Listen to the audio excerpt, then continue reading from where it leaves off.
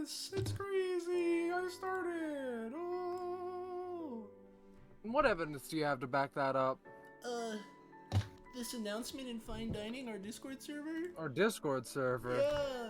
You piqued my interest, server? little We have buddy. one of those. We do. I'll post the link. Might as We well. Already? We're doing it early this time. I'll probably post it a second time anyway. Say goodbye, Fine Dining. You'll never join our Discord server again. Never. Right. Let me tell you, I'm a smart girl. Mommy said so. So I like to think that I can put together like, you know, running themes through a session. I'm so excited to never participate in Arlia's gimmick so long as she's alive. I don't know what you're talking about. It feels like at every opportunity they cuck me. I have no idea what Makes you're me talking about. angry. It's all fine. Anyway, this Balatro run was going great until I decided to never draw 3 of a kind, and well, I guess that's my fault, isn't it? Yeah. Oops. That's pretty crazy, you know? No. Oh, no? Okay. What about the other 2 people? I'm not the only player here. Yeah, no, yeah, what's going on with you guys? What's up? I'm drinking my vanilla chai latte from Dunkin' Donuts. Whoa! Go there for a free donut if you bring a gun. True?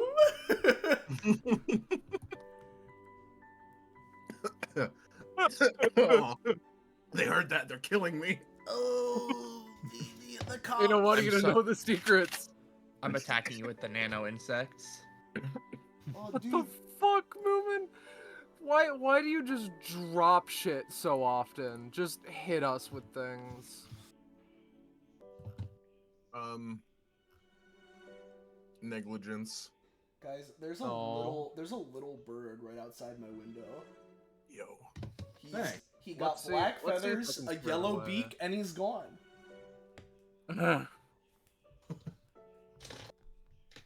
It's crazy. Likely a robin. Yeah. Alright. Well, we've been live for a few minutes. So, hey everybody, and welcome back to episode 198 of Destruction Bench Agreement, our more or less weekly tabletop RPG running the anime campaign or Epithet System, taking place at the titular Destruction Bench Agreement, or DBA as we tend to call it, which is a fighting tournament-like organization you've seen shonen anime. However, those of you who've been around before will know that while it kind of sort of started out like that, it's morphed, transmogrified into a force, an organization within the world of the campaign, and its members often find themselves getting involved in worldly and otherworldly scenarios. We are yet again returning back to episode 198 of this gosh darn series. This is the 3rd session of it overall, yeah, we're catching up with our 3rd party of players here, as, if you haven't seen the previous 2, first off, make sure to check them out as VODs on this Twitch channel, because they're there. Crazy. Number 2, if you don't feel like doing that, and you want to jump in here now for the first time, our players, along with a large group, frankly, of mercenaries, have found themselves hired by Lieutenant Volta to investigate, explore around a mysterious ocean temple that has arisen from the ground as of recent. And through the previous couple of sessions here, the various parties have discovered many a secret, some gobbly-ghouls and creatures down here, and the fact that this place certainly not completely abandoned, as there are remnants of an ancient Atlantean society here. Of course, none of these guys have been in there quite yet, as they are part of the 3rd cluster of mercenaries that are entering the jails of the temple. So, yeah, that's that. We got our GMs. Hey, Rosche. Hey, what's up, fellas? It's me, Rosche. You might recognize me from the past few parts I've done of this thing, and also the various things I've been playing. You could even recognize me from the wizard that's on your wall right now. Just kidding. But maybe not next time. I'm also here. Hey everybody, I'm Patronix or Soleil, whichever you prefer. I'm here streaming this today as a GM. You know, funny little thing, haha. Yeah, I'm here. I am GMing this thing, but I am, as mentioned, also streamer. Any issues? Let me know. We also got Iris. Are you here right now, Iris? I don't know. All Probably right. not. She's No, feeding the no. cats. Yeah, still feeding her cat. Yeah. She's, you know, hey, she's here. She's also a co-GM. But, you know, she's here, but she's not currently here. What about our players? Hey, what's up, Belle? What's going on? Well, there was a bird outside my window just a little bit ago. He was sitting there for a while. Oh, dude. But, did he have black feathers and a yellow beak? I mean, I couldn't see the beak very well, but the head had black feathers, so... Maybe it's It's the the same same guy. bird! It's the same guy. Fastest Anyways. flyer in the West, anyway. Yeah. I'm Belmoli, you can call me Alex if you like. Today I'm playing Esmeralda, who I haven't played in a while, and touched up her kit a tiny bit, but really it just like removed ambiguity and slightly made her stronger by a tiny bit. So there's that. Yeah. Then we got Moomin. Hello, I am Moomin. You may also call me Moomin. I am here today playing Ebino Tengoku, who has also not been seen in a while and has also had a minor touch-up to his kit. Yeah. Yeah. He's a samurai with the epithet of shrimp. Yeah. And then, last but not least, we got Scarlet. That's not very normal. Hey everyone, that one's me. I'm playing the Reaper girl. She's Arlia. She's not had touch-ups to her kit. She's just been very tired, and I gotta say that. Oh no, never mind. Too late. Move on. Oh, she's rather. How She's so eepy. It's how EP. Hey. Oh, I how think she cute died. and adorable. Oh. Yeah. So, yeah, that's our that's our little group here we got here today. Yeah. First off, if you're new around here, you're enjoying yourself, and you'd like to know when, where, how, why you can catch up with more of the things we're doing here on this Twitch channel, whether it's more DBA, it's related stuff, other tabletop games, or anything else, join our Discord, Fine Dining, there it is, the second time the link's been posted, oh my god, it's our community Discord. Follow and sub to the channel, helps out, also keeps you in the loop. So, yeah, I already kind of gave a little bit of a recap. I didn't specify precisely what happened last session, so I'll leave it up to you, Rosche. You know, you Yeah. go over whatever it is you would want to, or we could just be thrust right into it if you'd prefer that. You know, you're the Yeah. boss. What's going on? What's So, up? first of all, I'd like to make Ooh, a you're small the boss. comment of Soleil, how did you convince me to GM for 10 Gokus? Other than that, How strong? How Let's many move to- Gokus? no. There's 10 of let's them. move over to the briefing I page. would have been okay, but like. Because, you know, as per the previous little while, you guys have been waiting probably the longest. As, well, the camera saw, but not you guys, the other two groups had gone in and have been going on their various adventures, while Group A has gotten on, or has experienced a hiccup in that they've met a few of the residents of the temple, and one that is not so friendly, or perhaps gone haywire or something, and currently being challenged by another one of the people who was meant to be exploring with them. And Party B, in a similar situation, yet finding more to this place than they had originally thought, are going through at a steady clip. You guys don't know any of that.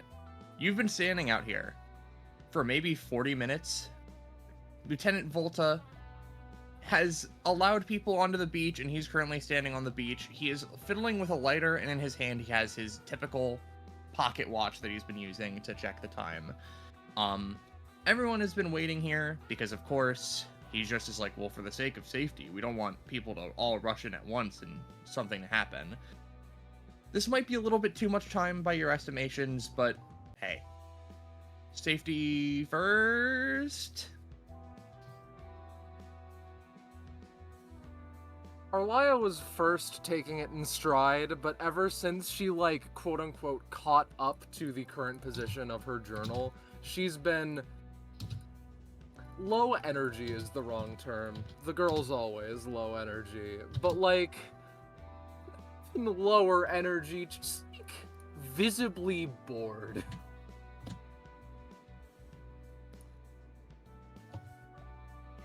So, anyone got any fun conversation topics? No. The girl with orange hair looks a little bit anxious.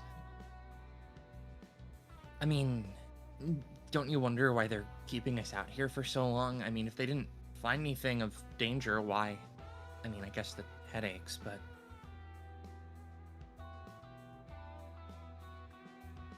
Honestly, the only reason I could think of is the one we've been given, which is they're being cautious. I must simply presume the first two groups found danger and sacrificed their lives so that we may enter on. Have you know they've not done that? Goldenrod, the lady with the very long braid and the spear, smiles at that. I hope we find danger. Fun challenge for me. Tanya gives a small nod, puffs out some colored smoke. There's some conversation erupting through the various groups. Nereid stands completely silently. I'm sure that Ika, Bahidi, and Elixivith are having a small conversation. Harrow, Hack, and Nash are probably talking amongst themselves and being like, when are we gonna get to go in? Until, after a moment, Volta nods. Alright, seems like a good enough amount of time. In which case, I believe that you guys should be set to, and before anyone can actually move, and he finishes his sentence, someone starts actually coming back up from the temple itself. Oh boy. Carrying two of his companions on his like shoulder. He's very strong. Huh? Wait. What happened? Volta like looks concerned. Bruce frowns a little. Little bit of a stones fell from the ceiling and conked them on the head. So this place is dangerous, Arlia comments with no sense of like, let's look deeper into this. Stones fell from the ceiling. Wouldn't that Structural have problems are serious. Wouldn't that have collapsed the structure? He looks nervous. No. Really not where they were. Or perhaps they barely managed to get out with their lives. Perhaps there was simply a second ceiling. Any number of possibilities must be questioned and assumed the truth until convinced otherwise. Bruce begins to sweat nervously. We know not what location this is. We know not the dangers that we're heading into.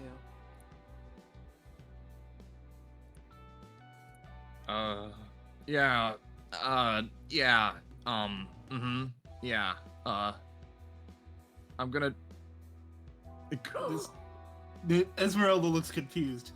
What's he so nervous about? So, like, I could understand being jittery with nerves and such, but that seems excessive. From there, right, and I haven't moved them, but almost as soon as Bruce got out of the way, certain teams just disappear into the temple, basically, like, almost without a second thought. There are beds that are brought out for the two that are unconscious. You're gonna have to trust me here. I can only get out, like, you know, actual beds. This is all they had on hand. This session's a fraud. Sorry. Yeah. And, you know, from there, you guys start to head in. These guys also disappear in the temple. The delay was intentional, took them a little bit. These two follow very closely ahead of you. Volta crossed his arms at this. Well, given that people are falling unconscious and needing to be taken out, you guys be careful. Anything. Your Understood. area, I believe, should be the most still, but we don't know. Clearly, rocks can fall nonetheless. Yeah, apparently rocks can fall. We didn't account for that. Don't worry. I believe we're more competent than the rest. That's good to hear. I'm not Bold sure if I'd claim, go but I that won't say far, you're but I'm- wrong. Oh, okay. Hope everyone gets back in one piece. And as you guys go on, I'll general area. As we move on to the temple, Darkness! the temple proper. Imprisoning us. And, you know, as per usual, it's, one of these sorts of things. You enter in, inscriptions on the wall, very neatly made, intricate stone carved designs. There's a light left here by the military. You had to, you know, go up onto the temple platform and then go down into this area. You can tell it's a little bit under the surface of the water.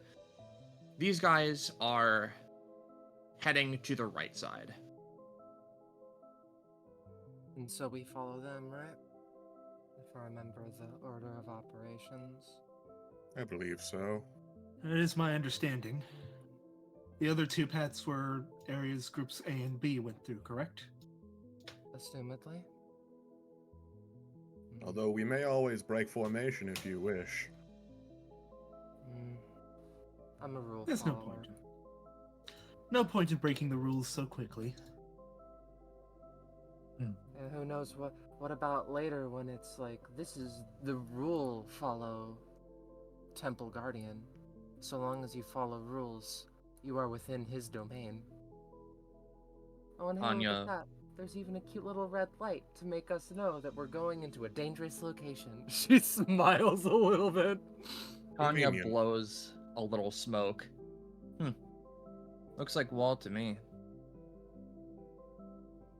As you see, there's an archway, but past the archway, there is simply wall. There's a little bit of shimmer in the way, but other than that, Tanya sticks a hand through.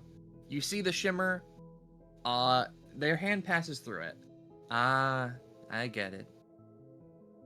They go through. I put them on the map layer. Oh, they're trapped forever. They are now a statue forever! They get turned into a statue! Tanya, No. Goldenrod excitedly runs in directly after. Oh no. I assume they vanish upon crossing the Yes, threshold. the threshold, they vanish. Enrica looks hesitant. They rub their left arm, which is mechanical in nature. I'm getting They'll a be bad fine. feeling from this.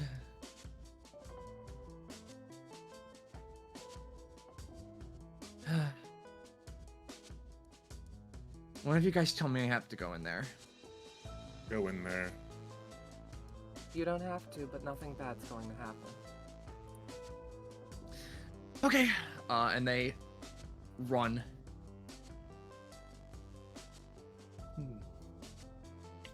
I really hope that I didn't just trick someone into going to their death. Unlikely. This seems like some sort of transportation system. Or perhaps security of some sort. It does seem Put- intentionally designed, yeah. Puts hand through, pulls hand back, sees hand is fine. It's fine. Yeah. It doesn't take your hand off.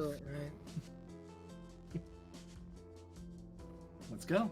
And Esmeralda goes through. After you. Arlia gives you a little tiny like, are you sure about that? But then just like, yeah, alright. Ebino leaves us, and it's a two-person session. Evino waits a second, then goes in. He Alright. comes out and it's like, sorry everybody, there was a rockfall mistake. And as you pass through, you guys end up here. Where you see, you didn't know necessarily what was in this place before, but effectively, when you look around, you see what looks like jail cells. And I'd ask not to go too far, because these guys are a little bit ahead of you, but... Okay, fine. Sorry, No. almost immediately, as I describe what's going on here, it is dark. It looks dilapidated. It seems kind of broken up. There seems to just be cells lining the walls. There are designs all around here, but this place seems more function than fashion, so to speak. But as these guys decide, well, you guys are going down there for sure, there is a thumping from down the hall and a loud Oh. sound as suddenly this fucking thing runs directly towards you. Okay. Oh, and- Jesus! And what ends up happening, literally, is the second it shows up, Goldenrod grins. She's been waiting for this. She goes in for the spear. It bats her away. It seems to not do anything. Tanya takes out a katana, goes to slash at it again. She is sent away. It fucking into the dark. Everika begins to fucking run. And we're gonna enter initiative. I think she has the right idea.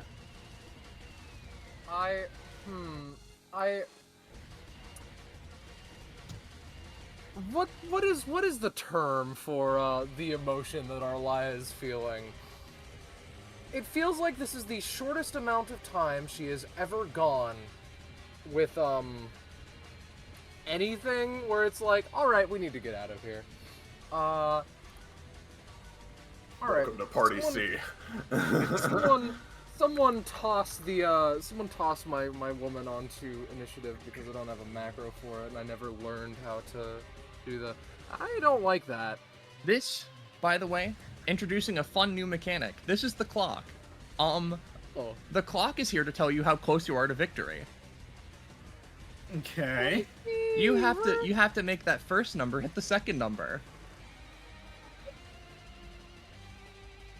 So how we're gonna do this, and I'm gonna add this guy to initiative just because, is effectively, every time it gets to like your turn, every time it gets to the clock's turn rather, you are moved up to the next obstacle and you have to solve it. Currently, your obstacle is all of this shit in the way. So, go ahead, gamers, and move up to it and do what you will. Alrighty. So just move And you up can to it. you can loose movement, but up to the next obstacle. Yeah. Yeah. So currently, as you see, all of this rubble is in the way. It's roughly difficult terrain, very hard to traverse because there's just rubble and all of that shit in the way. How are you gonna solve this one, gamers? Let's go for Ebino first. Alright. Well, he is. I've redone how his sword stances work. So Mm-hmm. the more extreme ones are now just a passive that he spends a resource on to enter. So he's going to enter Fourth Pereopod and Ostraka, allowing him to control his own personal gravity. So he is just going to change his center of gravity to be falling down the hallway and is going to be trying to bring as much of the loose debris with him as he can. Okay. You can just do this. Roll to see how much of the... Actually, just give me a roll. This will be effective no matter what, to be clear. All right. Give me 1 second.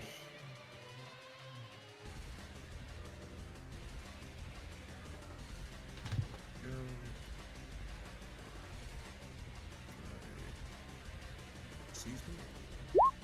There we go. Hashtag. All right, I did that wrong. That's fine. I'll just use this. 12. 12. As you soar through, a lot of the rocks end up following you. It clears this up a little bit. It takes some of the bite off of this guy. You've cleared a path up to this wall, which unluckily you step on it. One of your legs catches on it, and you're like, oh shit, okay, can't fall all the way to the end just yet. Esmeralda. The thing is, Esmeralda could get through this on her own using this. That's cool. There are two other people here. That's what I'm trying to figure out. Like, I might be able to convince Rosche to let me bring one person through with me, but Esmeralda would hold her turn to make sure everyone else got through. Okay, we'll put you to 3 then. All right. So Arlia thinks for a moment, the words of Velatry ringing in her ear. The only way to truly evolve is to face adversaries you cannot usually fight. There is a level of strength that you must keep yourself to. A level of... She throws her scythe at it, attempts to make it bleed. It delicately tinks off. Sorry, Velatry, not today. She starts wandering, and we're just gonna this next thing is wall. We're just gonna do a thing. We're just gonna fucking kill it, okay? I forgot to drag out my random word generator, which is my fault. I forget that that would have been a funny word to roll. But nonetheless, let's just do a quick little. Bro, I'm just gonna innate draw. I don't know what to tell you. That works. This. All right. She, like, creates 3 little balls of word power in her hand and looks at them resentfully. I'm going to install a door on this wall. Alright. Your epithet, it seeps into this wall, right? And it starts forming a door. This feels like incredibly durable even though it's rubble, and the door is formed though you feel like just opening it is a little bit hard. However, we do have one girl who I just decided was going to go on your turn, probably because you drew her. And quite literally what she's going to do is she puts her hand up to it, and with her hand like folds back, and like a piston or a jackhammer spike like shoots forward to just knock it like completely open, basically. Work. And Awesome. yep, that does that. Esmeralda. There's a door. People haven't quite gotten through this thing yet, but it is very clear that people can go through. What are you going to do as this thing begins to round the corner towards you? I'll note also, for the sake of it, that you guys heard those two tried to, like, theoretically start fighting, like, it again, but there was a horrible chittering sound and then shouting. Okay. Yeah, Esmeralda would know that... yeah? They just have the decency to die with the Reapers around, and I appreciate them for it. Yeah. Esmeralda knows there's no fighting this thing, so she's going to come up and... What's the problem, the struggle with the door at the moment? Is it just being slow to open? Or? It's being slow to open, and, like, kind of, like, Everika's gotten it partly open, but it's still, like, partly stuck to the stone. Okay. Esmeralda could probably help with that, but I think it'll. Thing is, I don't know if the monster's ever going to get a chance to attack us, but I'm not going to take that chance. Who wants a small protective bubble? Something that'll take one hit, essentially, for you. I'd say give it to Arlia simply because I think if anyone can fight it for a small duration of time, large load-bearing asterisk, she could. Alright. Okay. So Esmeralda is going to use this ability, giving you a 3 health barrier, because it's 1-to-1 with how much she spends. And that'll take a hit. That'll take a hit for you, and the damage dealt to it will be given to Esmeralda as fracture. All right. That looks Like You this have thing not- does like 200 damage in one hit. That's gonna take priority. You have not yet solved this, and so, you guys are very close, but the clock doesn't seem to move forward. The Calamitous Beast gets a turn. I will post its passive. Calamitous Dimension Devourer. Oh. You hear someone speaking almost as you witness it, and you understand what it is called. A being that tears open the seams within the universe and begins to suck out the marrow of reality. Yet another threat to us all. Well, our work is never complete, so no use complaining. This beast is ancient, incredibly fast, angry, and starving. The damage your cohorts seem to have done has only made it angrier, but you get the idea that even if it is a just brick of whatever this is, attacking it isn't completely useless. Every action it performs is dexterous as it moves, warps, and cuts in reality around it.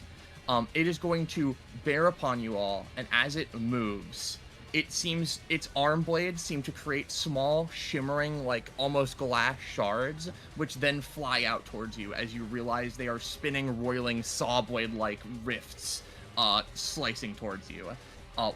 I'm going to ask you all, in order, what do you do to try and mitigate this hit? Alright, I'm gonna keep it simple. I'm just going to, understanding that there's a chance that this won't work, due to the fact that it's very reality-based, and as is Arlia, we're going to try and string puller the saw blades back into it, or at least away from the boys. From the gang here. That's it.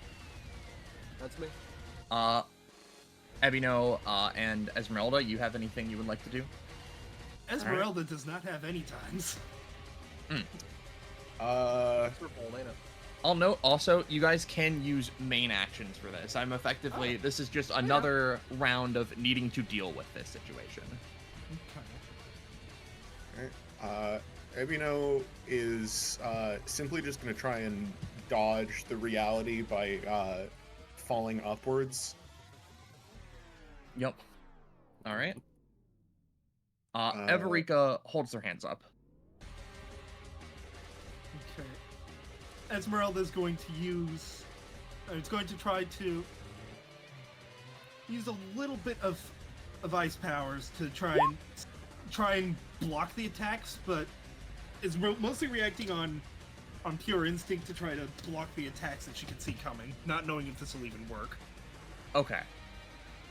With that, right?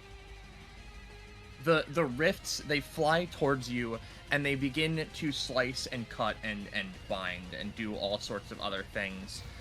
You manage to save off a large amount of them, yet what I'm gonna say is, thankfully, very, very thankfully for you guys, each of you are gonna take, 8 from this, which is heavily reduced from what it would be. Yippee. This isn't, Quite this correct isn't an state, yeah. epithet effect, is it? This is not an epithet effect, sadly. Another day, another dollar.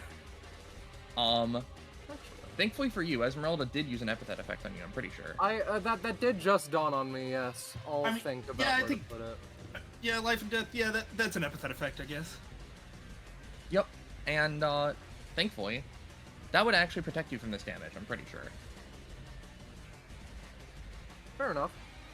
I don't know how much that does by, but in this also, I'd say, from this happening, the rifts overshoot and crumble through this. Ebino immediately begins to fall. And Oh, you boy. guys, the clock segment goes up by 1. So, you guys get to start running. Yippee! Yay! We have the fine privilege. Let's move. Yep, you guys can just start moving until I tell you to stop. I will say, though, while we're in this, actually, as you get to the midpoint, you realize that this thing is faster than you are, and it would catch up to you. And I'm going to give you guys another round of things to do, just to see if you can maybe mitigate this. Ebino, what do you do to try and slow this thing down, or speed your friends up, if you feel like doing that? I mean, you're fine, ultimately, but... Yeah,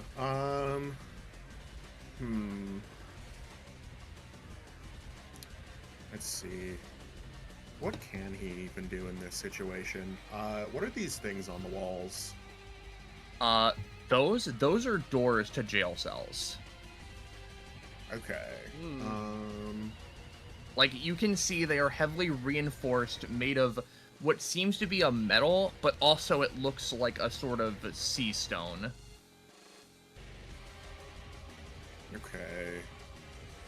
I'm gonna be honest, I don't really think there is anything Ebino can do to help you guys.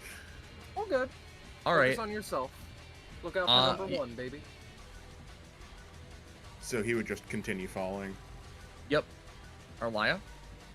So, I will mention, if the attack dealt that much damage, your barrier would be gone after blocking it for you. yes, I just noticed that and was getting rid of it. However, Arlia, knowing that like her current speed ain't gonna work.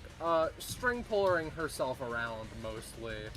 However, we can see if this beast, if he's so hungry, let's give him a meal. So, Mirror Killer splits into 2 forms. She dashes up to 3 spaces towards different targets. It will be like functionally Esmeralda and the beast. We're not attacking with these. We're just giving him a little dog treat and distraction. Gotcha. That's ultimately it. And she's going over here. Everika, as you're doing that, turns back, their hand opens up again, and they fire off what looks like a grenade towards this thing, and, it explodes. The mirror copy is kind of distracting for it. You guys start to run. Esmeralda. Okay, so who is being slowest currently? I'd say, given what happened, right, probably you at this point.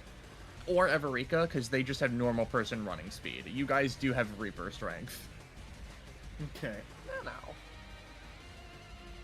Because one of the things I can spend Fracture on is a speed boost. But I can only affect one person, so it comes down to me or Everika. I'd say if it came down to you two guys, I imagine Everika is slower because you're also a ghost. Right. Let's see, and let's go with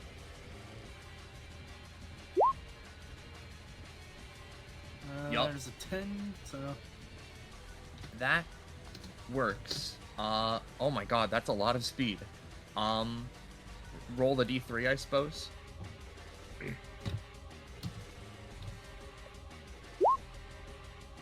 I rolled it. All right. It'll show up eventually. There we go. And they get a fucking 5 speed boost. So, like, First time I've used that, I might need to retune that. you see they like are like kind of slow, and then it's like they like outspeed Ebino for a second. They somehow move faster than 9.8 meters. And you guys, I can say you safely make it to the end of the hallway. Though just as you can make it to the next obstruction, which is kind of bad looking, to be honest. It is going to scream as Scarlet, move yourself forward.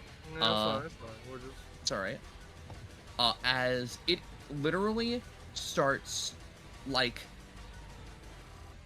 you see it. It angrily starts slicing in the air, creating rifts that are immediately formed back in as it forces itself to try and speed itself after you.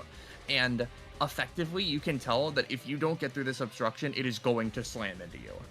And whatever the fuck that means is not good. Let me know. You come Alright. face to face with a whole mass of fucking rocks. Yippee. Let's see.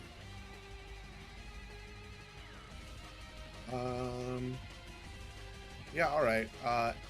And so it's the rocks down here? It's Or the rocks to the this? right. Okay. In that case, Ebino would come down here, uses momentum, and turn. And then as he is plummeting towards this pile of rocks, he is going to use the first Pleopod, which if it succeeds, its damage can be spent to basically break shields and obstructions and stuff like that. So I'm gonna try and do that. Fuck yeah, go for it. All right, what I'm gonna say, right, is you do it, and it doesn't fail because I'm not making it like, oh, you guys gotta roll to like do all this stuff, because this is a chase scene. You just do the thing. What I will say is you just slice through that level of rubble. There is a clear hole in it where people can go through, and you start falling through it, and you land pretty soundly on like another piece. Arlia. So, if I may, what I was sticking back a little bit for was to ask a question, basically. Yes, sure. What did it do to the clone, if the grenade didn't obstruct it? The grenade seemed to make it annoyed. It did actually seem to react to that, and there are bits of shrapnel in it. The clone, as it it effectively tried to stab it in the midsection with one of its claws and like bring it up to its mouth, but it didn't seem like I assume it like would fade away before it actually reached there. Which really did annoy it, and it actually kind of like hurt it that it was on the like claw.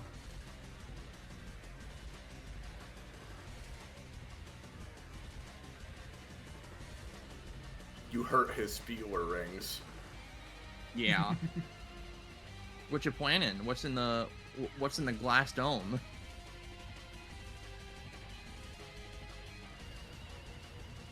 Oh, but she's dead. Yeah, sorry, her brain Okay, melted. Esmeralda, you go first. The thing is, Esmeralda doesn't have much of a plan at this point. Think of something, Rudy. So Ebino is like doing this like massive attack on the bricks, right? Yeah, he's doing his slashes. Okay. I'm going to try and ice them over to make them easier to break. Yep, Make them more brittle. you stick your ice in the cracks, and effectively, it starts like freezing throughout the center of them. Ebino sees that as an opportunity, does a slash, cuts another piece, falls a little further. Ice just spreads throughout. Everika, I'm gonna say, goes on Esmeralda now, just for a little bit, as they effectively, right? They're just gonna take, like, their hand, thankfully full of fucking gadgets, to be honest. Like, they hold it up towards the being and just start shooting it with, like, a minigun.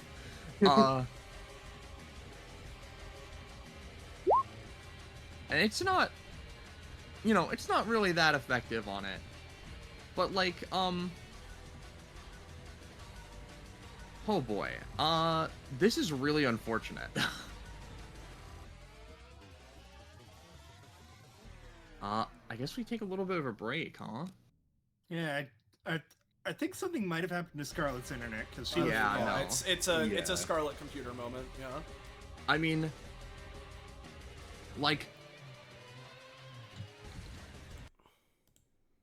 you guys sit down and have a wonderful little tea party. Not really, motherfucker. Like, let's just say this, right? Do either of you guys have any times you would like to theoretically use to get rid of this, or have any? Well, I guess Esmeralda doesn't have any, but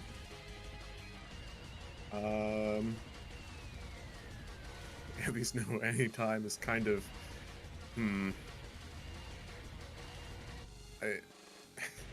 he doesn't really have that much utility for something like this. Oh boy. well, we're gonna have to give it like a couple of seconds, and if Scarlet doesn't come back, I think unfortunately this thing is gonna act.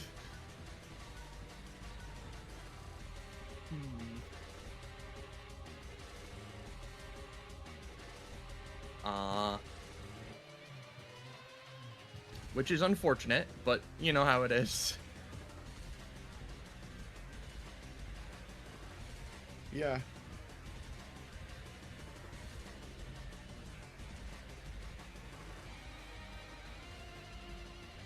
Sometimes it's only a few minutes before it comes back, so. Yeah. Yeah. It depends. It's it's anywhere from like 5 minutes to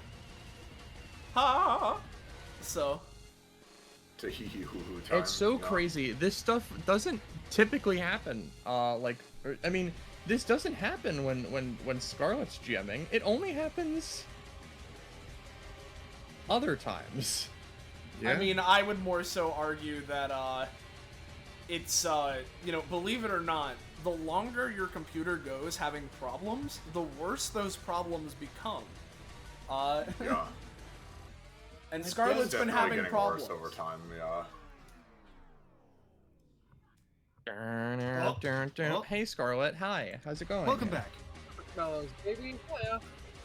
Hi. So, what's our Leia Elias going turn on? to act, yeah. Yeah. Okay. This is perhaps a little bit delusional, but for a variety of reasons. If it I helps think you I any, want to... Mhm. Everika did start shooting it with a minigun. Okay. Well, that means... pardon me, I would like to load in properly before I Yeah, say sure. my exact plan of attack. So, it's going to run into us, right? It is trying to do so. Ebino is within the pile of rock. Yep, he's cutting through it. It's partially iced over. This is maybe going to be delusional. However, I would like to spend movement and main action to get wings. Okay. And we're currently just keeping it at that. Let me pull up the kit feature associated because I believe I need to roll for words in regards to them. But the fact of the matter is... There we are. It probably isn't going to matter that much, but just in case, let's see. Oh, are those the two words? Those Finished are mixture? old ones that I did not know were there. Oh, I will okay. delete them. So the first one is lie, cope, and intervention. We'll save intervention for the sake of it. What a Angle? fucking set of 3. Yeah, no. Scarlet saying her internet's not that bad. We haven't reached the third stage yet. And angle, volcano, and define. We're gonna be keeping intervention and define, baby. Okay. So define an intervention with these hands, because it is about to crash into you like a tsunami. Indeed. As you guys are trying to clear the way, but this motherfucker, he like goes in, he bum rushes, he slams into you, Orlia. It feels awful. He doesn't yet stab into you, but like he pushes down. You guys go together, and then he like turns and goes directly like through like the obstructions and starts pushing you all that way. Well, like, yeah. You continue if you want, but I have a main action in response to him doing this, if we can do such a Go thing. ahead.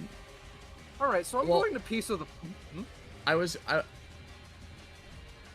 Yeah, no, actually, you go ahead and try. We're gonna... Alright, so... It would so logistically be maybe- Ebby first, but then Arlaya. Oh, don't worry. Evino would like me to do this first, because it will completely change the outcome of events. So piece Yeah, of the alright. puzzle, right? Must have Uh-huh. 2 wings to do this. And, like, keep in mind that this is a definite intervention, so, time temporarily stutters. This isn't perceivable or interruptible, even by the usual time characters. And during this, she may switch teleport any number of targets on the battlefield. Can I switch teleport the Reality Muncher and Ebino to have the, to basically spawn him in a place that cannot contain him, ruining the wall forever? Huh. That's It's dicey, but I think it's a unique idea, if nothing else. No, I respect it. Scarlet, what Well, I'm gonna his name say is to you Epithet. is I want to see if Esmeralda and Ebino want to do anything real quick. Oh, of course. Alright. complete lack of any times. Or no, wait, we're doing the fold. Sorry. Yeah, you get an action. Hey, Esmeralda, maybe it would be a good idea to walk through the wall. Yeah, at this point, Ebino seems to be doing pretty well at clearing the rubble himself, and with falling into cracked form, it gets a little easier. So, scrungle. Alright. Ebino, he's gonna spend this time to not do anything defensive, but he is gonna try and focus on the reality warping that this thing is doing and try and apply that to his sword. Okay. I will say, Ebino, as you do this, you feel your sword, like, it turns purple like his arms. And it seems like, in a way, like you are tapping into something that is profane in nature. As suddenly, right, what I will say, from the force of it coming at you and the, like, rift nature of it, and Arlaya, you are kind of using its element against it, but what ends up happening here is,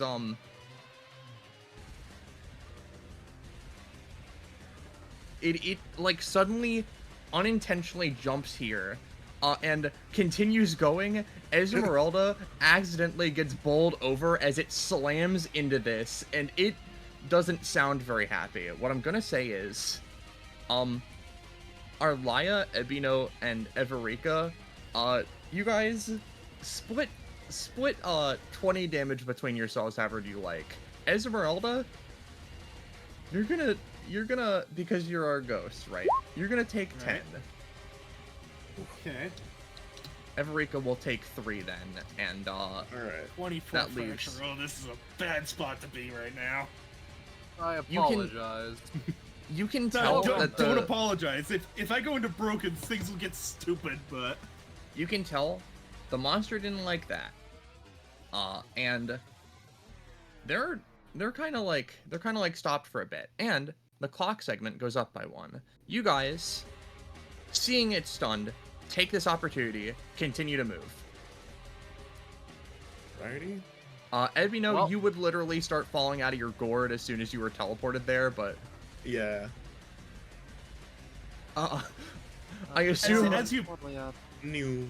as you reach Esmeralda, she is sitting there, panting heavily, trying to get a grip on herself. what in the name of God is going on with that one? She turns the corner.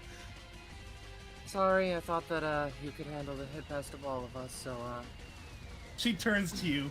There's a manic grin on her face. case in Oh point. fuck. And she just starts running. need to set up and keep the wings next time. No, jeez. Floats upstairs. Falling And- fuck stairs, hop, hop, hop.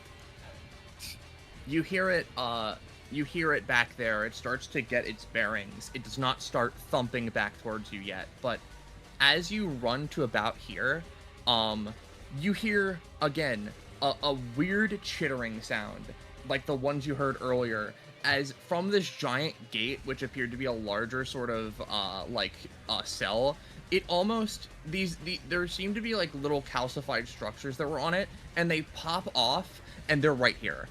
These things are what the going hell? are like chittering and making horrid sounds as they literally rush towards you guys. What are your plans about this? Epirika fucking screams.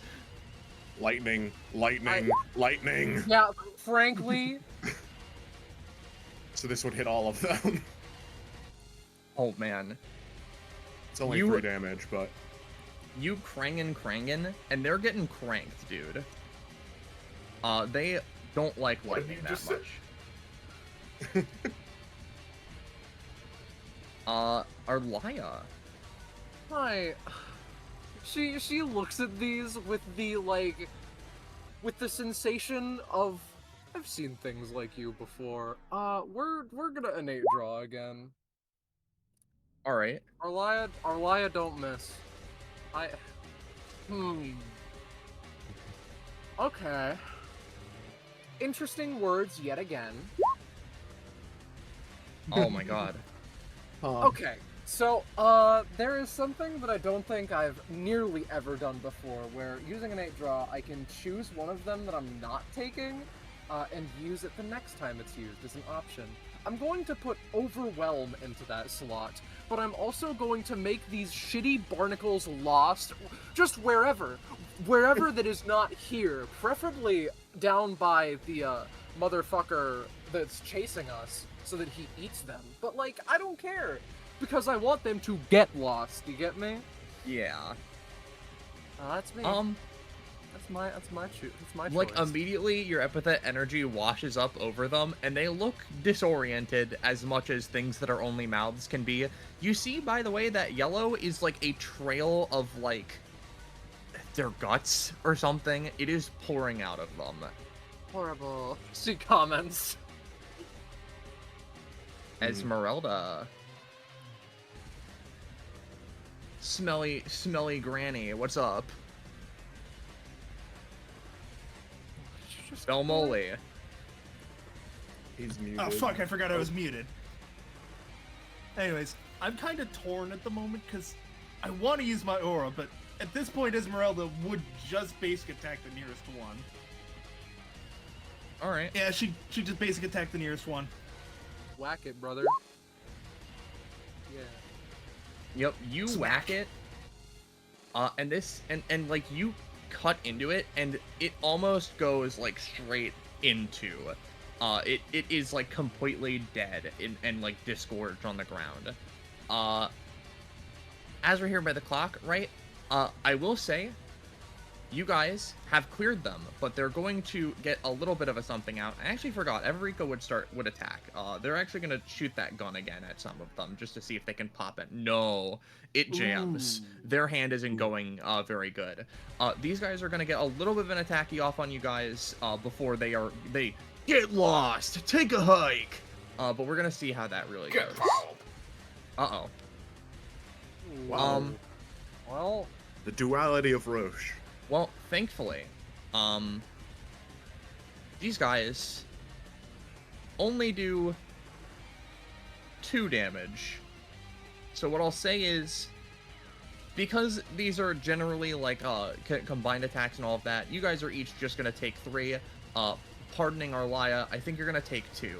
And okay. sadly, I think one of them is going to get stuck on you as you see its teeth sink in. The other ones seem to get confused and, like, go off. Evrika has to sidestep this one.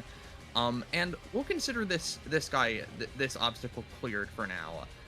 But, unfortunately, right, you hear it slam down the hallways and then come up right back behind you, as now you're dealing with this fucker again. And he's just gonna do a wide like slash across this entire hallway. What do you guys think you're gonna do? Your boy. Ebino. Okay, yeah, sorry. Ebino, I think, is going to try and use his now reality warping infused sword, and just he doesn't have anything to like actually do this mechanically, but he's going to try and parry the strike. So I'll just roll his basic attack, I guess. I'm gonna say, Ebino, give me a second roll. Alright. You are matching wavelengths. Arlaya, I want to see what you do before we fully resolve this, right? Let me just get the, targeting the little, like, barnacle on her arm. We're just going to do... Here, boy. She string pulls it into its maw. Hopefully that'll fucking distract it. And you do have an action if you want to do that. Otherwise, this is fine. This is really funny. No, that I think if you're giving me an action, I'm getting another wing. Yeah, just go ahead and do that. Evrika just runs past you and tries to unjam their arm. Esmeralda. Anything I do at this point will probably throw me into broken state. I'm gonna get the wing of rebellion, please. That's it. Let's see how Holy much shit. does Warm Embrace costs 2.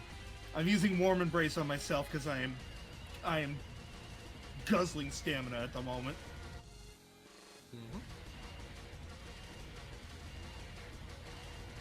So how much do I heal for? I'll say...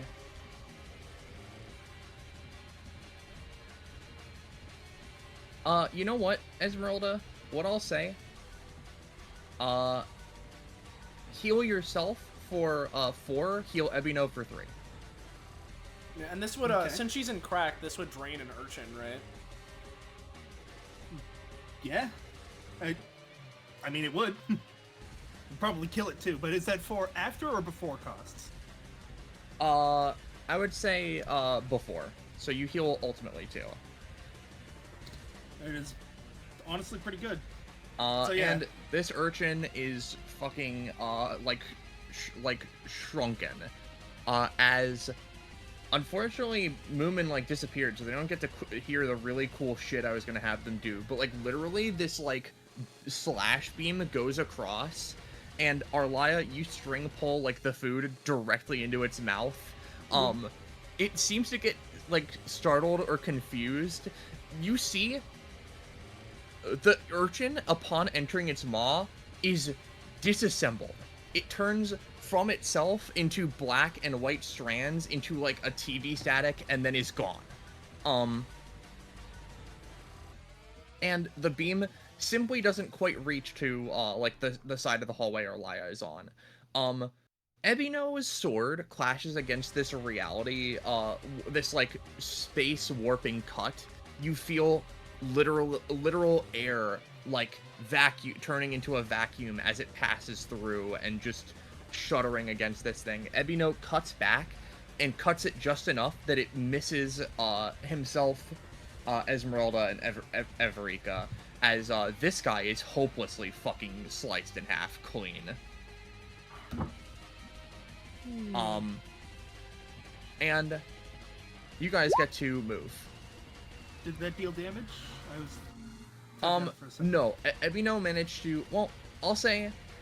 Take 3, each of you. But, other than that, you guys are, like, mostly okay. Well, Esmeralda, what is currently...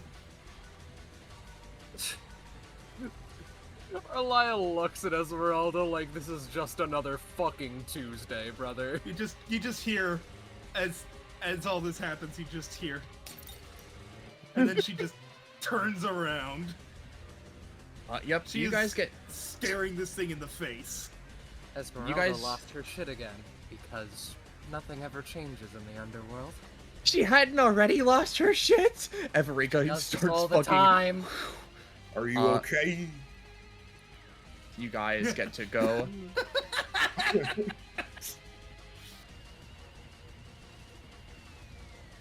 These urchins are just confused. They don't really know what's going on because of They're Arlaya. lost, brother. Yeah, they've been lost. The thing is, real quick, Esmeralda, while in this state, is very much on the fight end of fight or flight. Like, she's going to be throwing attacks at this thing a lot. She'll probably be backstepping a lot to keep out of this thing's range. But I will also mention, just because it's going to come up, where was it? Do I have it set? Okay, yes, I do. So, while in broken state, she has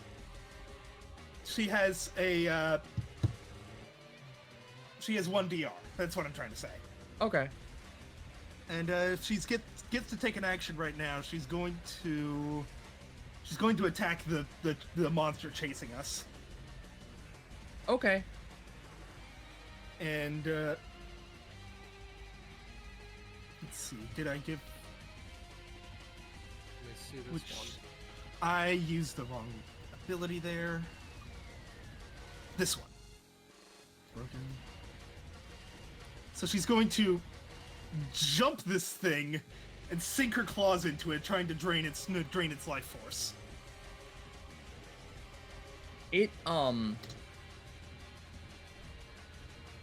shouts out angrily as you do this, right? And I'll say from this, Esmeralda, heal for 3 after cost. Nice. As it, considering it's just you, right? It is going to just do this thing now, right? As it shunts you off a little bit of itself, and it roars at you, as it's going to use an attack on you, and presumably these urchin boys.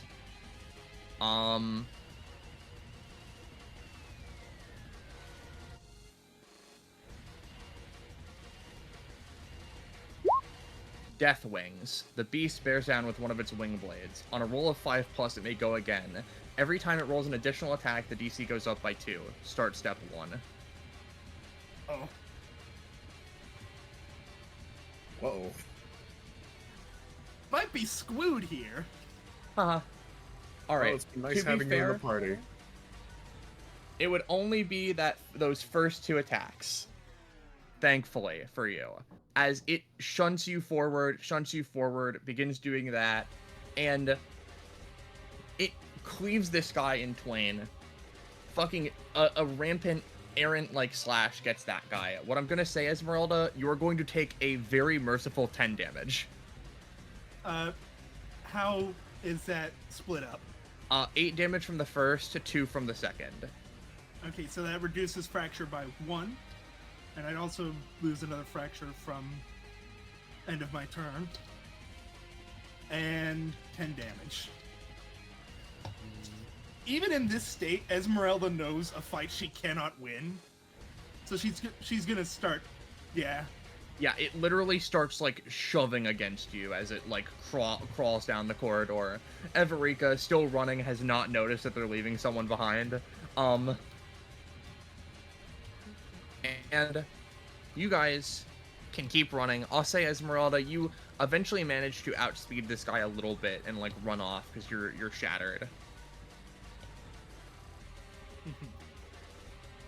Oh yeah, I forgot to mention the slight speed boost. I think her move speed becomes 7.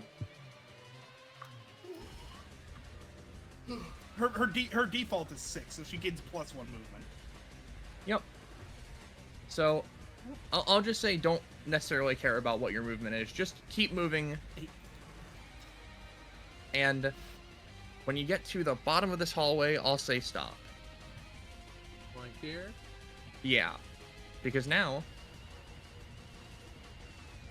you have a choice. Decision time. Left or right?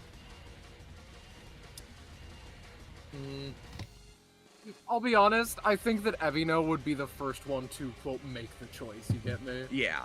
Yeah.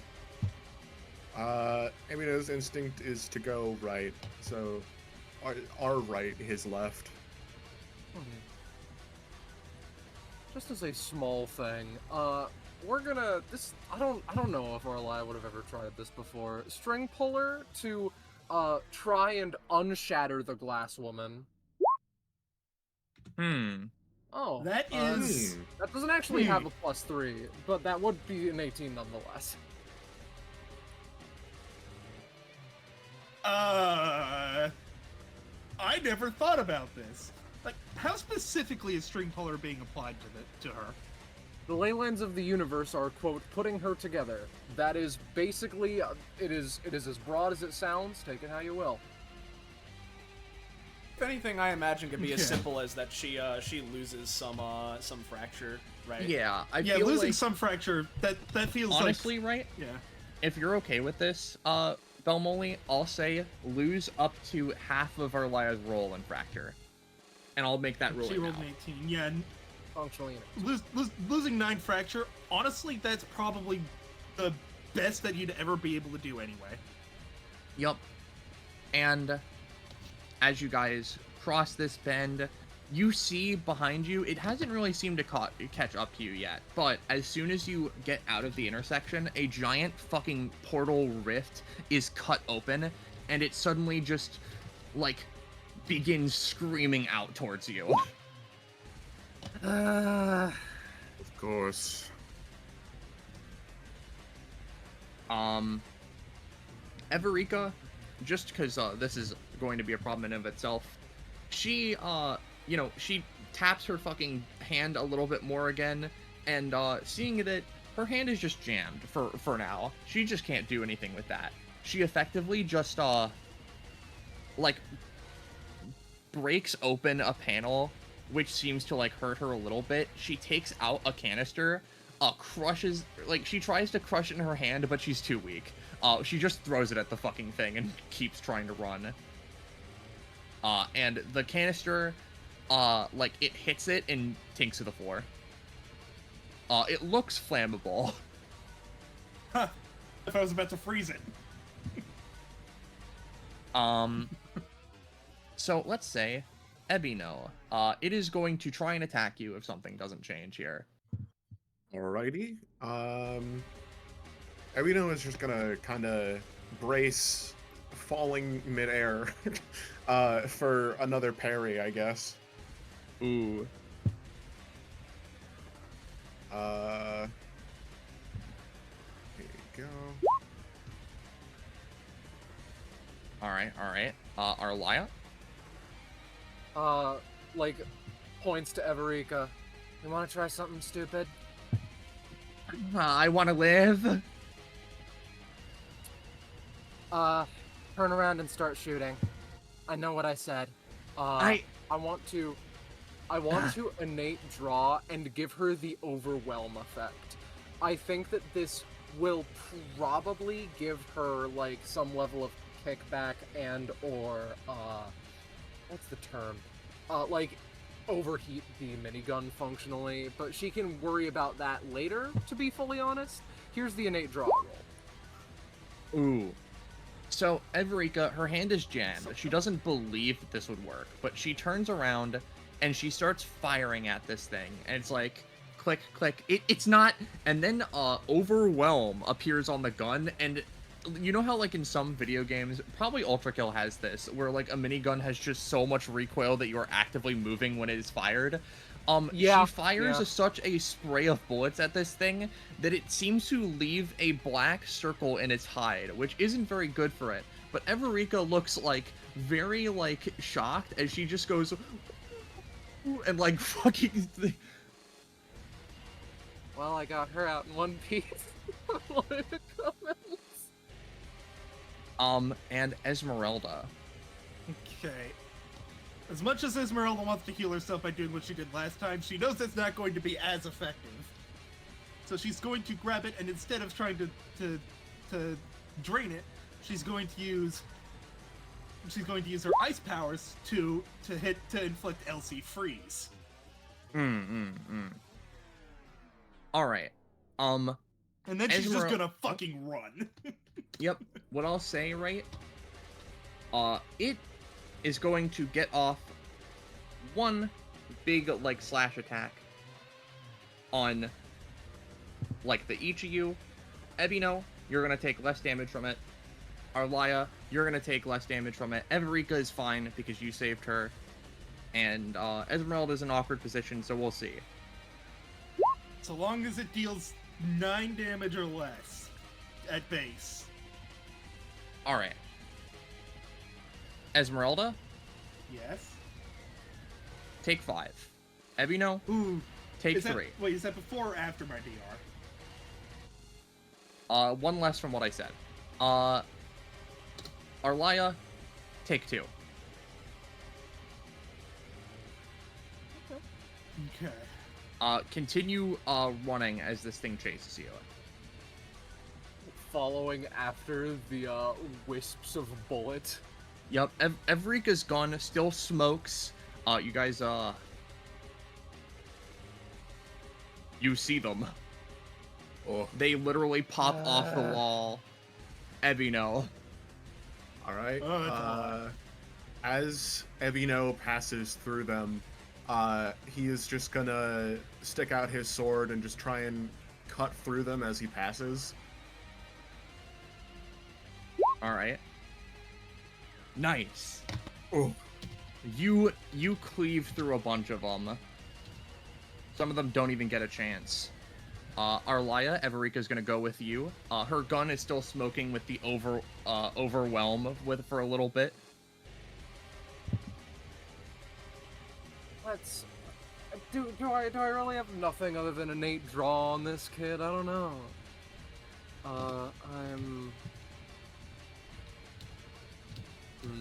I'm thunking. I apologize.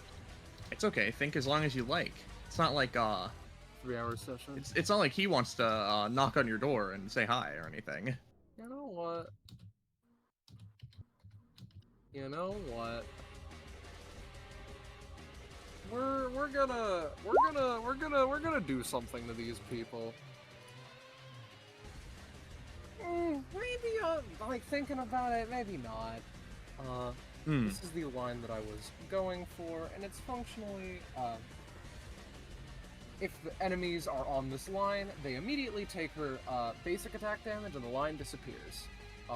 There's a mechanic for like there's this generally, Yeah, there's a you know- mechanic for if things run into it, but we're not going for that. Basically. What I'll say, We're just they are sliced. They are taking damage. They are very bad looking. Everika just begins gunning at them with her fucking overwhelming shot, thanks to you. And the ones that you attacked, for sure, shredded. They're full of holes. This guy in the back here, too bad for him. Too bad, so sad. Everika's hand is orange. She is in pain. Her arm is fucking super hot. Like that one game, alright. I see. Yep, she starts running. Esmeralda. Okay.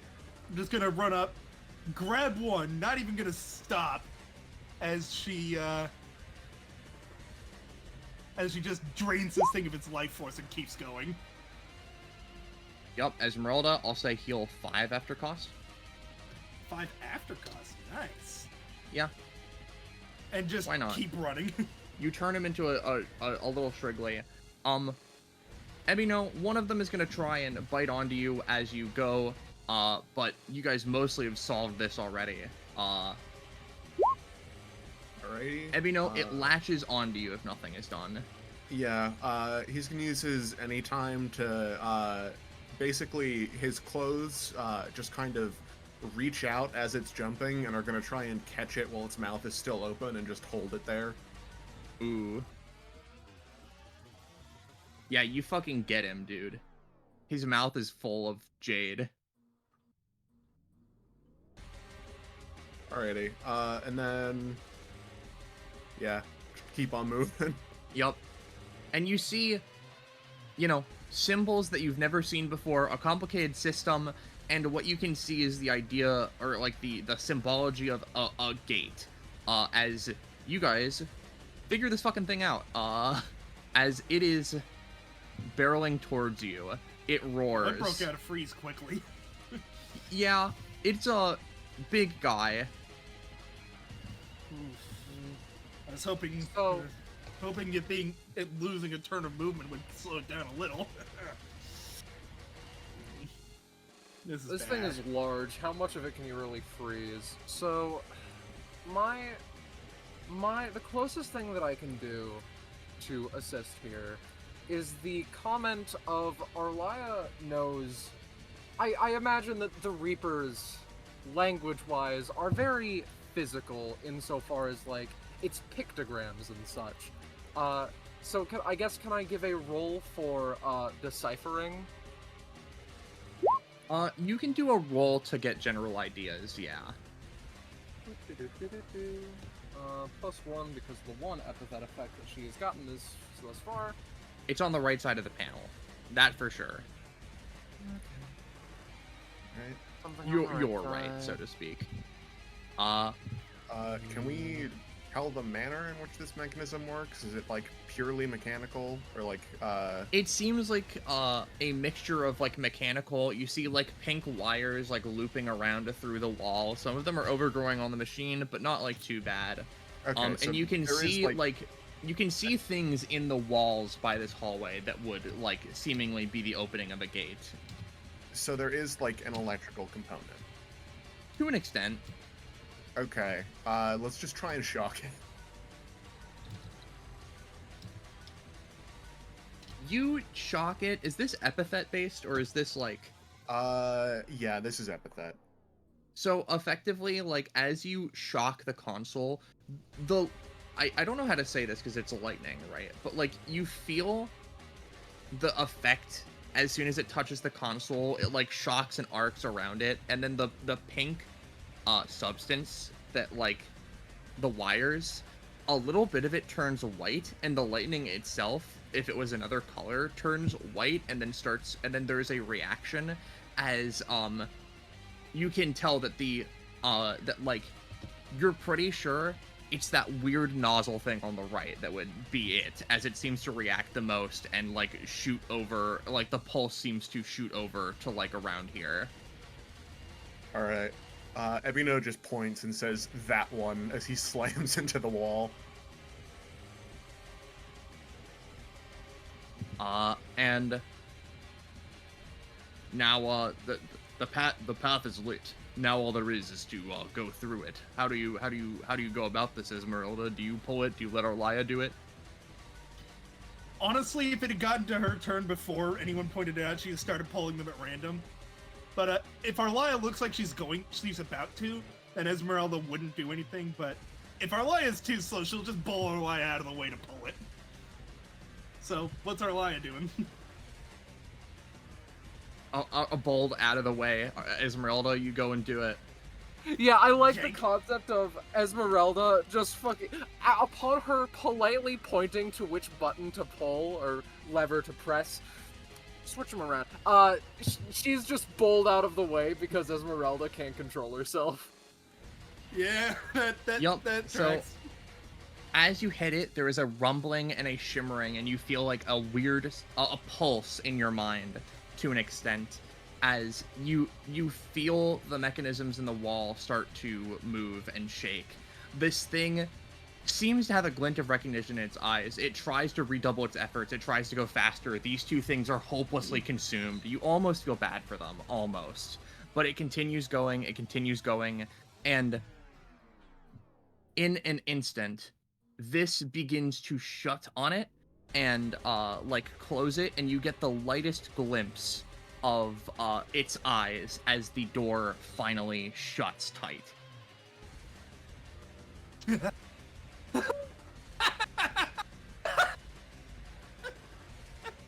Oh, what a rush! No, Esmeralda, that was a life or death scenario. Those are the most exciting! You hear it bang and bang and bang and scream and roar and bang. And then it seems to go slower. stop. You hear it thump away. Can't get through a simple wall. That's. Ebino drops his gravity control. Huh.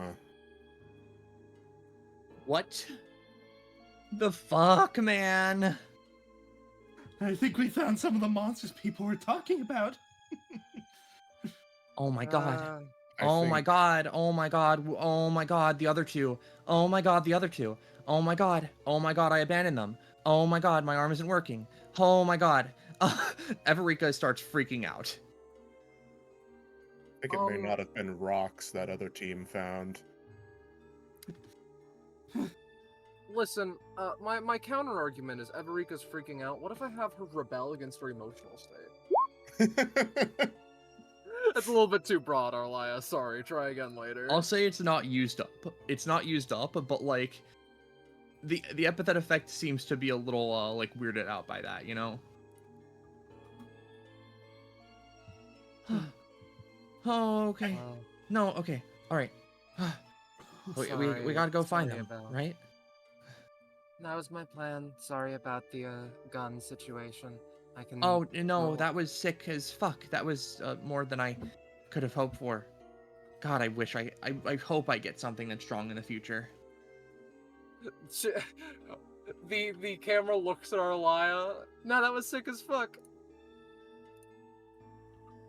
Anyway, Oh, well, we do need to start worrying about where they are, though. yeah, they went down another hallway, so hopefully they just, well, they just, I don't know, went down a different route or something, and we're gonna come across them, hopefully. Or they're dead. It may. As Ebino walks by, Esmeralda kind of smacks him just a tiny bit on the side of the head. And he's like, it seems likely that they are fine. The monster attacked them only once, and then was chasing us. It's likely that they got away from it in all the chaos. All right. And then what did they run into? That's even worse than that. Well, we heard the Honestly, same probably the sound best- as those horrible fucking little creeper goblin things. Oh, Those are not goblins. Those are barnacles at best. I thought they looked kind of like urchins. I don't know. I'd say they're more urchin-like. Regardless I of know a what- barnacle when I see one. I will not ask. Regardless of what they were, I don't know if other groups encountered the same threats. The Well, group if that so, falling exited. rocks is a fucking lottery comparatively. Sorry. Give me just a moment because I actually realized I did not. I didn't clear turn order. Give me a second. I can do that real quick. Alright, sorry. So for the sake of it, hey Esmeralda, Yes. I know that you roped me into this because of the whole shard thing and everyone else was busy. Do you sense it anywhere or like Well, GM, do I sense a fragment nearby? Not nearby, but you sense it further in. I say you sense it further in. You sense that it is here. Like in the But- temple somewhere. It is in this jail in a relatively nearby location. You, judging by how this place just feels, you can tell that this place is just so spanning and wide. And the fact that you have a sense on it at all is serendipity at best.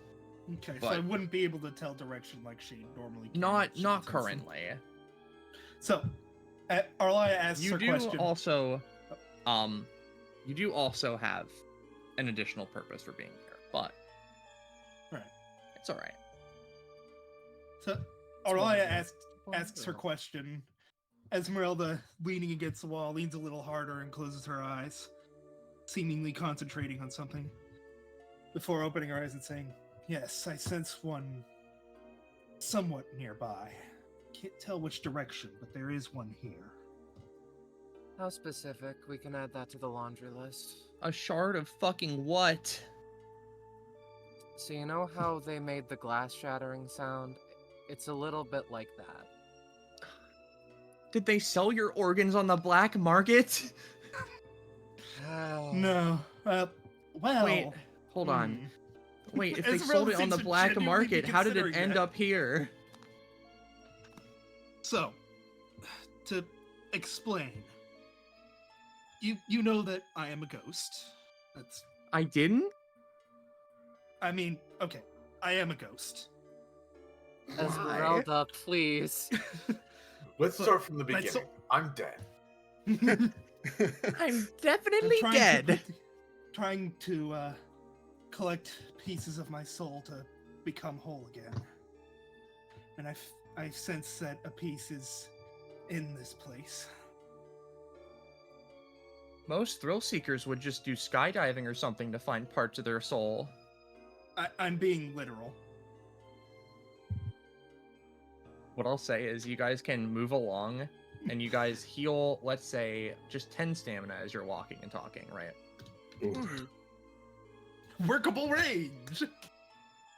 So long as we don't encounter that thing again. So yeah, let's go ahead and copy you guys over.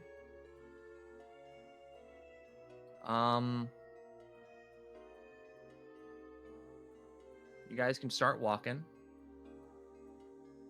Yeah, for how long? Until the monster returns?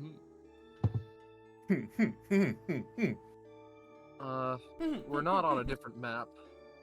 Oh. Sorry. Okay. I'm not gonna forgive In the you. void. Now let's find where the hell we are. We're in the upper left. This looks familiar.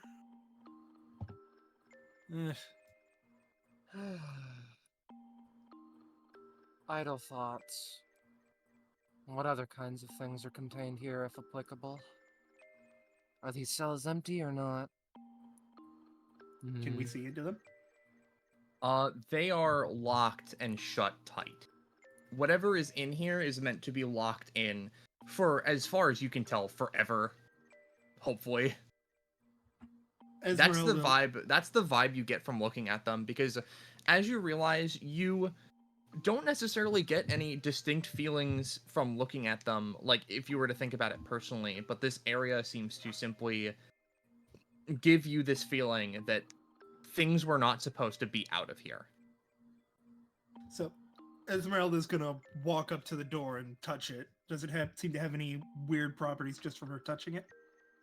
It doesn't seem to stop you from touching it, but if you were to try and phase your hand through, it violently discourages your efforts. It seems to be made of a substance more than what you would be used to.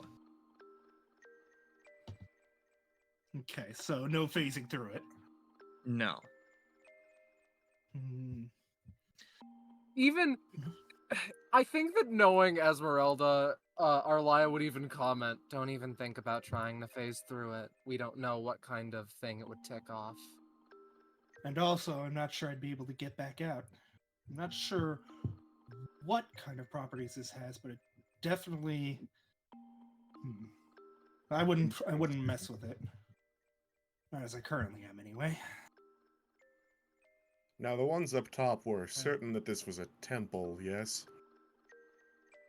They referred to it as such. If that's the case, then I'm very curious as to what sorts of things would be held like this in a place of worship. Perhaps it's not a place of worship, but just superficially resembles one?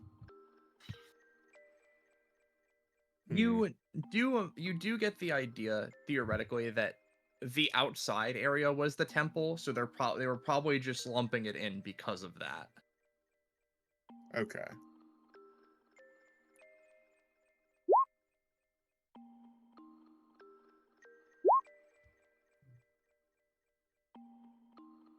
Huh. It's Whatever the fuck they worship down here, I hope it's a god of mercy.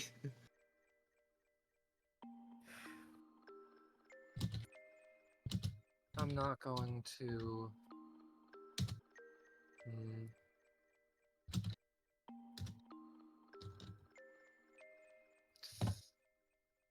Hmm.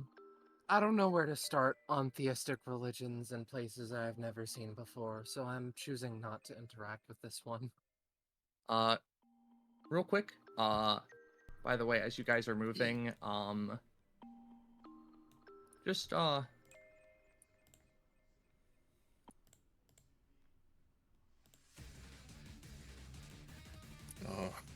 Uh-oh. Oh boy. Guess who's back? It's him. He can teleport, I remember? can tell. Oh, he's back. It's back. It is chasing you down this hallway. By the way, here's the clock again. Continue running. Yeah. I'm not sure Yeah, if you that noticed makes how the sense. clock was still at 5 when you when you finished the last. It was hit segment. in the. Look at where it is right now. That's where it was before. We You literally know, couldn't see it. That's fair enough. You know, I mean, Yep. Yeah, you guys, start running. Someone Esmeralda's toss already the girl moved. upon the initiative. Oh, she's on there. Oh, you're not on there. That was old you. That was Oh, your that's old old timelines. us. You frickin' buffoon. I'm sorry, I forgot. all good, all fine. Don't worry about it. Sorry, I added an extra turn for you. That's my bad. Bonk. Bonk. And bonk. Can I stop trying to? All right. And what'd you roll, Scarlet? Oh yeah, 8. All right. Yeah. That sounds really Just start running. Everika is screaming. I can't blame her. the instant If he- the instant Ebino hears this thing, he just goes gravity again and starts falling down the hallway without saying anything. You know what? Fuck it. She makes another wing. Yup. Uh-oh. I got Everika's falling behind. time. Nothing but, baby. And, you know, it's going to just roar and scream, and, it's gonna do that little Sawblade Rift move it did again. Put a little curve on it, because you guys are going down the hallway. Are you going to are you going to adopt the Dimension Devourer? No! New pet. I guess I'll pick adoption, but I'm not. That's not the current game plan, boys. Don't worry, Dimension Devourer. I've signed the papers. Let's get you out of here. Nick kills you. From love Yeah, and so- respect. Let's see. Ebino, what do you do? Your sword still has some of that rifty shit on it, because of, earlier, as these saw blade things, go towards you guys. Okay.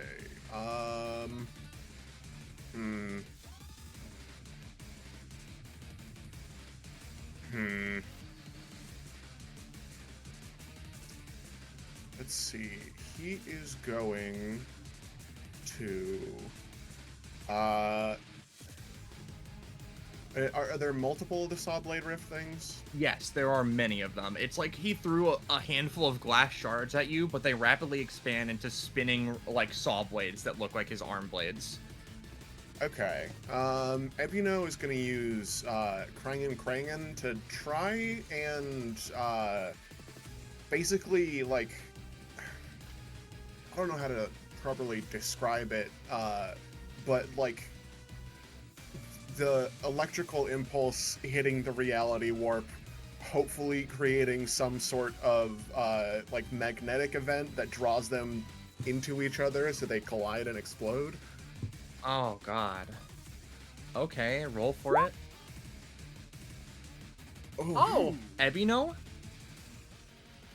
I'm not even gonna... like, other people, you can act if you want. I'm just gonna say Ebino's got this, to be honest. Because genuinely, what happens... The rifts go out. Ebino, thinking quickly, I'm turning off his theme. You... aim your sword, and a lightning bolt strikes down in the exact center of one of them. It begins to, like, spin around. The lightning stays there, like it's a pole, almost. It seems like the strange reality warping effects of this keeps it in place as a pull, as it begins spinning faster and faster, and as the things would try and catch you as you continue running, they instead curveball around and begin spinning the Torment Nexus in this little fucking area of like corner hallway, to the point that this guy goes up and you see he looks like he's kind of stumped. He's like, I get through this. You've created the fucking you've created the saw blade attack from fucking Ultra Kill as you guys continue running. Yeah, they're just rotating around. Yep. Moving. And no one takes any damage. Everika's fucking shocked. Okay, fuck, another locked door, and then and it's short, but you see the end of this hallway is caved in with rubble. And the Torment Nexus up there eventually gives away, or maybe this thing stops caring enough and it goes through /just be damned. As you realize you are, in essence, trapped. And in a small moment of, oh fuck, are we fucked? What do we have to fight this thing? Are we fucking ruined? This door next to you slams open, and these three are gonna take the floor for a second. Yeah. As you know, the door slams open, and as it does, Bahiti here will be the first one who's gonna jump out. Hey, this room's safe. As she's gonna just jump out ahead and snap, right, one of her hands. And in the process, as she does, immediately erecting from the ground in front of her, manifests a gigantic, like, wall constructed of sand that all at once, like a tidal wave, like, collapses over top this guy and forms like a dome over him. Don't need to tell me twice. Bahiti's been getting frustratingly more flashy as time goes on, so I think that I should take the stage now. She just, no cap, she swings a scythe of pure death energy. 1 second she's there, you don't even blink and she's against this monster, as they just clash and seem to create little mini rifts along its what, scythe appendages? As she contemplates, I wonder how biological that is. Wonder if I could give it a try. And finally, as you guys begin to like make the move, Aika comes out wordlessly. A fog spreads out. Everyone, including this thing, is momentarily zonked, and literally like multiple slashes without her even moving her arms or her scythe form along this thing, cutting up along it, mostly where Elixvith was, where the dome is going to be, just to help keep it down. And before any of you even have any recollection of what's going on any further, you are all in the room and the door is shut, and you don't actually really recall how you got to between those points. You just suddenly like shake your head and you are at that point. And Thanks for the similarly, save. once you're inside, right, Bahiti would place her hand up against the door that you just walked in from, and from this side, right, sand similar to like what she produced before would like kind of like a I don't know how to describe it, but like emanate off of her hand and on the door as if it's like spreading across it like a moss, right?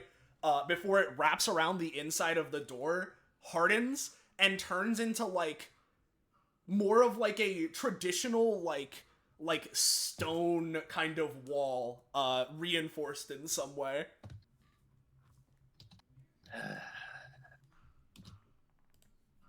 Aika slumps against the stone. Elixvith gives an overly like dramatic bow. Welcome to Casa de Relatively Safe. Appreciate it. Thank you. The name could still use a little bit of work, we know. We will accept any and are currently thinking of Casa de no one's trying to kill us yet. And she brings out a little like wooden box and places it over on this table. Or if It's just- you want to it's- go with it's something ju- that isn't a lame pun, that also works. Casa de Room? I like this one's It's just a safe room. Micah drags herself forward. Now, did I one was of giving a you make level the of giant magic. chair? Oh, no. That was there. No, this place has just got stuff for big people.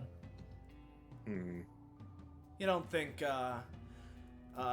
tall, menacing, and, Scythe over there is a fan of sitting down for cards, do you? You know, looks towards the door. Get the idea. You wouldn't have any idea how to hold them. Well, we didn't exactly ask.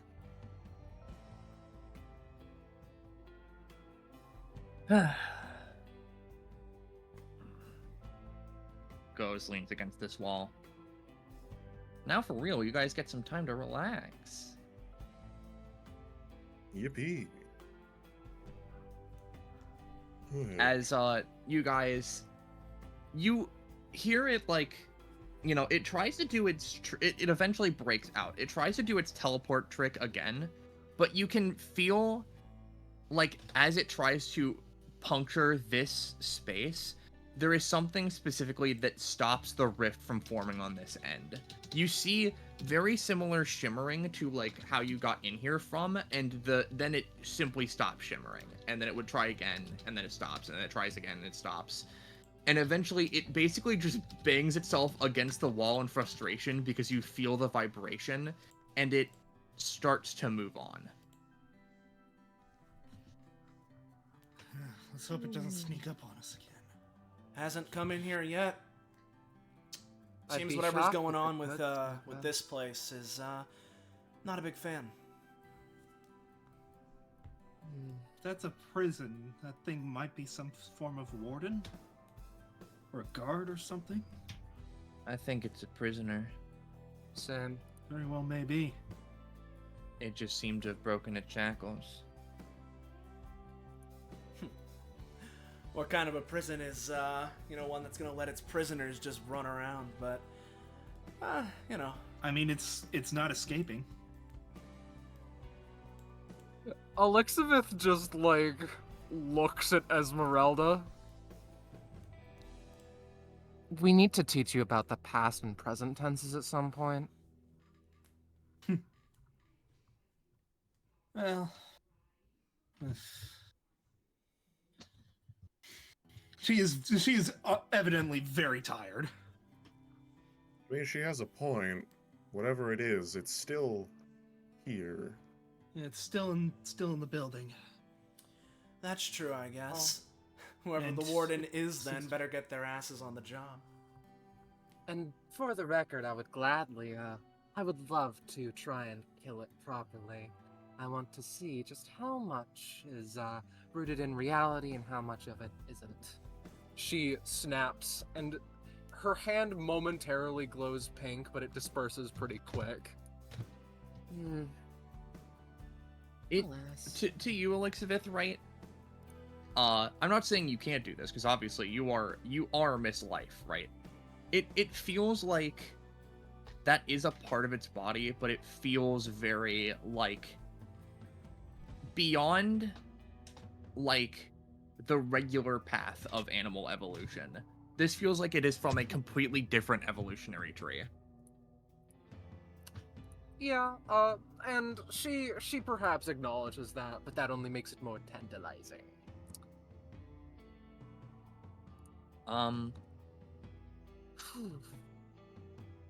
Actually, now that we got a sec to chill and everything, puts her hands in her pockets as she's leaning against this pillar. Took me a second to notice, but, for you guys? Two groups of Everika three looks and- down.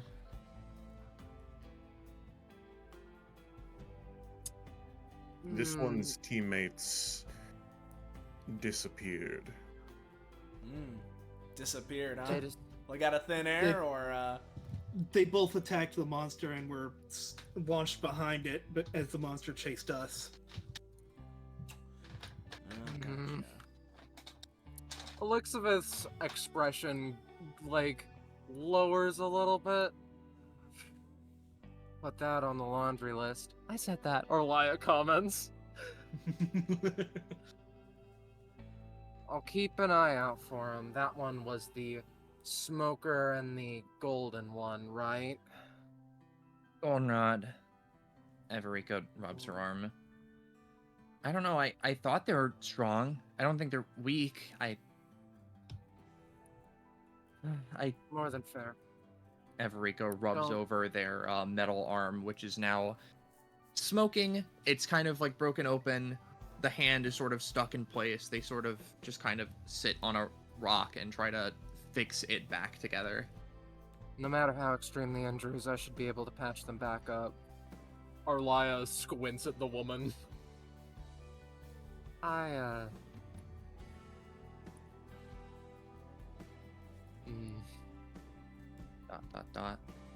Ika looks to Arlia, and they look like they're about to ask Arlia to have a seat, but is she just doing that of her own volition? Yeah.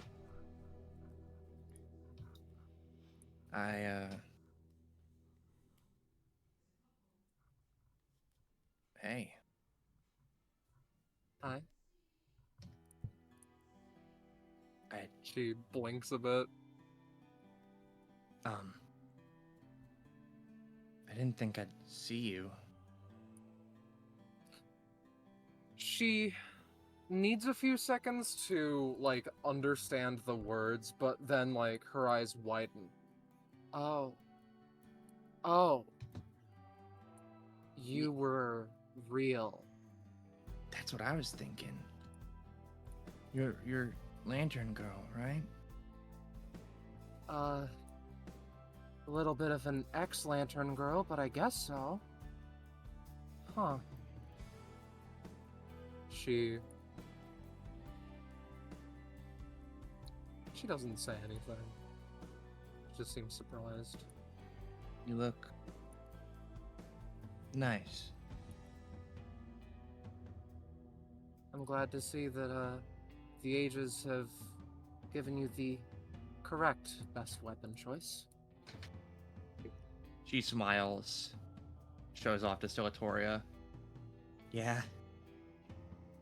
I'm the best with it, but I'm not a slouch with other weapons neither. Huh. Yeah, that place So- sucks. It kinda does. Roaming is not that fun. Where have you been? How'd you stop going to sleep and going there? She squints. Epithet is not a place you can simply go to once you rest. It is...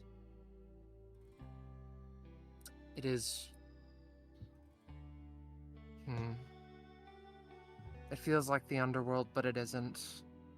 It is a place where nothing makes sense, and I think that it's minimally designed that way. I just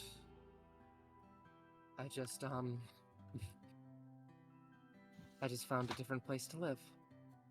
A better place. Huh. With, family and everything. For the most part. You always talked about wanting one of those. I did not. She like, as though this is going to help, like, puts a wing in front of her. Ika smiles. No one heard that. They likely didn't, but, like, she's bringing attention to it, and she's so awkward that she hasn't realized it, you know? no, all right, didn't hear nothing. Don't worry about it. You know, You said he just keeps leaning back. You said the underworld or whatever? Something like that. It's it's a good it's a nice place.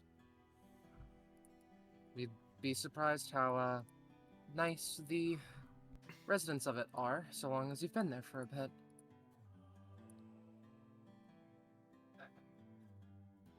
She sighs. I've gotten a couple new peeps myself. Lost someone big important, but I'm trying. Mm. I'm sorry to hear. Well, I'm also sorry that that's the most I can offer, really. I mean, we're here now, right? I mean, we confirmed each other's existence and all that.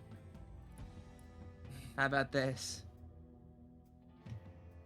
After all this, I show you my place and maybe I go to yours one time? She scratches the back of her head. I think I can manage that for one place, but not the other. I thought that in one of our conversations I mentioned that it's literally just a pile of blankets and pillows that I looted from other places. Well, yeah, I mean, I've already been there, but I assume, like, the new shiny house you got. It's difficult to get to. But I'll see what I can do.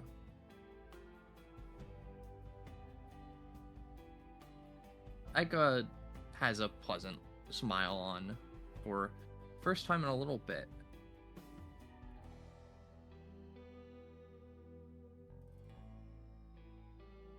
We can end that there unless you've got something more. No, I think that's a nice place to end. Perhaps they continue to converse about this mysterious Epithet place, and maybe people ask some more questions, and maybe that'll be answered in a future session. Maybe. Whoa. You just won't ever. Ebino has Well, no. pulled an Alright. apple out of a fanny pack and is cutting it up with his sword. It seems very bruised from being crushed in the hallway. Looks as if gives you a fresh apple. He puts it in his fanny pack and continues slicing up that one. It's So what's Apple your deal? Replacer Vanderbilt. How's Everika doing, by the way? Stressed. She's fixing up her arm. She's got the hand to fit back in place. Well, that's good. Do you need any help with that? I'm not supposed to need help with it. The guy who sold me this thing said it's supposed to just be fine. But Is you know, it? it's no. I mean, it has the minigun and it shoots the thing, and it had the flame thing before I tore that out the bottom of it. And well, now I just have a metal hand and no money.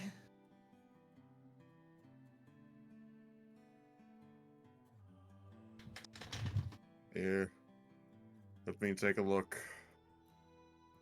Thought you were gonna be like, you want an apple? Here's some money.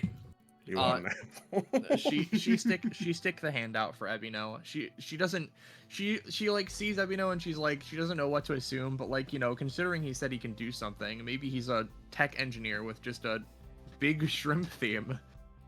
Alright, now I will admit, it's been a couple hundred years since I last tinkered with technology, 100. but That's not reassuring. That's don't my worry. line. Your technology is far behind what I was used to. I'm sure this is easy. Are you an alien? I'm a god. Or I guess I was. No. Evrika looks between the other people.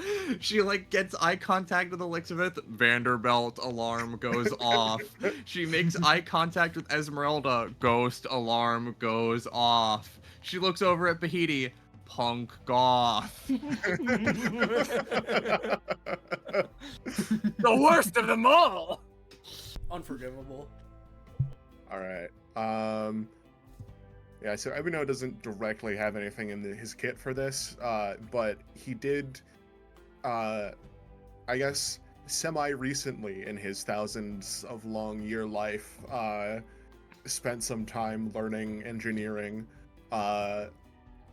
So it wouldn't be the easiest for him to recall, but he would at least have like minor experience in it. Yeah, I'll say that you don't need to roll. You can just, in the background start picking them up. All right.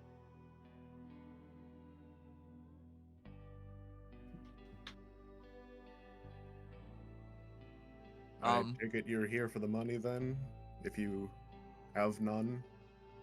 Yeah,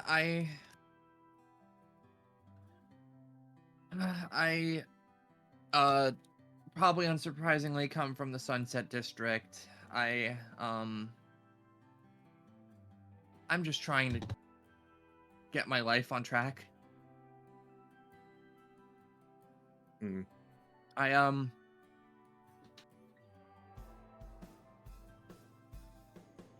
didn't lose the arm in a fight or anything cool like that.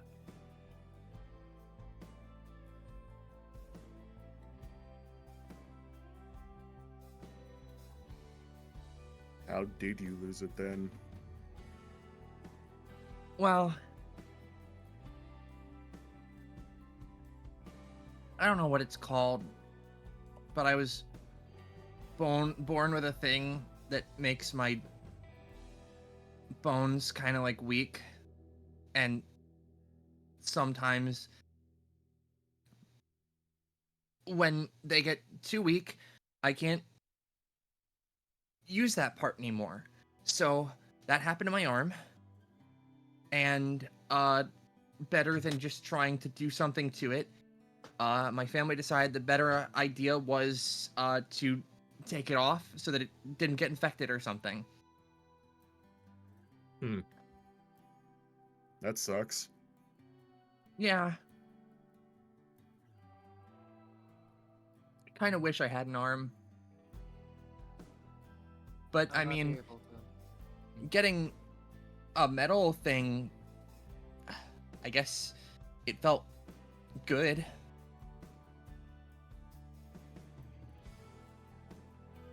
Hold on.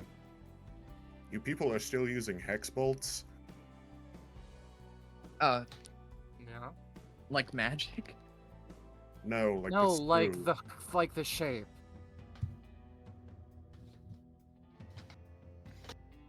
I take it that's something that has fallen out of use where you've come from? Yeah. Suppose you wouldn't have quite the same self-adhering metal as we do.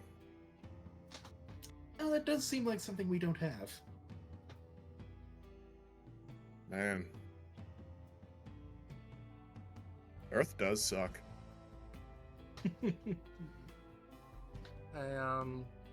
I can't make any promises for a lot of reasons, but maybe I'd be able to, over the course of a while, situate a lot of things, blah, blah, blah.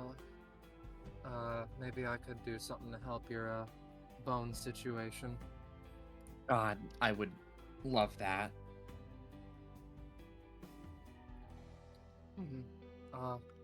I can't make any promises. My epithet's powerful, but very avant-garde. I'm not I might- expecting my arm back or anything. Well, if anything, that'll be the easiest thing I can manage. She snaps and creates a second hand along her hand, which is demanifested nigh instantaneously. That was just to prove a point. I'm sorry, that was horrific. They look startled. But still, just... I can't make promises, but I can make an attempt. She nods.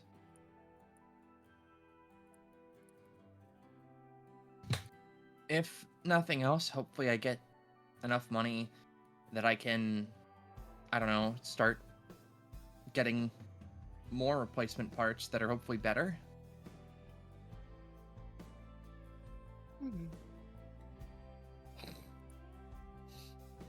Sorry, I just thought of a little me joke. Yep.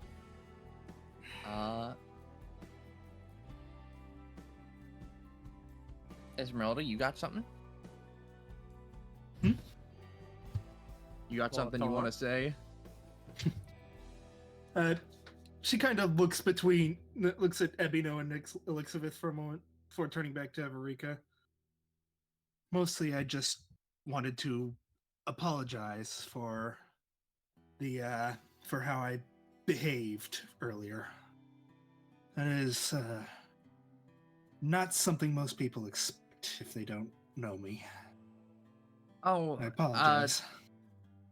I mean, like, no, that's fine. I just, like... I mean, like... I don't know, man. I feel awkward. You're kind of, like, apologizing for me because of your, like, schizophrenia or something. I'm not sure how to, like... Maybe so. Still, I feel like I should have informed you that could happen before. We were running Yeah, I away wouldn't from the know what to- horror monster. Exactly. And before that, we weren't even aware we'd be sticking together any amount of time.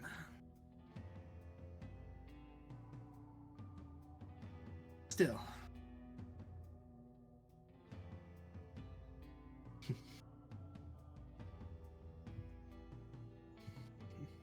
She kind of trails off and like she isn't sure what to say.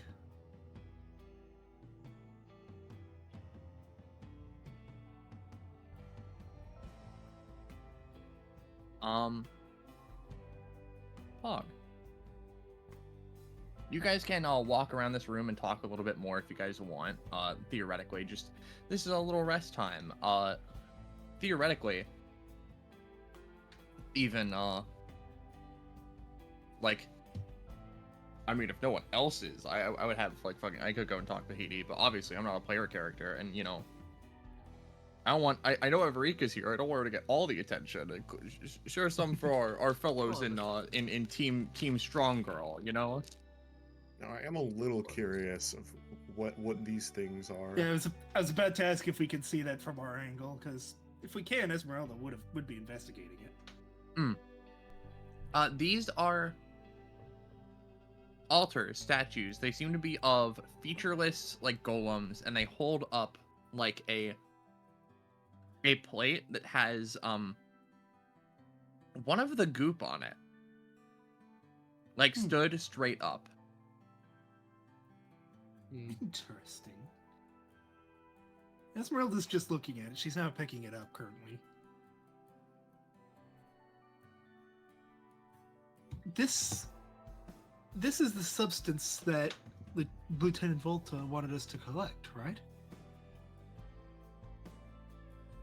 Oh, so it is. Elixabeth, like, does the leaf teleport? Didn't notice.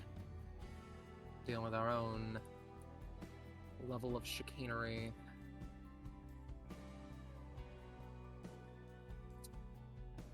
Well, I don't got a use for it.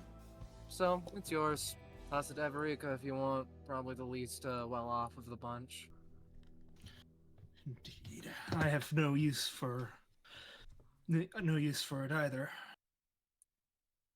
Still, she looks at the fact that it's on an altar and is kind of curious as to that.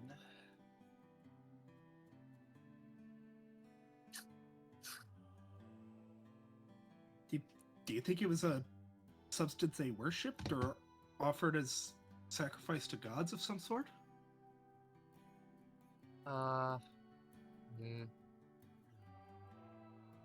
Listen, my uncle talked at length about gods and their position in the multiverse and blah blah blah, to a point where I hear the word God and I want to vomit. Same. I see. How do I say this? I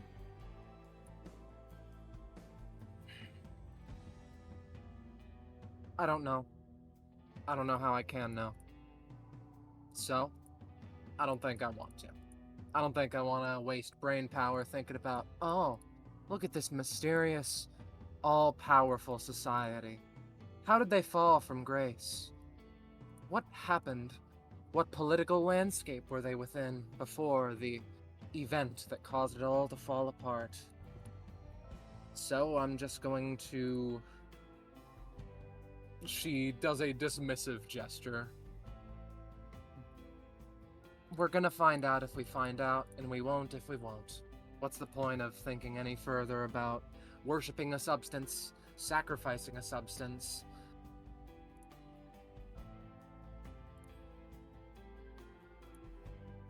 It's money. And there are people who need that a lot more than me.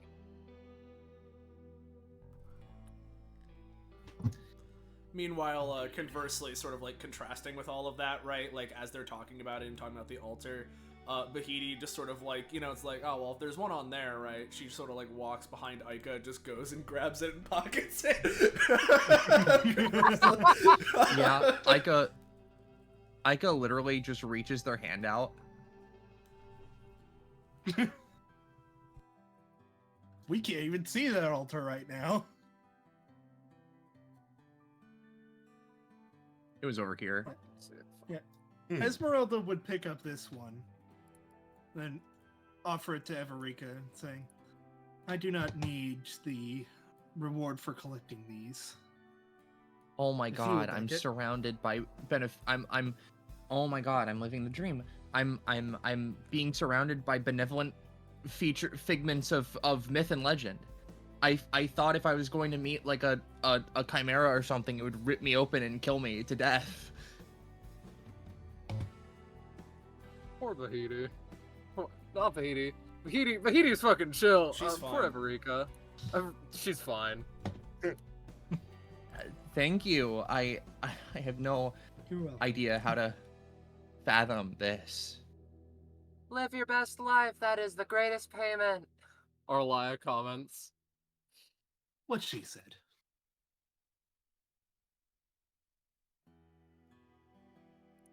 There. And I think that should be workable. Evino just kind of gets up.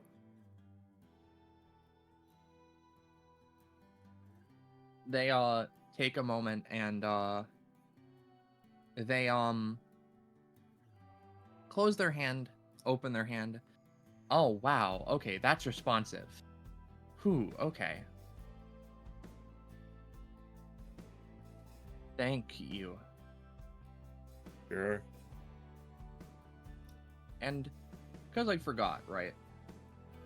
What we're gonna do for now, as you guys are relaxing, is we're gonna give you guys some running away rewards. Oh, yippee. Yeah, the only time you guys are going to be rewarded for being coward babies. Woohoo! Yay! I don't think this is gonna be too much. Oh wow, Fair okay. enough. I didn't expect that, but see, this is where the trap gets you, Arlia. The P is a stone from the ceiling! -1 proficiency. No. no. I'd accept it, considering the situation. How's this look, right? That's the same color as the floor. We're gonna make this a bright pink. That's the same. Orlia's gonna collect that and give it to Everika later. How about we also do one of these? Hey, look at this. It's the palindrome of today. And in that way, right? How about we celebrate? 43! Oh, okay. Oh, which do I take? And here's the thing. I'm actually no, I'm gonna ask.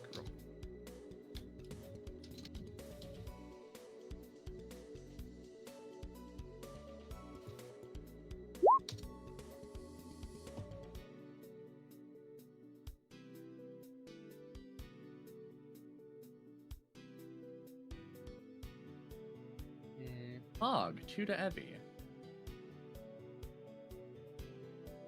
We're gonna knock that number up to 3. Mm. Do you not know about that one? I did not.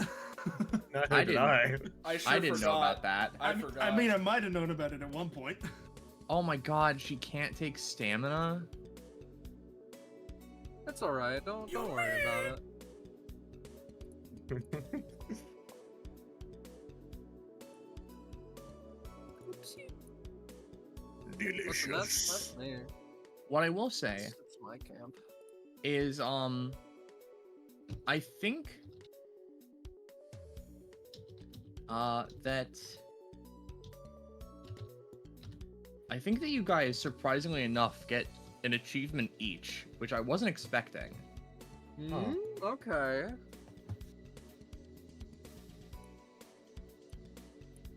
And if you didn't, I would like for you to be honest. I know at least Esmeralda got this. But, learning opportunity. If you actively tanked or persevered against up to 5 of their attacks, then get away, you can spend 5 max stats to get this feature. You don't get to know what it is yet. Oh, I'd love to, but Oh, that. I think she might have taken. There's a chance she took 5. I know for sure she took 3. This is like damage, right? It's 5 Took, instances like- of attacks. Yeah. Okay, so if I got that, I'm trying to decide if I want to spend stats on getting it. There was the first volley of attacks. There was the second charge, which Arlea got hit by. I believe you got hit in the urchin hallway. You got hit when running away, and then at the very end, I think it got you once, and then you didn't get got by the Torment Nexus. So I think you all got it. I got ran over at one point, so I got it. Yeah, Esmeralda, I think, is at like 8. And I also jumped it. If you think that I have, I will gladly fuck over the mysterious fragment, mommy, and use 3 of that proficiency from there. I mean, My sure. memory isn't coming up with anything, so I'll go by yours, I guess. There was the one you true deflected, so that was funny at least. True. Deflected. The So, one you max stats, magneted that's- into. Between Let's, proficiency stay- and stamina, if you want, it removes upgrades. I'll just spend the Okay, 5 because the thing is, stamina. Esmeralda started at class 3 when I introduced her, so she doesn't really. Well, do what you will with that. I'll spend 2 proficiency These and are 3 just max supposed to stamina, be and I'll these come are up with supposed to be a ribbon flexible features program. anyway, so you don't need to get this if you don't want. If you The thing is, I want to figure out what it is and get it. all right. So I want to ask who's locking in. Who's getting it? I'll who's lock in. not? I'm locking Everybody's in. Lock it in. I want Okay. things.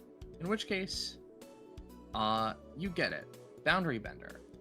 Once per 10 Yes. minutes, you can treat your movement as a teleport. So you can just move action teleport. Yay! You have a permanent rifty part on your body somewhere, which can take the form of an arm blade. Choose one of these features to have.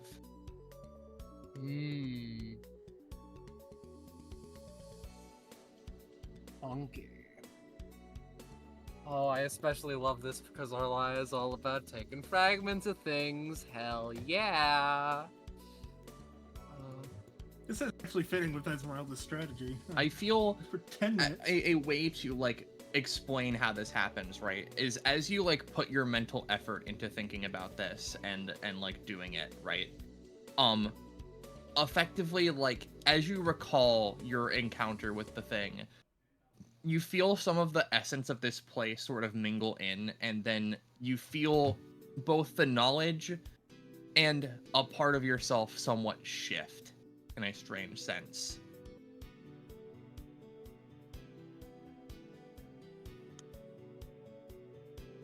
I think I do like all of these. I think I'm going to be going with the last one where if someone else teleports, I may also teleport because I think that just makes sense for my girl. Hmm. Teamwork and all I'm that. torn between the first two. You can decide on these. What I will say for now is we're gonna return back to normal because, you know, Fair enough. fun times all around, and I'm getting to reveal a new potential funky mechanic, but you know, I'll take the first. If Esmeralda takes the second one, we've all taken different ones, and I like that. The thing is, I'm torn between the first and second ones because those are both really good. The second one for Broken State especially. Well, I've said my piece. I'm taking the second one. All right, then We I'll take did the it. third. Yeah, that's too good of an opportunity, brother. yep, you each get it, and you feel a part of yourself shift. You don't have a need to describe where it is, but I imagine the people in the room who aren't you immediately are like, oh. Elixir seems to clock pretty quickly. Oh, so I just need to get beaten to hell by it. Okay.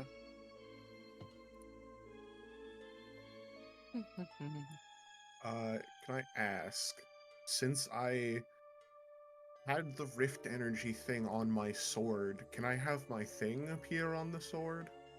I think the sword is like mostly a part of you, right? Or at the very least incredibly important to like you. It's not just like a random sword. Yeah. I think it would be fine and cool if it was on the sword. Okay.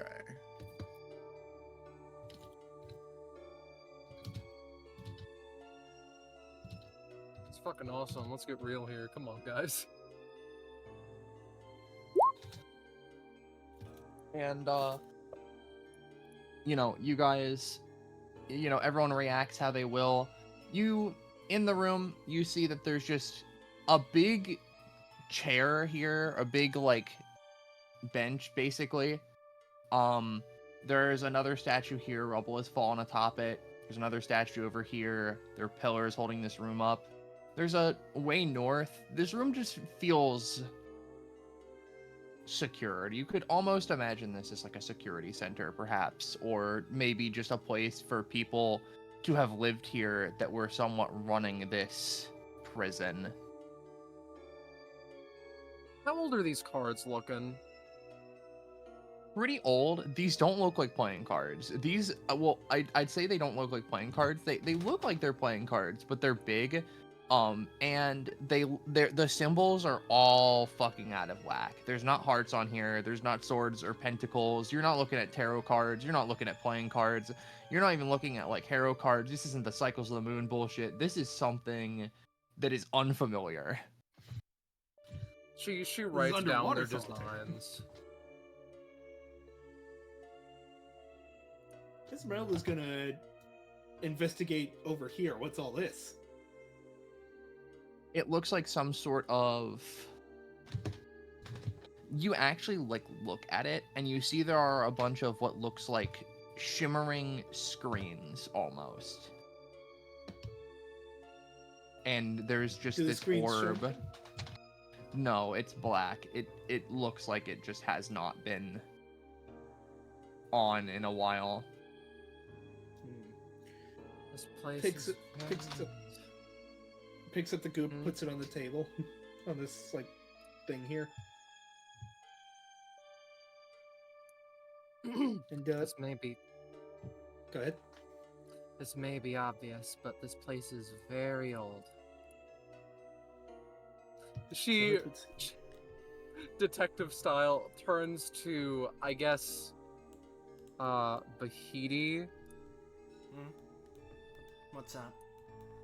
Do you know anything about this place? Has your group explored anywhere? She does a little, like, hand motion. Oh, okay, I get you. Doing detective work, huh? Well, Glad you've noticed. to be honest with you, kid, I don't think we, know all too much more than you do. She looks around. When we walked in here, I'm gonna assume that you got ambushed kinda like we did. By the big, blade monster, yes. Yeah, something like that. When we came in the here same- with the one other group with that white hair lady, the like blue and black hair guy, and the rock guy, same sort of thing Oh. sort of started happening, right? Oh, he was real. Do you think he wasn't? Move on.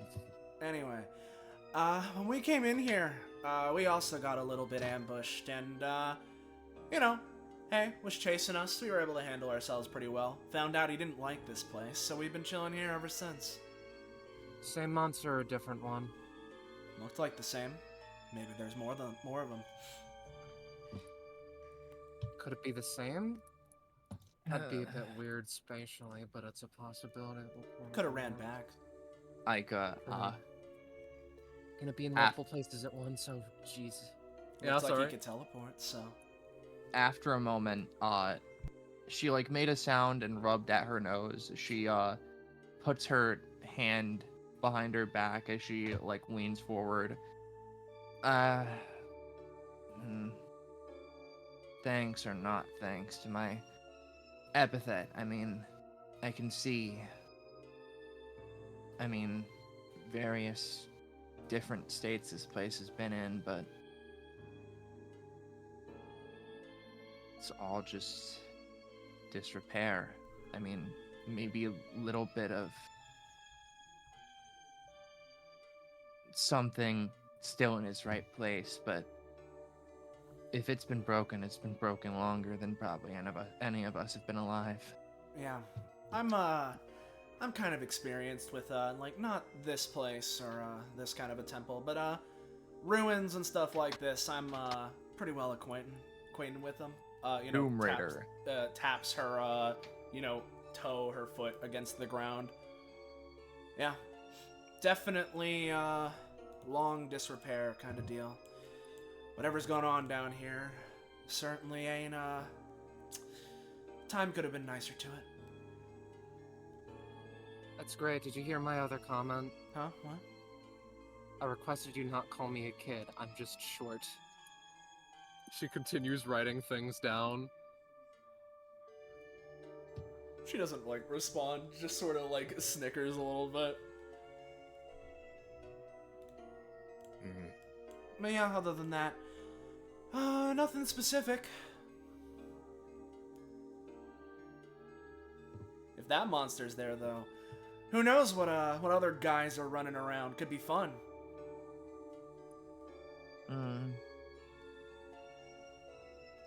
It'd be dangerous, but at this point, we have two things on the list. The laundry list? Elizabeth chimes in. Yes, what's your point? Just, never mind. Never mind, kid. Everika puts her pennies into the machine. How the fuck does the lieutenant man expect us to get out of here? What if that fucking guy is puppy guarding the exit? Well, I was going to comment that now we need to start dealing with, now we need to start thinking about how to get out of here, rescue your group, and then potentially leave? Probably leave. While all this is happening, Esmeralda's gonna put hand on blue orb, see if something happens, if that turns it on. Turns on the You machine. don't necessarily feel anything at first, but there's a slight psychic confluence that flows from you into the machine.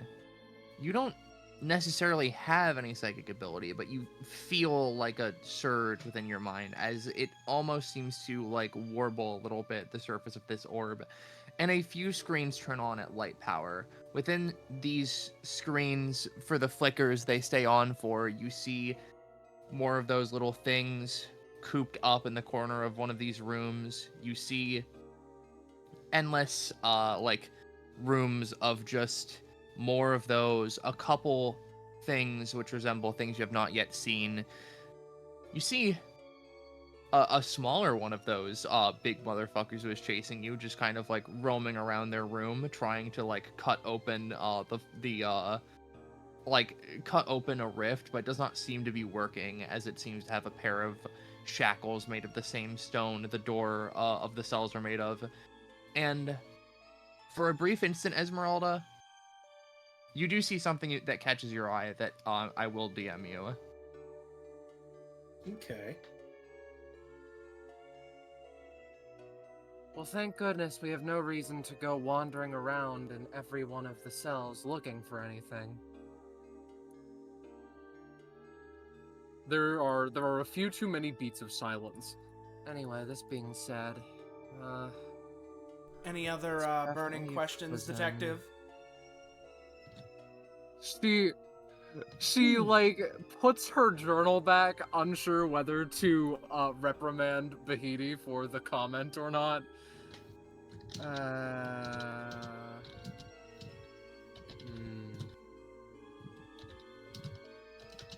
She sits down on a large chair with one hefty flap of the glass wings.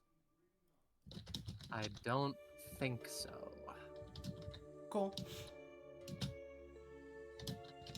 Currently, the best we can do is we are clueless, so... I mean, do you want me to say this is a prison? I mean, if you Probably is. want, it is. Exactly. That's not like a question. Exactly. So We it's know a one thing. prison. We know one thing, and it's that it's a prison, and now... Esmeralda, like you put your hand on the thing again, and there's like a small bit of the psychic pulse again, and you look back and you see the tiny dimension devourer is like now looking at the camera and like tapping against it, basically, and then it Oh, turns that's- off again. Hey, everyone. It seems it more seemed to- gentle, but I seem to have found some form of security camera system.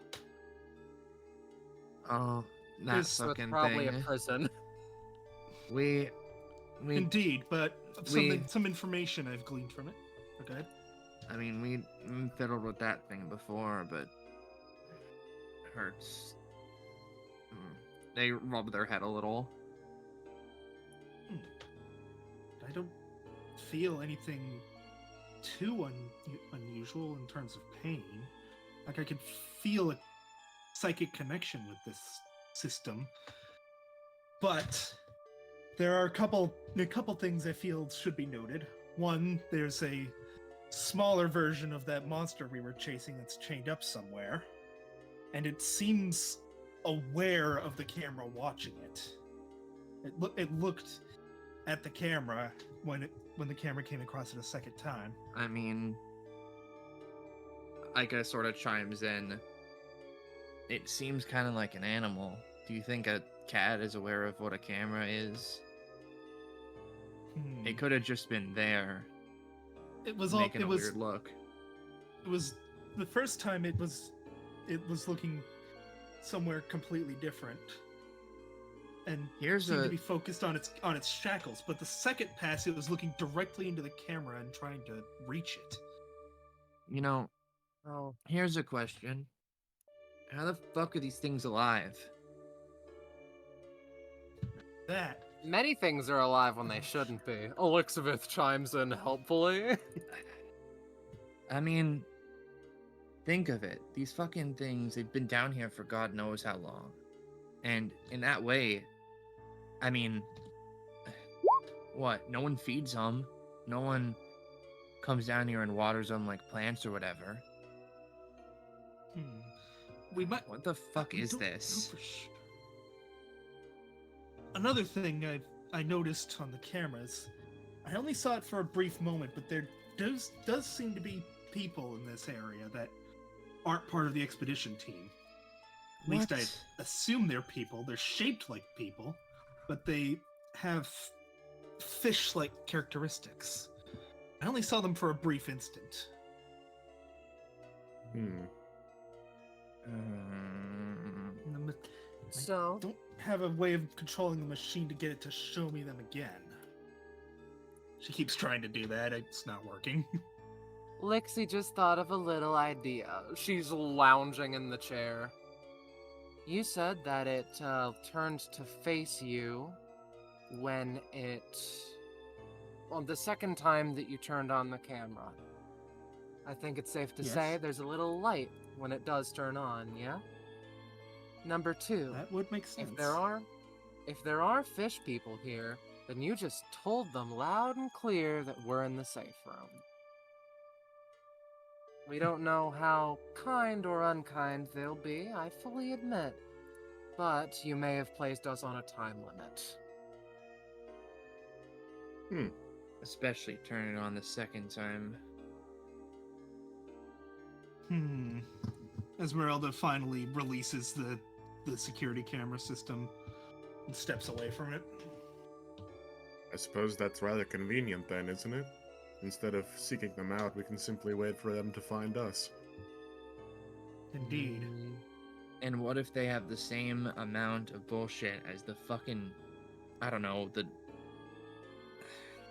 they rub their head. Why do I Then know its name? The fact of the matter is, time's ticking as is, Orlia comments quietly. We do still need to situate Everika's group. Yeah. Unfortunately, I did So- not see them on the camera. We may need to start going our own separate ways. Why separate? I mean, we're not gonna go back that way, right? She looks to Elizabeth and Tahiti. Probably not, at least for a while. I mean, there's a whole jail to explore. Why are we stopping here? She gets it. I imagine 7 versus that one fucking thing would be good. Urchins don't stand a chance, so Aika stands up. I guess it is time to get on. And she smiles to Arlia. Guess we get a chance to show off to each other, right?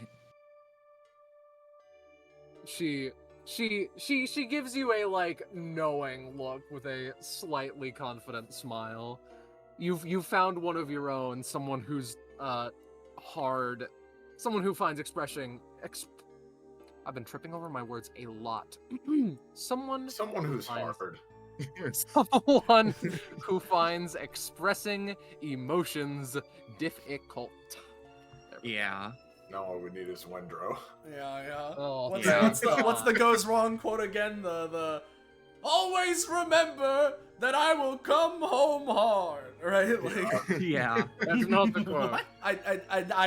that's what I Now- didn't. There's not the time. As, to- Hard your husband would come home, not hard.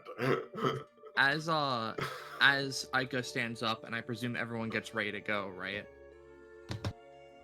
There is a Yep, momentary... Esmeralda would grab Yep, there's a moment in time where effectively you guys stand and you start to walk, and then without warning, you feel something wash over you, like a massive like wave or pulse from somewhere.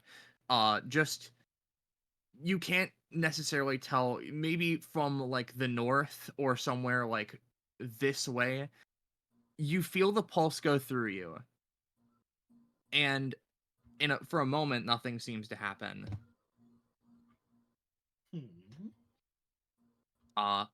sword Arlia? drawn. Mm-hmm. This thing appears for you. Oh, hey, buddy. Aika, Let me know Aika what I can immediately taste. points her scythe at Ebino. Though if Ebino looked at Aika, you could see that she was pointing behind Ebino, as something seems to appear for her too. Lixbeth, something appears for her. Everika seems to back up against the door. Bahidi seems to react to something. Ebino, you see something. And as Merelda, you see something. As this thing seems to stare at you. It appears almost like a reflection. A reflection. A reflection. It represents you. Roll initiative. Interesting. I don't like these. Oh, there's Lixie. Or, no, there's Arlai. I was going to roll for Elixir if you wanted me to. There it is. Oh, all right. I see how it is. It's literally the fucking one of them is like, I must kill this abomination. What is it doing to me? And the other one's like, oh, look at that funny little guy. Actually, hold on. Oh, hold on. We gotta add Arlia back because it is Arlia's turn. Mm-hmm. What do you do? So these feel as though they are reflections, right? Yeah, it seems to move from its hands for yours. It seems to almost draw a pair of scythes. It holds itself in a stance familiar, a stance distant, a stance away. It looks at you. It's not looking at you. All right, that helps a lot for what I'm going to do. I'm lying. She does seem to put together that like this is not just a her thing. She stares it down. I won't. Sorry, And- pardon me. I Mhm. actually realized the fine. passive is important to understand what's going on. Yeah. Mockery. A strong cognistic confluence. He let himself be bound here as he could not handle himself amongst the surface people he loved so much. Even still in the dilapidation, his wavelengths find escape throughout this prison and through the lands which flow. The visage seems to represent one person or another in a way. When fighting any number of them, it acts against you on your turn. You may take an action to attempt to stave it off. It has roughly equivalent action economy to its current target and seems to change itself to match them. This targeting is based off attention, so perhaps if you were to mix what it's paying attention to. Okay. I think I've already deciphered it. Two sides, the only time I've ever really done that was against Vicar. This is some kind of test, some kind of effect. Ultimately, I guess it doesn't really matter. She manifests her own. I'm shocked that you chose the one of me. If this is really how you work, that was far less capable. She takes a couple of heavy steps forward and is just going to... She would just try to behead it, frankly. In a swift movement. It will try to take an action to act against you. Alright. Arlia, it tries to disappear, and as you swing through it, your scythe catches it a little bit. And, it doesn't seem to do anything. It does appear here now, as it jitters and shakes. Arlia,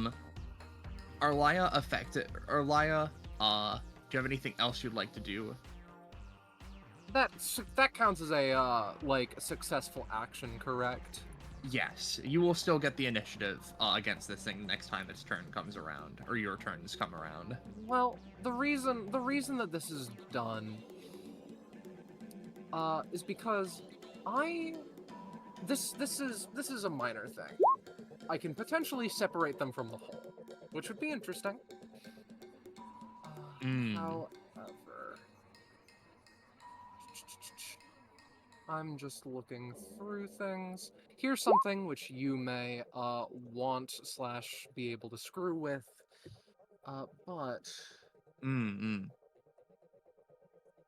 Epithet Refraction. She may pay 1 additional stamina, roll a single word, and do an action based off of it. What am I gonna do with this, huh? I think here's the thing, right? This is incredibly weird. I will roll for this once I explain it. I want to basically use Dentist to gain a better understanding of the biology, the teeth, and whatever surrounds it. A skull, a head, a body, etc. This is not a living terrible. thing. You can tell this is no more a physical being that has bones than it is something that is a roiling mass from your own conscience. It shares your biology. It is you. It isn't you. It's not. Considering it has roughly equivalent action economy, though, it will try to do something. Let me roll his words. Oh, okay, there they are. Fair enough. Oh, hey. All right. Ah, okay. As you try to look and determine it holds its hand out to you. This is what it's using. All right. Oh.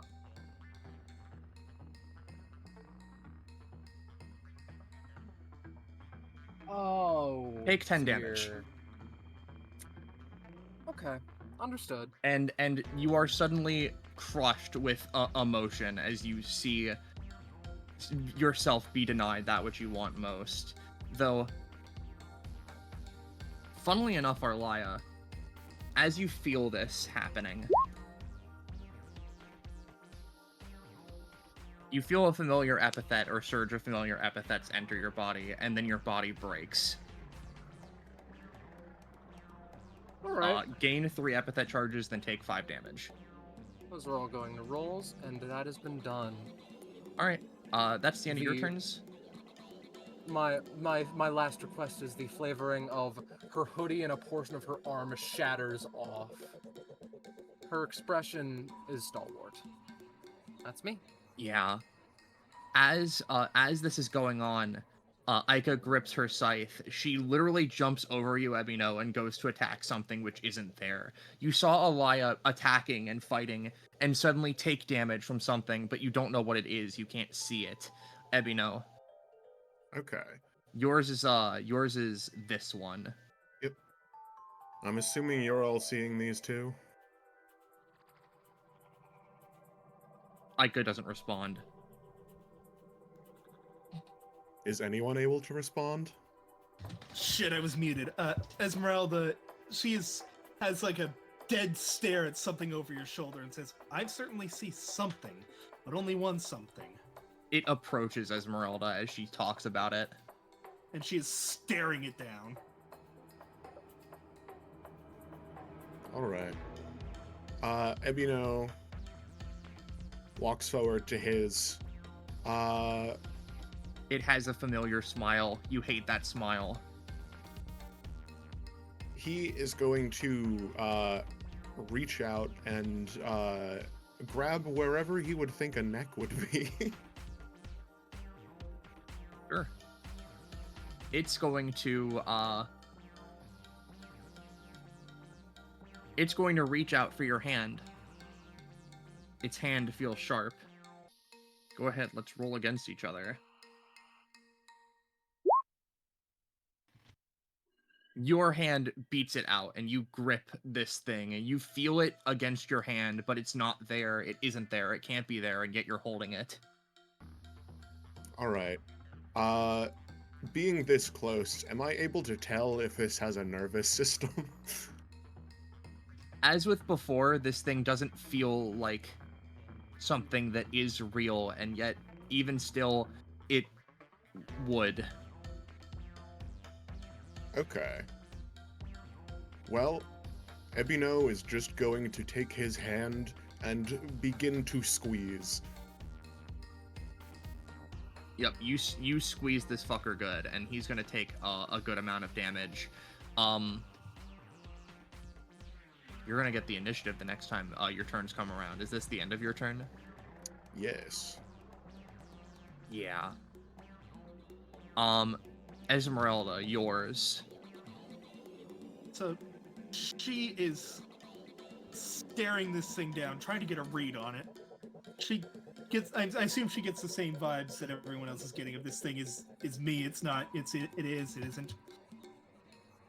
Yeah, this thing, it is hard to comprehend what this is.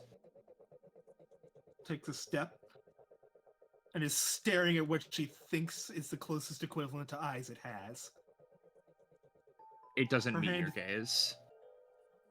Her hand twitches. What are you? It hasn't made a move to attack yet, so she's like braced for it to do something, but she doesn't want to give it the opportunity to counterattack if it doesn't do any if it's waiting for her to do that. It looks at you. It meets your gaze. It tries to do something. What are you going to try and do to respond to it? Does it seem like an attack, or It's hard to comprehend what it's trying to do. It doesn't make a move. It doesn't even shift.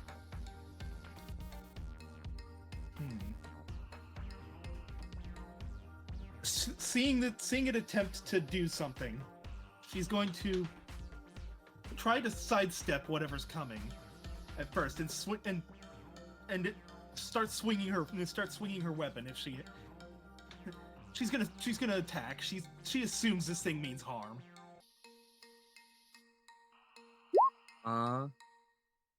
Oh, unfortunately, your blade passes through. It's a ghost. It's ephemeral. A refraction of an image from the eyes of the one observing it. Whatever feelings are ascribed to this thing by the party member are turned into an appearance change on itself, which is used to immediately show them something. It's too hard to comprehend. You take 14 damage.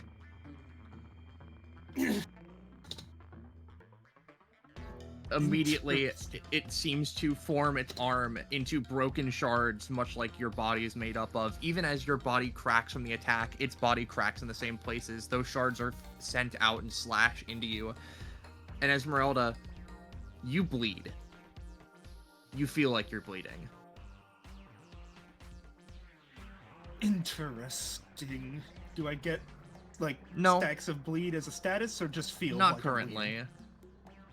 Do you have anything else to do on your turn? I'm sorry, I actually pushed forward. I have bonus and swift actions, but my swift action's only in broken state, and my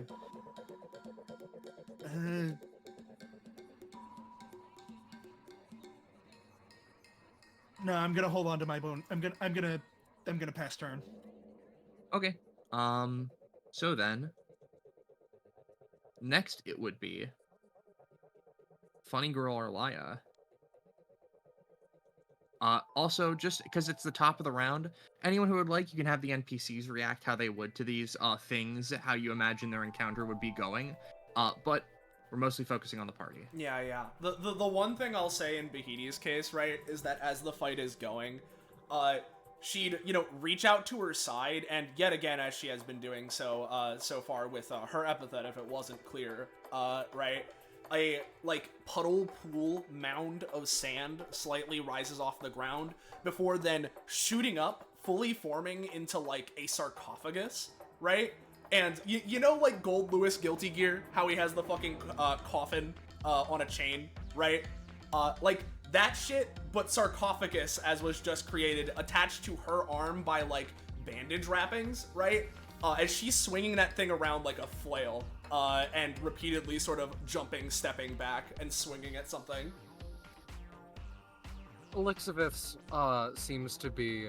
After she seems to take the, monster, seriously after a bit of time, it seems to be a very delicate dance where the losing move is to act before the other one. She attacks air with a ruthless efficiency and speed that is to be expected from Elixivith and difficult to match by virtually anyone or anything else. Any wounds bleed massively or are turned into vines the second that the sinew escapes her body. Everika is throwing punches wildly into the air. And, doesn't seem to be with any skill. She tries to go for a punch with her robotic hand, and everyone would even notice as she throws the punch, and then suddenly her fist turns and she punches herself, and she's like, it got me!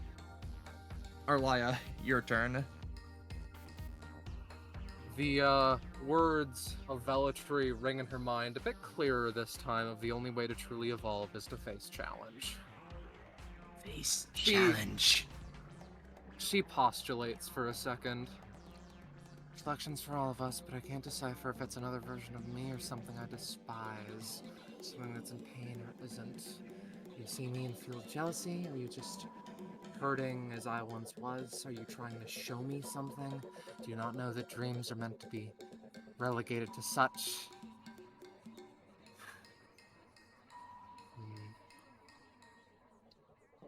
She is slow dealing with this.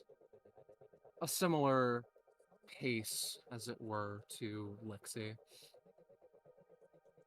She takes a delicate step forward and just tries to... The scythe is shaped akin to an ice pick. Functionally, hitch it around the beast's neck and pull it close for another attack. With its own scythes, it seems to try and counter you immediately. It feels familiar, almost like it is punishing you for making a sloppy move during training.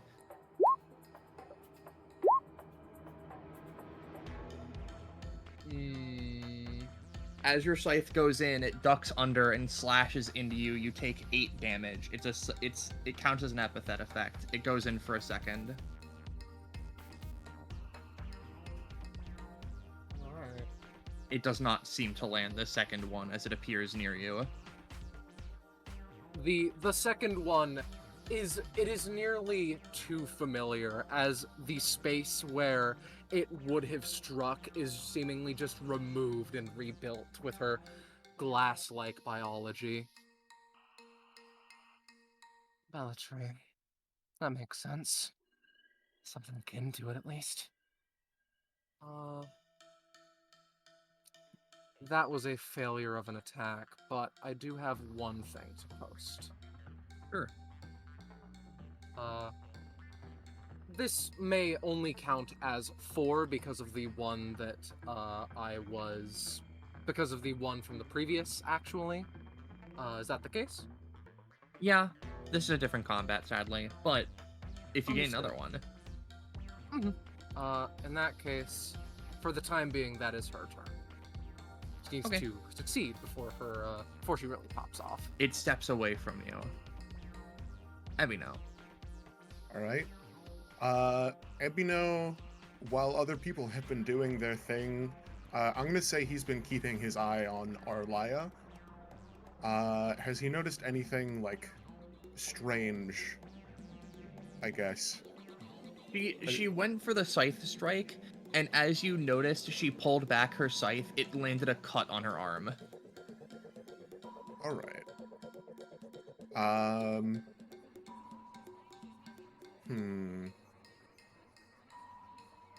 He keeps it in his hand, but he's gonna start walking over to Arlia with it.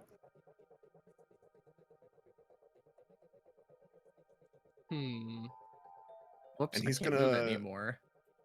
What? Oh, you moved on it, so I couldn't move it Oh. anymore. Sorry. It's He's gonna okay. try and touch Arlia with it. Arlia, for a moment, Really? doesn't, feel anything. But, Ebino, you see its gaze slowly turn up towards Arlia. And it seems to... And the other one in front of your Arlia, it seems to start, warbling and reacting.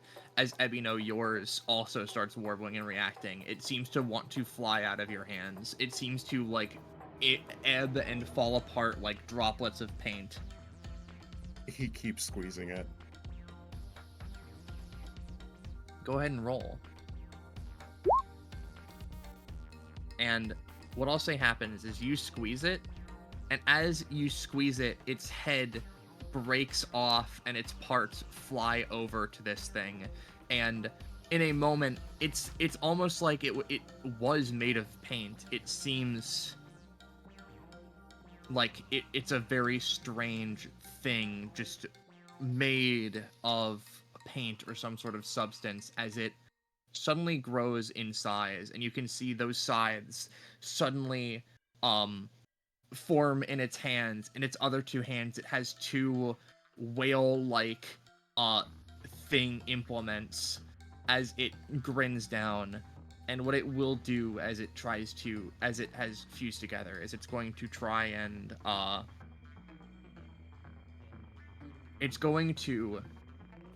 lunge towards you. Arlia, you see it. You see it grow, and you see all this happen. You don't know what necessarily happened, but you see this thing now going towards Ebino as you feel like maybe the weight being shared or the piece being observed by two people makes it a little easier to interpret. It's going to try and do this. Arlia's going to, in response, string puller that shit. Sorry. You cannot attack. Yep, real quick, I will post the talent.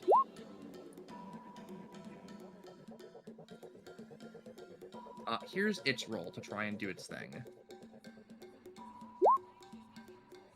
I'll say, Arlia, the first one, it lands on Ebino, and Ebino feels this, and it's a familiar, hateable thing. The second one is string pullered, as it is thrust away, and it warbles in the air, and quickly forms itself upright, or upside down, or is it sideways? You can't tell.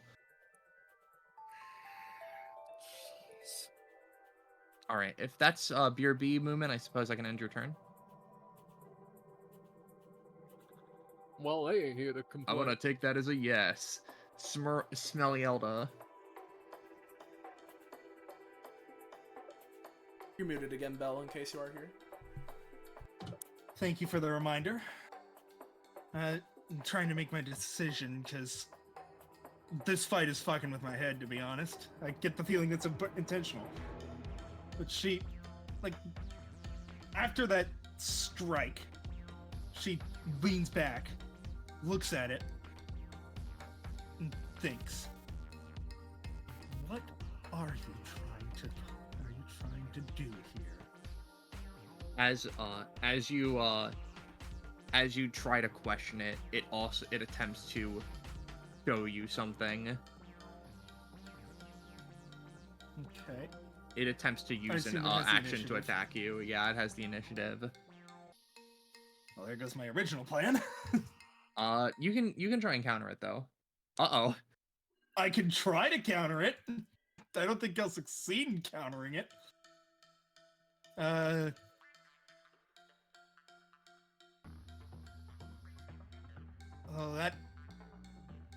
it's not gonna do 30 damage in one hit, is it? Oh.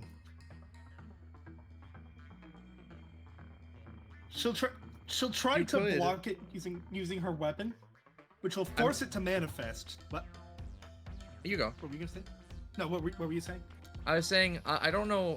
I know the 1v1 system. I'm pretty sure if you're not confident you can counter this, you could just try and go for like a thing after it does. But you can block. I don't want to change your options or whatever. Okay, because I only get one option though. I can either block or I can do something this turn. Right? I mean, you can use your action to do whatever you will. You just have to try and respond to it. Okay. Yeah, effectively, just think of it, when it comes to the 1v1 system, you still have your same action economy you always do, it's just that right now you're on the defensive. So, like, you know, if you want to, like, ignore it and just try and punch back and fully take the hit, that's one thing, but, like, you're on the defense, so you need to respond, like, you know, that's, like, the situation you're in. Okay, yeah. Esmeralda doesn't really have a way to block whatever it's doing. And if this doesn't force her into broken state, she'll try to heal herself afterward. So, I'm taking it. All right. What happens, Esmeralda, is basically, I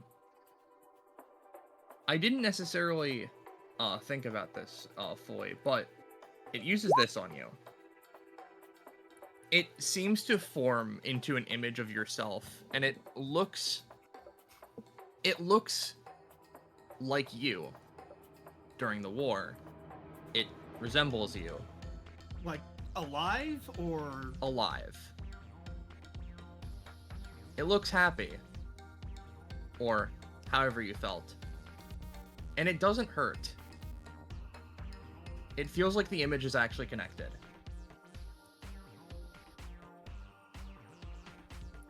So, You actually feel pretty good about seeing this. and it just stays like this, or is this like a momentary flash? That's a momentary flash.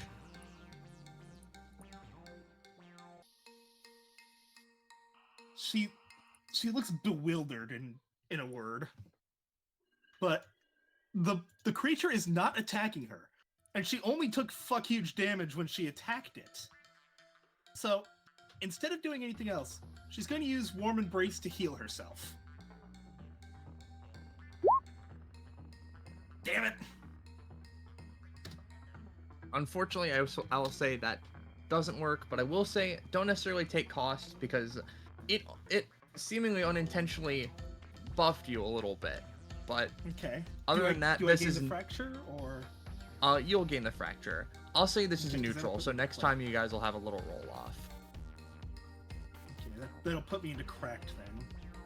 Arlaya, this thing Interesting. seems blended and a little bit more clumsy, but it is still just, it seems almost doubly as dangerous. She takes a few steps away from Ebino, assuming that he had something to do with this, but she will not. She will not bring it up in this current moment. Two of its eyes match you.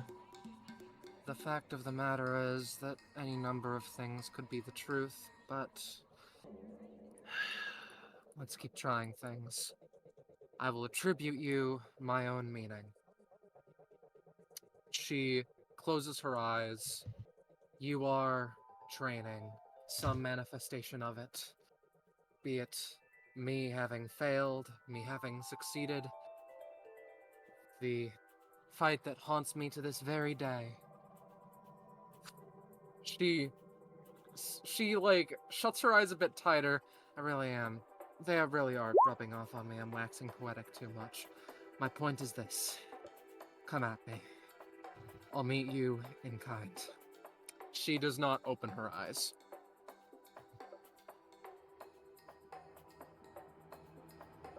It turns from Ebino. It goes to try and strike.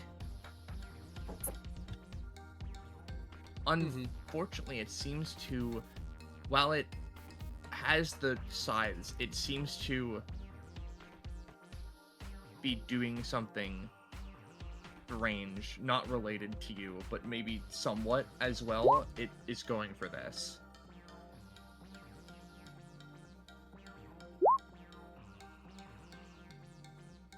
She, Sloppy.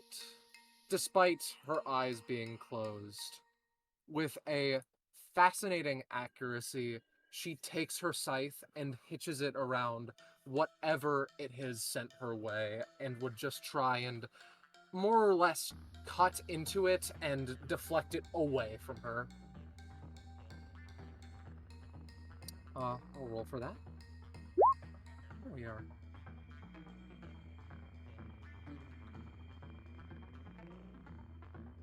Yeah, you hit squarely. Sorry, what were you trying to do? Hitch it into the, whatever appendage it was, trying to strike with, and then just throw it away.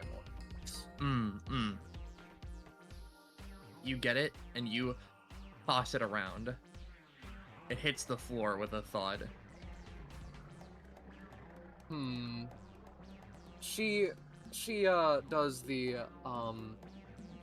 epithet refraction, and we get a very interesting word, don't we? I think I want to temper... Deviation is so broad. That's such... I think that her intention was to manifest it and throw it forward, but she frankly assumes that to give it more uncertainty is to give it more power, so she keeps it to herself. Do you want me to keep track of that in some way, use it later, or is it functionally just wasted? Keep track. Fine. Okay, understood. That's me then. I'll say that you, while you have it, you can't do epithet refraction to use a different word. You'll have to use it at some point, but Makes sense. I'm more than fine with that. Blebino. All right. He's gonna move 1, 2, 3, 4, 5. Bahati. Bahiti, but what? Sorry? She swings the sarcophagus around, right? Now sort of having it attached to her arm, almost like a shield-like bracer, as she jams it forward, a bed of spikes constructed of sand on its edge as, you know, she goes for a shield bash. Give me your hand. What? Whatever, sure. All right. He takes Bahiti and throws her. Oh. Or attempts to at this one. Roll for it. Evino, you grab onto Bahiti's wrist. This ain't the time for this. I could The give you a thing- reroll if I spend fracture. Do you want me to do that?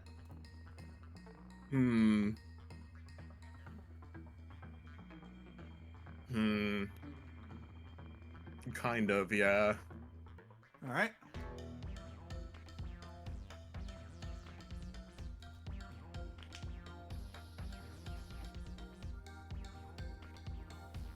I'll say, Evino.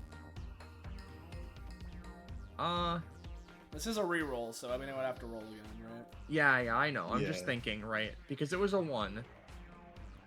I might be a little evil here. Reroll with a d12. Okay. It still functions off of a d20, but like we'll just see. Hey, Alright. Axel talk. I'm also gonna use Jade Carapace to attempt to assist me in this. Well, that's So just my- functionally a 22. My cloth, as I'm grabbing her wrist, also reaches out and begins like constricting around her arm to act as more like leverage, I guess. Yup, and you effectively just pick her the fuck up and throw her. Yeah. Well, does Bahiti have a response to this, or is she getting tossed? You know what? She's gonna let herself get tossed for now. So, Bahiti, you go tumbling. Like you just got sent through the edge of the Guilty Gear screen, and you're like flying to the next part of the stage, and you land on stone. But then the thing notices Bahiti. And Bahiti sees hers turn into paint and blend and suddenly surge towards her, but then surge around her. And then suddenly, it grows bigger and pushes Bahiti off. Uh-oh. Oh, okay. You know, you could have just said, look over that way, but... You know... I don't think it's a matter of looking. I think it's more a matter of touching. It raises its hands up, and to try and react to what Evino did, it's going to put its hands to the ground and attempt something. Evino, some kind you feel this because you feel this sorry, you just fucking took me off guard. I got like warped into an extra timeline. Effectively, you see just an image of that fucking whale you hate pop out of the ground and go to attack you. Okay. I'm talking about the orca.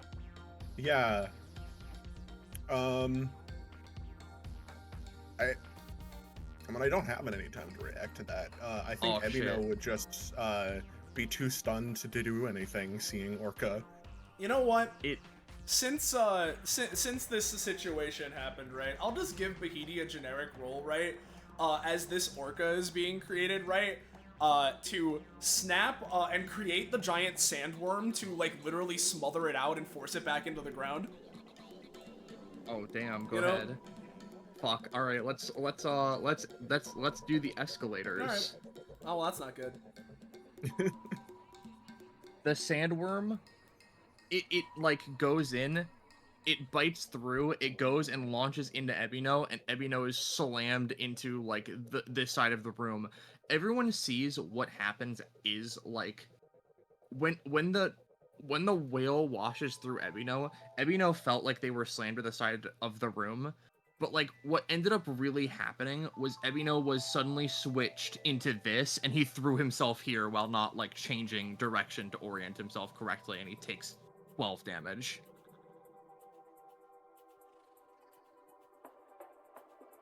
And Ebino, after the fact, you notice that you're now in this when you weren't this before. Okay.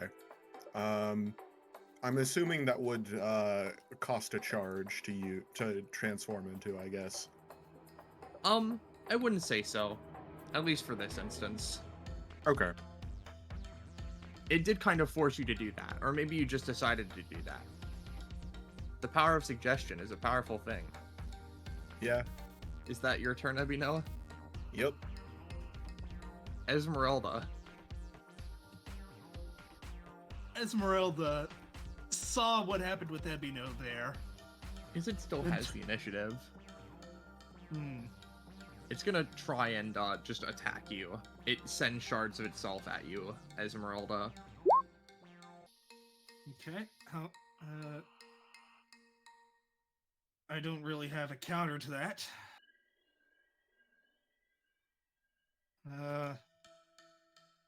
I'm just gonna take it. How much damage? Ding bonk. Effectively, Oh, I it moves recognize. through you. For Koken. It cuts through. 3 bleed, and you take 7 damage.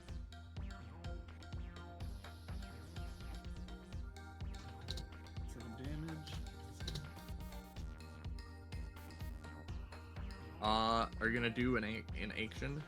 I'm still reading the thing just to make sure I understand fully. Interesting. Honestly, up till now, I wasn't sure if you were real, or if these are just me attacking myself. Seems to be what it's like for everyone else. It feels real. It feels fake. The art piece is only as real as it is to the beholder. She like grabs onto it, not like a forceful grab. Like it is with the tangible understanding that this is not to be kind, but it is still gentle.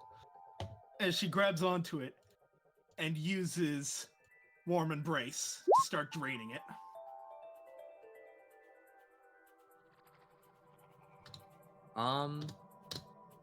Yeah, you start draining it.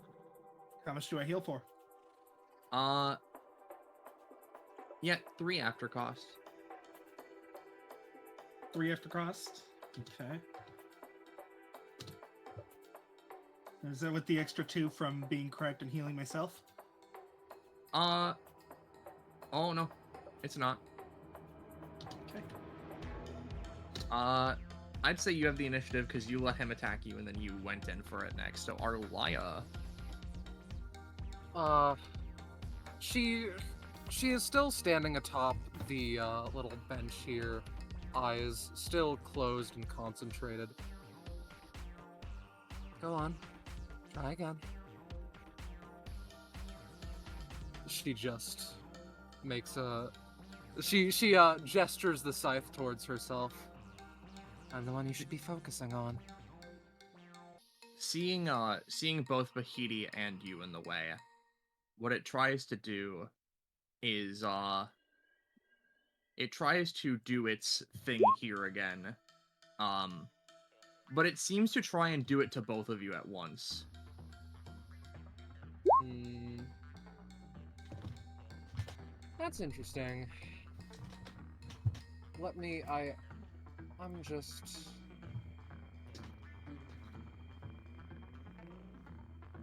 Alright, we're doing something a little bit weird. The precious moments where it doesn't make an attack means that it's going for someone else, judging by what she heard Ebino do, or basically nothing good can be happening here. She's going to piece of the puzzle and hopefully switch teleport Elixiveth and the large monster. As her eyes open for a split second, that would have a +5, but that's still not great. Not great. What's Bahiti got? Yeah. Well, as you know, the monster seems to phase out and back into existence immediately, right? Reacting as quickly as she can. The sarcophagus that she summoned, as mentioned, can wield it as like a shield arm bracer or like a flail, right? The sarcophagus would open, right? Inside of it, the sort of spiritual weird epithet visage of a skeleton, right? Inside, bandages would reach out of the sarcophagus to pull Bahiti in, right? And effectively let her block the blow. So I'll roll for that. I'll say, effectively, it tries to enter into the coffin, but doesn't seem to get there, and it passes through, and Arlia, it seems to go through you. And you see images of yourself in the past, images of yourself theoretically in the future, yourself wielding Veltri scythes, but you also get flashes of some shit from Bahiti that you can't quite recognize or place, and it disappears from your memory almost as soon as it goes in. It wasn't meant for your interpretation.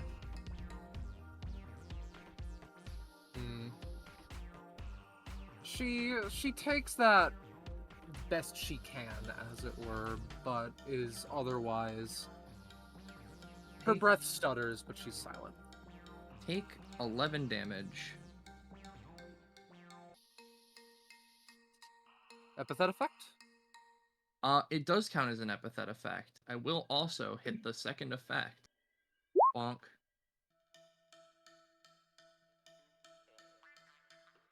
Very, very interesting. Alright, we're officially getting into the Arlia's very good at rolling phase.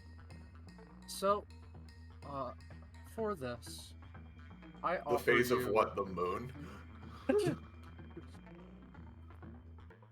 For this, I offer you that Frontlicera properly activates. Her basic attack becomes a bonus action. So I'm not gonna lie, we're gonna be doing that one, Chief. We're actually that's a +8, but I mean, Yeah, take that's it how a you 12. want. You catch it in the back, and it actually does get hit. And what was that accursed word again? Deviation. Rebellion. No, it was deviation. I'm just thinking about the use case of it. This was an idea that I had a while ago, so I guess we'll try it. I want to functionally use this to have it deviate from the shape it is currently in. I know I said earlier that I'm worried that would just make it more powerful, but currently I'm thinking that it will make it less because of how large it is. So, that's that. It's so incredible. Literally, the second you started getting the roll bonus, your roll started getting bad. What happened? Am I nerfing you? Listen, usually it's fucking Vice, and I cannot stress this enough, Versa. So I'm not gonna be complaining. Am I do shit at nerking champs? Like, I don't know. I wouldn't insult yourself that much. what I would say, right, is you use deviation on it, and the picture seems to clarify. It stops being the Hat Man for a few seconds, and it actually looks like a pretty nice image. You get the idea that this is already a deviation of what it is meant to be. And deviating it again seems to be sort of switching it back, question mark. It's also very hard. You can tell this is not inherently an epithet effect, and this thing almost seems to be more pushing away at epithet, but it also appears to be working. You can't tell how much of this is its incongruous nature and how much of it is it. The fact of the matter is that as a reflection of me, you should be able to handle epithets quite well. So I'm not surprised. That's me. Speaking of, as Arlia says that you should be able to handle epithets quite well, right? So Bahidi, who locked herself in the sarcophagus earlier, right? Having taken the attack, the sarcophagus would now open, and giant fucking, black bone skeleton man, right? Would, emerge from it and go for a big, fist punch against them. You punch a nice image of Arlia in the chin. Yeah. It then, after performing the punch, the skeleton would sort of morph back into sand and start falling apart while it also congeals back in the sarcophagus, Bahidi stepping out of it and closing it again. Watch where you're aiming! Her eyes are fucking shaking. She is ducked on the little bench. I thought I was very clear. Sorry. That's all. I imagine as stuff is going around, Everika is still wildly throwing punches as they're getting beaten up. I imagine literally what happens in the lower corner here is Aika and Elixivith go in to attack their respective ones, and their sights clash against each other as they just happen to move in that position and then get sent back a little bit, and they both take cuts across their body. Aika's nose starts to bleed rather heavily. She doesn't seem to have any actual physical wounds.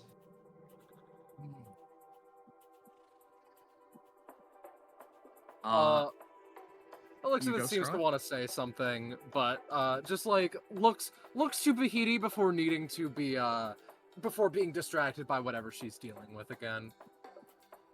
Let me know. All right. Gravity fall over to Everika. She's throwing punches. Yeah. Just kind of like he's diving out of an airplane, reaching out, grabbing Everika, and then immediately, as soon as she's in his grasp, switches gravity and falls into the thing. She screams, she falls into it. The thing is just huh? Whoops, sorry.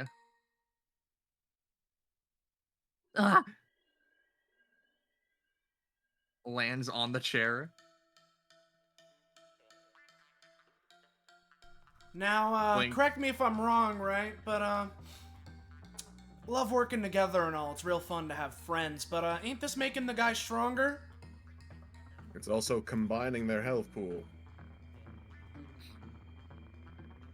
Isn't that worse? Wait, how do you know that? Is this a video game? Everyone says out of character, I guess. It can only move so much given a period of time. This restricts the amount of times it can attack, if nothing else. Yes, that. Wait, did you not know that that's what you were doing? I figured it was something like that. Anyways, Ebino, go on. Then just goes in for a slice. You stab into it. It's slow. You see its left hand, which had the sort of whale-shaped gauntlets, is now mechanical and goes all the way up to the forearm. And you see a lot of the other parts it has go mechanical.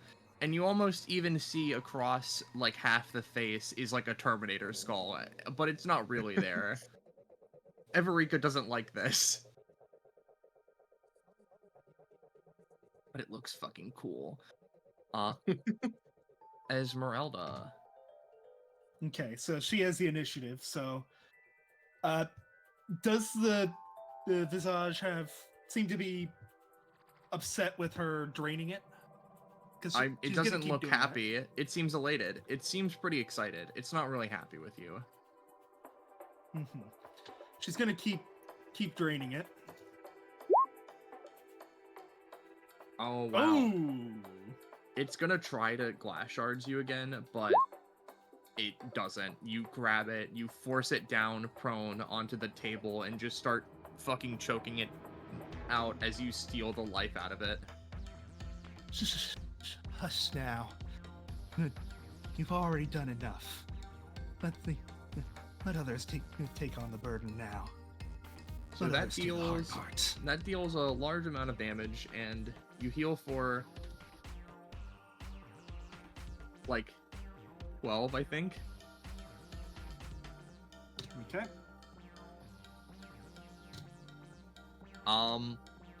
Esmeralda is just soloing hers in the corner while everyone's like, "Well, let's just try and make a big old canvas." Well, see, the thing is, Ebino's the only one that's making the big canvas. He's just throwing other people at it.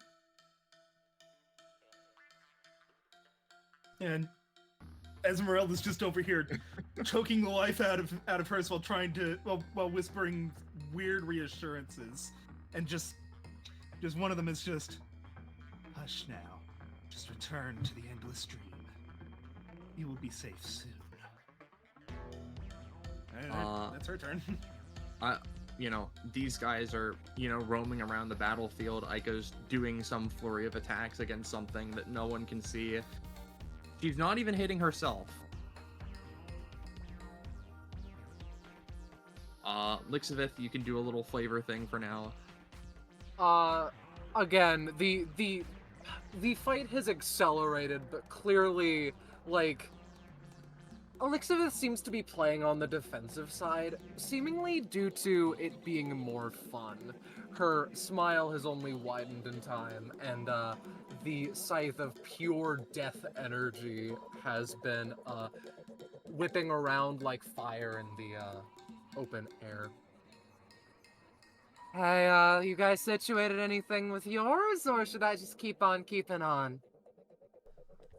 Arlia and Ebino over here, look to them, and then the creature are thinking if we combine them all, they can't act as much, so we can smother them. Oh, what a shame.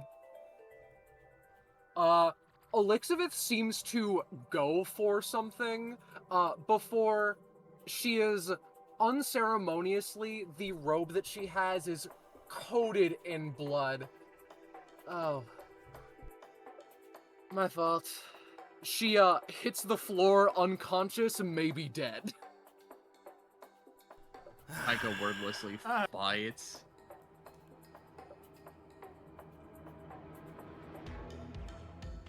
Arlia. She, her eyes are open this time, but she still, like, wanders a bit. I'm giving you purpose, so come on, try again.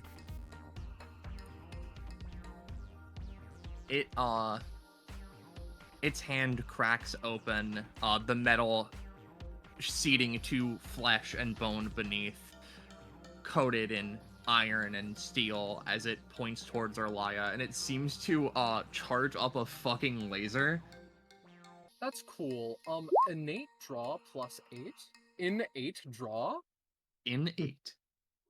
Alright, oh, dearie me. Oh no, I know what to do here. It wants to be a canvas so bad, let's do just that. Arlia's life, up till a specific point, has been very depressing, and she has been very apathetic, as one may say. With no hesitation, she as it's charging up, is going to run forward with this energy in her palm and force it all into the beast. And force it to take on her shape more than anyone else's. Hmm. And that's a 10, baby. It will attempt to do its beam. What I'll say, Arlia, is you grab onto it, you grab onto the hand, and as it fires, there is just a hole through your shoulder, but like very quickly, it loses that. Its hands return to 2, it has sides. It actually seems to take a lot of damage. Very well. How much damage is that for me, though? I'll say 6. Just in case, because Orlia hasn't done this, and it's been a little itty-bitty bit. We're gonna Shatter Shell, actually, so, All right, you get that proficiency back. Arlia, I'm gonna say that damage is 0. Alright, that's a fair assessment. She shatters and everyone's like, "Oh my god, what did she do to She's herself?" dead. And she's like, "Nah, she's good." She situates herself back in one piece fairly quick, but that's me. You gain another charge. Blebino. Arlia keeps finding the One Piece out here. Oh, indeed.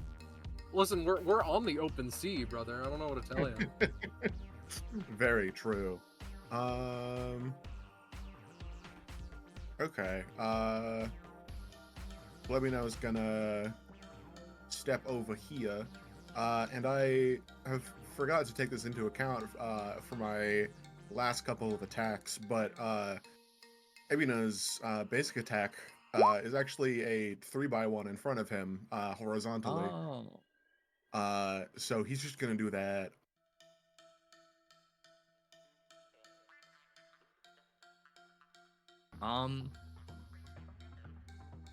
Well, it did use its action to try and trifle with fucking Arlia, so I don't think it can act here.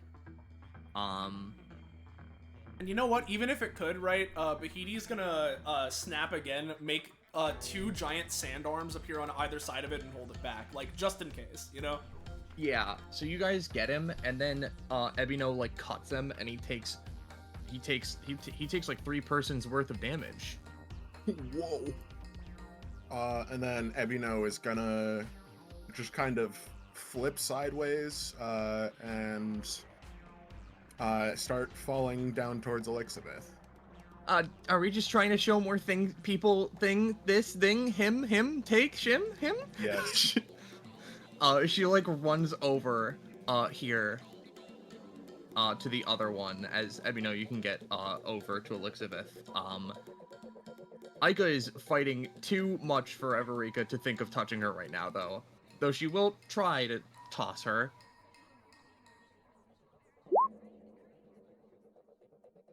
Aika effectively just fucking does one of those like assisted like jumps off of Everika's extended hand and like flips over here. Esmeralda. Yes. Okay. Your turn. Do I still have initiative, or? Yeah. She gets a manic grin as she looks at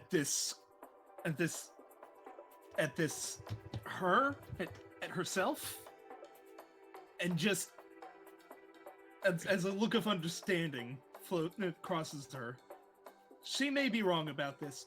She does not know, nor does she particularly care. She's going to act on this anyway. I get what you are now. If you're me, you're a fragment, just like I. Just don't resist, and we will be one again, and we will find the other fragments, and finally, I'll be complete. So just keep still.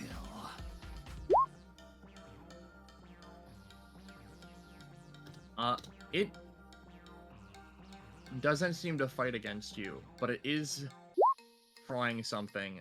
It doesn't seem to work as you fucking get him again.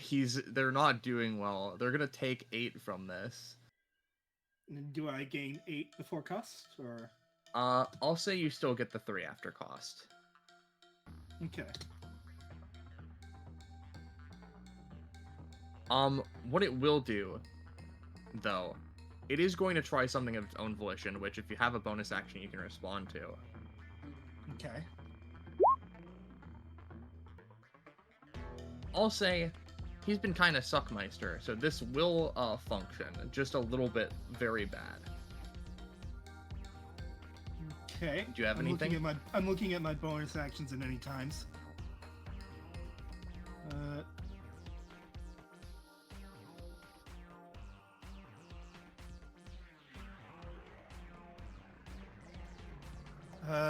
Let's see. I've got. Yeah, those are all my abilities are main actions. So my passive though.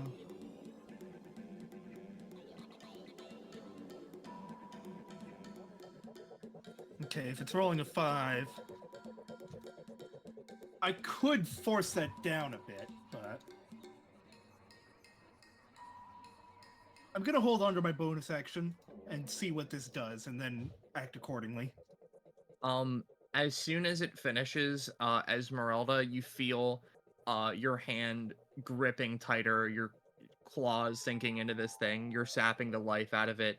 You blink once, it's still what it looked like. It still is just this formless thing with teeth and eyes. It was Esmeralda for a second. It still kind of resembles you for a moment. You blink again, it's Raphael. You blink again, it's someone else that you fought with or against. You blink again, it starts flipping and flitting between various images. You take Esmeralda, 3 what? damage. Now you can also gain 3 fracture, although, playing devil's advocate here, fracture is a form of her sanity going away, so mind games and mental torture would do more, give her more fracture. I'm not going to advocate for one way or another, I'll just let you make that decision. Well, here's a fun thing that I wrote. So sure, how about we roll them bones? I think you're gonna gain some. I only 1. Okay, shattering, is that... That's Is your that a- status, I thought. Okay. It's called fracture, but yeah. Oh, fracture. Sorry, I thought it was called shattering. My bad. I'm Also, fake GM. Also, it only just occurred to me that I completely missed this. How much bleed did it give earlier? 3. So you would have taken 3, and then probably 1, and then it would be gone. Okay, so it'd just be gone, so I'd take the Yeah. 4. I mean, that would put me into broken, but... Either way, is that the end of your turn? Hold Or on. can you have something, do you have something new and, broken? I do have a swift action in broken, but I don't want to use it. So I'm gonna pass. Alright, Arlia. I should mention that I guess in particular for Esmeralda, the sensation of Elixivith dying is the sensation of, huh, that person is dead, but I sure can't collect their soul right now. Just as a small thing. Top of the round though, she gets back up. Yeah, Esmeralda knows what Elixivith's about. Jeez. Cracks her neck. You never get used to it. Anyway, back to Arlia, though. You cannot be every color at once, so continue to be mine. She makes a rough come here gesture and is just going to allow this one to attack first. Goaded into attacking her. See what happens and what I can do to prevent it. It is Also, doing the thing. Sort of shattered. Feelings are shattered again.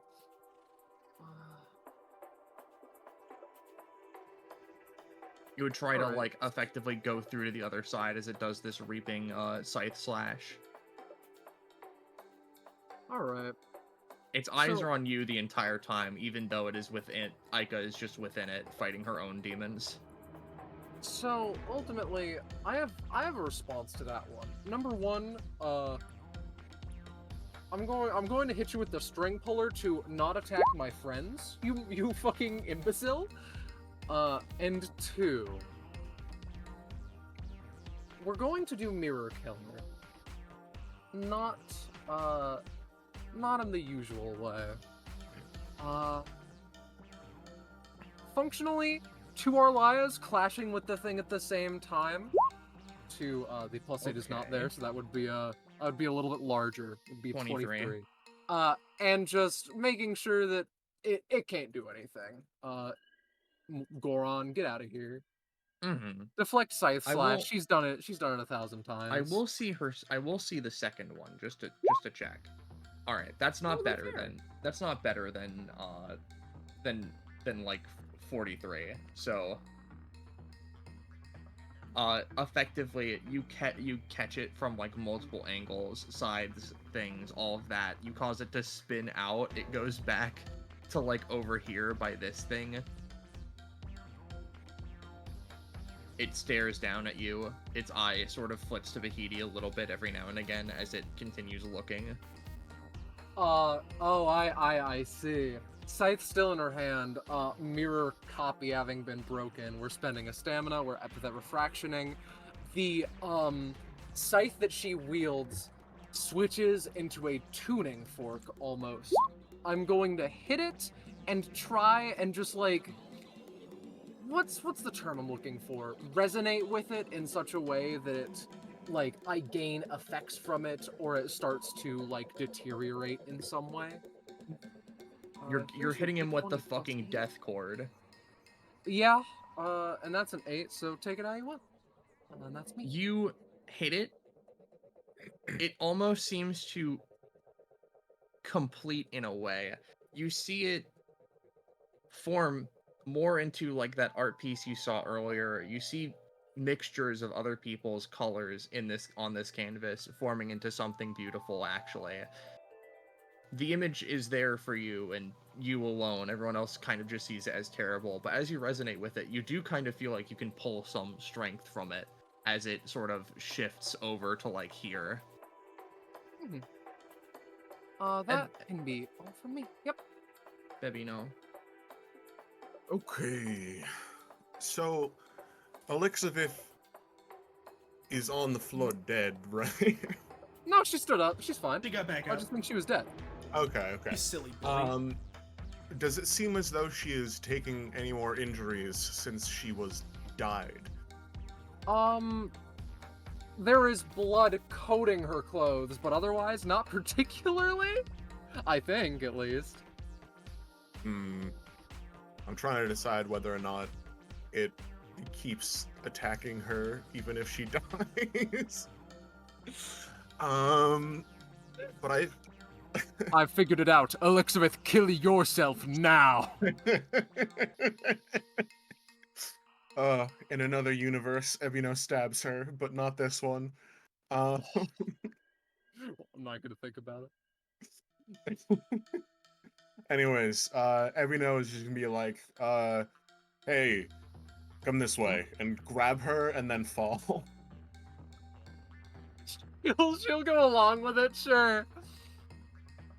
And as Evino's going for this, Evino's little helper, Everika, goes and just tries to shove Aika in the way of Evino and Elixabeth. Elixabeth will try and grab her. Oh no! She's having too much fun. I'll say Elixabeth, you can get it. Aika literally just like cuts Everika by accident. And she like falls back onto the chair. Aika's pulled to Elixabeth. They both fucking smack into this thing. Fall forward. This motherfucker's a rainbow of colors. It forms new things from them. Aika blinks, turns, brandishes her scythe, blood streaming down her face from her nose.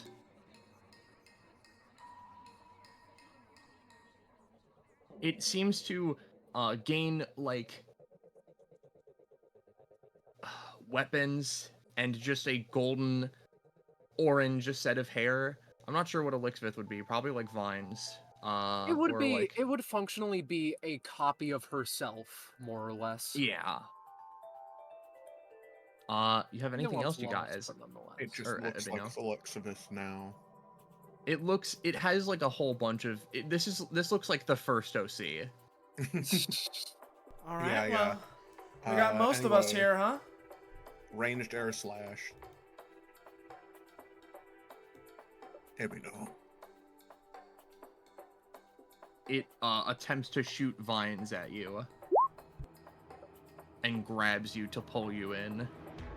Alright, let's just move those out of the way as they're coming in.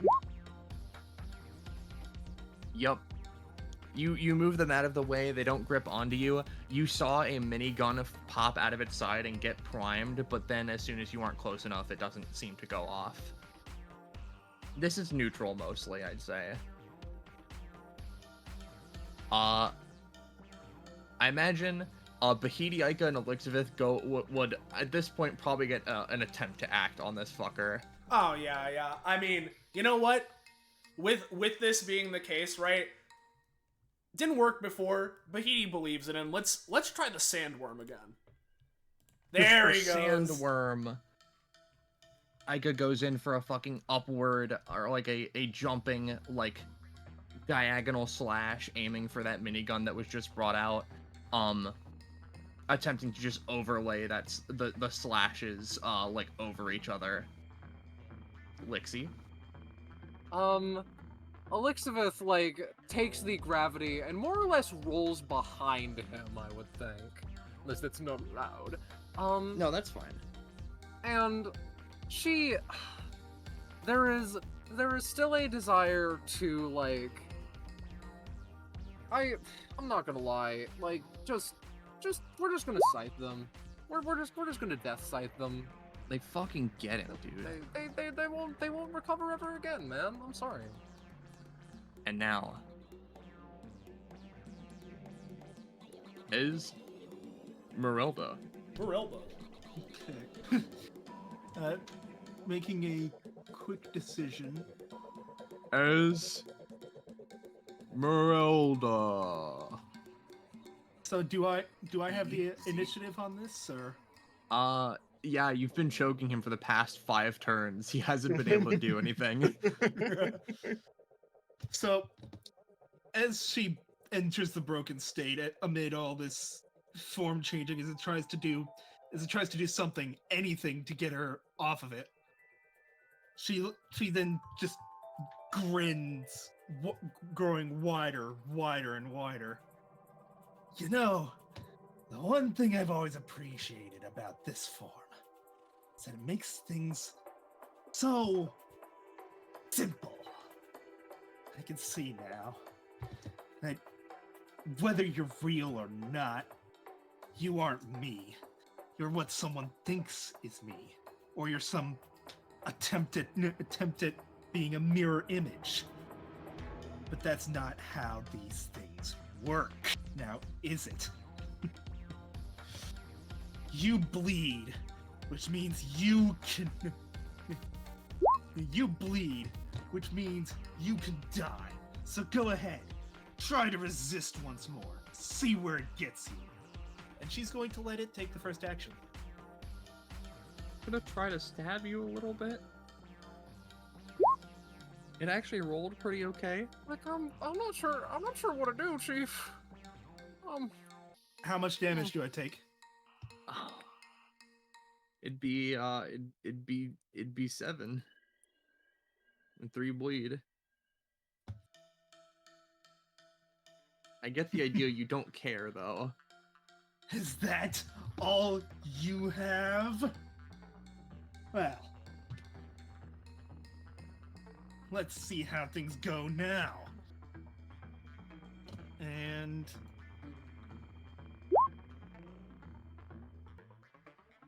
someone if you can see it.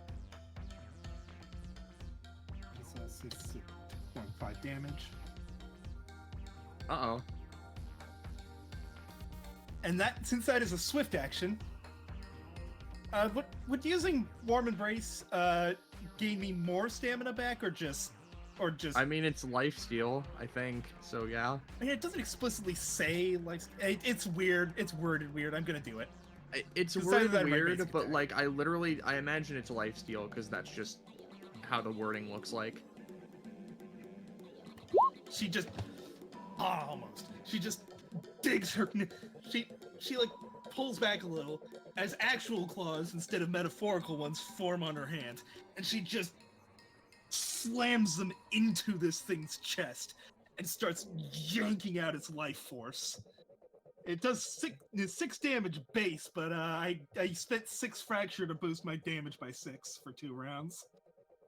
And Esmeralda, as you choke the life out of this thing, as you claw it, you scrape it, you just do whatever you can to kill it and rend it from this world.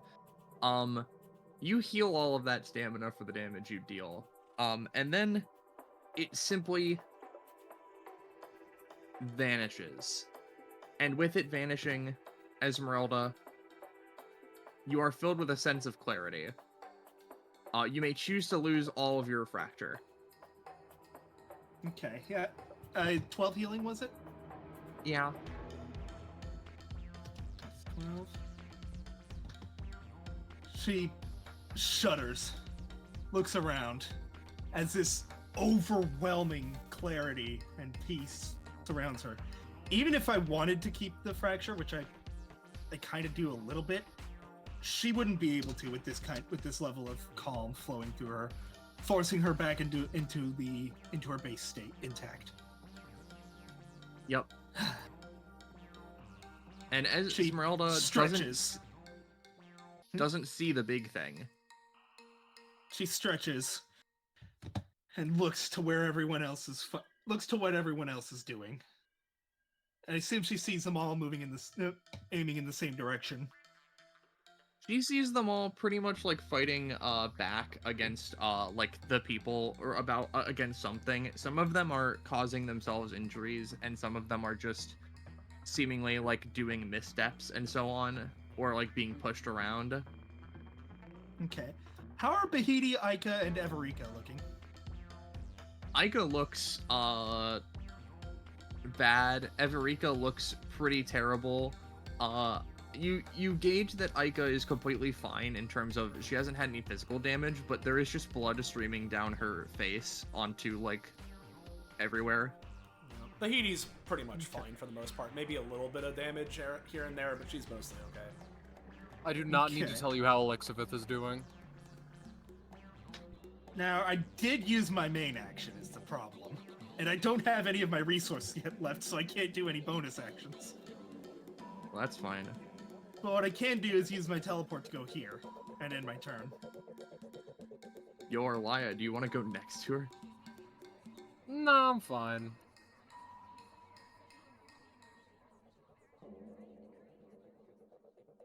Okay, all that's my right. turn. So. Hiccup. I'm sorry. Yep. As soon as Esmeralda's turn is over, you guys feel like you're going to have to try and mulch and chunk through this thing, and it's just going to be a endless fucking slog against a ballooning opponent that just seems to take more and more properties in canvas size just to, show a point or something. And even though Arlia has somewhat locked it into being her, it feels like a upwards battle.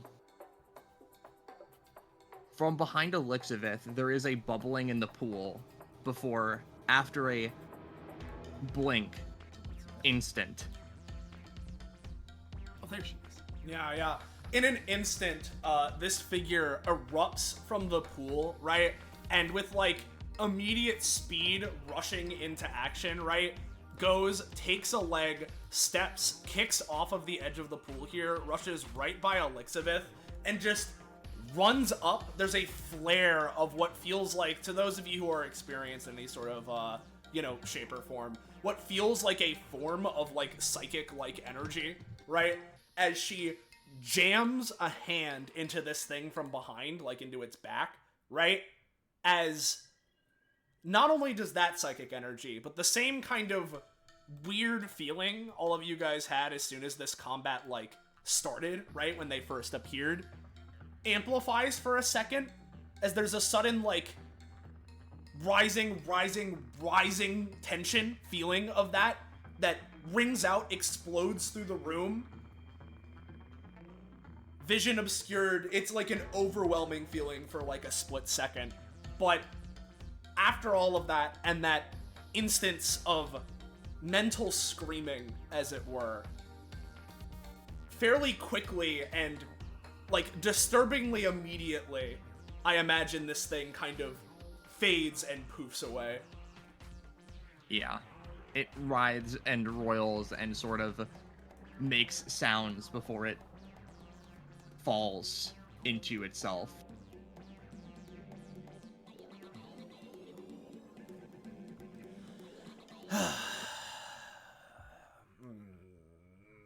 Elixir claps. Yeah, this figure who, for, those of you who have not seen, previous things, this lady, right, incredibly tall. I've, used the descriptor like Waluigi, except without bending his legs, right? In terms of, like, the level of height and length that she's got going on. Despite that, she starts to kneel down a little bit, looks around. Okay, all of you are very lucky I got here. We could have fought for a bit. Don't discount us. Elixabeth takes all of the blood in her clothes, forms it into a little ball, and it explodes out in a little firework, and it doesn't touch anyone. While we appreciate the save, we were able to hold ourselves for a while. You are all the, what did they call you? She puts a hand to her chin. Her face doesn't seem to change, but she's clearly thinking. Remains awkwardly silent for, like, multiple seconds. Palpable silence. You are the people that came in with, the others, yes? For, some sort of a job? Something like that. Something yes. esoteric like that. Yeah. Oh, wait a second. Arlia, like, raises a hand. Looks to Arlia, doesn't say anything.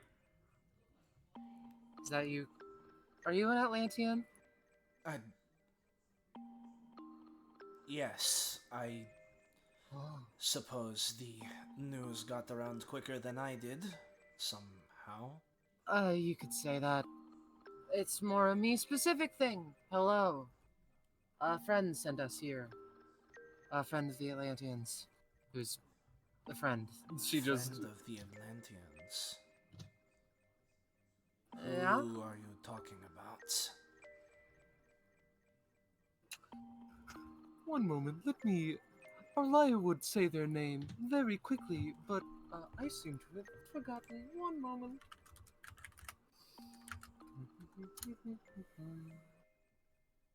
Was mentioned offhandedly at one point. And now I need to scroll through awkwardly. I am so fucking sorry. It's okay!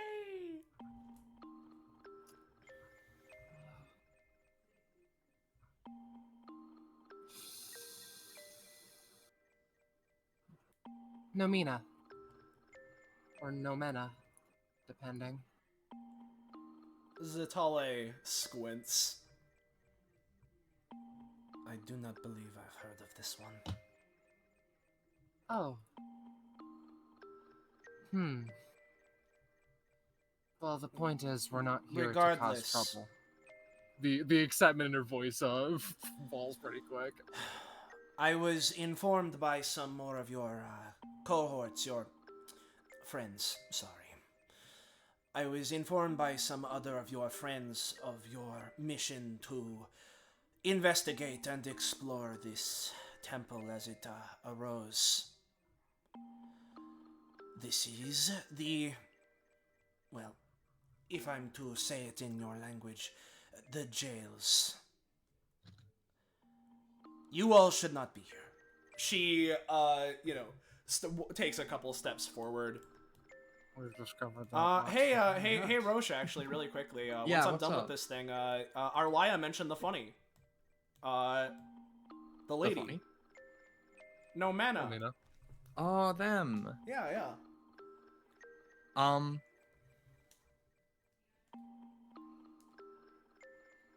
Fuck, what am I, Well, sorry, I okay. got called away. I'm very Alright. lost. Yeah, hold on a sec. I'll message you. At the best time as always. You get called away. Yeah, I Yay. missed like 90% of the whole conversation. Yeah, it's just Soul can just catch you up. It's fine. Yeah. Also, feel free to take a sec to answer my question too.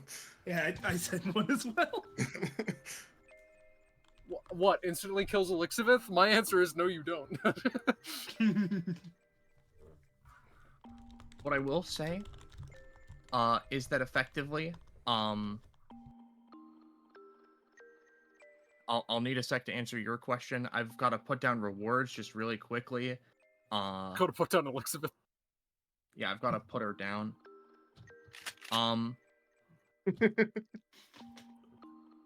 What I'm gonna say, I don't think that was particularly difficult, but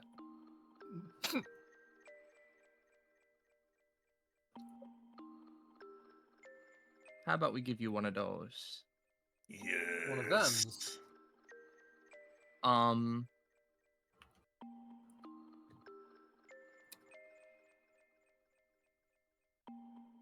My girl's back at 99. Just another way we're doing it better.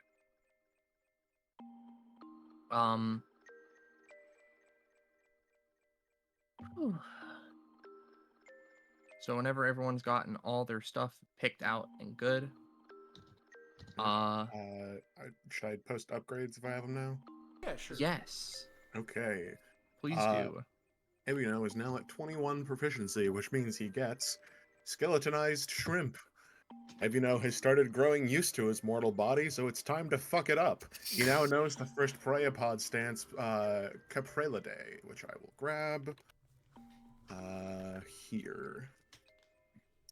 Ebino's body shakes and trembles as his muscles and skin shrink, while his bones begin to elongate inside of him. This causes all of his limbs to extend, granting him double movement and triple range on his basic attacks.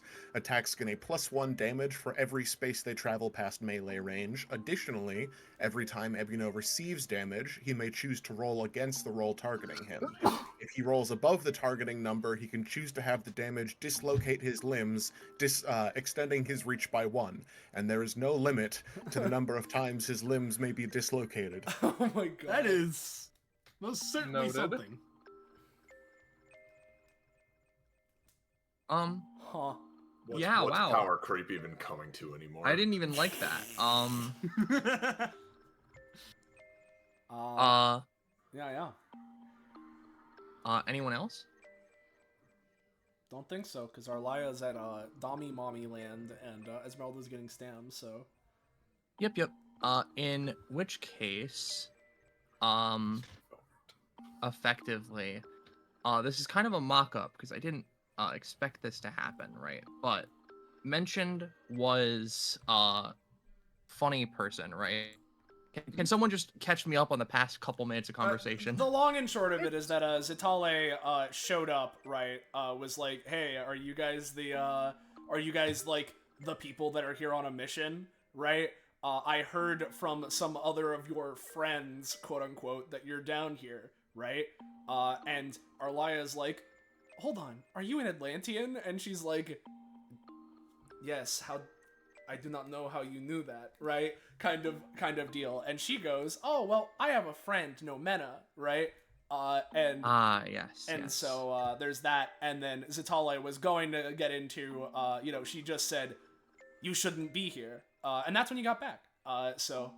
Yeah, so effectively, right?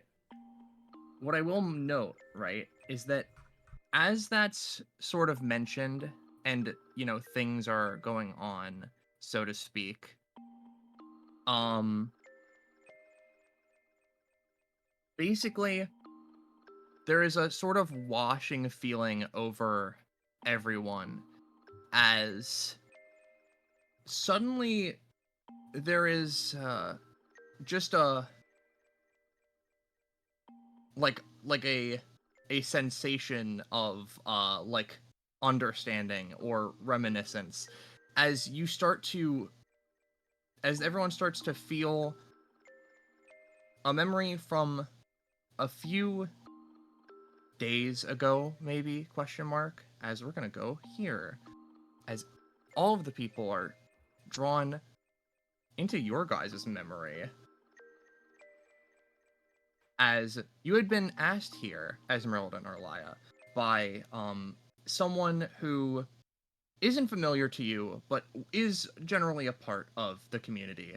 They are, in a sense, not a very high on the Reaper Council, but they were, in some ways at the very least, at least decent at their job, kind of quote-unquote low-ranking. They don't pull in a lot. They have a tent that is a fortune teller's type thing, as you hear them shuffling around inside, effectively. Arlia looks at the functioning door and contemplates. Usually when it comes to the manors and castles and such, it's just what's the term? They are massive things that cannot be opened by one person alone. There is an unspoken, this one must be unique. This Reaper. Yeah. Esmeralda seems to pick up on what you're putting down here. It just says, shall we?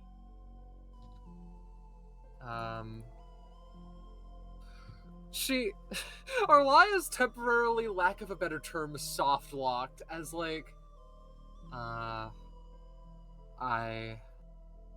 Velatry would request me be kind to my elders, so she opens the door.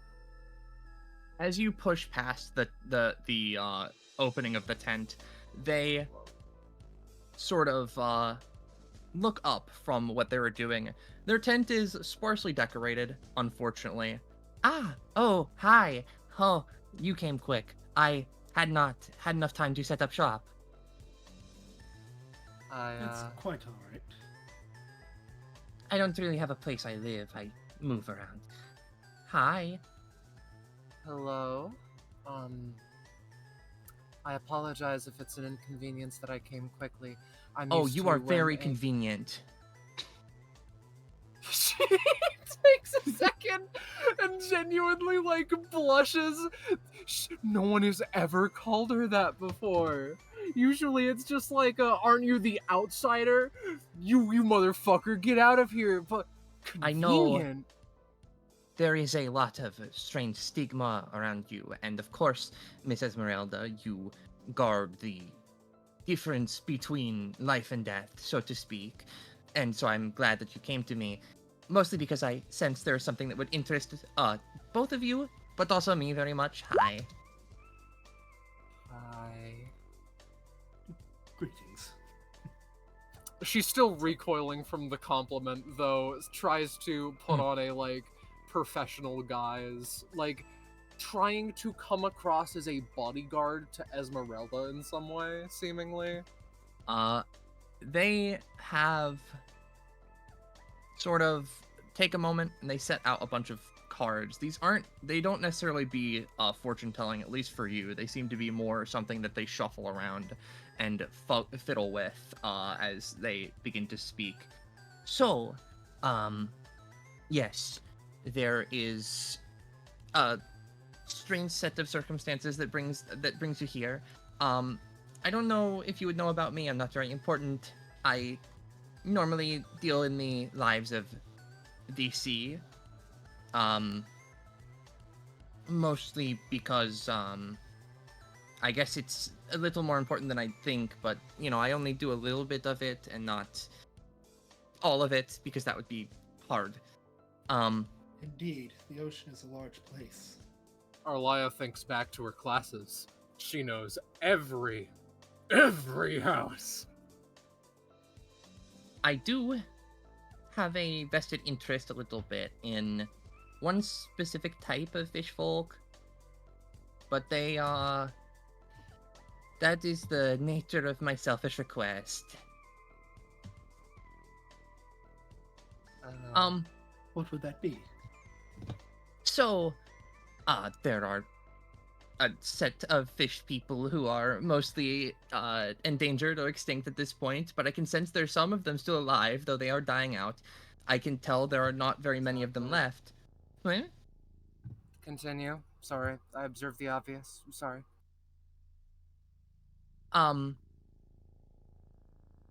Well, they are called Atlanteans, not like the human ones that live in the Atlantis. They're actually something different, and they're like my favorite. And they're gone, and I can't see them anymore, and I'm sad. So I really hope. I know it's not really our business to fiddle with the lives of the living or the dead, but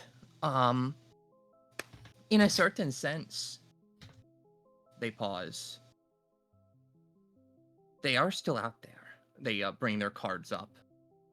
And I can feel them. And I would hope, potentially, maybe there is a thing that I may or may not have gone to the human world to understand that probably is going to involve them, most likely, that I would like for you two to go to so that you can find them. So, she like holds up a hand. She has dealt with chatterboxes. She knows the brothers well. She just holds up a hand to signify, give me a moment to speak. So, ultimately, your request is to assist this group of people, and you think that that opportunity will be available in the material world at some point soon. Yes. Okay. Do you have a general region of the material world that this is likely to be in? I have a stab in the dark, Arlia says. This is going to sound incredibly stupid. Mostly because I kind of divined some of it using my cards. But it is going to take place in that place you know very well, in the material. There it is. Suspected as much, but wanted to confirm. I don't really know if they'll be there. I hope they are.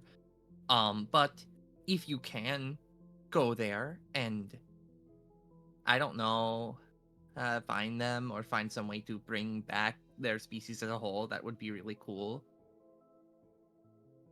That is... I'm not sure that's something that it's within our power to do, but we can. I know protect it's super individuals. irresponsible, but you know. Arlia, like, I'm not sure if this, like, bubble into memories allows you to feel how Arlia feels, but nonetheless, I shall explain. There is the sensation of, like, oh no, I'm being set up, aren't I? Someone's going to do all of this work, and then I'm going to be there, and it's like, I requested her to do something, and then she didn't, and that makes her useless, and she might as well not be a Reaper at all in the first place. Basically, she's the scum of the earth, the underworld. We should exile her immediately. But nonetheless, she, in the span of, like, 3 seconds, calms those words and says, we can try. Indeed.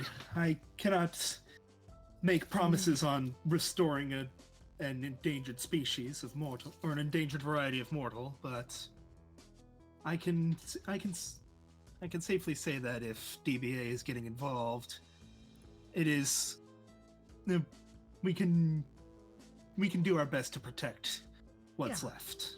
Yeah, and I checked the books, and we aren't supposed to bring anyone back from the dead. That's very frowned upon. We're not supposed to do that ever.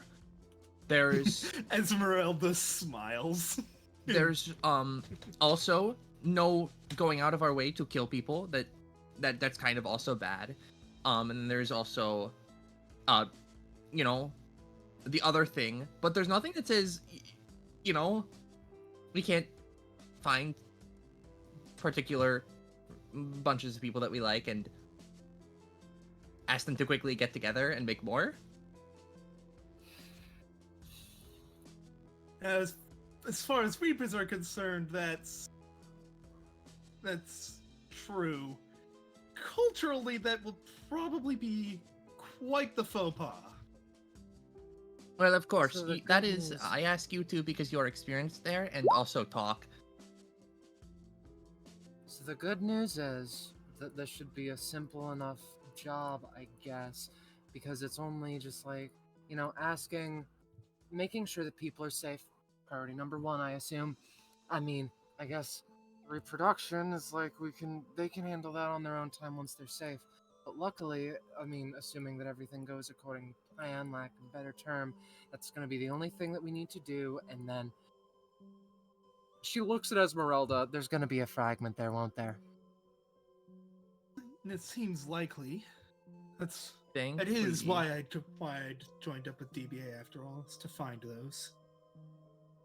Thankfully, I believe there should be one there. I mean, I divined most of this with the cards, and I asked. Well, I mean, I hope there is. I mean, I can't really tell. These are mostly accurate, but also I'm kind of reading soul cards, and that's difficult. But The point they being, set the cards down. the point being that there will be some of these Atlanteans, and they are going to be in some active form of danger, correct? Probably.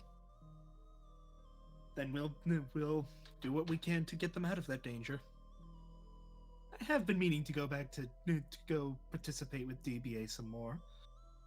It'll be nice to get out there for a day or few. Well, I'm going to need to do a lot of things because this last month-ish has been just pure veletry training, and it's been an absolutely wonderful time. But now I'm going to need to say that we're actually doing something on the commands of a different Reaper, and I'm probably going to need to explain the situation fully. Unless the point is, I'll be roped into that now, and so I'll situate all of that. When is the deadline? When do we gotta go? I believe there are few days between now and then. Though Okay. time works differently, Okay. so I'm not sure. No, yeah, that's fine. That's fine. That's okay. 3 Thinking days. of it, I'm not really used to days anyways. I operate under 3 different time scales. They fucking mumble to themselves. I am very used to. I'm not used to days either. Point is, I'll situate it. It'll all be fine. Yay! Audible gulp. So we'll situate that. Esmeralda, I trust that you can get back to your place in one piece and quickly. I'm going to do the same for my own place and quickly.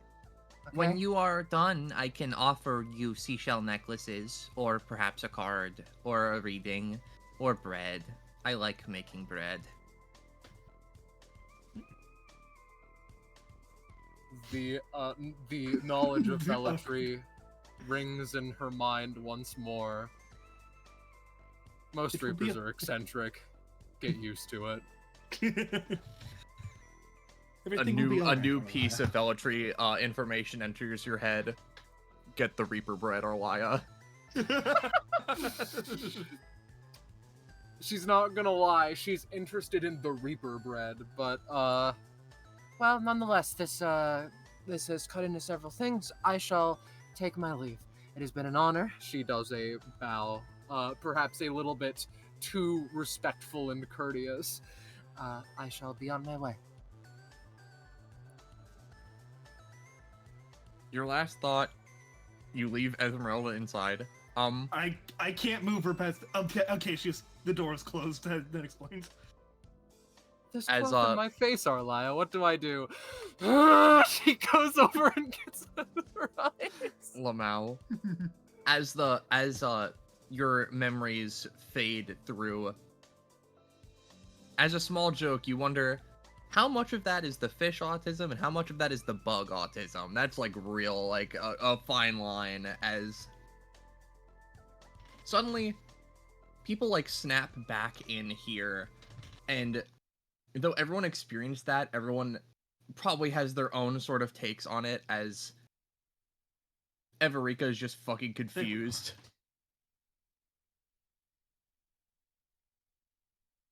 Wow.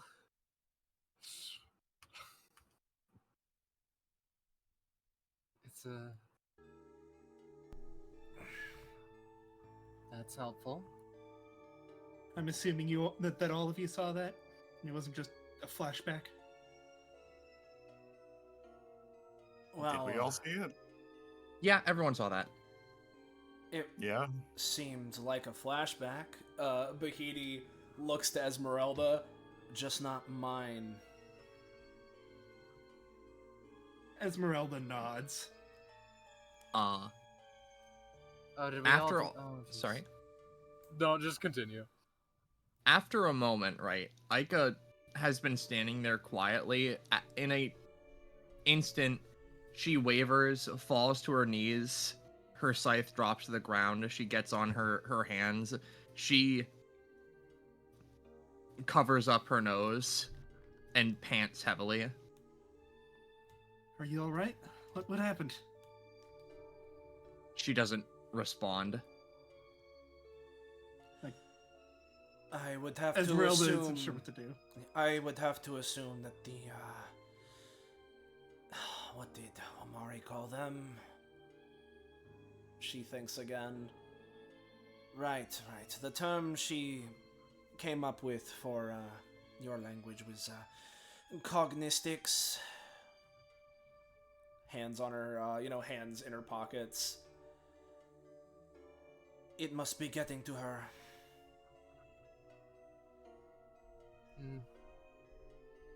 Damn it. Well, that's cool. Yeah, that's who we were requested to do this for. Arlia thanks the Lord and Savior that she did not use the term wildlife preservation as she contemplated doing as such.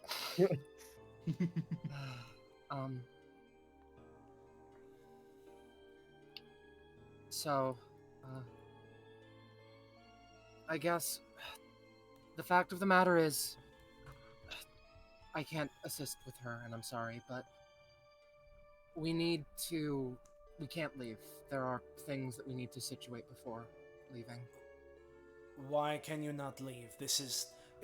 She puts a hand to her, pinches the bridge of her nose. This place is, as I would hope you could tell by now, incredibly... Very dangerous, yes. If you stay here for very much longer, you and any of your other friends will be torn asunder. Well... Again, I request you not underestimate me, first and foremost. Secondarily, the fact of the matter is...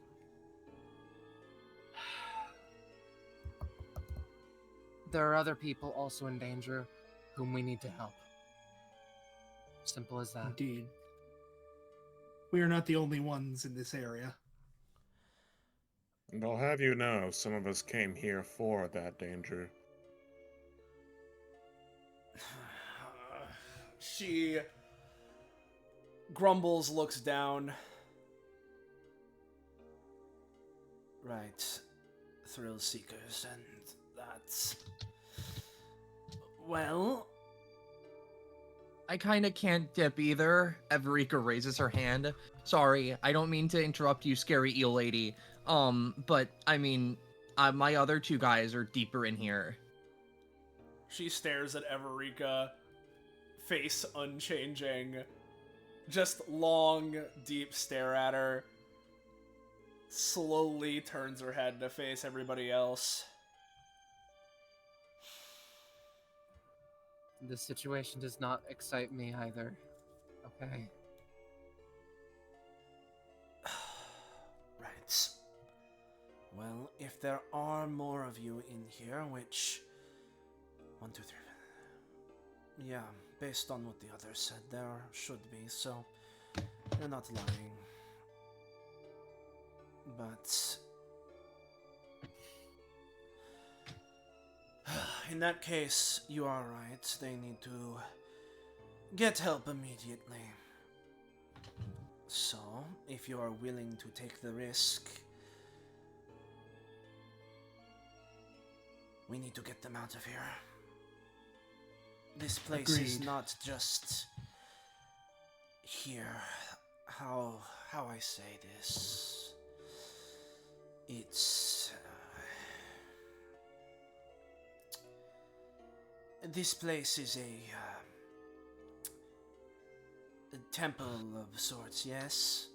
The building you all came into? Yes. Yes, Yeah. this has been... This is not been- part of that temple.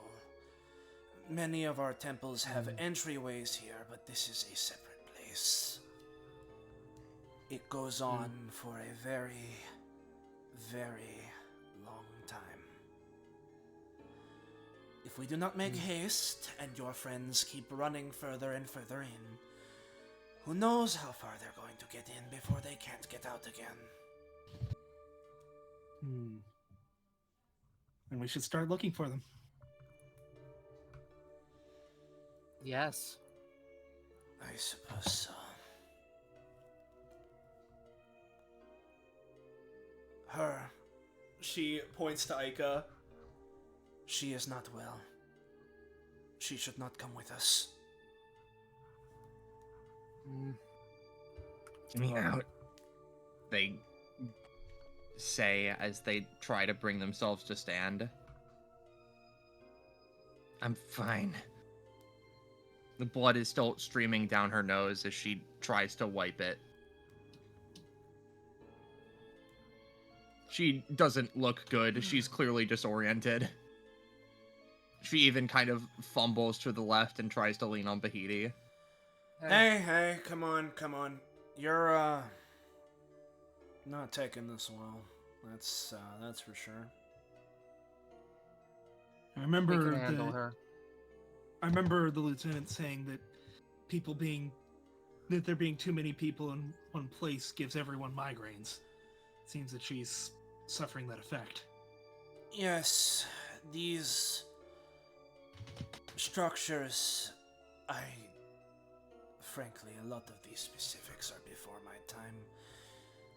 But a lot of things were put in place such that those without cognistics or what have you, our abilities,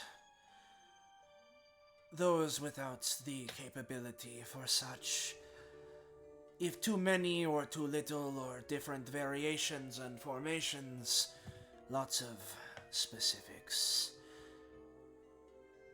are in one place for too long, it gets more and more agonizing. It's like a built-in defense system. And once you start feeling the effects, it only gets worse. If you start feeling it at all, staying in here is greater a risk than ever. So what you're saying is we need to get her out of here immediately. No, we need to get her out of here. Elixabeth rolls her eyes. Oh, Fact come of the on, matter we is- just got here, though! But he, We kicks the Just ground. got here. Listen,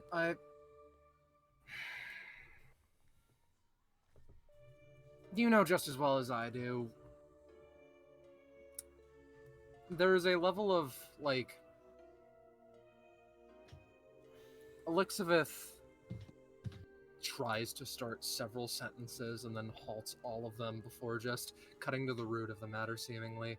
I know the kind of shit that epithets can do to people. I died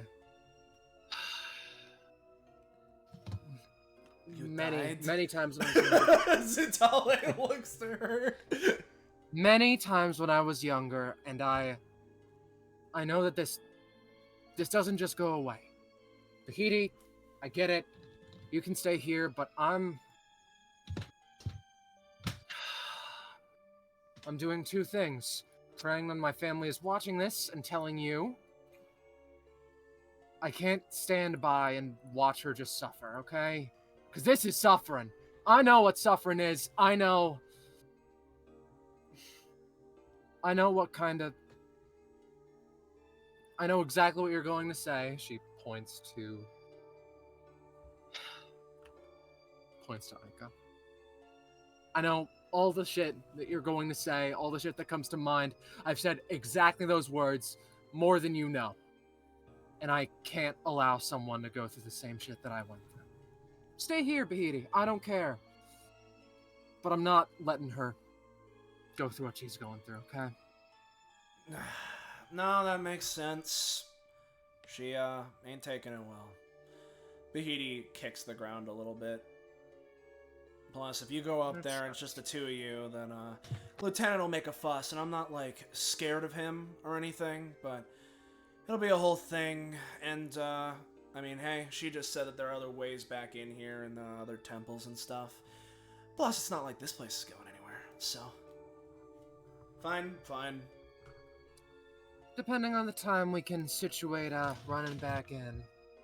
Worst comes to worst. Yeah, no, I can work it out. At least You guys want to hopefully go not into the back? prison. Yeah, hopefully not into the prison section, because that seems like a bad idea. It is a Oh, very yeah, I mean, bad maybe if there idea. was a fish folk boutique or maybe a funny restaurant, a themed cafe, but here? I do not know why you would want to come back here. I do not do it because I like this place. I do it because no one else is. Like, her hand clenches as she seems, obviously not happy about this situation.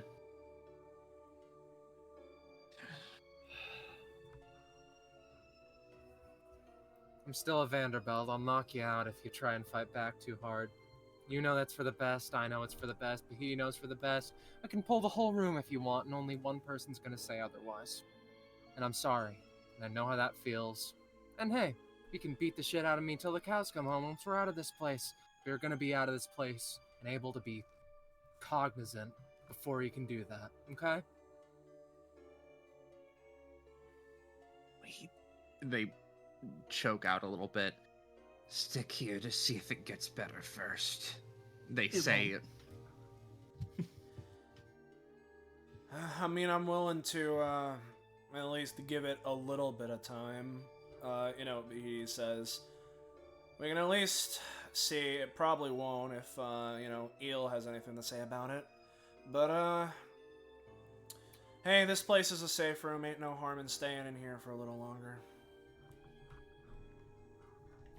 Fair enough.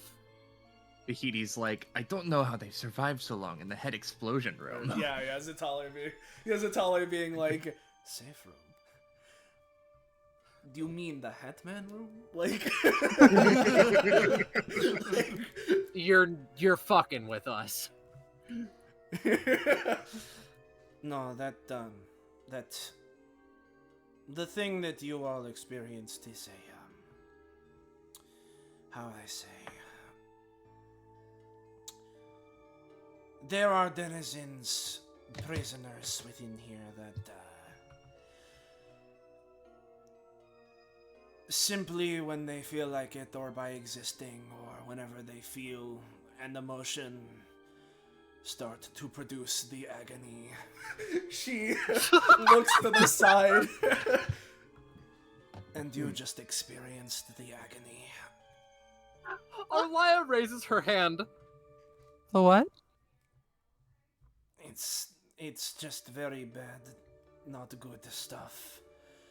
Imagine I'm the surprised. thing that Aika, or you, hold on, you didn't introduce her. Imagine the thing that that woman is experiencing right now, but targeted more so. Dude, They wanted her to feel that? What did they do that to me? They're not going to do it to you or to us. It's okay. Don't worry about it. It's fine. Okay. Okay. I'm surprised I've never heard of some of these. I figured my siblings would be quite interested in some of their abilities. Oh god, I have a terrible joke. This is not canon, this little segment I'm gonna do, but after this we can move on. I just want to say, have you heard of the Dimension Devourer that broke out of the zoo? No. No. That is because I am a very quiet Dimension Devourer. I have not. Oh, Yeah, yeah. Yeah. But I do not know who your brethren. You're not Atlantean. Looks to Ebino, but I No. sense something from you.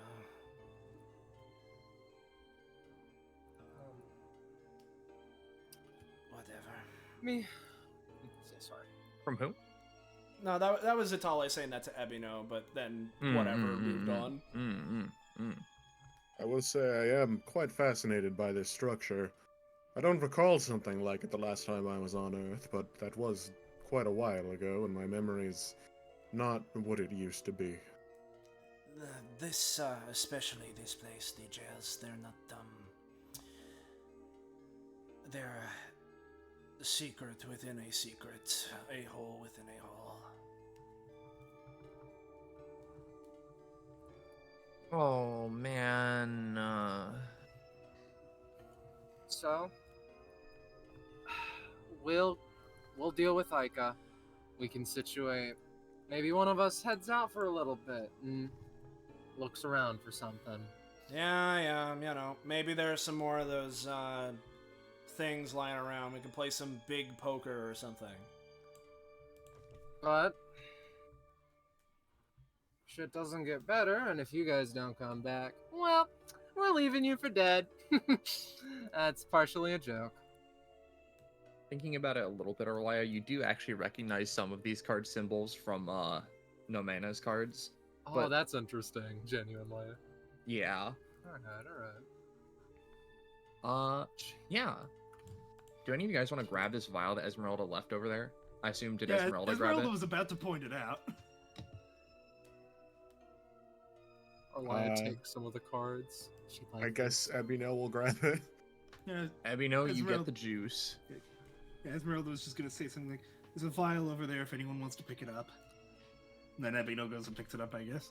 Yeah. Oh god. Ebino also picked up the one that was down here earlier. I don't Oh, think okay. People noticed. My bad. I didn't GM layer it. You can have that. Oh, Oh man. Actually, when you say the vials, do you mean the pink stuff? Zatale says. The Yeah, goose. yes, actually. Okay. Oh no, Those are I do children. not know what that is. She like shakes her head a little bit after Esmeralda letting just it gives her a look. I just Great. when we saw the others, they said they were collecting it, and I don't, and neither do my friends know what that. Man, I hope it isn't something like weird like pee or something. That would be really bad. Alaya just shoots Everco a look. I'm sorry, man. I'm stream of consciousness right now. Everything's bad. One Let's work on last little fixing it. request. Hmm? She walks up to Esmeralda. I hope I've made it pretty clear that I don't appreciate you judging a book by its cover. Okay? Esmeralda like smiles and gives like a deep nod. Leaves it at that. Come on, Lix. Let's see. Any of the big poker cards strike your fancy?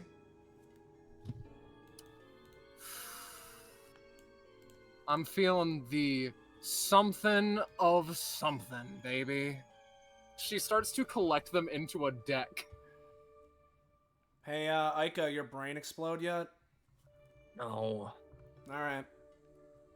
Don't fucking Show me a bother her. fucking card. She looks at this like nervously, now all in a pile, like deals one out. The head Wanna play explode card. round poker?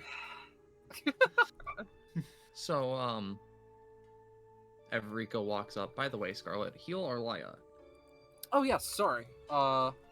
So, like, are we gonna go? Are we gonna go to the door to the south and like keep going, or can I just stick with the scary ladies, or am I? Am I gonna like?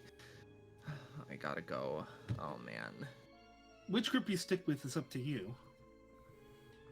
Could always have another for round poker, Elizabeth says, who's taking a seat and making another chair from wood. Hey, come on, hold on, move over a sec. There's enough room for the both of us. Ica shifts. You could probably use that chair as the table if you wanted to. Probably. That'd be funny, but like, there's a perfectly good table right here, dude. Come on. Oh, I can't say that. I can't say that. What? Is it all No, like no, looks no, no, no. All right, hey guys, I've got to go find the other two. So I guess we gotta go. I'm gonna start going Hold down. on. Wait. I'm gonna start backing up. That is the way we should go, because I presume, based on how you are speaking, you came from that way. You know, points. Yeah. You did. Right. Then yes. There's we nothing should, but the scary guy there. The yeah, Dimension Devourer. on that, there is Oh my god. very likely going to be a more scary guy along the way. So be very careful. Yippee. I mean, if that guy devours dimensions, what is he gonna do to me? She doesn't respond to that. Let's get going. Okay, goodbye. I don't know how to refer to you guys other than the goths. I'm sorry. That's fine. Arlia keeps a wide berth from Lexi. Thank you for the Lights are off. help offer. They say Do to you have, like, Elizabeth. A name? Oh. What? Yeah, Zatali's name tag has Oh, been invisible this whole time. Right. Ah, I right. am Zitale. Bing bong. Maybe I'll Pleasure rescue to you meet guys you. in a bit. See ya! She Stop gives throwing away. playing cards at us. And as you guys continue, you see the hallway gets a little bit like, you know, I believe just generally no, it stays the same. They're just designs along the sides as you keep going, and you go to here. Top left, I shift ping you. Yay. Let's see if Roll20 accepts it, because I zoomed out. So, like, I've basically committed the original sin. Here we are. Yeah. Hey, my vision cone reveals there's someone here. Yep. And these halls have felt the same general sort of like protected or like variably like fine as the safe room that you guys found. Though it does look like it's overgrown and dilapidated by like strands of seaweed and kelp and other such things. And in this room, you see there are a couple people arguing. What are they arguing about? That's up for Iris and Soleil. Yeah. Man, I'm telling ya, it was back the other way. This is just going deeper into fucking God knows where. I mean, if anything, I'm pretty sure this is around the way we were starting to go, I think. But what do you want me to do? All this place looks the same.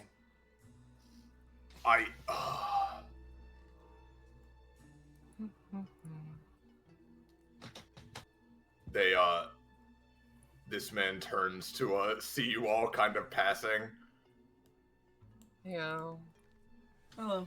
All right, well, some signs of life at least. That's good. It's a stop. Kind of squints at Soleil. Oh, Guys, you're Hash and Knack, right? No, that's not quite right. Why does everybody make this mistake? I don't get it. It's not. They're not that similar. If anything, they should It's be not similar. They should be confusing you and Harrow. Me and Harrow? I mean, Oh, because of the ages. the Right. ages. Yeah, all right, fair enough. If anything, like I'm not saying that they're like should be that, but like if it's gonna be any level of confusion, it should be that. Not me and you. Oh, this is the dynamic. Alara has an ellipsis over her head. Orlia? What the fuck did... Oh no! You're no, playing no, Alara wrong now. face! Wrong face! We suddenly, like, the world falls apart and we're in Monarchy Tower again. Yeah, like literally all before the walls fall apart, and it's like, hello everybody, we're back in another Monarchy Tower. Featuring Hash and Knack. The plywood walls fall Anyway. over to reveal Monarchy. Oh, these. So, or, sorry, are these the two friends you are looking for? Looks to Everika. No, Not even a little bit. I but mean, they're, if you squinted really hard, we could make another team. So, I'm gonna be honest, right? I think that you guys should go back the way we came, because there's a safe space over there. Oh, that's just me. No can do. This takes a step Well, forward. all right. In that No, case, don't tell me. we definitely need to backtrack because we both know Harrow ain't going to be in the safe space. Yeah. In fact, as far from it as possible. Do you guys know the way to the most dangerous, like just unrealistically horrible place? Because that's where she'll be. We're Like, trying yeah, to So find if our you go third teammate. through the safe space and go through the other door there, you'll find a monster that will probably kill you in minutes. Oh, now see, he like rubs his chin with a hand a They're- bit. I'm pretty sure they're looking for something that would kill them in seconds, as me. Have you checked inside this deep hole? No, not yet. No, guess not. Hello? The hello echoes back up. This seems to lead like directly to Ocean. Well, she's down there. She's dead. And it's not my problem anymore, you know? She'll come back again. Oh my god. That's like what? Like a half shark this time, too? Double God. demon. Double demon shark demon. Yeah, something like that. he looks to the side, scratches the back of Actually, his you're head. not Harrow, right? Points back. It's just Holly. No. What the hell is a reincarnation-based epithet? No. Listen. I know this sounds fucking crazy, but it's a whole thing. All right. No, you're just gonna have to go with me on this. Arlia looks at this man. No, I believe you implicitly. I have a problem about that. Yeah, this wouldn't be the first time. You see, this is the thing, right? And I know what you're gonna say, Hack. I know what you're gonna say. Well, would you look at that? Another job where Harrow runs off all by herself, right, and gets herself It killed. is another job where she runs off by herself. And I know the path collapsed and it wasn't her this time, but this doesn't, like, not add to the record. That's all I'm saying. Right? I'm not debating you on the record. That's not The streak is going, brother. It's I still know. going. I'm not debating you on that. That's not the issue here. he like waves a hand. That's not what we're talking about. Yeah, you explain it. I'm sick of it. I'm sick of it. No. I was just so okay. Point being, this happens a lot, and normally, it, a lot of the time we get to in time, and it's only like a broken arm or like bruised. Now, that's gonna look real bad on my face for a couple of days, right? But sometimes it's worse, and this place seems really bad. So, trying to stay professional about this, trying to keep my cool. This is the job after all. We're here. Gotta be all, we're taking this seriously. But, all the stress ain't helping. It's not helping. We got more on our plate now. More the usual shenanigans going through. Arlia takes out her journal and manifests the wings while she's at it. So, how does that make you feel? Annoyed, irritated, sort of like Fair a sense of like, of course, but like not like I wasn't. Huh? Like he's gonna start digging holes again. You say that like I do that like as like a coping mechanism. Like it's just my epithet. Like what are you talking about? Your epithet is digging holes. No, it's not digging holes. Yes, it is. Well, okay. Hi, sorry. What happened? All right. Okay. So, let's take it from the top, right? Let's just explain this matter-of-factly, because this is the scenario we're going on. So, if we're all friends here, we just gotta, let's get everyone filled in. And as Nash begins to fill people in, almost as though, again, you guys are experiencing it yourselves, it cuts to another vision. Harrow takes the steps up. This place really is creepy. Yeah, but, it's all good. We'll be in and out of here sooner than we know it. Not too much of great input, fortunately. Thanks to all those little bitey boys. Yeah, annoying.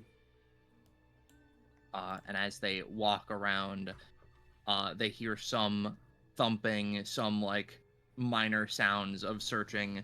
Harrow immediately, her smile disappears. She goes and ducks behind this wall. She motions for the other two to follow. Hack seems to partially dissolve into like slipstreams of smoke and ink as he moves behind cover. And from their vision, they see this thing enter the room. It looks around. It seems to not notice anything.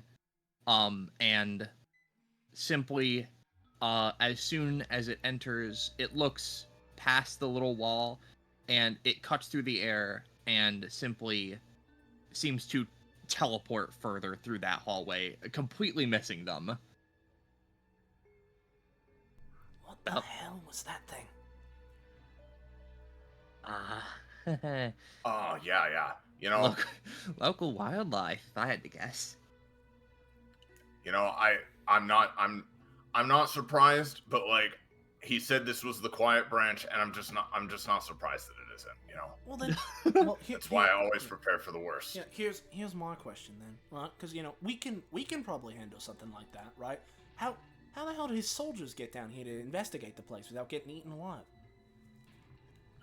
Who knows? Oh well, obviously they were just saving all the best parts for little old me, Yeah.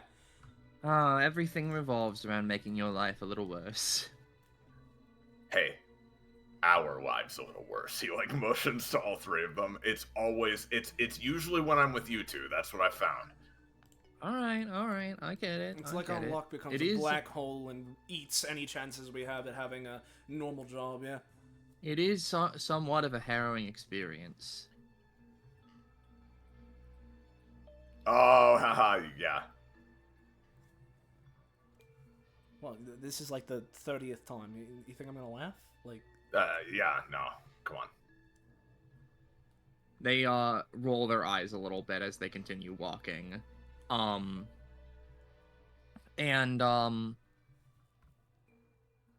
Essentially, as they walk in and through,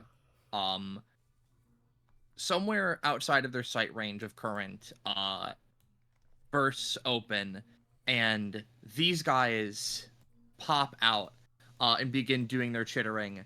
Harrow immediately sighs. She draws her stave and a rapier from her side. More of these little freaks. All right. Just keep coming. All right, let's get rid of them. As effectively, they pour out. More of them begin to pour out, and then it seems like their chittering attracts the attention of something, as it actually teleports back upon hearing sounds.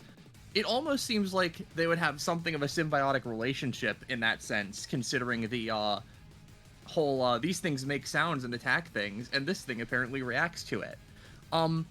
Though, as they are like dealing with that, there is someone who arrived from down the hall who takes stock of the situation.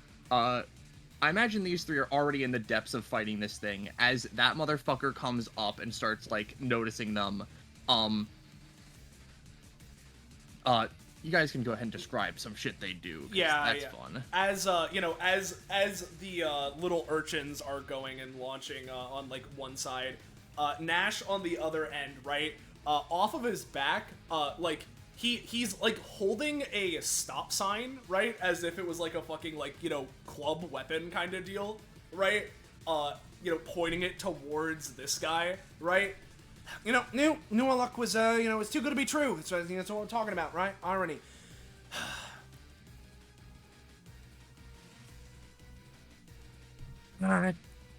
No more complaining, just get it done. Fine. Hack steps forward and starts carving his way through these things. He uses a fairly simple looking broadsword, but as he moves, his movements are oddly just blurred and like it's almost like you only see the result of his move, not the wind up to it, as he just begins slashing X-shaped marks through several of these things. Not particularly quickly, but very efficiently. And Harrow, she takes her stave and swishes it over her rapier as it suddenly gains a swirl of fire around it. Incend them. And she then twirls the staff as lightning swirls around her. Magnavolt. And she starts basically just zipping through these guys and fucking inflaming them, stabbing them through with the rapier and with lightning speed. Though as she turns around again, she sees Nereid as this thing starts to bear on Nash. Oi! Hey, Hand? I don't know where the rest of your team is, but, And Nereid pauses. Nash has an exchange with the thing, thankfully way smaller than the one you saw. Yeah, way smaller, as dodges out of the way of one of its slicers. In return, right, just reels back an arm and sort of winds it up cartoon style, right, and punches forward, not hitting him physically, right, but a moment after he throws the punch, where the punch would have landed, there's like a big dent that is formed within the creature, at least temporarily. Of course, this thing's kind of sturdy and doesn't take it for very too long, but the dent is at least noticeable for a second. Yeah, it screams and starts, like, shuffling around. It breaks down this wall and tries to slash down towards Knack, who dodges it. Nereid pauses a moment. She checks a platinum timepiece. Not enough time. She then takes her gun and she shoots this control panel, which then causes a pink spark to occur. Harrow notices it first as a gate or a shutter starts closing on the hallway there. And Nereid, without a second thought, begins to turn and start walking away. Nereid herself grits her teeth. oh no. And she, using her lightning speed, immediately goes to chase after, as she shoots forward like a lightning bolt after Nereid, who simply turned and passed into the hallway. And as Harrow passes through the threshold, this finally shuts and Boss? separates them. Oi, Harrow, what are you doing? Come on! Oh, great. Nash, And- I got your 6. Alright. pack, having thankfully dealt with the urchins with the help of Harrow, has the opportunity to help Nash stave off this thing as the beginning of a very arduous battle begins. And then you guys are back here. Yeah, so after we tussled around with him, it became pretty increasingly clear that didn't matter how many times we punched him, but he wasn't gonna go down. So instead we. But you at least made him really upset, right? Probably looked like it. I mean, it looked kind of smaller. The issue is we don't know how many of these there are. We know there's at Same least one, two. different one. There are quite a few of them. There's more than one. Yeah, Zitale steps up. They are not the most frequent creature throughout here, but there's a lot of them. They're very annoying and strong and dangerous and bad and not good. And she just keeps going, and like each descriptor she gives, like her head lowers slightly as she slumps more and more and more over. I mean, the one we fought was calamitous. You know, this lady gets it. She's saying all the same words I was using in that fight. Oh God. Glad to hear you found one of your own. So, how'd you get away from it? Did you like defeat it with with like prowess or something? Oh or, no, like... we ran. Yeah. Oh. Oh, fast, yeah. High gear. That makes sense. That's what we did too. Is it after you? Don't think so. Arlia holds up a finger.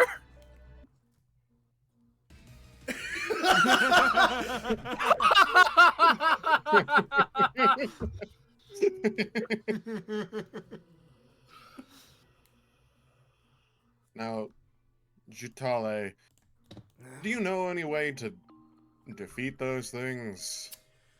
Frankly, take it as someone who has plenty of experience going around here looking for any stragglers or anything left behind that I can get my hands on. Not easily. I don't know how much you know about my kind. I presume not much, but clearly you know more than I already assumed you would. But they are locked in here for a reason. If we could have simply defeated them normally, they would not be here. Is all of them locked in here? I don't know, honestly.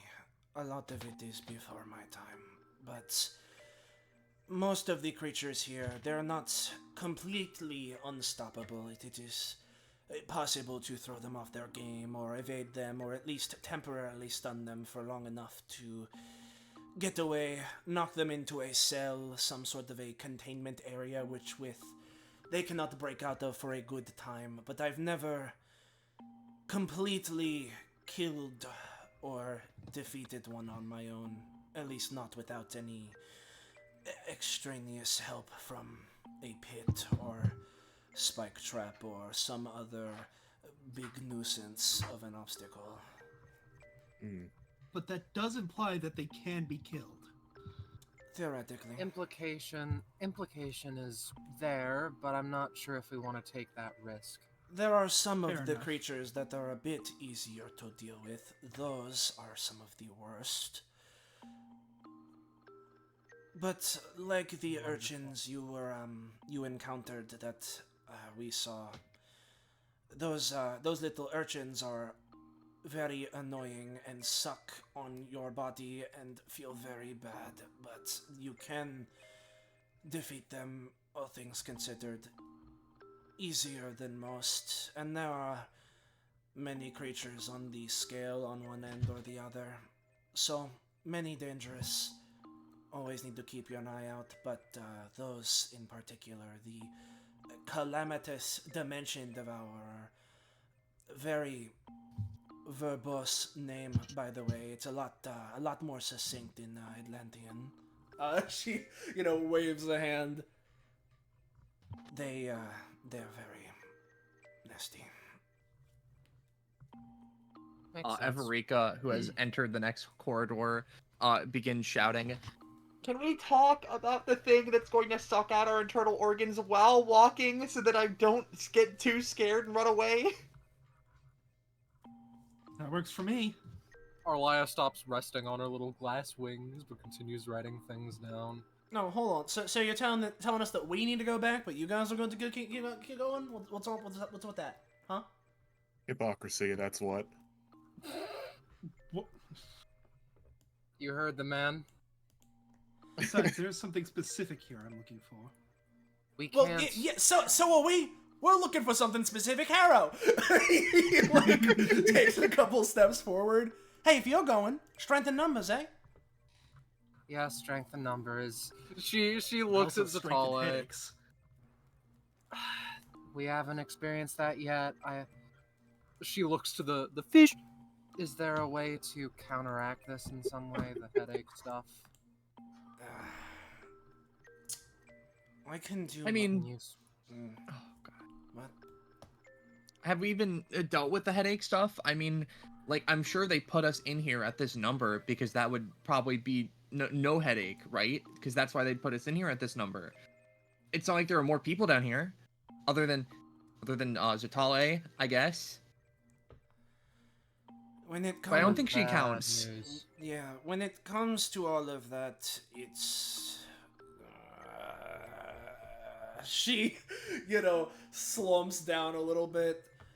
Sorry, this is a lot more social interaction than I'm used to. I get it.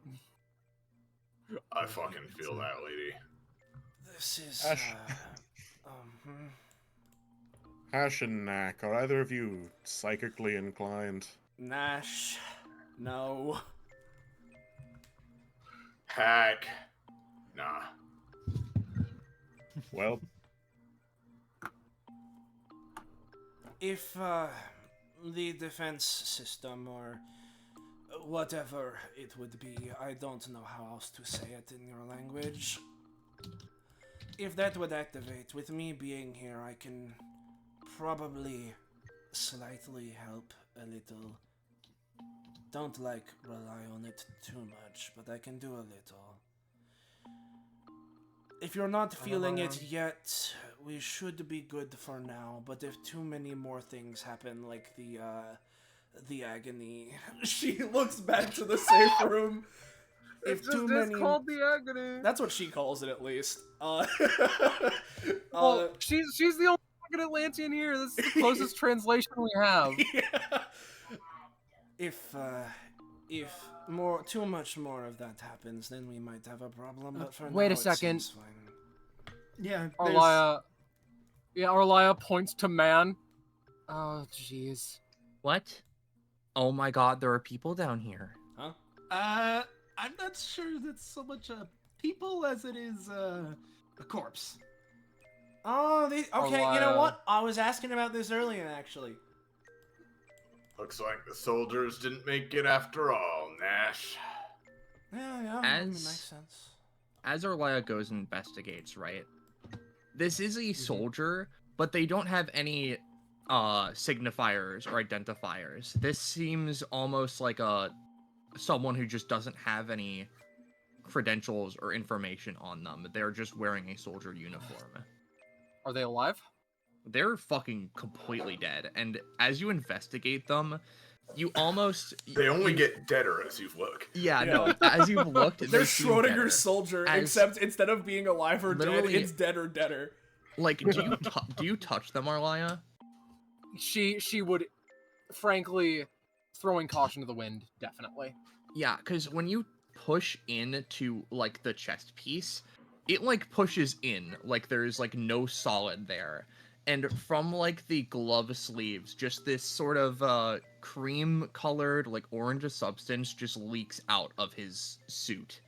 And Ugh. you don't know what the That's fuck happened to this guy. Ugh. She, Any soul going on in there, brother? No. All right, interesting. Yep, Ebino, you can take it. This seems like something where there was something once. Ebino. Just based on how this looks, you can tell this is some sort of some like an altar that would hold something. All right. I assume it's not meant to hold the goop. Not gonna lie, No. I kind of want to vomit, and I never vomit. I don't blame you. Hmm. But this It is- isn't. Jesus, man. It's fine. It is incredibly unsettling. Let's move on before we have to think about it more. Alright, so, it's, if anything, right, if we're gonna try and make something useful out of all this and keep our heads clear, be on the lookout for any orange goo. What happened to him?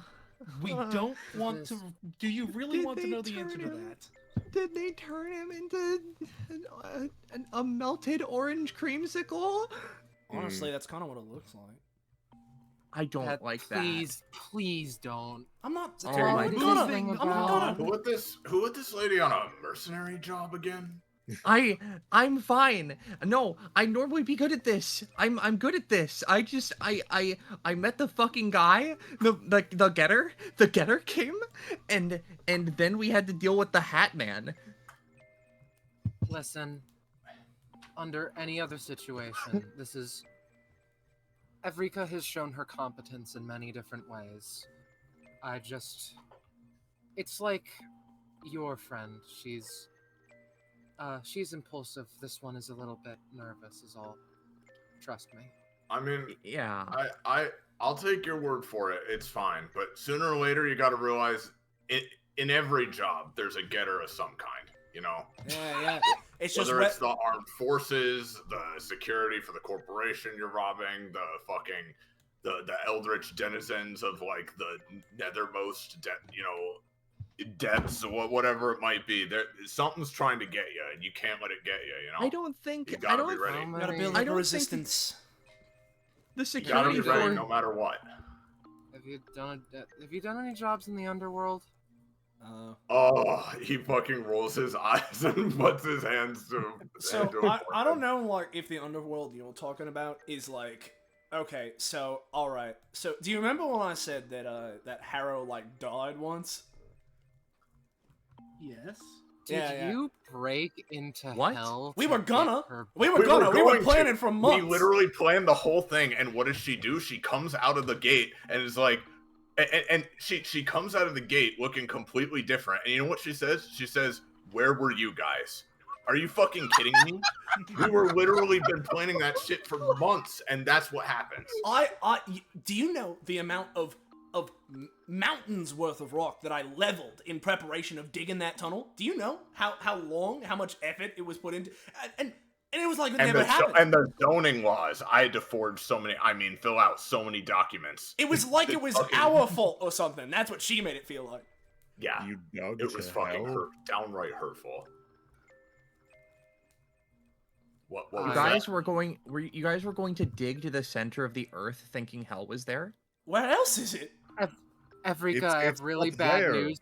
Evrika, we're going to get to this later, okay? Hell Ebino Hell points up isn't to the sky. underground. What do you mean hell is up there? That's fucking ridiculous. That's where hell is. That's where we put it. What do you mean? That's where we put it? Where you Wait, put it? What kind of hold on. zoning ordinances are you filling out? Wait a minute. Hold on. We're deep under the ocean. How much further could hell be? Are we just like a couple of depths away from hell? I mean, No. like famously, right, in literature, it's in layers, right? Like it's already in layers. Like it's got to be really far down there. Have You you people- never played Devil May Cry, man? Come on. Do you people not know what hell is? I think I can't even talk to this guy. I genuinely hate to say this. I think that the four of us are thinking of separate hells. What do you mean separate? There No. are many hells. Hold on. Wait. Hell is real? I have been to 4 of them. We gotta find the boss pronto. I'm losing my mind. We've got to leave. She'll I know need what to to do find about gold. this. She's actually been there. Yeah, I we need can, to find- You know what? First-hand opinion. There. That can I- settle this fucking debate. Solves once it. and for all. I hate more than anything the desire to say this. Do you know if she's homosexual? Never asked. Why the fuck is that any of our business? She's just like our boss. Gay hell is circled 11 times on her journal. No reason. Before we move on, real quick, Ebino is just gonna have some of the tiny shrimp that are floating around him, just kind of zap this body with their electricity to make sure this goo isn't alive. It's not alive. All right. You zap it, it just doesn't like react. It almost seems to ooze just like a little bit more, like melted goo would? Question mark. What was your name, sir? Ebino. What were any of... I know I've... What were you all talking about? She like squints a little bit. As she asks that, all of you like it's not quiet muttering, but Hack leans into Nash and all of you hear just everybody knows hell's underground. What the fuck are they talking about? Listen, I don't know what the... Don't listen to him. It would have worked. It would have worked. We know Harrow. Like, they can't fool us. We know. Can one I of you think- travel across dimensions? Huh? I think these people aren't well. No, I think they're the most competent people I've ever seen, and that horrifies me. You know what? Thank you, miss. You Honestly you appreciated. you don't dig to hell without there being some level of don't tell Velatri I said this bullshit going on. If I ever see that person, I guess I won't tell them. Big sword. They I- point. Huh? I am Big sword, 1 second. Hold on, big Or sword. what? Everybody, big sword. He moves in. That is not special. There are many torture devices and things in here. It's The not- blade. I'll note, right? Why are there This- torture devices in Atlantis? This blade is like it is pink and it seems to be made of like a crystalline coral substance, and it seems to have grown a little bit into this rock or into this pile of rubble. Arlaya's gonna cook a little something. Separate this bitch from the hole if you don't mind, and then we're gonna start innate drawing.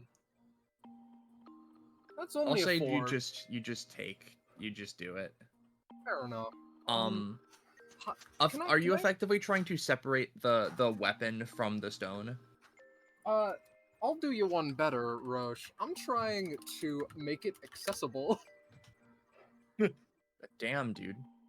What I'm gonna say for you, Arlaya, is that like effectively the first instance, right, where you use your epithet, right? Mhm. Effectively, as your epithet energy spreads in, where it meets the sort of pink that is disconnected from the sword, your energy starts to bleach, turn white, and then like tiny little like explosions dot wherever the coral has like met with the stone, which achieves the same thing, but you get the idea that just barely touching that substance, at least when it's not connected to the sword, is not good for you. Yeah. And as you accessible, it kind of just like pops out. And this is a sword sized for someone maybe 3 or 4 times your size. Holy shit, she just grabbed it. Now I've been meaning to ask. Are you short? Arlaya turns around. What?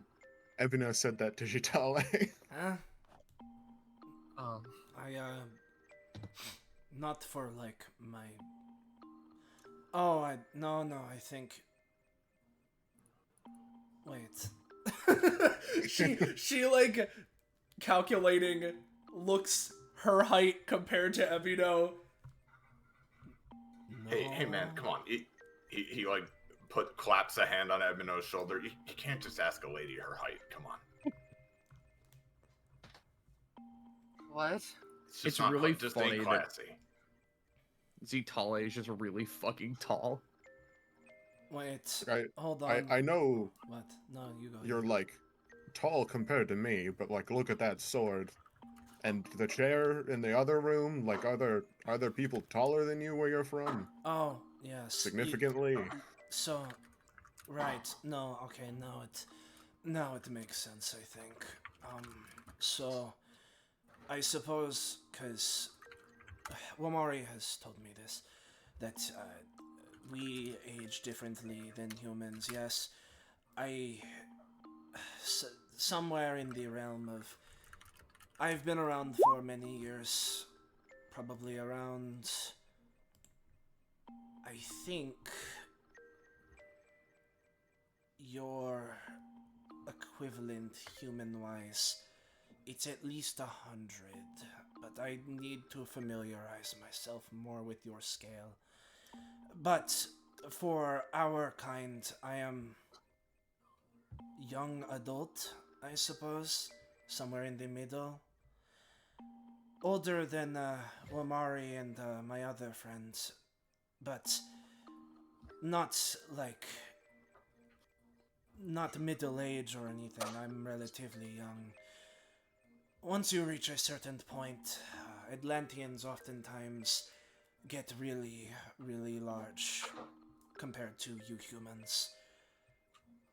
Like, if you were a young adult, does that sword belong to like a middle adult or like an older adult, or is that how big is your oldest man? Can I be honest with you, Everika? Yeah. I honestly cannot... I do not know. I've met very little men. She like squats down a little bit. So Is there wait, like a sad actually, part to that, or?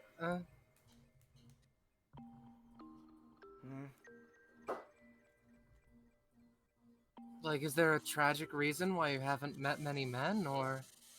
Oh, wait a second. Yeah, other than the Yeah. Yeah. Yeah. Oops. wait. So we got the brain blast of your thing. They point at Arlia and Esmeralda. So like, Hello? you mentioned there's like this Wamari person that you keep saying, and then your other friend. Yes. Like, is that it? Do you have like a colony? It's mostly the three of us. Damn. And it's all girls? Damn. Yes, I suppose it is the three of us, and we are all girls, so... Oh. I mean, I'd say that sounds like bad, but also, I mean, that sounds kind of cool. I do not know how to take that.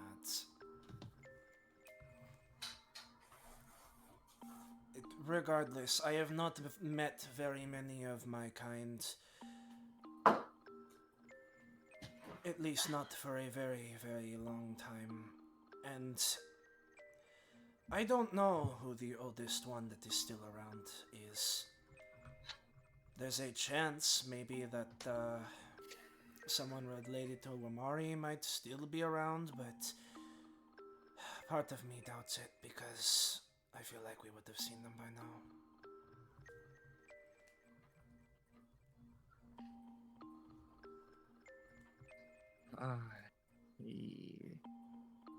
Where are we going, gamers? So like what's with the holes? Oh, those are holes. I mean, I should have Zitale. gathered. Zitale came from a.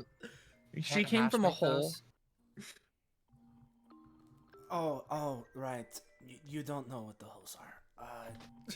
She scratches I her mean- hip. You should ask Nash, he knows.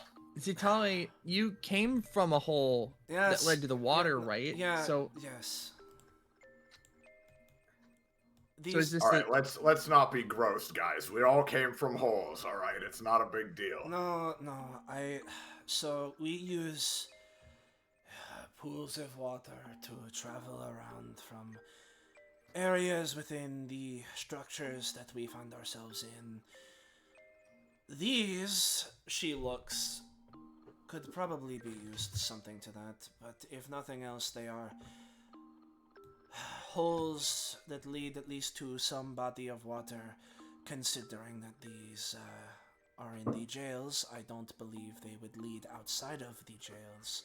But I imagine that we could probably, theoretically, go and travel through them. And by we, I mean me.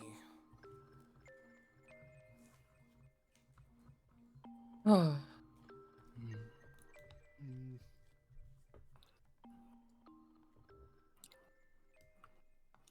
Well, For the record, right? By the way, I don't make like the water holes or nothing, right? Don't let him like lead you aside. Oh, that's not me. I can make holes with my epithet. Yes, I get it, but it's not like my personality. You got or something. general hole expertise. It's like I guess like it. You know, I can do it. It's like the word, but it's not like, hey, look at me, I'm Nash. I'm the hole guy. You need a hole? Guess what? I'll give you the whole hog experience. Like I'm more complicated than that. Come on. Is your epithet whole? No. Okay, you said it. I'm sorry. I wanted to make sure. It's not whole. It's not. It's just not a nuanced approach when it comes to mercenary work, you know? We can't always just bash through the wall so he like starts going on about nonsense. so are we going to this downward place here, or are we going like... Which way did you two come from? If we want to follow your friend, well, actually, that gateway was. We closed just came from down there. Yeah, I don't think there's anything more that way. other than the guy? No cool Dean. No Yeah, cool other than Dean. him. Want to go say hi? Cause here he think we're comes. fine. I think we're fine. Literally, we continue to wander. Damn, kid, you are strong. Ooh, careful I there. accidentally grabbed the sword. Yep, me too. From the- Hack says. I just Hands off, this love is my sword. I just actually love the idea. I'm not gonna play the music again, but like literally, the guy runs in. He just like gives Evrika a kiss on the head. Goes back the other way. Jesus Christ. He has given you the agony kiss. Am I going to You will die? in Is it 7 days? We now have a timer. We must complete this mission within 3 hours. Okay. Before the agony. Yeah, before the agony. super Oh, agony. the misery. Super. Everybody wants to be my enemy. All right. So here, wait. Like, okay. stop. You guys. So you guys didn't like just like walk like without checking this way, right? You No, we like, ran you- without checking that way.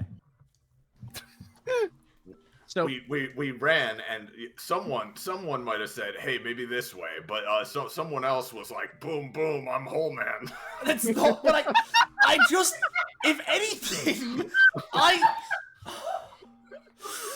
I figured I'm we walking. should take things nice and safe, right? I was doing the opposite. I figured, let's stop for a second and rest and catch our breaths, right? Let's catch our breaths and take stock of what's going on and not be like Harrow, you know? Not lead from her example and That's fair. think That's about fair. it. That's You're all right. I was saying. You're right. You're right. I never You're said right. your idea was bad. I just said we needed to rest first. We were running for a good while. That It doesn't hallway's matter. long. They haven't been down it. They don't know. That hallway's real long. It doesn't even matter. It's fine. It's all good. dude. I appreciate your input. Okay. Yeah, and I appreciate yours too, man. All right? We don't need to All be right. at each other's throats. We're just Fine, friends. okay. Everything's fine. Oh my god. I do not know the most about romance, and I'm not gonna say that actually. Let's move on. Yeah, I don't see how that's relevant. Yep, you guys continue moving. Mm-hmm. The sword is like making stone against stone grinding sounds against the Alarming floor. As the, you- the bad guy. Sorry. As you move, the sword basically starts forming itself back out, even though it's like sort of broken. It seems like this substance responds to kind of what you're wanting as you guys pass through.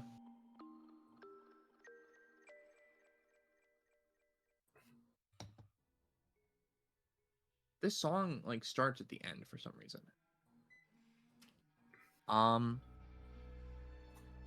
You guys continue. I hope there, I'm not missing bottom anyone. left. Could we get a shift ping? Bottom left corner.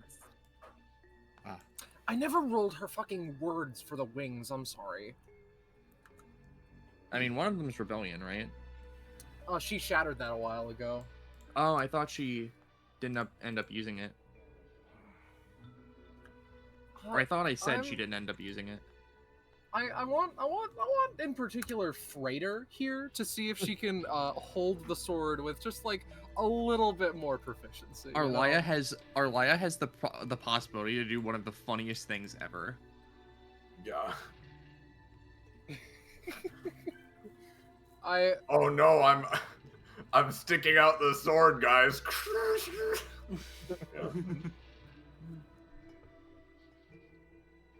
To everyone, you don't need to immediately spring into action, but I'm getting a sensation that something is close.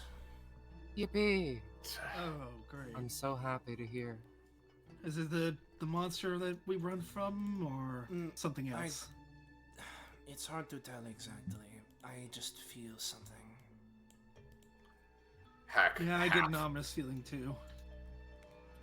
He half unsheathes his sword as they keep walking. Nash takes the stop sign off of his back again, like as if it's like anime, like on his back, right, like sword sheath style, right, and like clangs it against his hand. You can press Arlia. the button to open the door. Arlia gently taps the sword. We have been together for such a short time, and if we are forced to separate, then so it shall be. But know that you've lightened up my life whilst you were here. That is a joke. Alright, yeah. I don't care for it. Okay, well, I mean, I'm happy to hear that we've brightened up your life. Honestly, that means a lot. I don't think we're dying or nothing. Don't be implying that. We're gonna do just fine. No, I mean in case I lose the sword. That's Oh, what I mean. you're talking to the sword, not me. Okay. Yeah. She's shocked at it. Yeah, sorry. Oh, sorry. Anyways. Sorry. My bad. Okay. Alright, my bad. Are we good if I open this door? Esmeralda already has a hand on the door. Yeah, hold on one sec. Just hold on a second, right? I think we should wait Alright. for Everika's mind to return from the wall real quick. Everika, you'll be The fine. the camera slowly zooms in on Everika. God, The curse is already starting to take effect. I've been so looking forward to Nash and Hack being a thing. Oh, they are. fun. If my mad laughter was not an indication, they are wonderful. I'm home, man. Boom, boom, boom. Jesus. I literally felt a hand grip my ribcage and force me to say that. That just came out of nowhere. And you know what? I'm so happy. So happy it did. Oh, God. Anyway. Open sesame. Oh, she's disappointed as there's nothing behind the door. All right, I'm back. Hey, And perfect now- timing. Oh, hold Hey, on, you her, guys her crossed the mind's threshold. returning. Everika, come on. Come on, Redhead. Yeah. You finished Sorry, suffering the I just agony. saw the door that heralded the ending of the safe zone, and I cried a little bit. It's okay. Don't Everika, buddy. I'm not really 1 crying. second. As Mhm. sorry, You go first. as you guys cross this threshold and begin to, walk, you hear some like talking happening from the end of the hallway, as in a moment, someone lights up their or lights up the room a little bit, as you see Harrow holding her rapier out with her stave in her other hand, as she's looking up towards something. Is it away from us or toward the ceiling? Away from you, towards the other side of the room. Oh, I can see a name tag over there. So what's this all about then? Boss.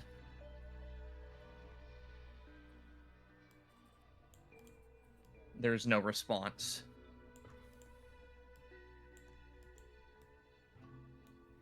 Oh, so what? You're just not gonna respond to me? Oi, Harrow! Huh? She turns away. Me boys! There you fucking are. What the hell's going on in here? Good She question. Oh, I don't Oh like no, this. wait a second. There are too many prison cells here. You see this room is in fact lined wall to wall in cells. And I knew I said something. as people start filing in, there's a sigh from the other end of the room. And after a moment, someone clicks on a lighter.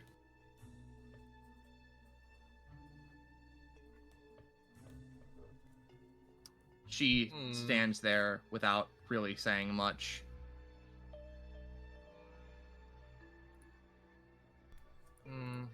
This is going to waste so much time. Excuse me. Orlia raises a hand, waves it. Sure. Oh, what? You're not gonna talk to me, but you're gonna talk to her? Oh, that's real nice. It's because I raised my hand. I'm used to being in a teaching environment. It's because you've been pointing a sword at me this entire time. Wasting time. Orlia quietly sets down the sword for a moment and writes down 3 separate epithet guesses. None of them particularly original. Okay, she steps over the sword for a second. Care to enlighten us as to what you're doing here? Running away Wasting from her. time and such, but oh. I'm curious What's why with the- she's standing over 2 dead bodies, personally. It's the time thing. That's what I'm trying to get it to continue. I'm sorry. Thankfully, I think they're alive, but I haven't been able to get over there yet. Nereid pauses. Look, now that we're involving more people in this, I find it pragmatic to just say that I really, really would like it if this did not devolve into violence. So, what I'm offering is, I found these 2, and I have all of this goo. Take it, leave, get out of here, do whatever, and we don't have to escalate this. You're the one who closed the door on us, because you did not want it to go after me afterwards. We know what that thing does. We've all seen one, I'm sure.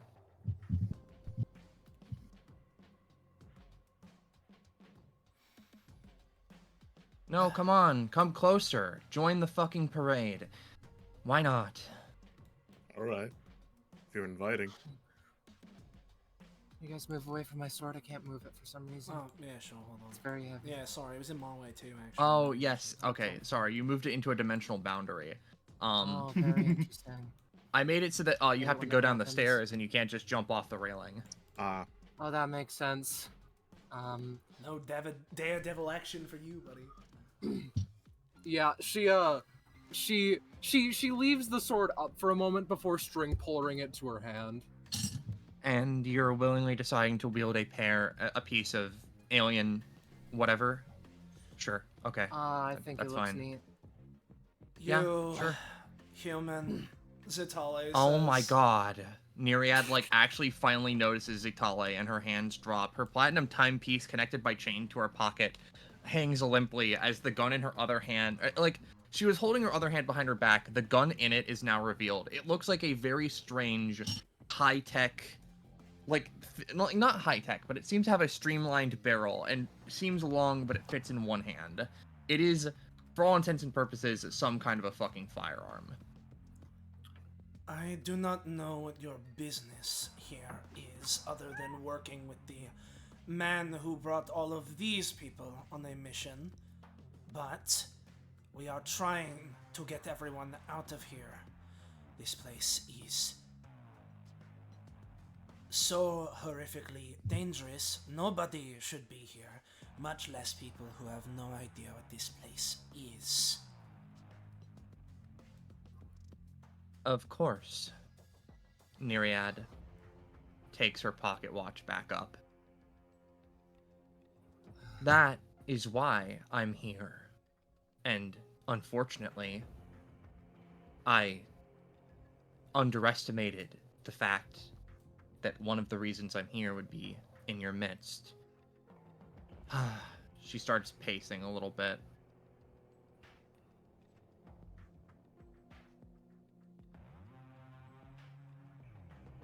Okay. I understand. She checks her watch again before saying that. Alright, then let's go. Out. No, I understand what I have to do. She, looks towards you all. I suppose I will explain what's going on here. As to note, very importantly, I am here to make sure none of this reaches the surface. Nothing living here. Nothing dead here. All of it purged. Unfortunately now, you have encountered something that is one of my targets. And I'm not sure how to take that, because I was originally going to exclude you all from the definition. But I was told everything living down here needs to die. And yet... By who? By my boss. She like looks at you incredulously like, what, do you think I'm just gonna name drop someone? And look, We can trade employers. I don't care. Okay. I'm trying to get my job done in a set amount of time, because that is all the time I have. And you all have been muddying that at every turn. Looks like the classic signing up for a different job when you already have one maneuver classic stuff. Something like that. Playing double So- agent with jobs. I suppose the Two deal is jobber. I suppose the deal is now thus. I hand over the whatever this shit is, and the two jobbers or whatever, and afterwards you give me that one. She points at Zitale, and then we all go our separate ways. You never see me again, and thankfully you will never have to see any of this down here again. Your boss is delusional and it isn't happening. Now, there's a problem with what you're saying there, because Oh, don't be here- sarcastic and chastise me, you stupid whore. Holy shit! All right, then. Yeah, Zitale like leans down to be Epino's height. What does Don't that treat word- me like What does that word mean? I do not believe. don't a treat me lie. like I'm some fucking villain that you can talk down to. I am a businesswoman doing a job. I am doing what I'm here to do so that nothing down here escapes upward. I've been told by my boss that if anything down here escapes, i.e. including her, including the little urchin things, including all of the horrible rift fuckers and all of that, that everyone will fucking die. The world will be no more, and everything will be ash. So, I suppose if you're going... I want to know where your boss gets that information. I suppose if you're going to deny me... She fiddles with the pocket watch. Sort of moves it closer to her chest. Well, I feel like I know the answer, but what do you say, boss?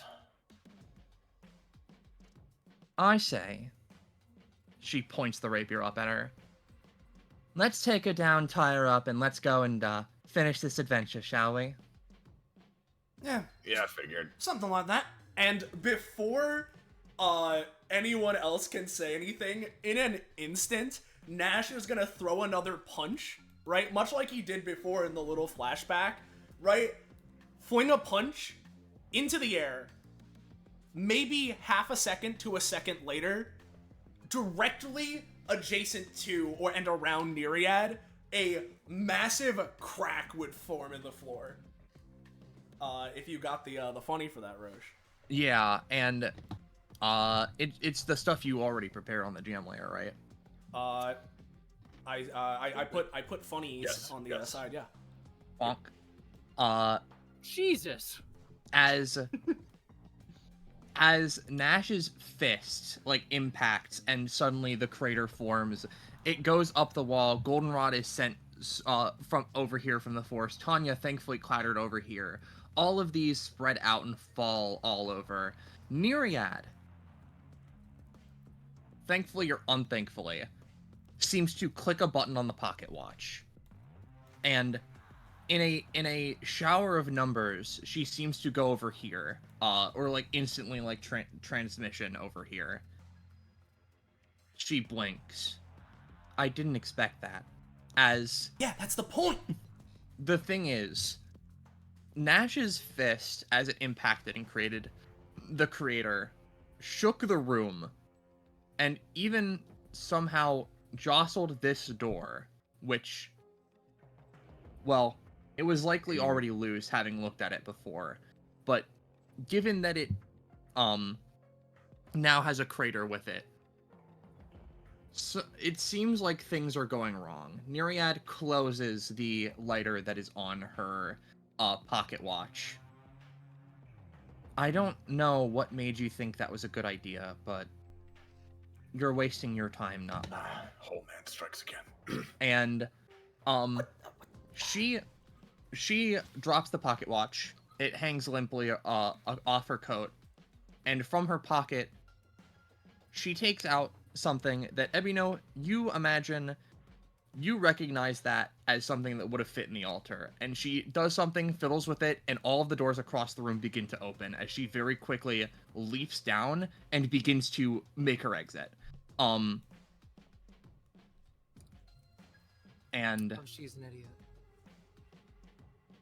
Well, I think we need to get out of you here. say that. However, as you say that, Arlia, you hear the doors of all of the cells click open, and well, the boys are coming. And worse than the boys, right? The men? From the main cell You're that not was gonna like the opened. men, Scarlet. Yeah, from the main cell that opened, you see something like from the crack that was formed. It started like slowly pushing its way out, but as the door slowly opened, it seemed to fall almost in waves. As no, One last time for the road. yeah, one last time for the road. As this thing slowly pushes itself Oh, out what the fuck in is the of the cell, and it doesn't make a sound, but you all like smell. I'm gonna GM layer these goops and just assume you guys pick them up later, by the way. Yes. Is almost one of the most delicious smells you've like experienced. And I'm gonna ask to roll initiative. Oh, fucking great.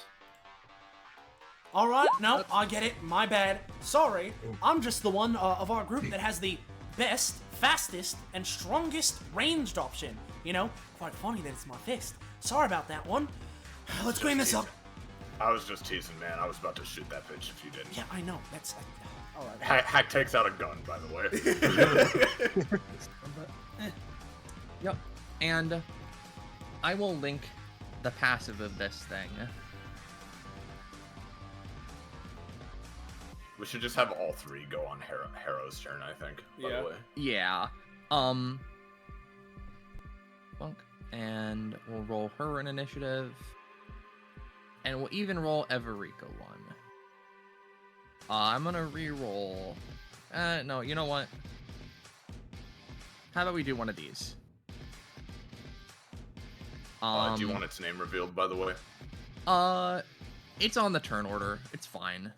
No, they can't see. Yeah, not for the players. It's not. Oh, okay. Sure, let's reveal it as this thing is called Fathomless Feasting. Oh boy.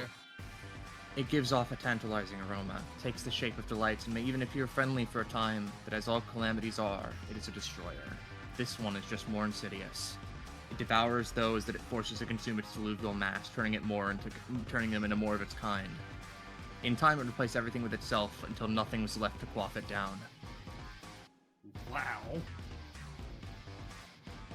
At the start of the round, everyone must roll a d20. The lowest 3 rolls from those without mental protections give them the tantalize status. Oh, this I'll roll.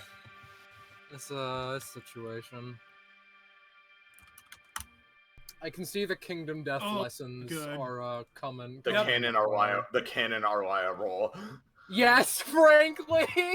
Hey, Rosche, how do you feel? What's the Atlantian Zitale vibe on the mental protections angle? How does that work? She's fine. She's I completely figured. fine. I figured she'd be fine. But that's why I'm gonna roll for Nash instead.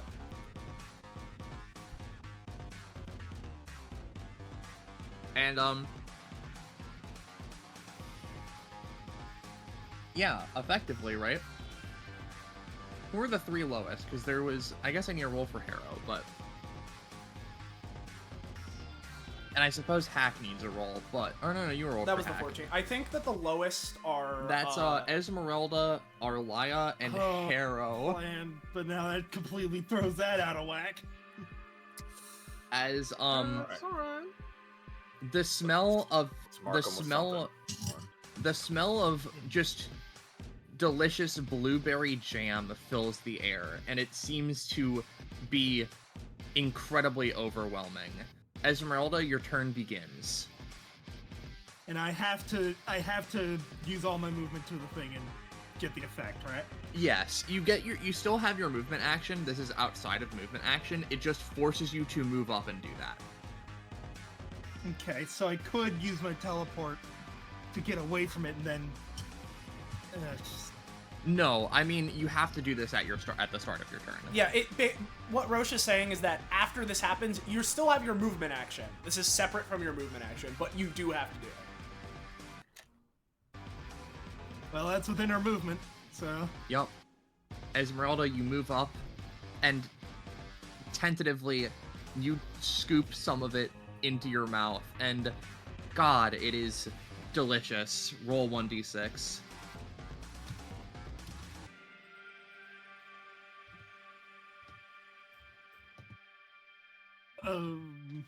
Lose 9 max stamina for now. okay. Jinkies. I'm not using the blue bar to track anything right now. And that would actually deal 9 damage to me because I'm at max. Yeah. Yep, and then you'd lose the max. And as you like consume it, you feel your hands slowly, even though you are a ghost, your hands slowly begin to melt and turn into more of this goop.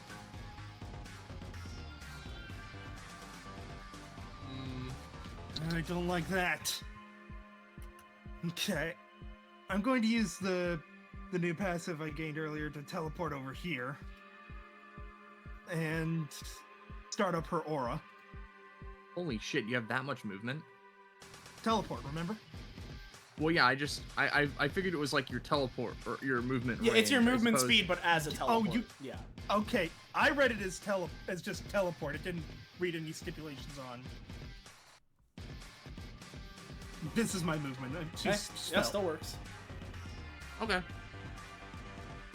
Okay. Assuming that works.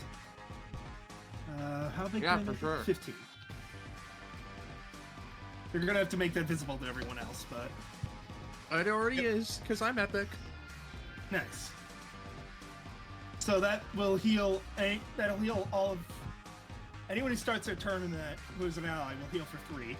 And if you're in it, you get heal for 3 at start of turn, and you gain +1 to non-damaging rolls while in it. Nice. Noted. That's my turn. She is feeling very uncomfortable after what just happened. Arlia. Well, a similar story. Not having learned the lesson, right? She didn't watch Esmeralda eat the red berries. Yeah, she like perks up a little. Oh, look at that. She seems markedly happy given the situation. Assumes something that smells that good can't be evil and Satan and bad in every conceivable way. You guys handle the grubs. I'll deal with them too in a second. She pierces the sword into the floor for a moment. Iris's comment of Arlia, the canon Arlia roll indeed. 1, 2, 3, 4. Dude. Well, despite Esmeralda's warning, I'm afraid that I'm gonna need to hit you with the old. Come on, little buddy. Come on, I brought up a video. Here, I'm just gonna roll in there. Oh yeah. All right, there we go. That's a D20, not a D6. You're not gonna lose that much max stamina. All right, Yeah, so only 5. You lose 7, you lose 8 max stamina. All right. So that's not very good. Let me just.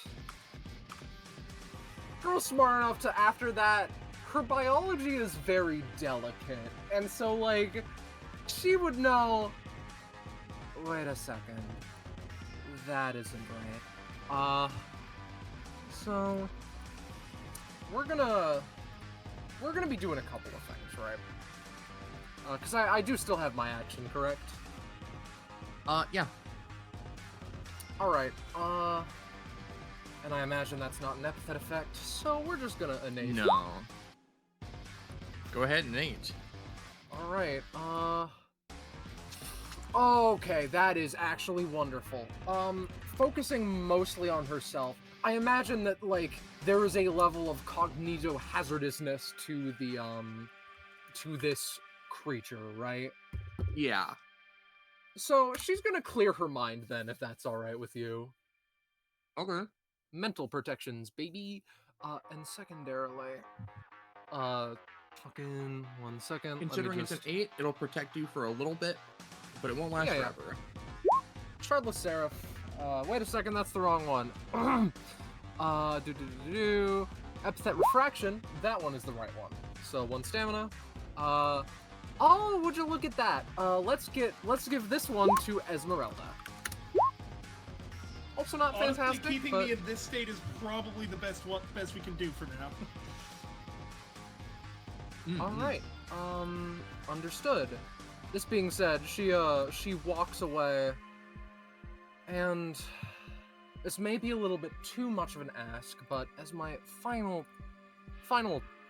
little performance for the evening, I'm going to string puller the sword into the jelly. That should not be a 23, my mistake. It should be a 15. Yep, it swirls through the air and then jams into it. I'm gonna say he's gonna take yeah. He's gonna take 12 damage as it starts to react with him very violently and very badly, and he just like it like goes over here. Hit me with epithet effects if possible. I'm a lot better with them in mind. Understood. Stand in the light and it'll probably count as an epithet effect. I ended my movement action. I passed my turn. The fathomless feasting. Sorry. It slowly oozes towards you guys. Oh, I don't like that. It enters the light.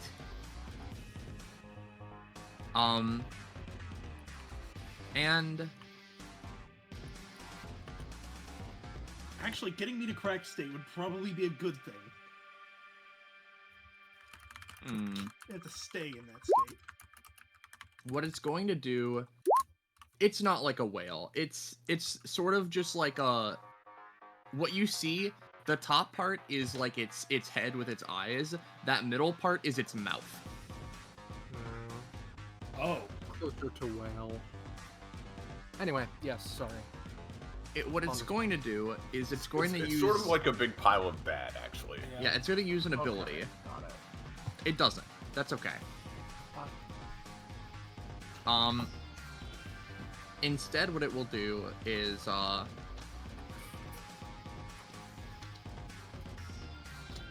yeah, you know what? It's gonna try and reach out for Harrow.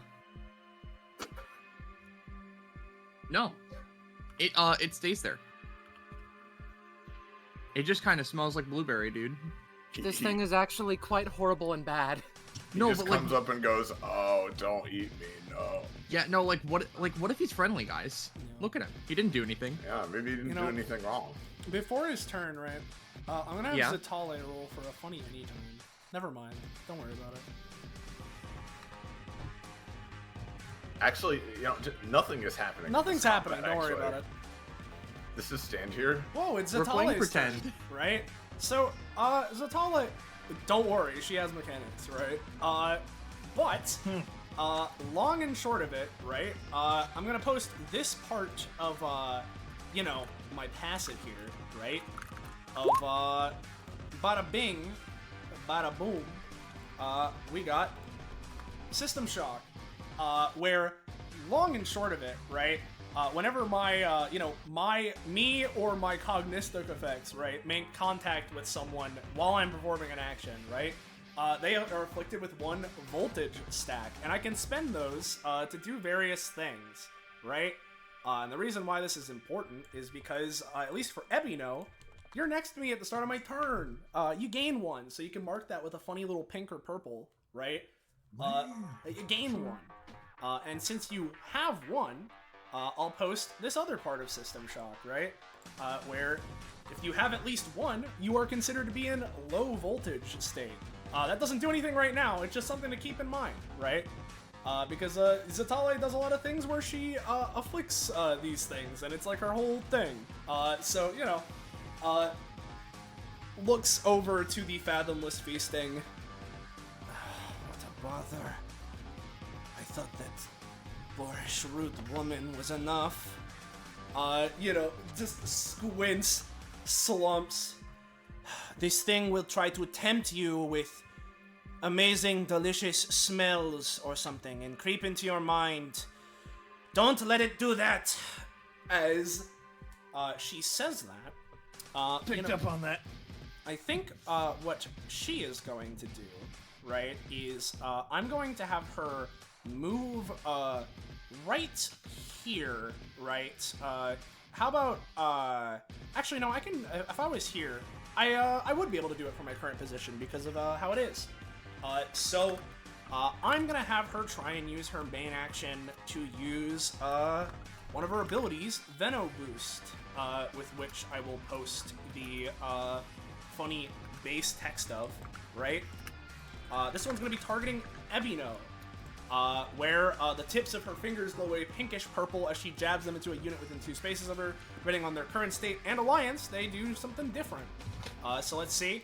I imagine that can succeed. Yeah. And so, you are a low voltage ally, Ebino, right? You're gonna gain 2 voltage stacks overall, right? So you're up to 3. And then you get a +2 to damage, rolls, or movement speed, your choice, and another small little buff. I'd like the small little buff to be mental resistance, for no real reason, right? At least something like that. I'll mark that with this. Yeah. And as another thing, since she succeeded that, if I did, I can use my bonus action to use it again. So I'm going to, and I'm going to target Esmeralda with it this time. So bada bing. And you don't have any voltage right now, so you get a smaller thing in some way, right? Where you effectively are immediately getting 4 voltage, right? Okay. And then a +1 to damage, rolls, or movement speed, whatever you want. Rolls. All right, so +1 to rolls. That can last for however long Rosche is feeling. Same goes for all of Ebino's stuff. And then Zitale, considering the circumstances, is fine to take a more frontward position to try and help out. So she'll go here and just sort of stay within the zone. Esmeralda's healing aura heals for how much at the start of turn, by the way, actually? Double checking. 3. Alright, so she'd have 2 more because she spent the 2 on her anytime before her turn. And at least for now, I think that's gonna be her. So, it's Little Gabagoolies. Yep, it's Little Gabagoolies. I'm gonna post their passive now. Swarming Nuisance. These things are nothing of particular note. They are simply dangerous in numbers, which they always seem to be in. Do not let too many latch on at once, as they will easily pierce your barrier to devour your innards. That'll come up when they start attacking. Which, speaking of, well, 2 of them immediately jump down and go to start harrowing Hack and Nash.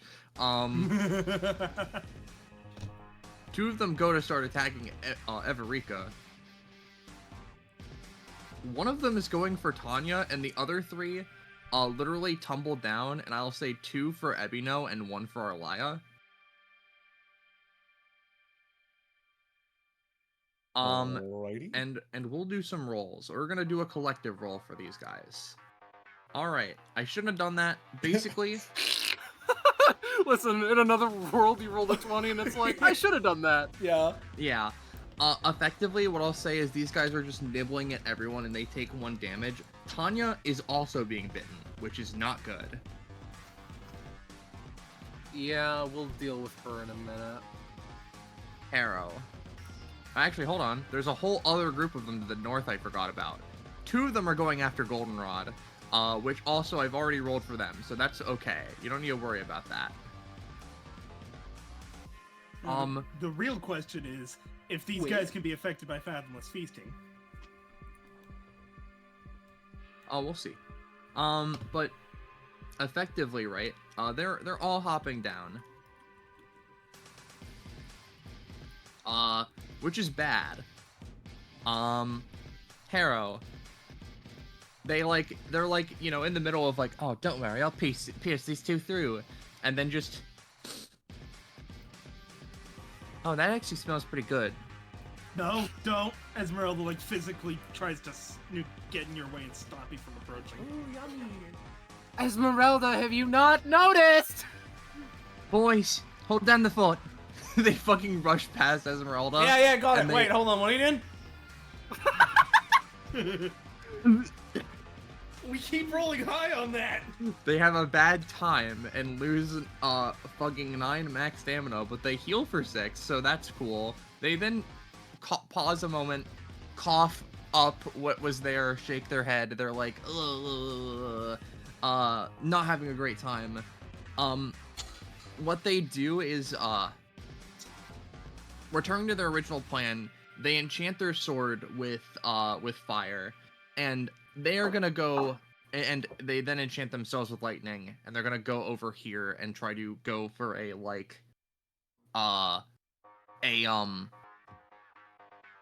piercing stab through these 2 to keep them off of Goldenrod. And effortlessly, she dashes to the end of the line, kicks off the side here, and like flips into the center of them, does a flourish with her blade, and they both erupt into flame. Alright. So, Oh, whoops. said to hold down the fort, right? Same deal as usual. Yeah. Alright. You wanna go for Time the to good tank old... the ads. Yeah, we can handle the little guys. Hey, Heck, you wanna potentially go for some of the guys over there? I mean, what makes those guys different from these guys? No, you're right. They're over there. Yeah, they're kind of close to the golden roll, but Harris probably got. You know what? Nah, yeah, let's just punch them. What Nash is gonna do, right? No need to overthink it. Just go nice, short, sweet, simple, to the point. Always works. As he's going to, he holds up his a hand, right? He's been wearing black gloves, right? He's gonna take one off of his right hand, right? And is just going to punch into this guy, right? And like, I don't know how to say it other than like, effectively try to turn him like inside out. Like someone like grabbed him in like Photoshop, right? And like fucking like pinched him in, right? And just out. yeah, and just take big whole chunk and slam into these two guys, and maybe do some residual by the one by Everika. So not great. Yeah, I'll say you punch this guy and he goes flying, Yeah, slams into this cell. Well, as usual, my thing doesn't really work the greatest against freaky monsters, but hey, nothing beats the classics. Watch out, Redhead. As he's suddenly dissolving partially into, again, these like streaks of smoke and ink that just swirl through the air. Suddenly, Hack is over here having sliced through these two urchins, if possible. Meh. Yep. Hack, you unequivocally get the one that Hat and Ash was also aiming for, thus cementing yourself as the dominant one of the crew. But this guy, he gets a little nick. All right. And then, as a bonus action, I think he's gonna turn invisible. Ooh, nice. Okay. Send me to the GM layer. Yeah. Everika, That's she- it for now.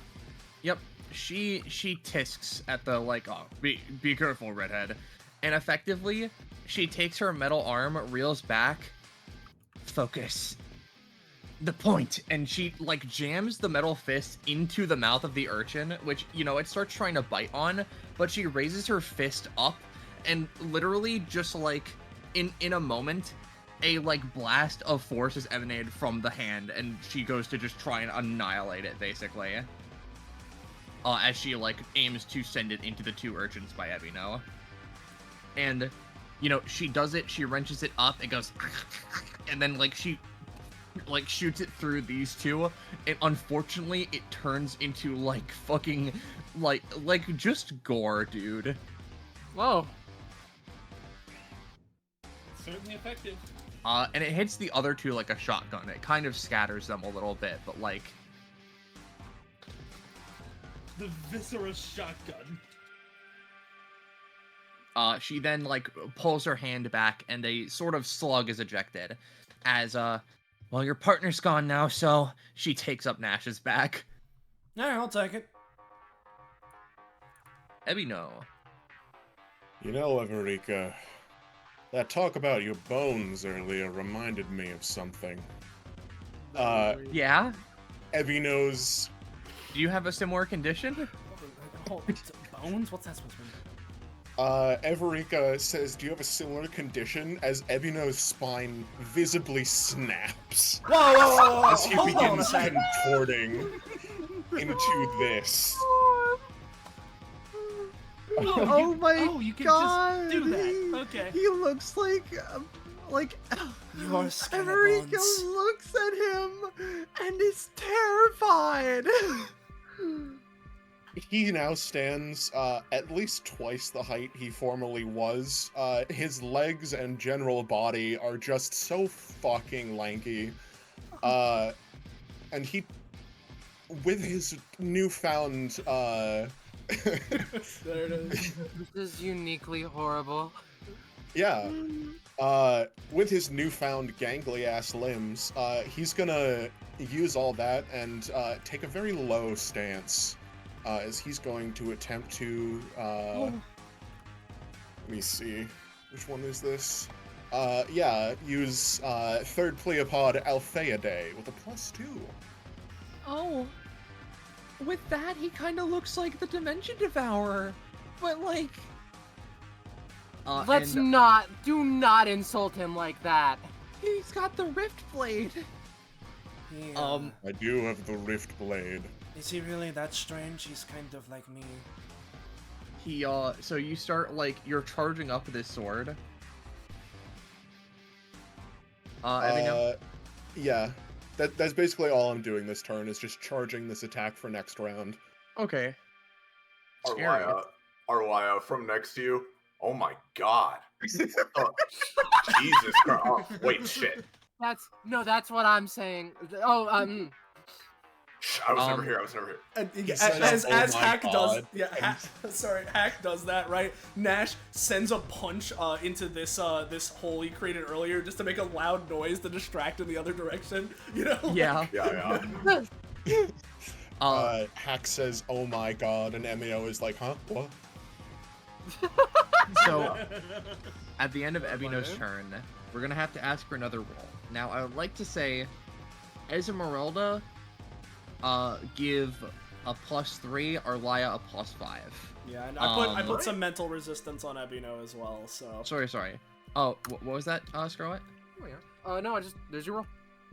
All right, and yeah, Ebino, you also have a +3. Oh, Right? come on!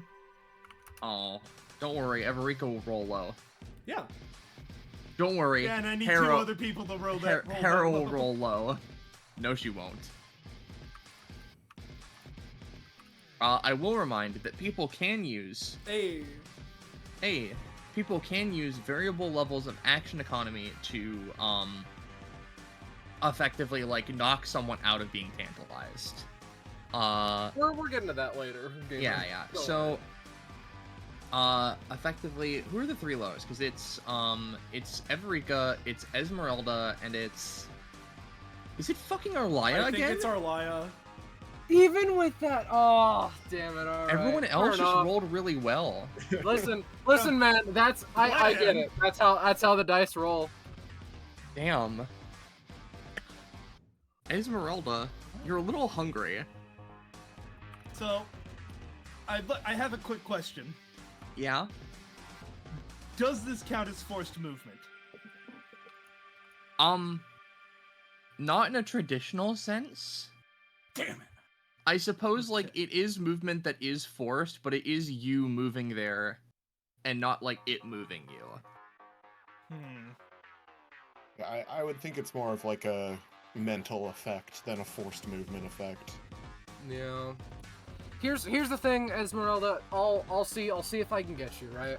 Cause like I imagine that despite the mental block, shall we say, Arlaya's like, this isn't good for me though. It's really sweet. It's very sugary. Nuh-uh. Not. Yeah, you're not allowed me to and you. you're allowed to pull other people away from it because it's only for you after all. But like, Exactly. Genuinely, precisely what I was going So- for. She wants. No. Let me finish, Belmoli. She wants it all for herself, and she's so like kind and just to everyone. She can afford to be a little bit selfish, and she doesn't think there's any other reason why she would be selfish right now, is there? Maybe she could have a little bit. Esmeralda Not can have a much. little bit. I'm sorry. tasty. Roll your d6. This is Roll a one. genuinely Please? gonna kill me. Oh my god. Can we please Uh, stop rolling high now? You Like, roll- can we? You lose. You lose. 8 max stamina. I'm down to 31. For That's still reference, when I plenty. It's introduced her- fine. When I introduced her, she had 30. Oh no. Hey, That's wow. funny, you're, though. you're almost back at base. Wow. Can I Uh, please, real quick, can I please have this generate fracture because her mind is at war with itself over this? Yeah, no, sure. I'll say you gain fracture equal to the d6 as you roll, so you would gain effectively 11. Okay. Good. Runs back over here. Or no. Where can I put her that it heals the most people? Nash will be fine. I hate that the fucking bars aren't updating over, but My bad. It No, ain't that- your thing, it's a Roll20's Roll20 bad. thing. Anyway, anyway, is that you? Is that you were saying? No, Esmeralda's got an action, I'm pretty sure, and she's got a roll bonus. I'm too. deciding what I want to use on these little gabagools. On these funky little guys. Basic attack. Gotcha. On this one. Yep, you got him. He was already shuttled a little bit by the Everika attack. Oh, That shit. would be an 11, by the way. Yeah, of yeah. You blast him. I will note, because I forgot, this would have happened at the end of the round. Every round in which an urchin exists typically attracts some more urchins. Also, that's just gonna be a problem for the rest of the game. Effectively, Well, you get rid of some all of more of them start popping out of these cells. Oh, come on. How many of them they have prisoner, huh? Probably I all of don't- them. Dude, this place is infinite. Is it like an infinite amount? May as well be. Oh, also, question, Roche. Yeah. Would upkeep happen before or after I'm forced to go towards Fathomless Feasting? I'd say before. Okay, good. I'd so- say the order of operations would be like upkeep, forced, upkeep, tantalized, then anything else. I should have used an ability that would have put me in cracked. Fuck. It's all right. Is that the end of your turn? Yeah. Arlaya, you're feeling a little peckish. Oh, indeed she is. So, Jesus Christ! Ah! That's my gonna eat this guy alarm. Ooh, that's my hungry alarm. Mm. That's my hungry box. This is my two-guy kill knife. My two-guy kill eat. And for range 2 guy killing, this is my 2 guy killing gun.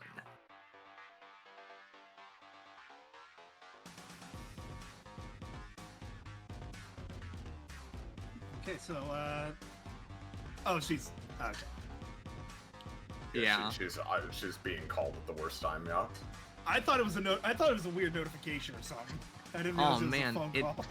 It's not me this time, guys. It is sort of happening to you, though, so. It is. I can't escape. You guys all hear a fucking a phone start ringing. Shit! Before he quickly silences it. No, I Funny can't do it enough- again. Funny Go enough, on. I was called about food. Anyway, so Oh speaking wow! Don't you your- want to it's have your some food alarm. fathomless feasting? of, and genuinely, all right, so we're gonna roll low only for lose once. 3. Okay, Alright. if that were anything higher, I'd start using my passive to make that better. It's all fine, brother. By the way, is Esmeralda's healing at the start of my turn? If Start you're of in the turn, area yes. at the start of turn, it's 3. It's like Halo Zone. Yeah. Very well. I'm going to very much enjoy that 3 health. I'm only at 40 right now, so, you know, I'm hoping to go to 43 after this combat is over. Yeah. So, Jesus Christ. Okay, so, focus. We're fine.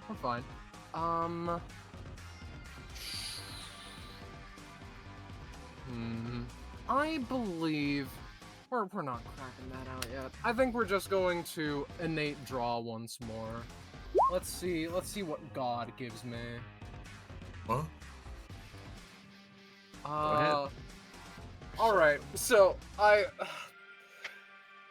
Whew, these words are gonna do some heavy lifting. So I'm Arlaya not gonna declares herself the fathomless feasting's girlfriend? Question mark. Like. lie. No. I was more decree thinking- that I will be feasting on this guy. Oh man, So it'll taste so yummy. So I have a weird way of handling this, right? I would like, ladies and gentlemen, the verdict is out.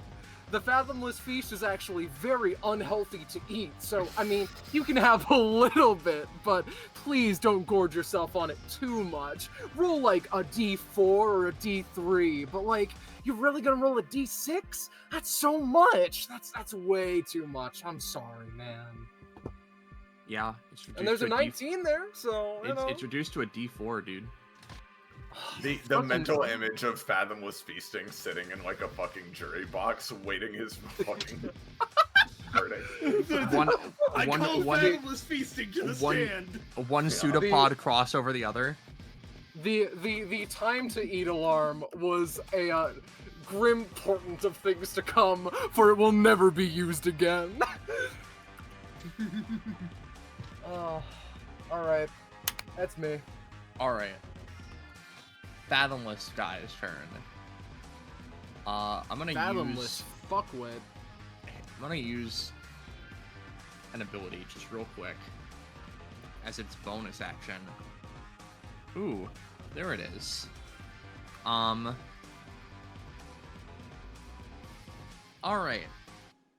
It's gonna use this ability.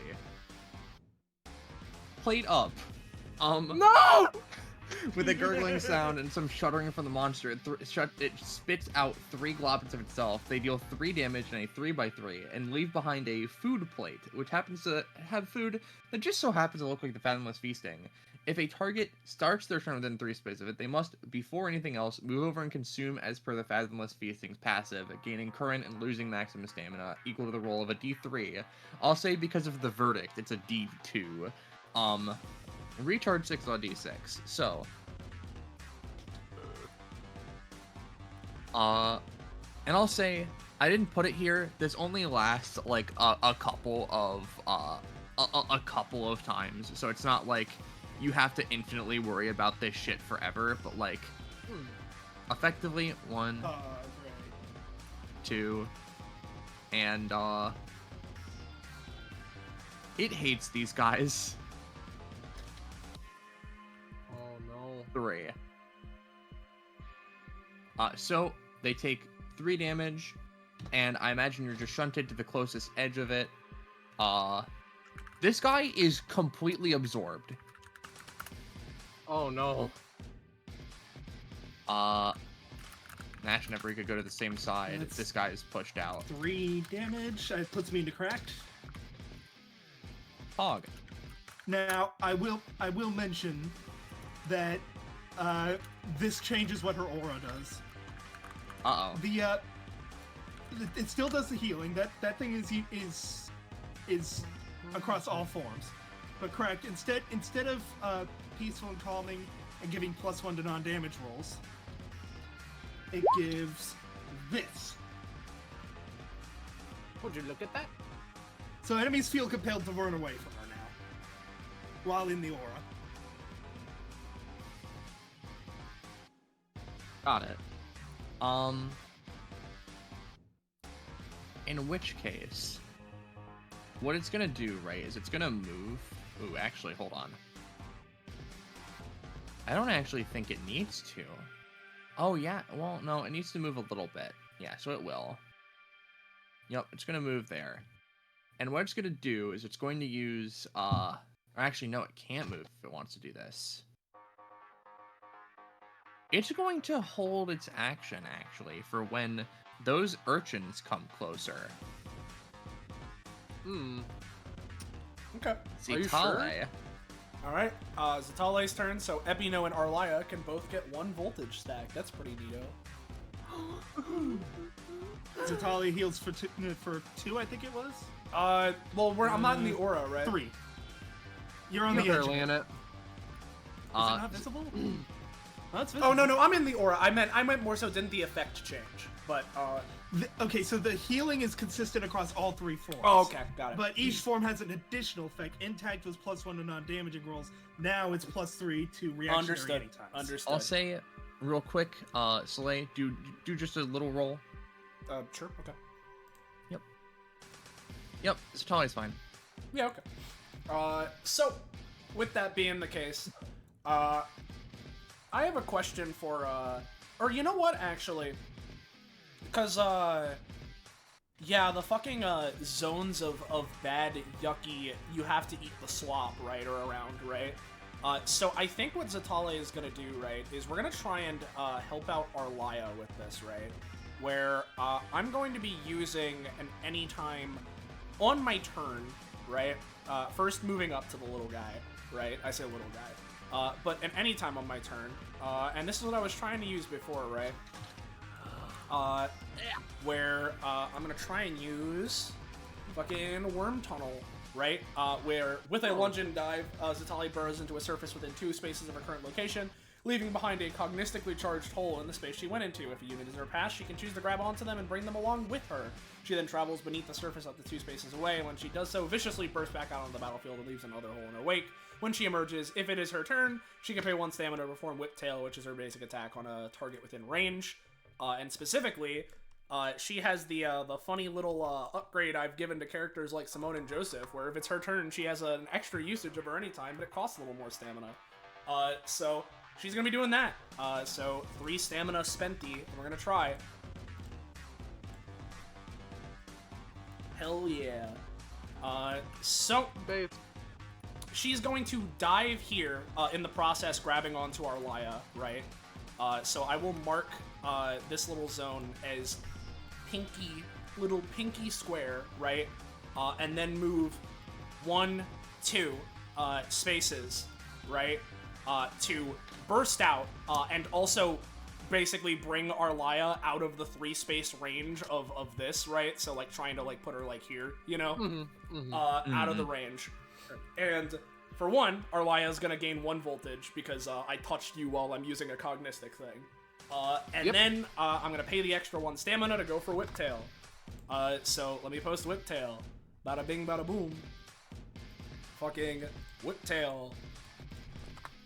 Zetalia unfurls her body and slams her weight against the target full force. This can inflict up to 5 spaces of knockback, and on rolls of 15+, knock hit targets prone. If this attack succeeds, I can pay 1 stamina to combo into Darting Crunch, which is an ability I have. So let's see it. Ooh, not great. Unfortunately, your blow pings off and it creates ripples in its surface, which unfortunately unleashes a little bit more of that blueberry scent in the arena. Does it go away when it's killed? The centaur. Mental stuff. The mental shit. Yes, once it's gone, you should be back to normal. Okay. Thank you. Good to hear. And as she says that, I still have my main action now, so how's about I use Darting Crunch, right? But this time is my main action.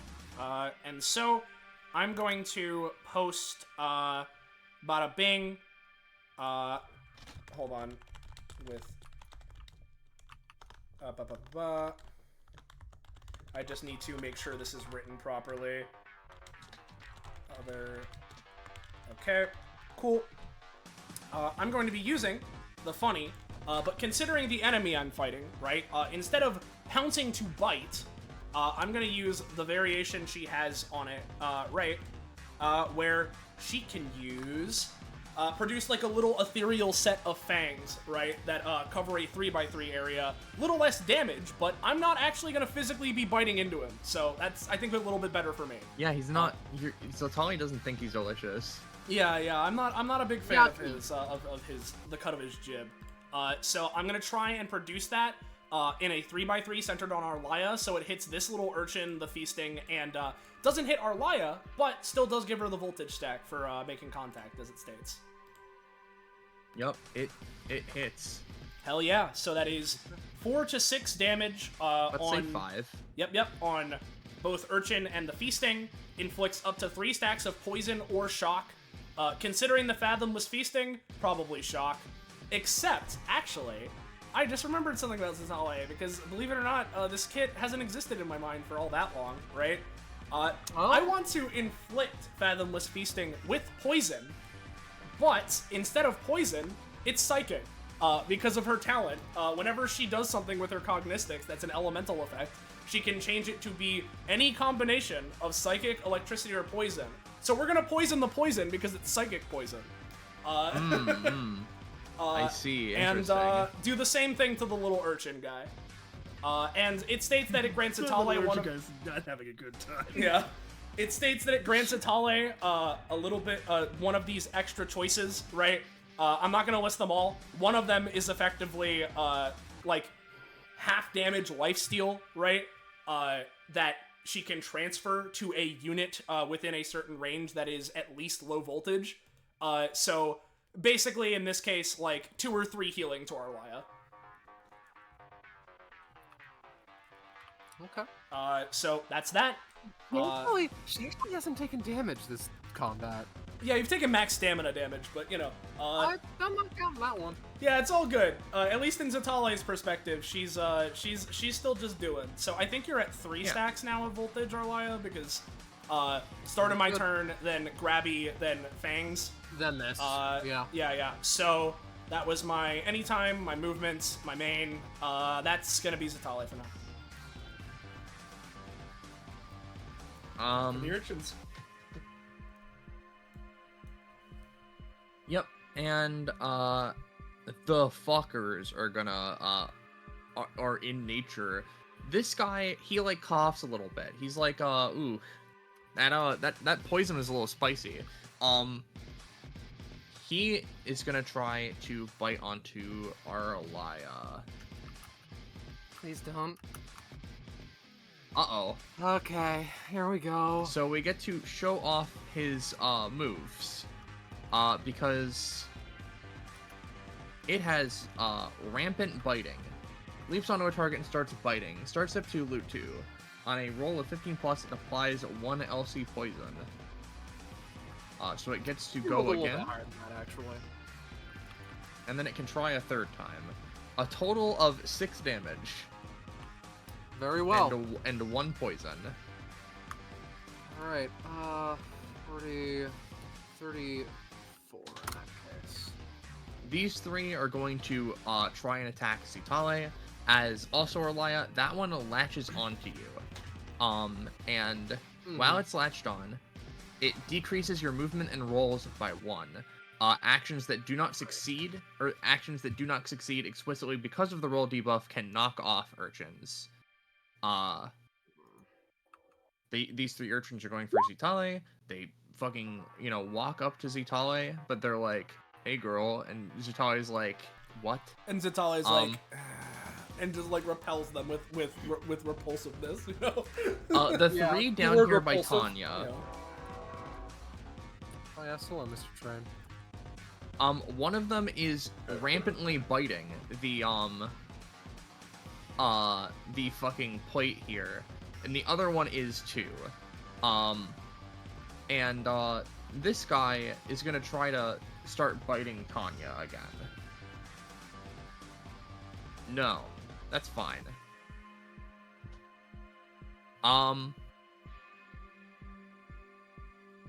One of them is gonna go for Harrow. 2 of these are gonna go after Nash and Everika. A 3rd one is going to go after them, but take a bite of the plate as they pass. And generally, more of them are coming down. Yeah. So, the guys that are coming down and the guy that's coming over to take a little bite. Yeah. Nash is gonna be like, you know what? All right, maybe I am the whole guy. And I'm gonna make a pit beneath them, so they're gonna like fall. They're gonna go down. That's my anytime. They go down. They fall down, go boom. The urchins, they droop. See ya. They're gone. Nash and Everika are gonna get a bite each for their troubles based on the guys who were not pulled. Nash is fine. Everika gets bitten. They latch onto her arm. Esmeralda, one of them is gonna try and bite you. I will mention again the runaway effect. In which case, considering he got the 1 bite off on you, he would normally want to be attached, but then he like cringes and he kind of like goes back a little bit. So only take 2. It's better than a kick in the face. Then I believe that's all of them, as they've mostly all did their things. More were moving around. Other than that, Harrow, she's no longer tantalized, thankfully. Effectively, Harrow pauses. She sees the look in Everika's eye for a moment, and she takes her stave. She lets her enchantments die down as she takes her stave and waves it, and she's going to effectively cast a debuff cure on Everika. She's going to cast a legally distinct Final Fantasy Asuna. And she shakes her head. She shakes it off. She gives a thumbs up over to Harrow as Harrow then stabs the fuck out of this urchin. And yup, she just fucking skewers it, but it's not yet dead. Nash and Hack. I know what I want to do unless you want to go first, Iris. You go ahead. All right. What Nash is gonna do, right? Well, first off, no, it's too. All right, no, I have to try it. This smells too good. So yeah, he has to roll his 1d3 because he's next to it. 1d2. Or yeah, 1d2. Well, thank God I rolled the result that would be invalid, meaning I get a reroll. Ooh.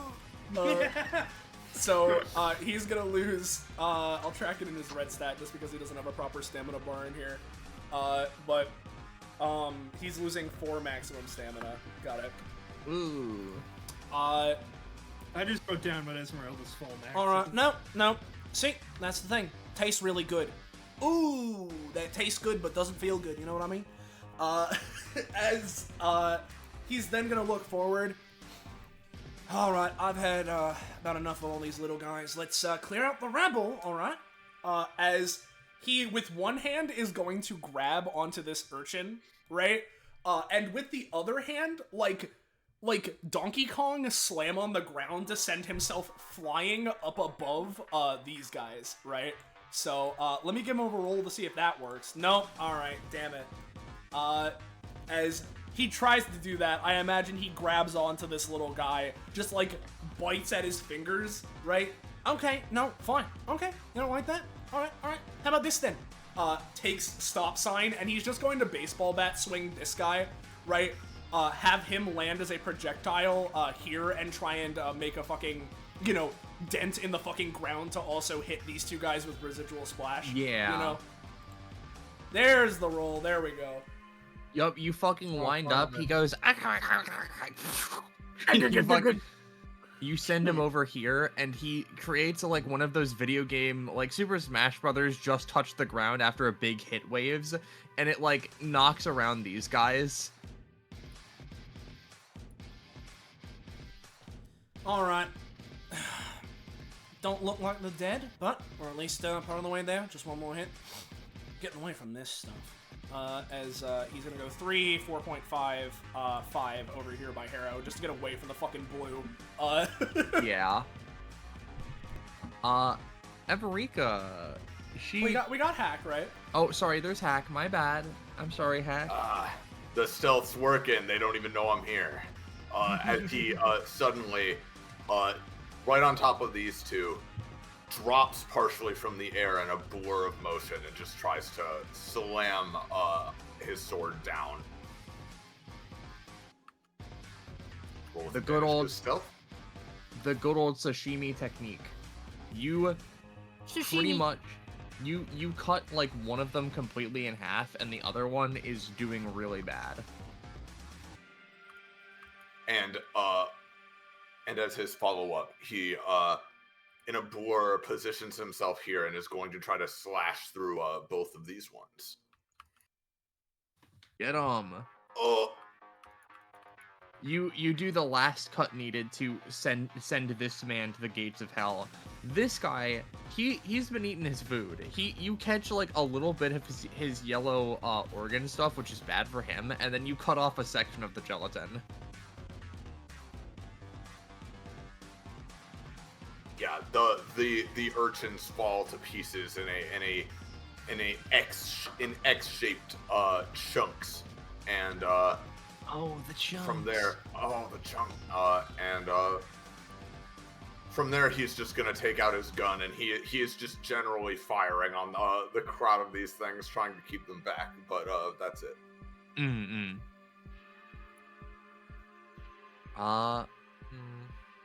I realized the Fathomless Feasting had held his action for a while. Yeah. Well, his condition is met. Go ahead. Kill us. Do it. I will. He held his whole ass shit to do this. He held like everything. Because he's going to use his ability, Amorphous Infiltration. That's not a good name. We're actually gonna see if a D20 says he can. Ooh, it does. Says so. Amorphous Infiltration. With a predatory gurgle, the Fathomless Feasting rapidly ejects branches of slime outwards that mimic sharpened blades, forcibly infiltrating damaged targets. This deals 10 damage to entities in 3 spaces and affects 5 digestion. This cannot be used unless at least 3 targets are within 3 spaces of it. And it's going to be just eating, so many guys. So many funky little boys. Oh, man. I Fucking will diagonals mention aren't on this map. Yeah. Hold on. Hold on. Well, hack is close enough anyway. What did I do? Alright, I went to the... I accidentally went to, session B for a second. Hack is close enough. They're close enough. Everika is close enough. Yep. So, effectively, I'm gonna just create him an aura. And, anyone in that aura... You gotta make a staunch argument as to why you shouldn't take damage right now. Yeah, well, So you got one, keep Scarlet? going. You got one? I do have a staunch counter argument. So it's trying to go for like people who are around it. What if I wasn't around it at all? Actually, on second thought, it does taste quite Well, Oh, unfortunately, hold we on, all have hold to on. accept the reality we live in sometimes. You know, it's yes. okay. It's okay. We have helper NPC. Oh, you're boosting a roll. Okay, got it. All right. The roll is re-rolled. Go ahead, Arlaya. Yeah, let's see it. Oh, Let's see it. thank our Lord and Savior Jesus Christ. That's an epithet effect. Also, thank God Yes, it is. again. Oh, that's a perfect 10 with the epithet effect I just took. Yeah, I'll say Arlaya. Those are all the rolls again. Yep. You don't take, you take like 2 of the damage, but you take 3 of the digesting. I'll post that after this whole thing is resolved. Yep. Understood. I'm gonna be Victor Von Get Out of Here. Alright. Is that Zitala? Yeah, that's yeah, Zitala. that's Zitala's Victor Von getting out of there. Yeah, Where's I'm using she Worm getting Tunnel.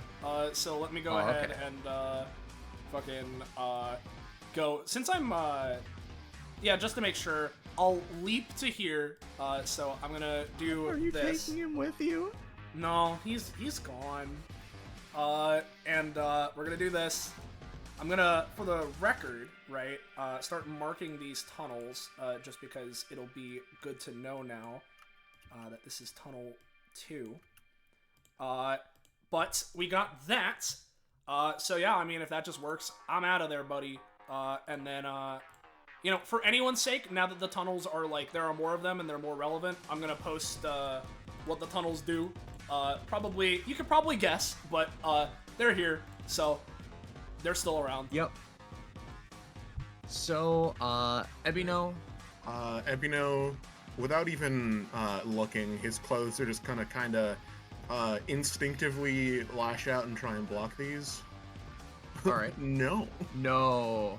But he isn't looking, so he, Everika holds out the urchin that is on them as a shield. Hack, do you have anything? no, he's focused on the little guys. He doesn't see this coming, so he's just gonna take it. Alright. So, we're going to post what digesting does. As Are we? Can you Yeah. not? target takes 1 acid damage and loses 1 maximum stamina per stack. Their body parts are slowly melted and replaced by whatever the makeup of the user is. Arlaya has 3 of that, everyone else has 5 of that, everyone's taking 10 damage. Which, speaking of taking 10 damage, this guy, this guy, this guy, this guy, this guy, and of course the guy on Everika, as you almost feel bad for them.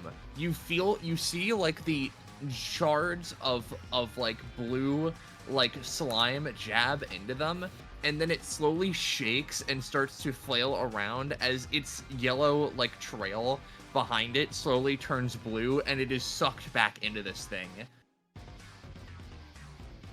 Well, it just took out a bunch of its own ads. That's something at least. They don't like each other, it's fine. Everika, this is her turn. Also, by the way, for the sake of digesting, let's use the orange status. Let's use this one, the parasitoid, because I feel like that's the best. Poor bastard. And Everika didn't like that very much. She's gonna very curiously take a small bite of gum gum. She doesn't like it. She heals 1 damage, but she loses 6 max stamina. Ugh. Because of the digesting. Everika decides this isn't good. She goes around. You see her leg almost give out a little bit as she gets to here. She grunts, she grits her teeth, she grabs onto her arm with all of her might as she points into this goo, and she effectively, her hand unfurls and a cannon comes out, and she's going to shoot like a beam to just get rid of these plates effectively. And do as she will, she fucking completely obliterates the one that's adjacent to her, and this one that was by her is ensmollified to almost, it's not next to Esmeralda, I just need to move it. Just to be this square. And even to an extent, the beam flies over Hack's head, and this is instantly cut down to size. Everika then refurls her hand as she's gonna try and resist to digesting. And you know what? This bitch can cook. She goes down to 1. That's her turn. Ebino. I think you're technically in my aura, so I think you gain healing. I am. Yay! Do I also... Is it a 3-space aura? I mean, it's... If it's a 3-space I aura, want he's my not. buddy to be healed. But yeah. Oh. I mean, okay, very technically right. Half of Ebino is in it, because there is a point where there's 3 squares. It's just that if you go any further, it suddenly turns to 4. Yeah, it's just the diagonals being where, but he would be like halfway within it. Alright, then yeah, sure. I'll count it. Okay. So the plate thing, I would be attracted to it, right? Yes, because of digesting, you would take 5 damage and lose 5 max, by the way. Yep. I already did that. Would that apply again, or? Oh no, that just started your turn. Oh, okay. I need to go back to 42. I told you not to do that. Okay. Let's see. Yeah. All right. Ebony will just go over and eat. Yep. Roll D2.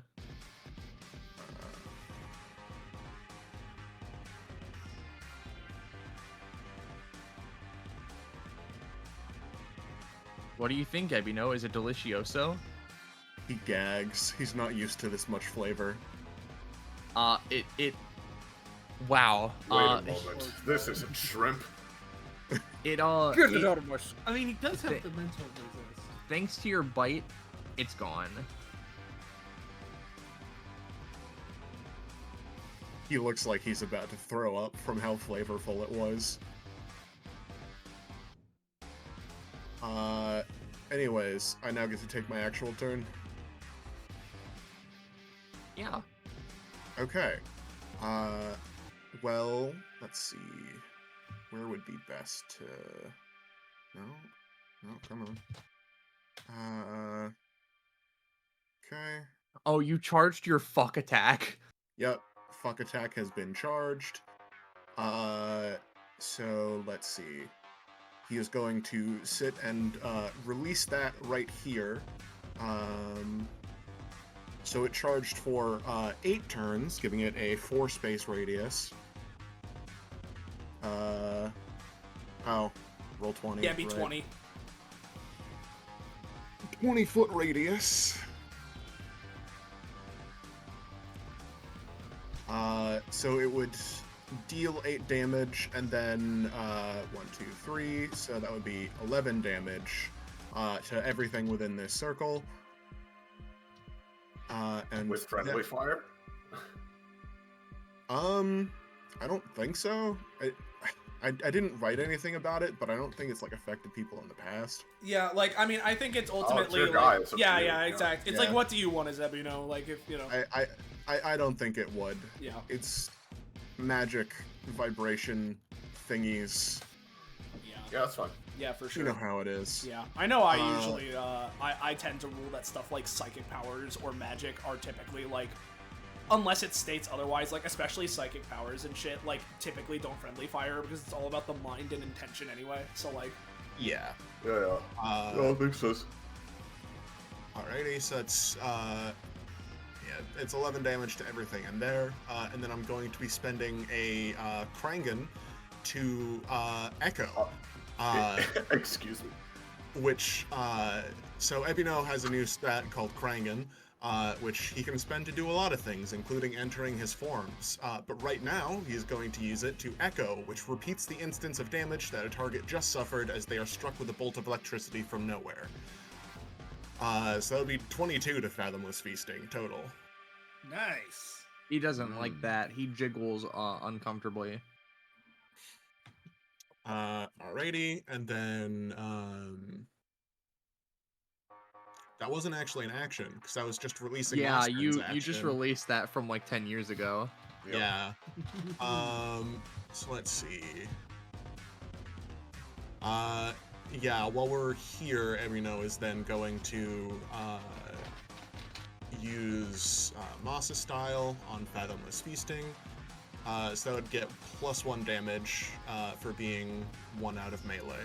So, yeah.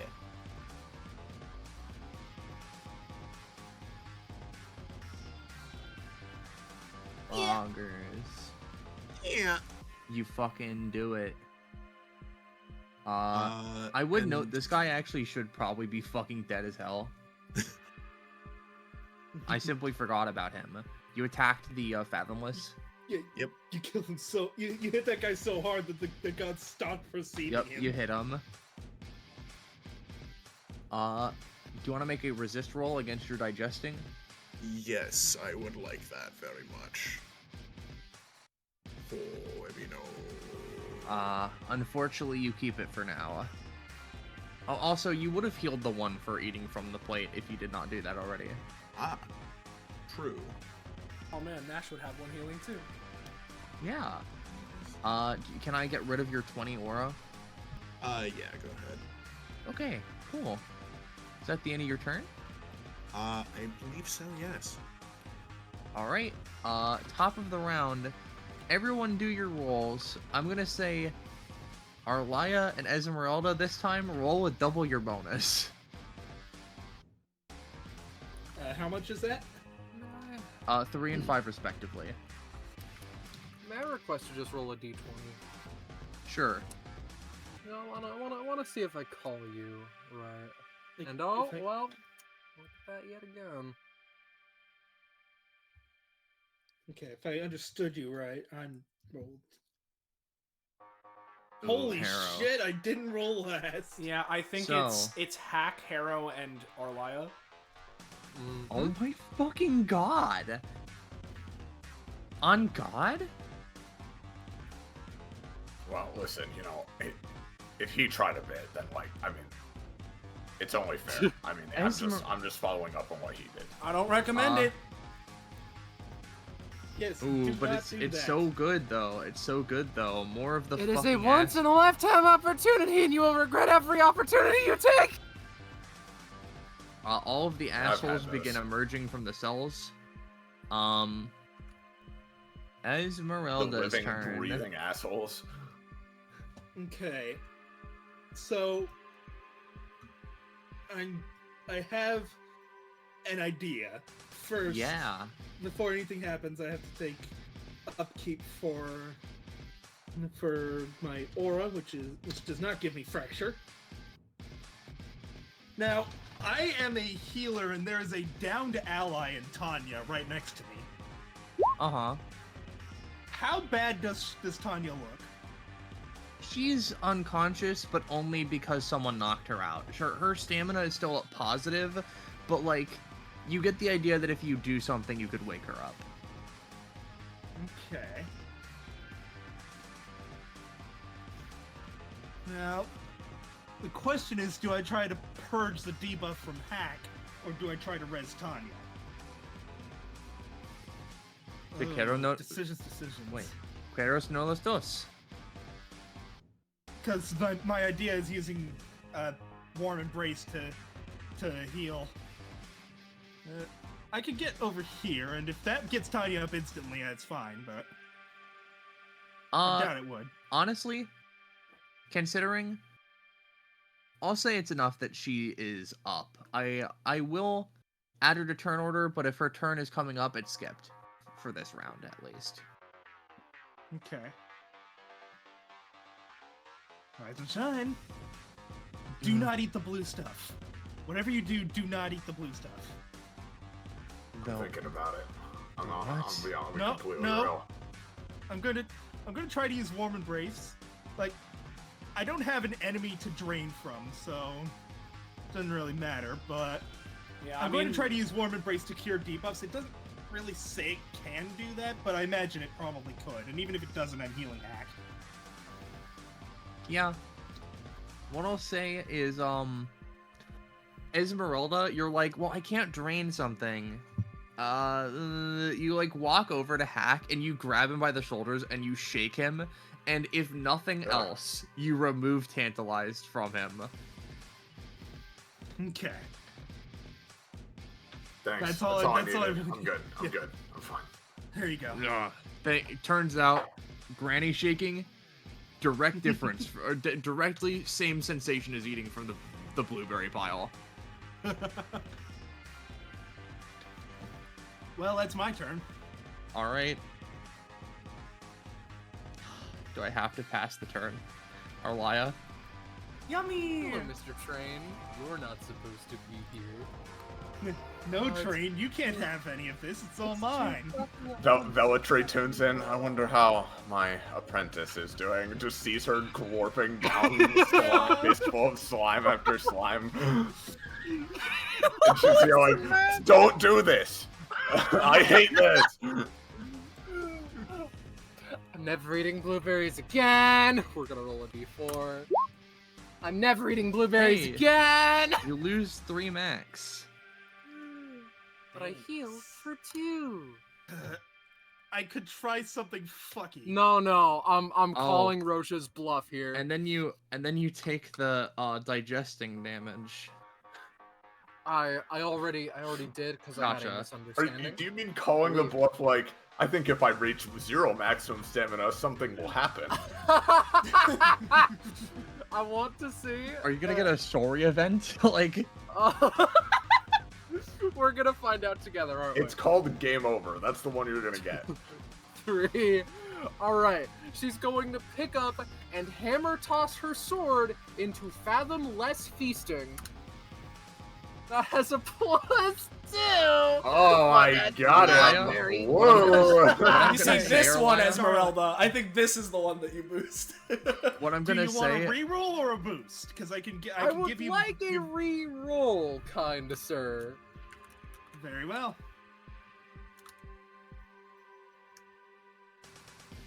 It's... On second thought, maybe this 3 will do just fine. Arlia, what I'm gonna say, you're spinning around with the sword, right? Mm-hmm. On your next turn, you get the idea, you're gonna be able to throw this fucker with insane efficiency. You might beat out a champion hammer tosser. Sorry, Rosche. I'm actually going to string pull it out of Arlia's hands and into the beast. Yeah, dude. You know what? I was gonna say you would get a +5 on it anyway, so you just immediately do it. The momentum goes in, and the Fathomless Feasting makes like an expression that an enemy would in Pizza Tower would when Peppino's running at them at Mach 14 Quadrine, and like he takes a lot of damage as the sword literally like slices through him half-wise and impacts directly next to Nash. Well, That's that, on my end at least. I'll be real, I've never seen that sword technique. Didn't think it would work. Wait a second, that's a successful action! I can spend a stamina! I can spend a stamina and do another one! Guys, I know Arlia's kid! However, it's a 6. Don't so if worry. you Hold don't on, do it. That's an 8. Remember, it's an 8. Scarlet's eating the real life slime. Yeah. That's true. I think she's tantalized at the moment. Bro. Alright. Can I have her pull out a shotgun and shoot it? You can pull out your Epithet shotgun, sure. Just Shotgun. from nowhere, she blasts. Shotgun. Well, there's the old Reaper shotgun trick. I guess I'm out of bullets for that one now. She tosses it away. Did she actually have a shotgun on her person this whole time? I will pass. The shotgun like hits the floor and is on the ground. I only stored 1 bullet because I was worried that any more would make Velatri notice. I purchased that legally. Fathomless Feasting. It's gonna take 3 damage. It doesn't like being omni-poisoned. It's going to try and... It's gonna try and like split off the part of itself that has the poison on it. It gets rid of 1. What it's going to do...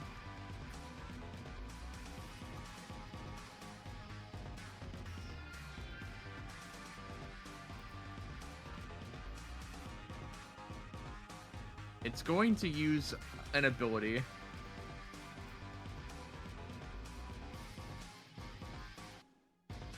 It will also try this. That's okay.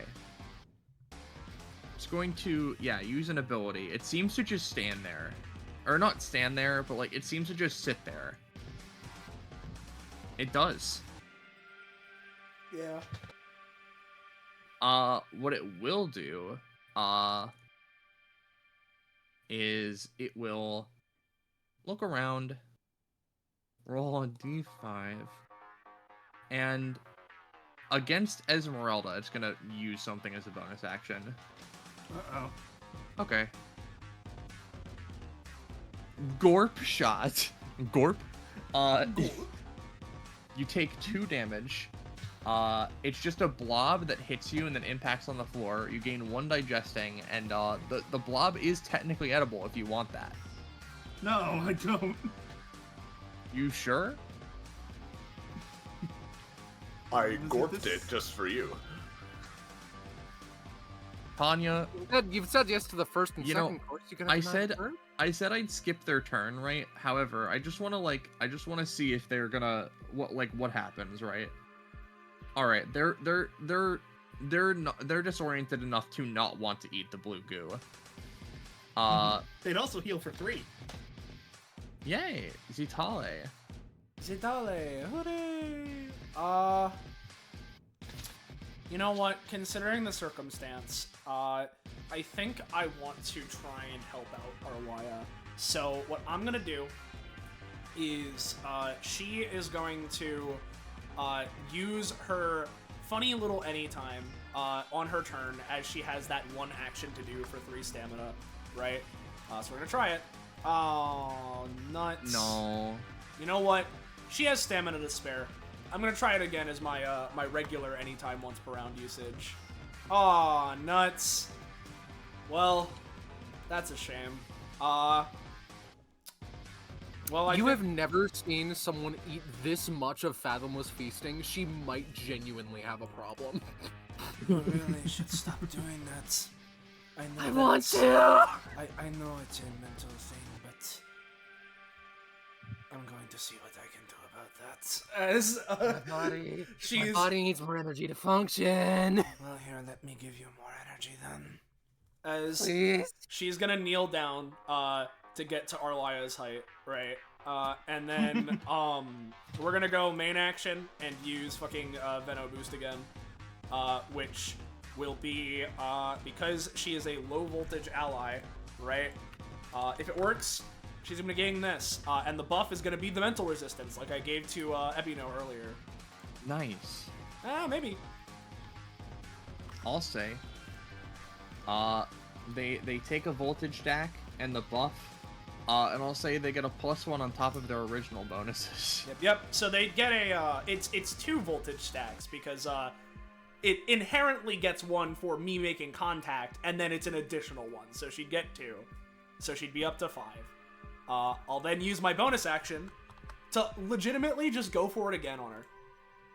So we're just gonna go same shit, same effects, because she's still low voltage. And whoop! Highest roll this turn. Yep, I'll say, they gain the 2 voltage stacks as before. They gain another instance of that middle buff, but no further mental resistance, sadly.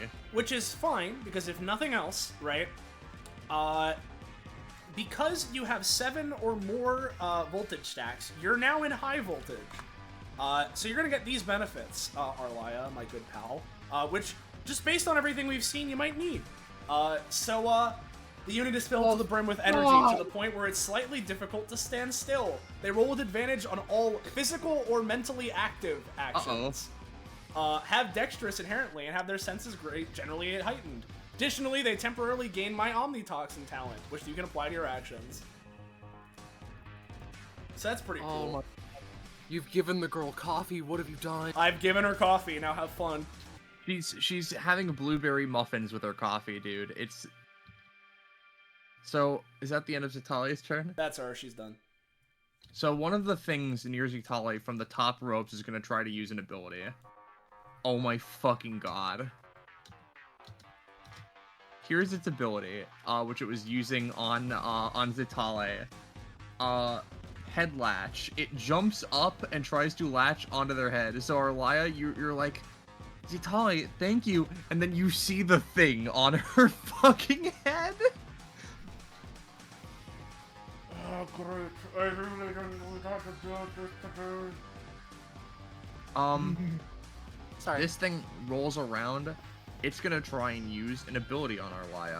I hate how it looks like part of her icon. No, it doesn't get to. It just sort of like walks towards you. The getters are going to go towards Harrow and Nash. 2 of them are gonna try to use an ability on Nash. No. The other 3 are gonna try and... Or one of them's gonna try to bite Nash, the other 2 are gonna bite the shit out of Harrow. No. The other 2 are gonna bite the shit out of Harrow. Hey, you guys want to go in the hole too? Is that what you want? Yeah. Oh, it is what you want. They literally, like, they try to land a bite on Harrow, they jump down to do it, and they're like... They land in the Wily Coyote pit. They look down, 2 of them fall, a third holds up a sign. As a follow-up to that, I imagine Hack is still kind of like rubbing his head, like, get out of my head, right after getting shaken out of the slime state, sees that these 2 are getting attacked. Shit! And he's gonna run over and do like just a standard invisible blink slash through these 2 in midair as well. Oh, get him. You appear on the other side of them because, like, you look really cool, but, like, whether they've realized they're cut yet or not is yet to be seen. Yeah. They don't even realize they've been cut yet. These 2 are gonna go and try to fucking attack Everika, to be honest. And Everika, right, they're gonna try to use it anytime. Effectively, she sees one coming, and she reels back her fist, and she's like, I fucking hate you! And she fucking goes to try and punch one of the other. And she does. She lands a left hook so hard that they impact into this wall here. Nice. It gets a lot easier to deal with when you understand how they work. And these 2 are gonna jump down to try and attack Ebino and Esmeralda. Tanya's dealing with 2, so I'm gonna make 3 rolls. In order, it's Ebino, Esmeralda, and Tanya. Uh-oh. Does my aura affect it? Yeah, I'll say, it is going to do another attack with a heavy minus, the second one. That completely fails. It moves away. The one against Ebino is going to try again. Or is going to go again. Oh, and then it's going to try for the 3rd. Alright. Ultimately, Ebino, take 4 damage and 1 poison. Okay. How much do I take? 2. So let's see, that 16 and the 12 was against me? Yes. Okay, then I am going to roll against those to see if I dislocate. Ooh. Nope. Yes. Hey, you do it. Alrighty. What fucking symbol should I use for dislocation? Prone. The back pain one. Perfect. Yep, you get 1 back pain. Ladies and gentlemen, this is the first time it's ever been useful in any campaign in Roll20 ever. For anything other than generic damage or something. And now, that's the end of them, unless I forgot one. But I'm sure you guys wouldn't tell me if I did. I wasn't paying attention. Harrow, Hash, and Knack. Harrow draws her rapier. She sees the other 2 nearby. Delta attack? Yeah, Sure gladly. thing. He's gonna go over here and he's gonna lift up the sword. I imagine he can, considering his epithet and what it does to his funny body. So... Yep. And the sword itself is also just mostly weighted in the hilt. And Hack moves over here and pulls out his gun. Harrow moves here, draws her sword, and holds her stave up. As she raises it up in the air, a literal fucking triangle, which is then for flare, decorated with a pentagram in the center of it, because they're a demon now. Forms. Over here. You're making me reset it. We gotta get all 3 of them. She raises her staff again and has to rechannel the cast. Alright, 1 sec. There, does he count, or do I need to move one more? He counts. It's fine, he counts. With a pentagram in the center of it, forms as, in an instant, the 3 of them go for 3, separate strikes, filled with magic, epithet, and otherwise, that just completely atomizes these fucking guys. Goldenrod is also sliced neatly in half. Yeah, sliced neatly in half. Dice roll, go! Dice roll, go! Go! Harrow made the design look cool, and then made like she was going to go in and attack, but then let the other 2 do it. Yeah, then Hack and Nash just kill him, yeah. Yeah. She lets them do all the work. Just Oh, that was the turn order one. Fine work, boys. You removed it. Yeah, from turn order. They're all going they were 11 or something? Or no, they were... they were 9? the turn before this one, so they were 9. Don't worry about where this one's hiding. Alright. One of them's hiding. I can smell it. Bing, bing, bing, bong.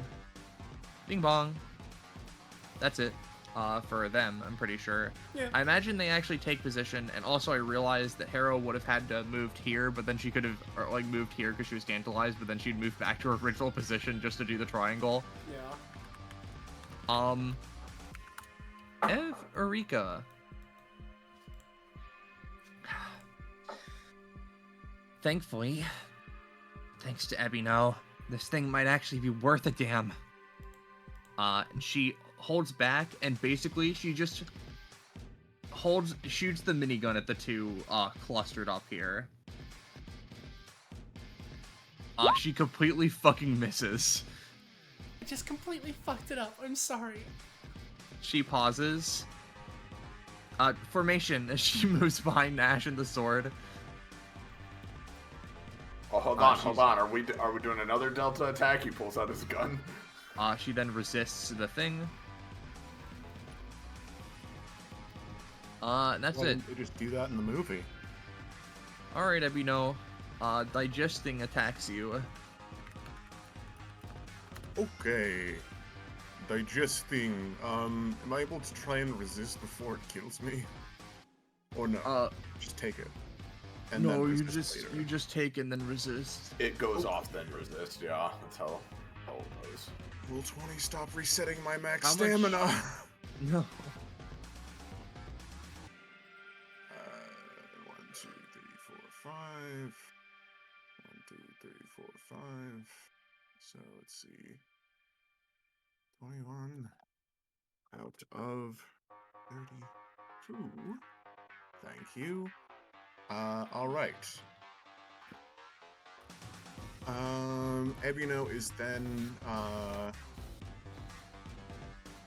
he's just kind of, with his now obscenely long skeleton legs, just step over this barnacle. Hi. He's fast. 6, And gay. 7, What's he cooking? 8.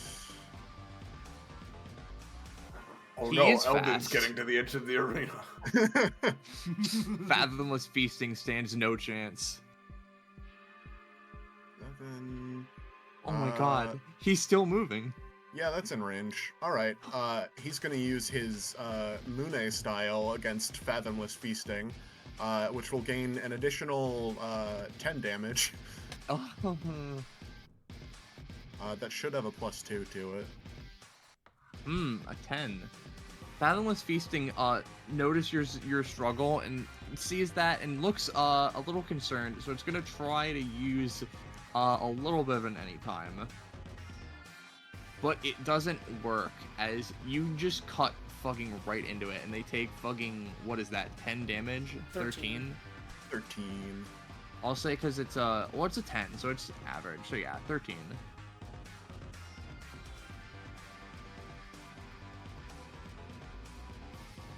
Yeah. Ow. The funny part is Ebuno's arm does like half the distance. That's bad. Anyways, that's his turn. That's really bad. Alright. I thought Misty was gross. It makes it to the top of the round. The boys are back. Yummy! Please stop it. Stop sending me your strongest urchins. Oh, right. Stop the urchin! I forgot to roll to resist. Oh yeah, go ahead and do that real now. Okay. Oh, You get rid of it. cool. In fact, your negative That statuses man, get rid man's of already them. digested. Have you seen him? Honestly, Ebino, thinking about it, your skin's feeling pretty exfoliated right now, thanks to that. Yeah, his skin. Yeah, Cool. your skin. Yeah. So now everyone has to roll to resist. I assume that was Zitale. No, that was Nash. Nash is 9, yeah. Real quick, did you say that I regained my stuff? No, or you don't regain your max. I Okay, was just okay. saying remove your feeling negative exfoliated. debuffs. Okay, I thought I No. heard I something only I roll well didn't- on this. Uh-oh. Uh-oh. All right, Surely, Arlia. Arlia. This is... You can do it, Scarlet. Is it a +12 now? I thought it was a +6 because you had the 5 and then the... I mean, honestly, there's effectively no way you can fail this. Oh, thank God. Oh my god, It didn't show. it's the 3 me NPCs. Well, is it because... Oh, yeah, I guess Tanya Here. and Nash rolled the same, right? Do we roll off? Oh, did they roll the same? Yeah, we both rolled 9. Sure, they'll roll off. Alright, Tanya. It's Tanya. Okay, I can at least shake Tanya out of it. Yep. Esmeralda. Okay, so I didn't want to interrupt the action with it earlier, but I failed the to give the reroll. How does that affect Fracture? Because normally if I fail to spend it, I usually gain some, because if I'm spending some, I don't want it. Oh, gain 3. Okay. Have you taken damage from your digest stack? No, I've not. That's 1 to current and max, right? Yep. Okay, and while I'm... Shit! No stamina! And down to a max of 30. We're back to where we started. And while I'm thinking about it, I'm just gonna roll my resist roll on that stack right now. That gets rid of it, right? Yeah, that gets rid of it. Okay. Now, what am I actually going to... Why am I asking? I come over here. How are these guys looking? I mean, I'm pretty sure one of them looks a little bit damaged, but the other one is completely fine. I grab the one that looks completely fine and start... I grab the one that looks completely fine and Tanya and start healing Tanya by draining the life force of the urchin. Fuck! I'm spending my reroll. I'm spending fracture to make that to reroll that because fuck that. All right. That's a 4. I'm gonna say gain 2 fracture. So Esmeralda, you reach one hand onto this urchin and the other hand onto Tanya, and you reach your one hand into the urchin, and the urchin gladly, like, clamps onto your hand, and it doesn't do any damage, but he sure is attached. You little... You've put your hand in the Dune popcorn bucket. Well, unfortunately, I used all my actions, so... Do you not know Like- about the Dune popcorn bucket, Skylar? I don't. We can discuss this later. Yeah, I can make a guess.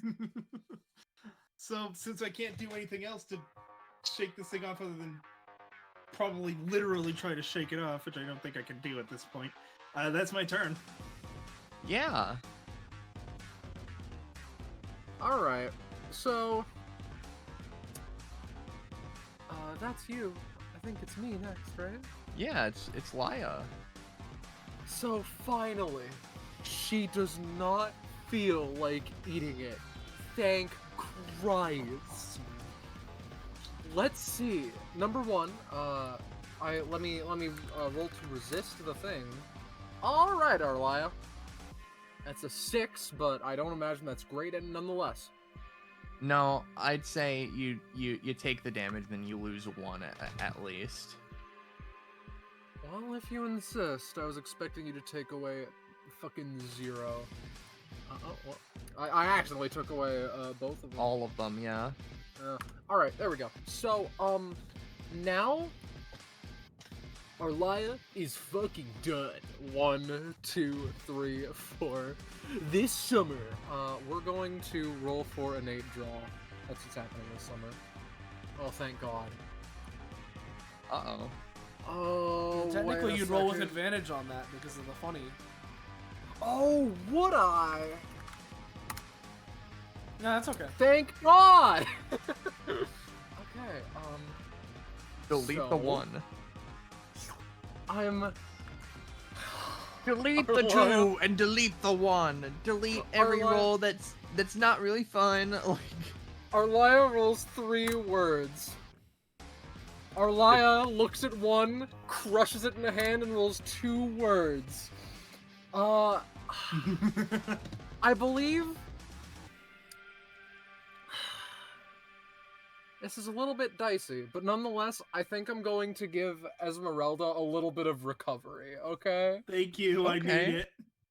Alright. There's just a 13, there's a 12, sorry, so just do as you Yeah, will, game. so you My know what? dementia, it's cured.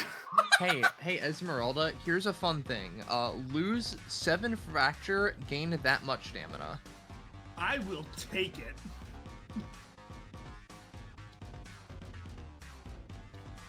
Ignoring that my own epithet is desiring to tell me to quit it.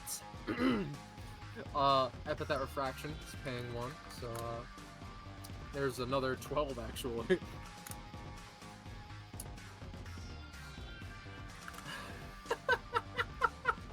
Alright, Arlia. Is it eat? I am fucking imagine. I'm going to hold my authority over Nash and tell him to attack with that big sword, if that's okay. Sure. I pass the action off to him, basically. Oh, you're not gonna boss me around. I'd do it for free. As Would your action economy allow it? She does not say. yeah. As he straightens his tie, and I assume it's to attack Fathomless Feasting. Yeah, that's the command from the higher up. Yeah. Okay. He's gonna fucking swing. And it's a big Big sword. swings. So Nerf or buff, we're always tough. So yeah, hey, it can reach if the asset's anything to be believed. So Yeah. You like hit him in the back, and he's like, oh, he didn't like that. that's an unpleasant sound. He doesn't really make that sound. I'm sorry, I lied. Sorry, never mind. But- that was just the voices. But what if things get even less pleasant? While it is within the beast, I would like to roll string puller to basically pull it to me, and it'll buzzsaw all the way through him, and basically leave him as he's gonna die. Okay, that's my hope. Roll with advantage because you're in high voltage. All right, I forgot. Thanks, Soleil. No problem.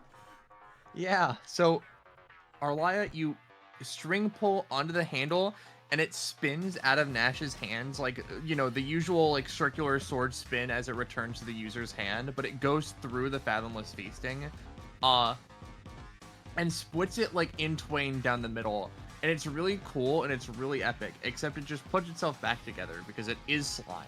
But it did look really cool.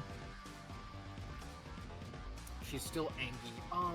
I think that is the extent of my action economy. Because I Yep. don't have epithet shit. Epithet charges. Yeah. Okay. It's its turn. It feels a little bit desperado, for no reason in particular, but what it's gonna do, it's gonna move here. It's gonna use an ability. Uh-oh. Ooh. Consumption call. The Fathomless Feasting opens its jaw so wide that all that is exposed is the endless center of its delicious form. All targets are dropped within 3 spaces, and if any are adjacent, they suddenly take 8 damage and lose half as much max stamina. It gains that much max stamina, but not current. So just real quick, right? Real quick. Yeah. Real quick. What if, I know this is a crit and everything, right? But what if he was in a hole, so 3 spaces away was actually a little farther? That sound good? You can attempt. Alright. What I'm gonna say, right? He's in a hole, so it's a little further, because there even is already a thing next to him. Everyone here will end up adjacent to his space. Nash, I'm gonna say, takes less because he created the hole. Arlia, Please, God. I'm gonna say, take 12. Everyone else also take 12. Nash, I'm gonna say, just take 8. She's a 29 maximum stamina! Oh shit!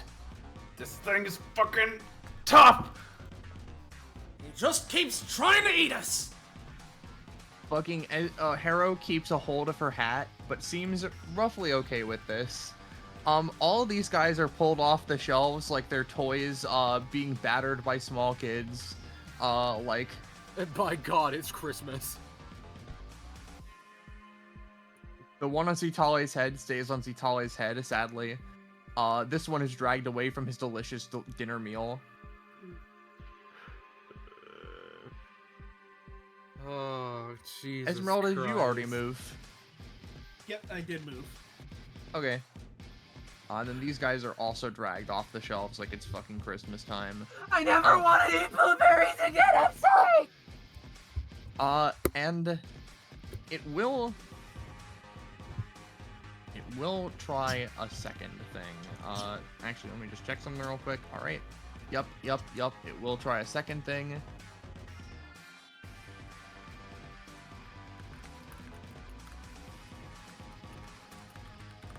Ooh, alright. Lisa's tantalizing aroma. Everything takes 2 damage. I'm just gonna mark that on the eels.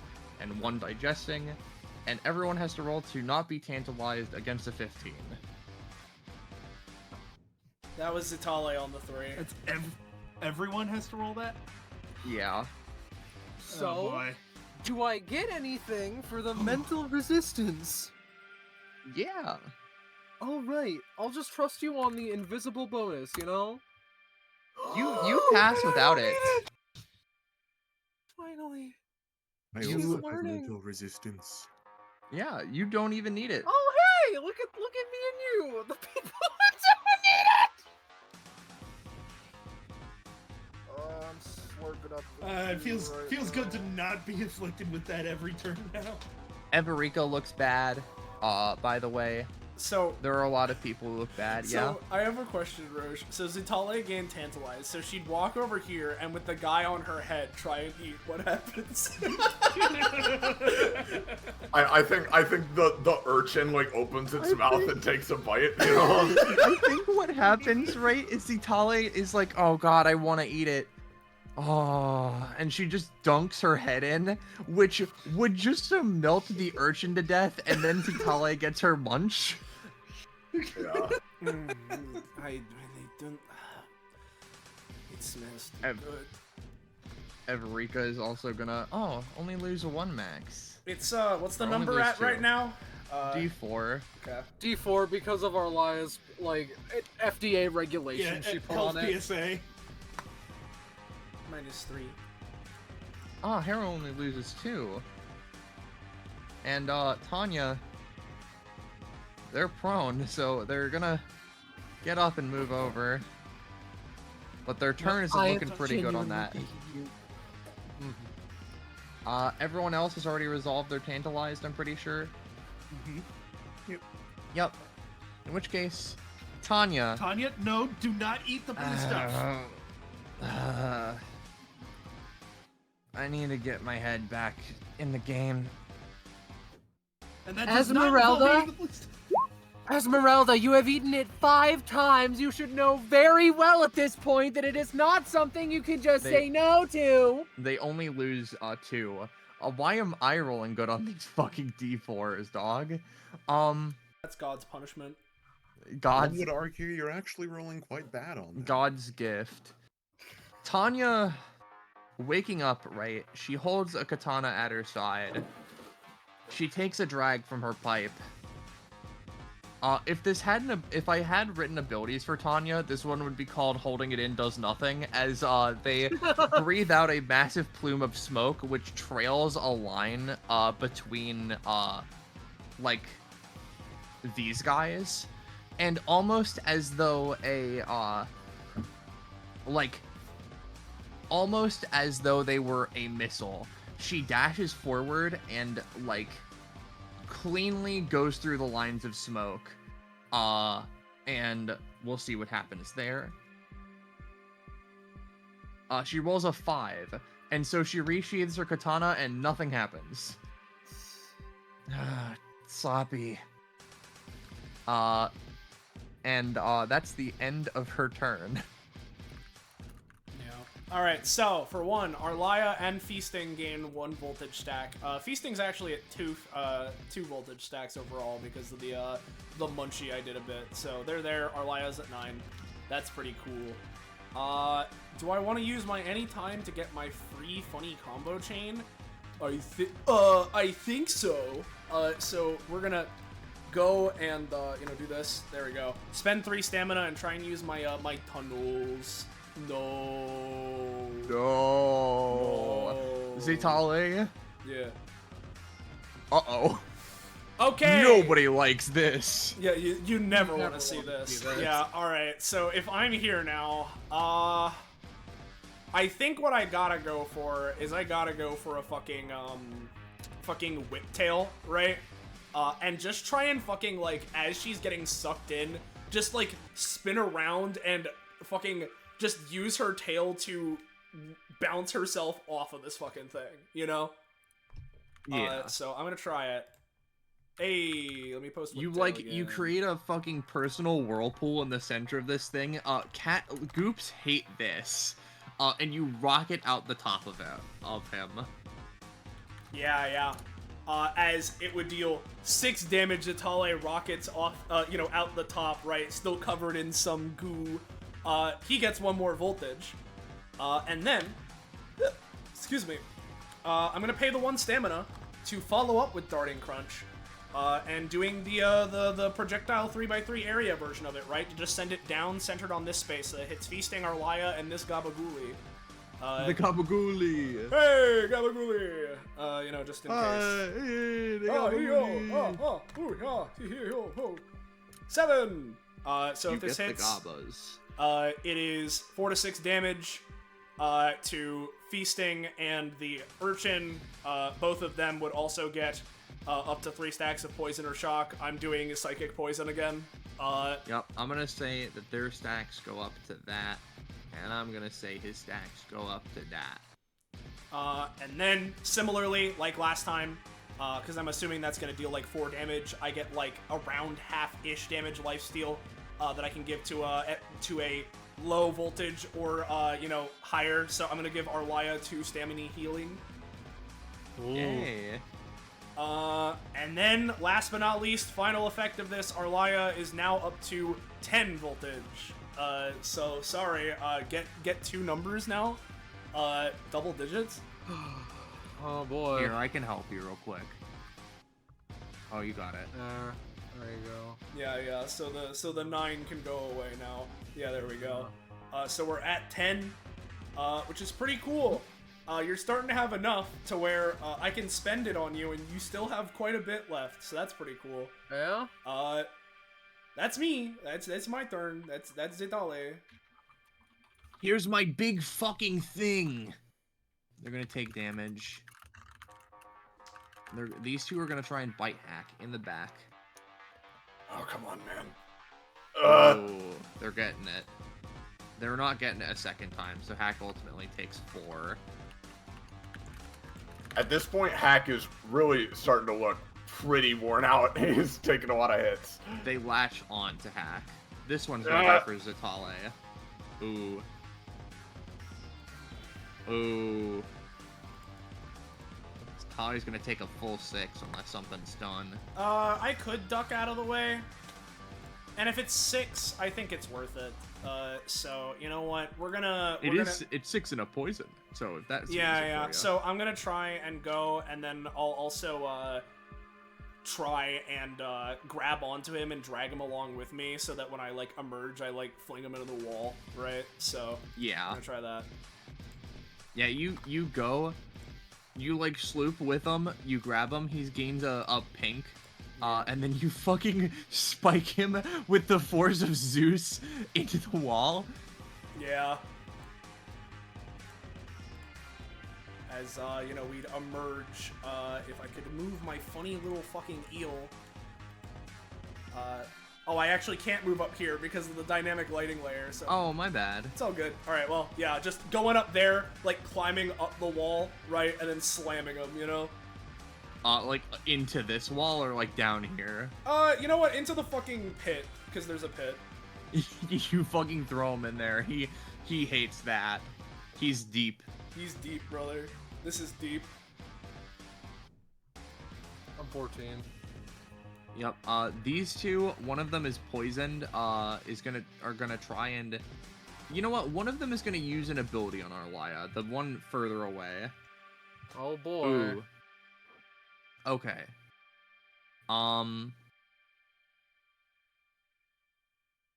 Entrail Entanglement.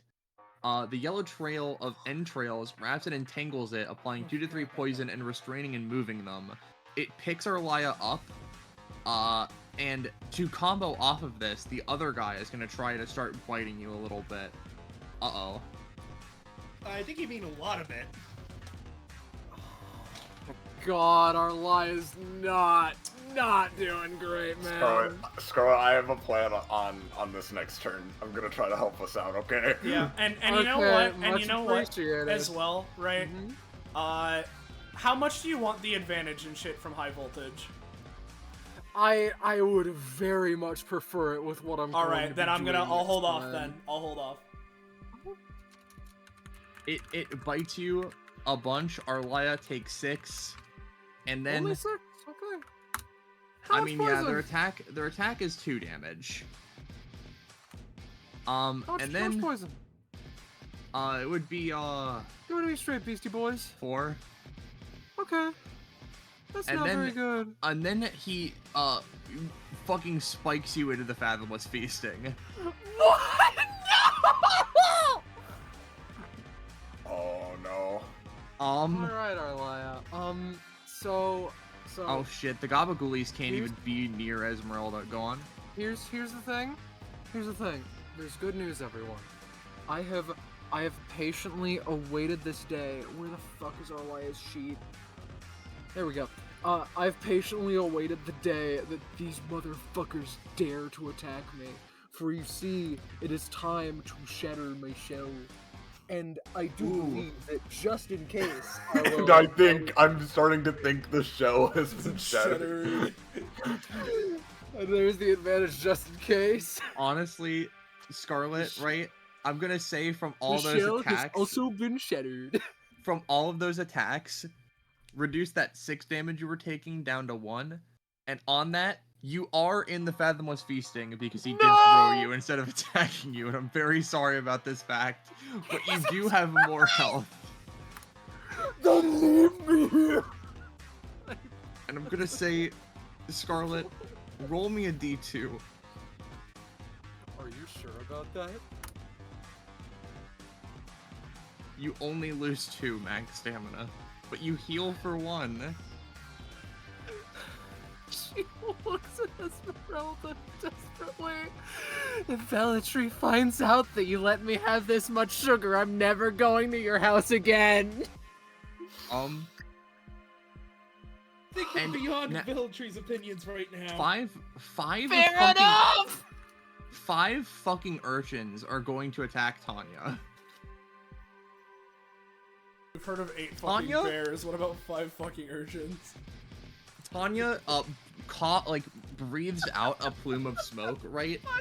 And it, these things don't have eyes or noses, so they can't really tell what's going on. But, believe you me, the smoke is disorienting them in a way that you wouldn't be able to tell.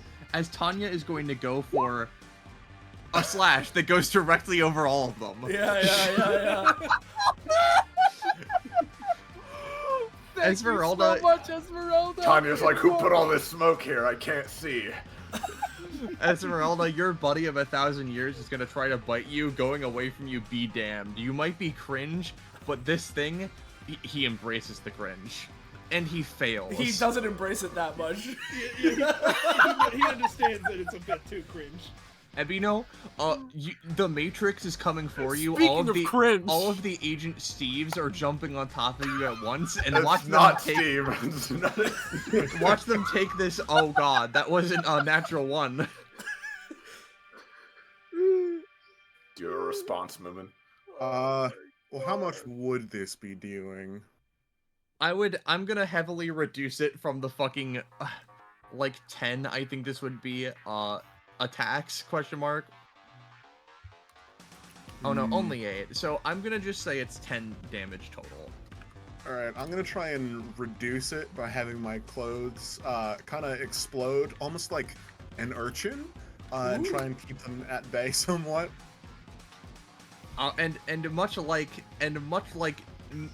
New from the Matrix, you do a thing that bursts them all away from you. New? Neo. Yeah, I know. I know what you said. And that's the end. That's the end of their turn. And now, after that harrowing experience, Time for another.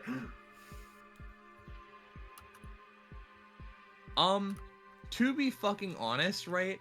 Taro sees all this shit happening. Rather than enchant herself, what she's gonna do is she's going to, oh fuck, that's right, she has to eat the fucking thing on her turn because she was tantalized. She's like, I'm thinking of things to do. Takes handful of thing, eats, munch. Her hand melts a little bit more. Oh, that's my sword hand.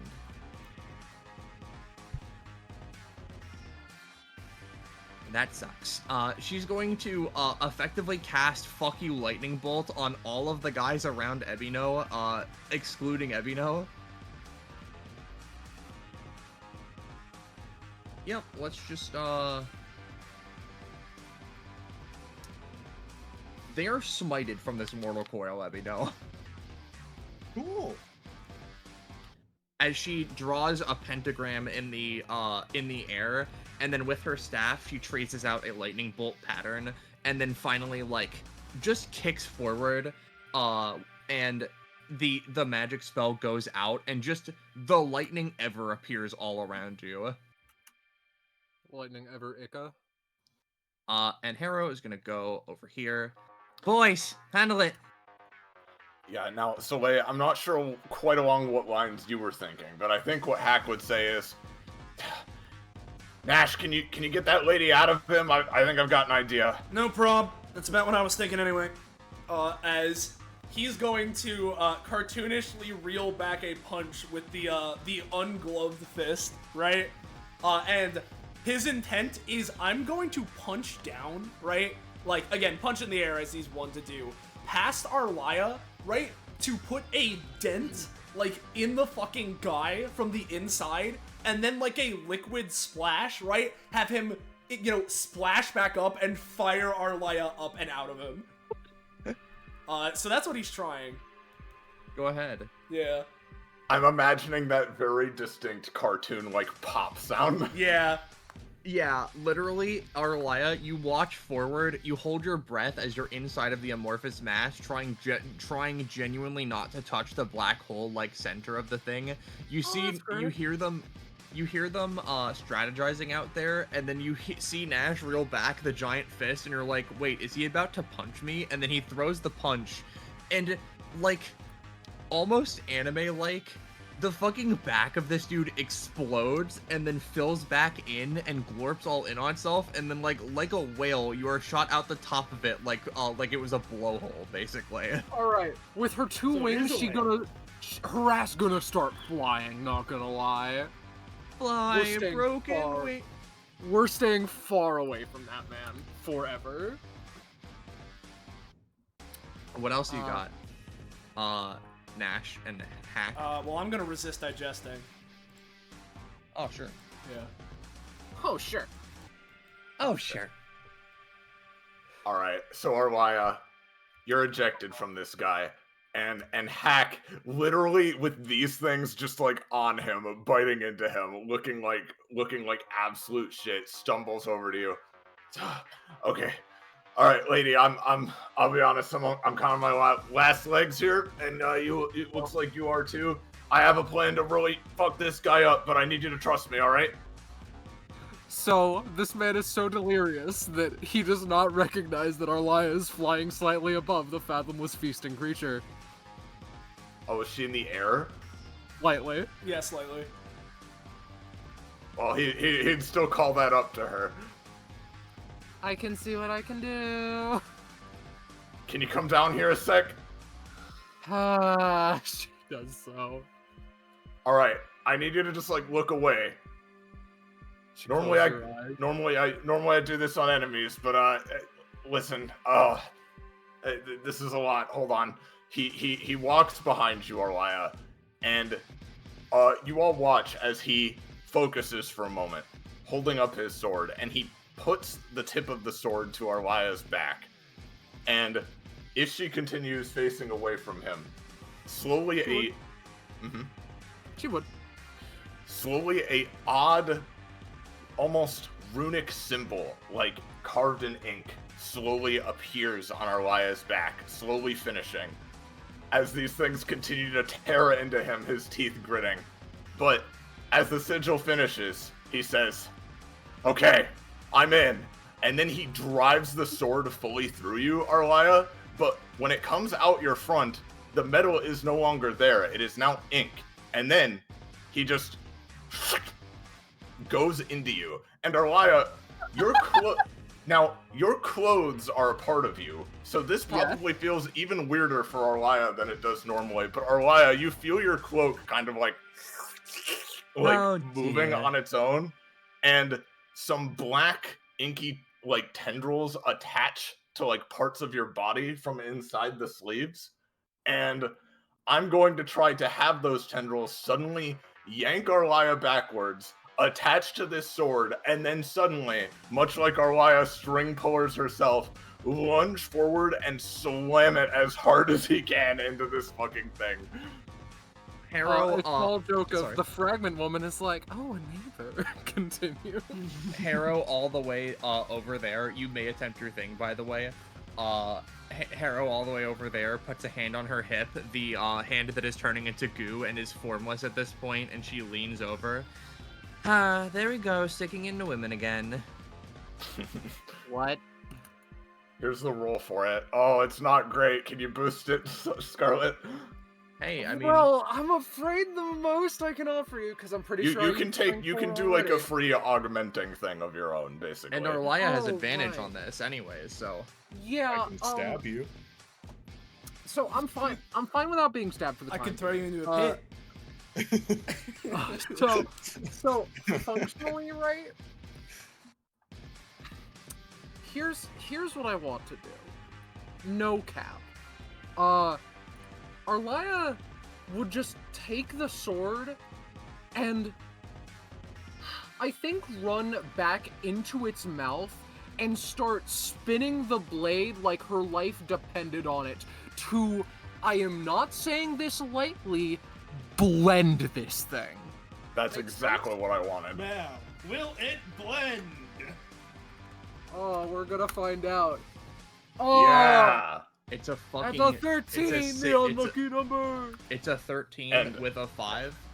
And Scarlet, as one of the, I imagine, as one of the conditions of this actually activating on someone, and your synapses kind of pseudo aligning with his, you'd learn what his epithet is. So let me send that to you. Well, he would learn what hers is as well if you want me to send that.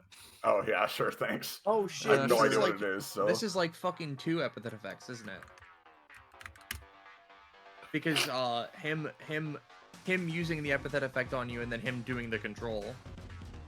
yeah, a little bit. It's weird. Yeah. I now despise the word of I'm in, but other than that, So, Arlaya, Noted. you enter the center of the sky, you begin spinning around. What I'm gonna say is roll 1d4, right? But as you are going in for this, right, you are fucking him up. oh, you don't and even she take that is much. done with the blueberry. You literally spread him the fuck out. And like, he like his center We're gonna is like slam this fucking jam, brother. his center is his core is fucking destroyed. His root chakra is gone, but There's that no saving the black hole still persists with like just he's still able to form enough to not necessarily be dead yet. You know what? All right. In that case, For right? how much longer, Well, motherfucker? I have What's an up? I have an idea then. So Yeah. hey, Scarlet, right? Hey, If I do something and spend some of your stacks, do you think you could potentially try and finish him? oh, I will not potentially try to. I will. All right, I'm gonna use an ability of hers that we haven't seen yet. Soleil being. Persona Discharge can only be used on high voltage state units, spending 7 voltage attacks from them if Persona Discharge succeeds. So let's see it. If that succeeds, then here's what it is. Effectively, Zatalei's cognistics wrap around and throughout a target's body. Their blood feels like it's vibrating. Their sense of self is emboldened and adrenaline pumps fast.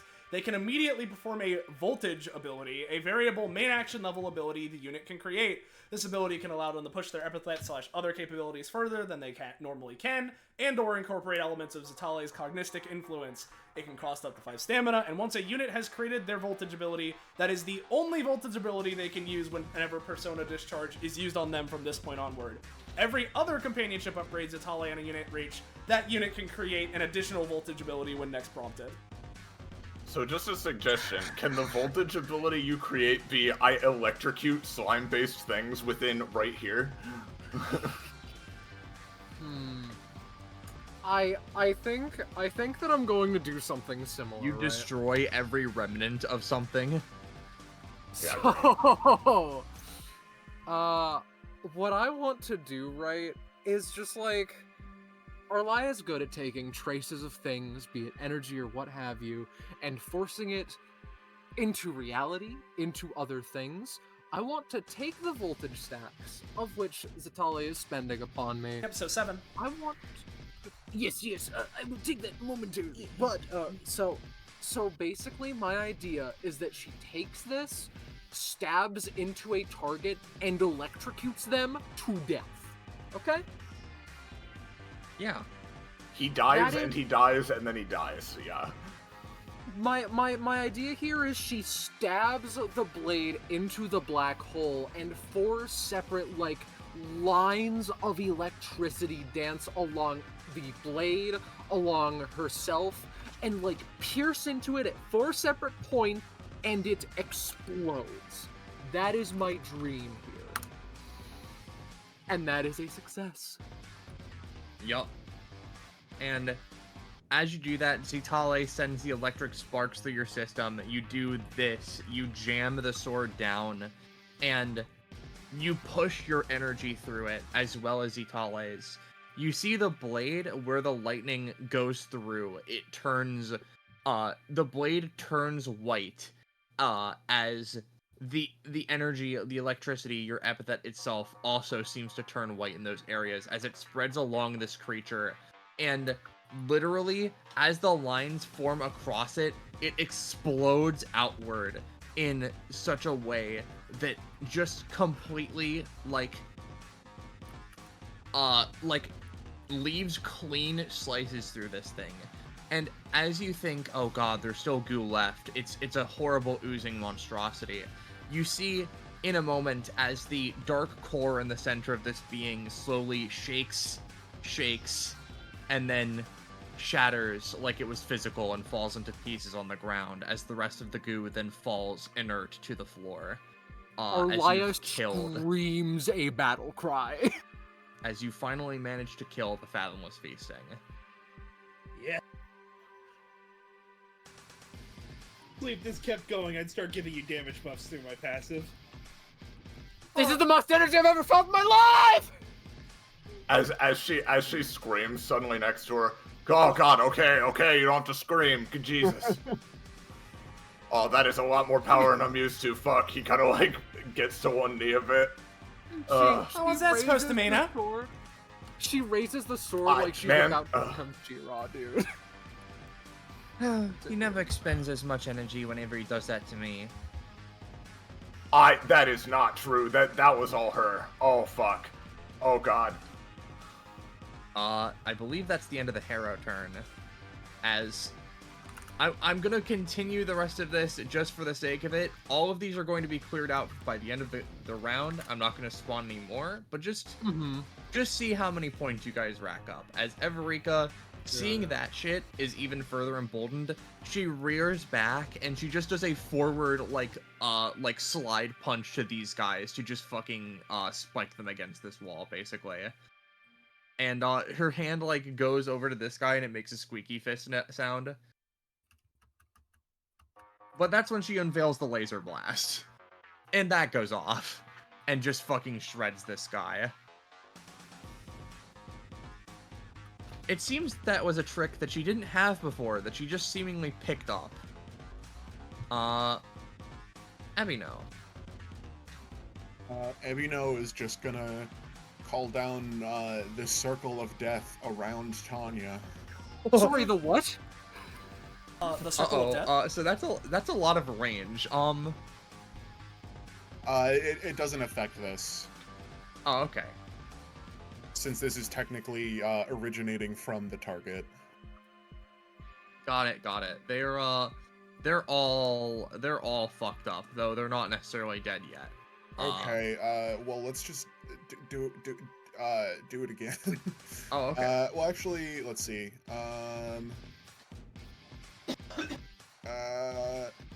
Yeah, I'll use point of wavelength to make that. Oh wait, that already wasn't any time. Fuck.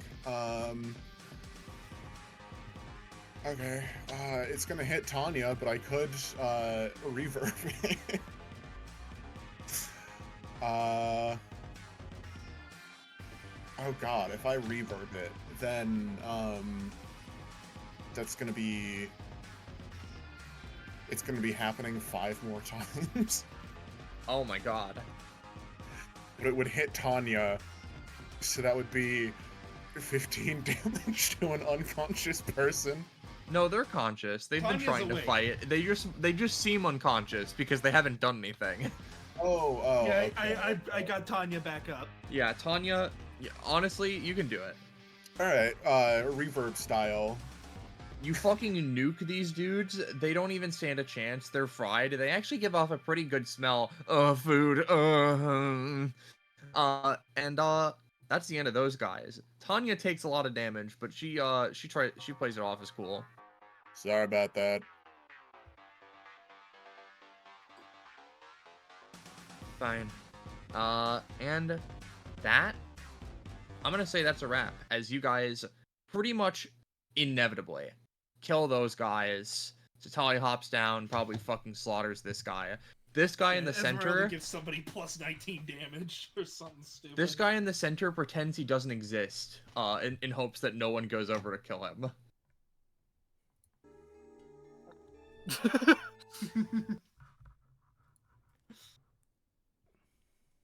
Oh.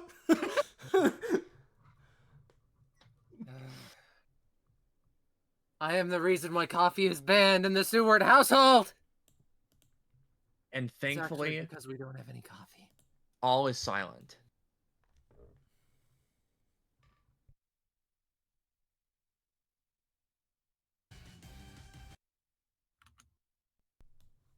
Just had to do one more. I'm sorry, that one wasn't funny that time. If we had to run away from that guy after all that shit, I don't know if we'd live. It'd be pretty funny though. No, it's okay though. All right. Because Hey, you guys Rosche. did it. Yeah. Is there an achievement for that motherfucker? Well, funny that you ask.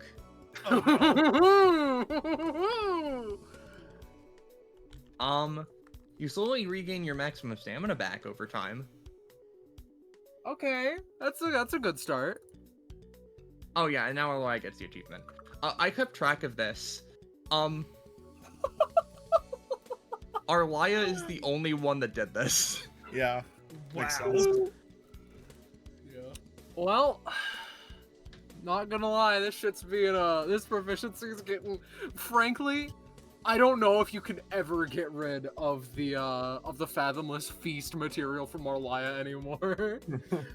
She ended that combat with like what? How about this? 20 max stamina, 23. Does this seem a little much? I'd say that Maybe the comp? the comp could go down to like 6, maybe 5, but you know. Yeah. I'll make it a 6. Oh, fucking boy. Let's see. Yeah, I'll go back up to 47. This is helping me with her class 3 design. Thank you very much. Recurring theme. Yeah, she turns into the fathomless feasting. No! No! I could do it all with Arlia's color scheme if you want, like give it the Z sigil, you know? Wait, you drew that? I thought that was a Kakapo drawing. No, that's me. I did that. I drew the gloopy super. Interesting. Yeah. Interesting. We drew all the enemies for this one. So, hey Arlia, are you locking in? Yeah. This 3 proficiency, the one that she got earlier, another 1 max. It's all. We're putting it somewhere. It's going somewhere. All right.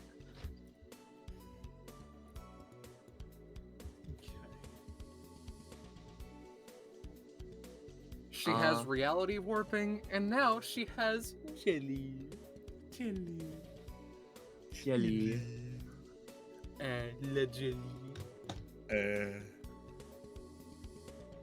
Once stamina fully goes all the way back up, Esmeralda will finally be above 50. Yeah. All right. So,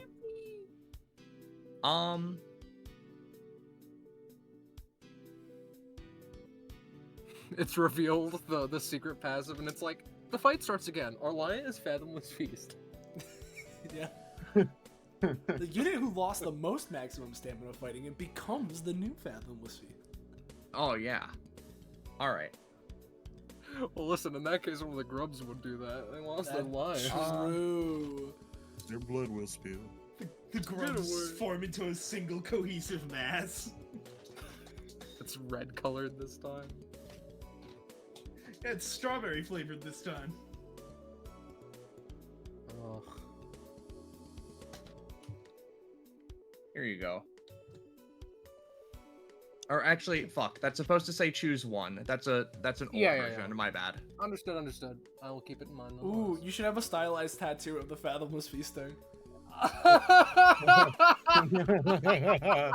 You could just have a stylistic blue tattoo on you, you know? You could just turn blue. You could get the Jinx tattoo. No, she couldn't. I will think on this. In the meanwhile, and shut the fuck up with the Fathomless Beast tattoo, you jerk. Yeah. It's your favorite food. Not because one of the options is to get the tattoo, but it's because it's your favorite food, you know? Yeah, I know. Yeah. dude, Arlia's never gonna see a plate of blueberry jam the same. Literally, it's gonna be like, okay, hi, you finished the mission. Here you go. She gives you like bread with jam, and Arlia's like, you fucking idiot. Iris, I'm going to kill you. Also, I appreciate that you guys have. I appreciate that you guys have given me a actual gameplay mechanic for Arlia needing more energy. no problem. I I don't. just love that you rolled the canon Arlia rolls. Yeah, no, they're literally the canon rolls, and on top of that, I literally made this, and I think I made the concept for this guy, and literally the first thing I said to Soleil was like, I came up with this incredibly good concept for this guy, and I think that this is going to be Arlia's favorite. She will not lie. It tasted wonderful. She may be a little bit traumatized. Yeah. I'll think on which one to keep. But as for after awards and stuff, yeah, you guys did it. Yeah, that'd be great. Yeah, it's great. Tanya sits back down on the ground. She wipes the blue goo off herself as everyone starts reconstituting. I guess it's probably less of a... I don't know how to describe it. Everika goes... fucking smacks Tanya in the side of the head with a robotic arm and then hugs her. Tanya goes down from taking the damage. I don't care that much about you. I don't know why I'm hugging you, but you fucking suck, and I'm glad you're okay. Okay. She pulls away.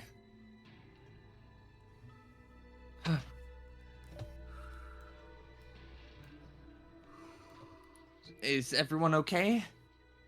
I'm fine. My mental faculties have been shaken irrevocably. Don't mind me. I'm just gonna be over here doing something.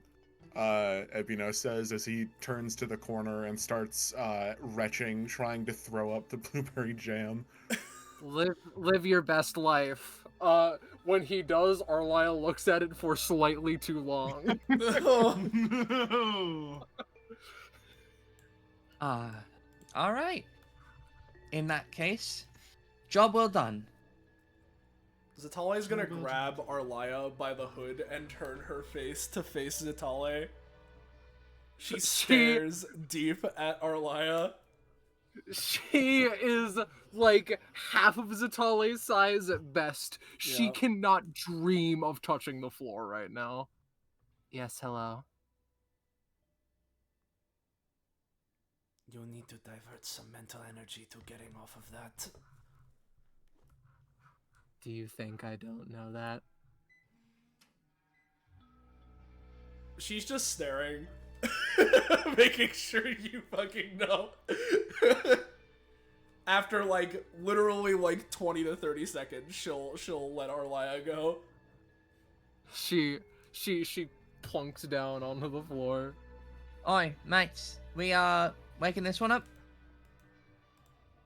I was going to get around to that one. Yeah. Oh, yeah, right. Starts using healing powers.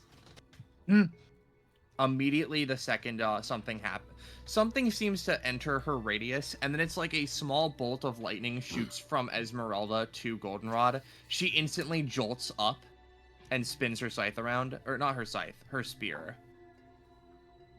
Nope. Wake Careful up, now. city to burn. Ah, You're among friends.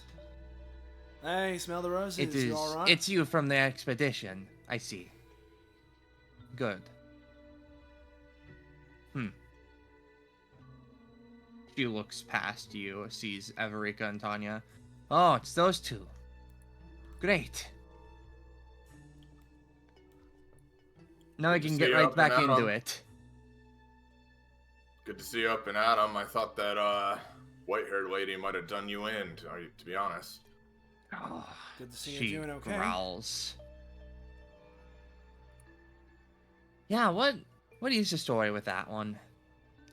Apparently, she was hired to kill everything that lives down here. No, I was there for that. I'm asking her how it happened that, you know, she had them both hostage. Goldenrod pauses. I would not say I was hostage, but, well, it was strange. It happened when we were separated from the other three. And Buck, we go here.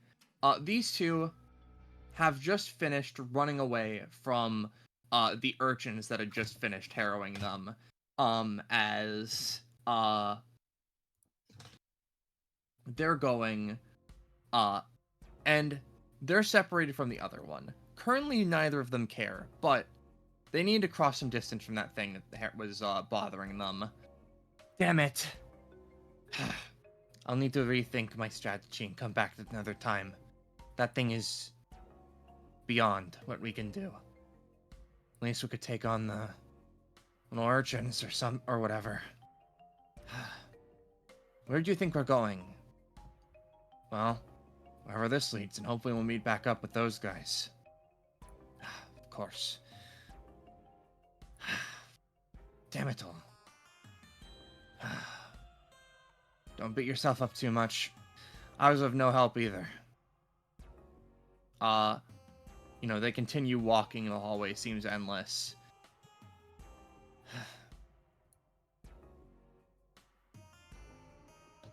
And I thought you were going to be able to do much more than even I did. You were said to be a crazy strong person, yes?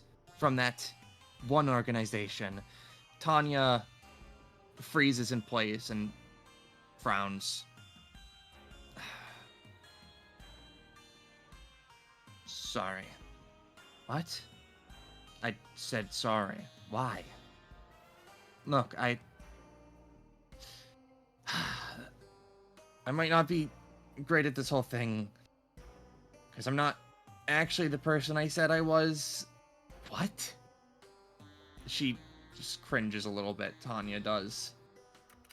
Look, I came onto this mission to try and get some accolades, but my name is Rayla. Tanya just is my teacher or whatever. I didn't expect to meet the fucking getter here. So, if you're gonna court-martial me or fucking stab me with your lightning spear or whatever, go ahead and get that done. But we gotta keep moving. And Goldenrod takes a second and pauses and... Actually, thinking about that, I find that rather daring. She seems to cheer up for a little bit. However, as they're talking, as they're endlessly escaping, and hopefully or thankfully not finding much to do in this hallway, no urchins attack them. As soon as they reach the end, even though they were gaining headway and they were of high morale, the both of them seem to be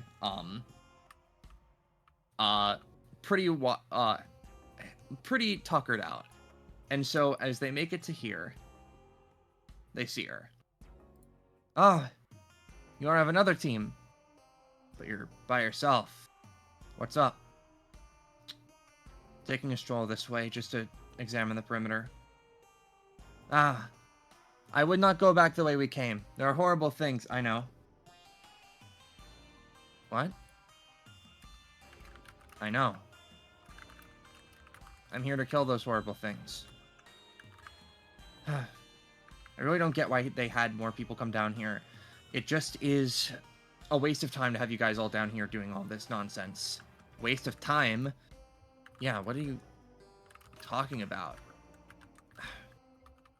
Look, are you guys going to come with me and make this easy, or what? Because I can't afford to have you guys running around trying to get yourself hurt. Are you... She spins her spear. Threatening me? There's a tense moment between the three. In a blink, as it seems tensions rise to a head, effectively, Goldenrod, sensing the intent of Nereid, goes to try and attack. Rayla goes to follow her up, and almost effortlessly, like, detecting what they're doing, Nereid moves between, goes for a barehanded chop against the both of them, and in an instant, they are defeated. I have to carry them. Waste of time. Waste of time. I need more time. She checks her pocket watch.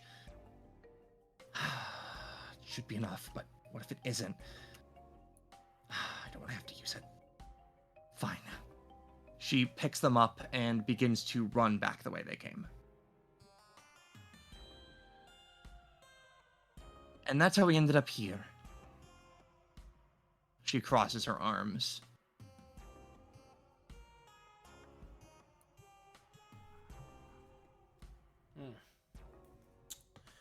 Happen to run into her, and then she, what, you... didn't understand what she was even saying, so she knocked you out before you could ask any more questions? You were saying weird shit. Yeah, Tanya, well, Rayla chimes in as you all saw what happened there.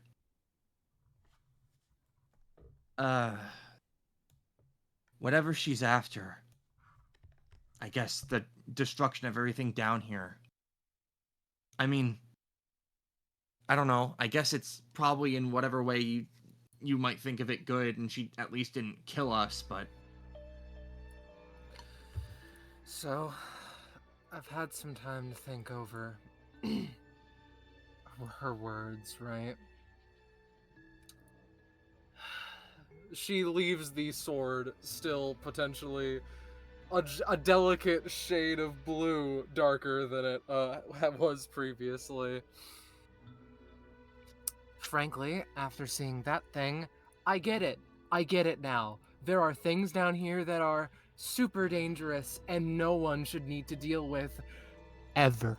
However, the fact of the matter is, you can't just lump in the peaceful folk along with that and decide that nothing can ever escape and it's time to destroy everything. And Zatali gave me coffee. It was wonderful. There is no way that they're a bad person. That's it. Yeah, she nods. What is this coffee you speak of? We can talk about that later. Energy drink. Ah, okay. No, I get it now. Oh. Okay. God, I could use some coffee right now. But, even if we were to disregard her wanting to, kill me,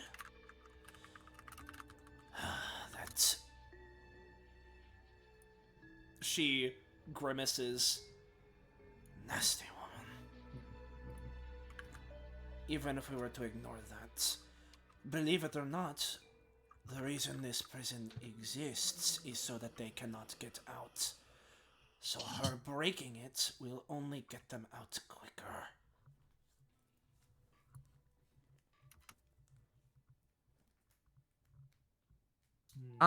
Real quick, by the way, number one weird question, why did she have the, what was that thing she was holding, and why did it open all of the doors?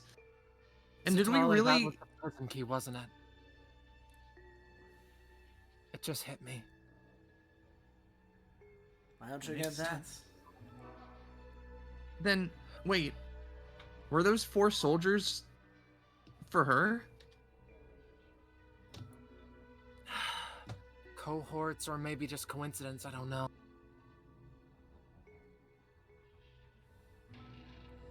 You know, actually, hold on a sec. We all came here in, groups, right? We've only ever seen her. Where are the other 2? You don't think Didn't she enter pretty quick? went in first? Hmm. It was them, and then it was Hackett, Nash, and Harrow. Then it was... No, it was their group, then it was the group with the Vanderbilt lady. Oh, the Yeah, super that's strong what it is. people. Then it was us. We're no slouches. Harrow chastises and leans forward, their tail flicks. Sorry, did you say Vanderbilt lady? He kind of like leans in. Yes. I told you this when we were out there. Takes a step closer.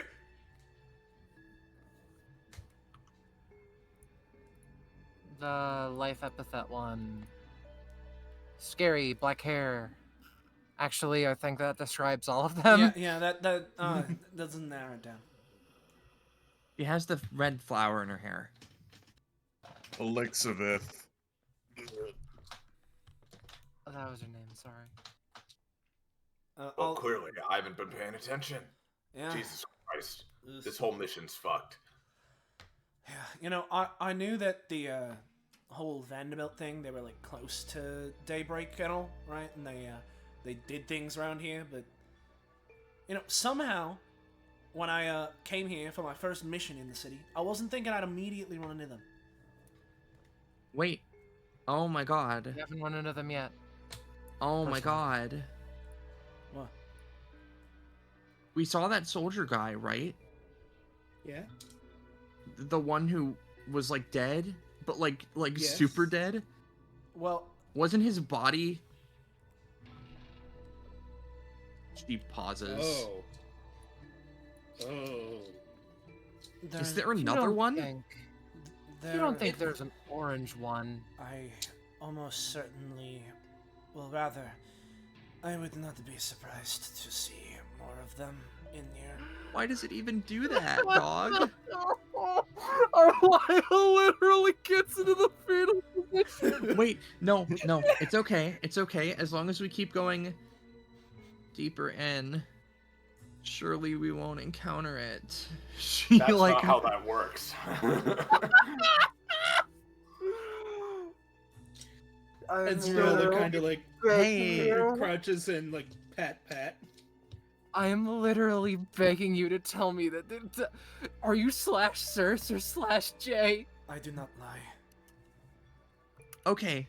She's All right. relatively surprised she managed to get the the implication. I'll be Hold real, on. she probably wouldn't have. That was just Soleil I immediately think responding. I think it's more like she's like, okay, that was a bunch of shit that I did not understand. I'm just gonna tell her I'm not lying.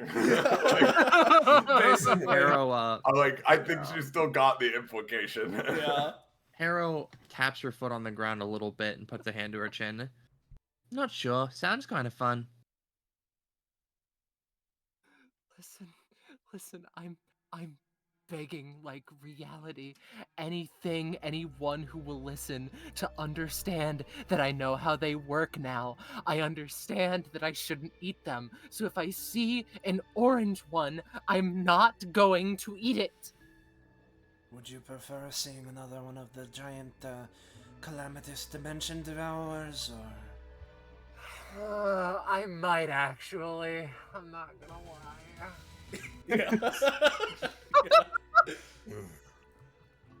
Alright, I think I got it all out. That's good. That's good. Oh, Oh, there you go. right, hold on. Can you Bones get- are you snapping put- back into place? Okay, you're putting the bones back in. This is not entertaining. I feel a little bit. Well. I feel something that someone else has maybe a worse bone condition than me. So, hey, you two. Everika looks to Goldenrod and Rayla. They look back. We going, out of here? Out? We just got here. I mean, we just got into the mess. And this surely seems like the sort of mess you wouldn't want to be in, yes? I laugh at danger. Yeah, that danger will laugh at you too while it's carving your insides out. Esmeralda, you know just as well as I that that abomination did not laugh. It held no malice in its soul. Well, I mean...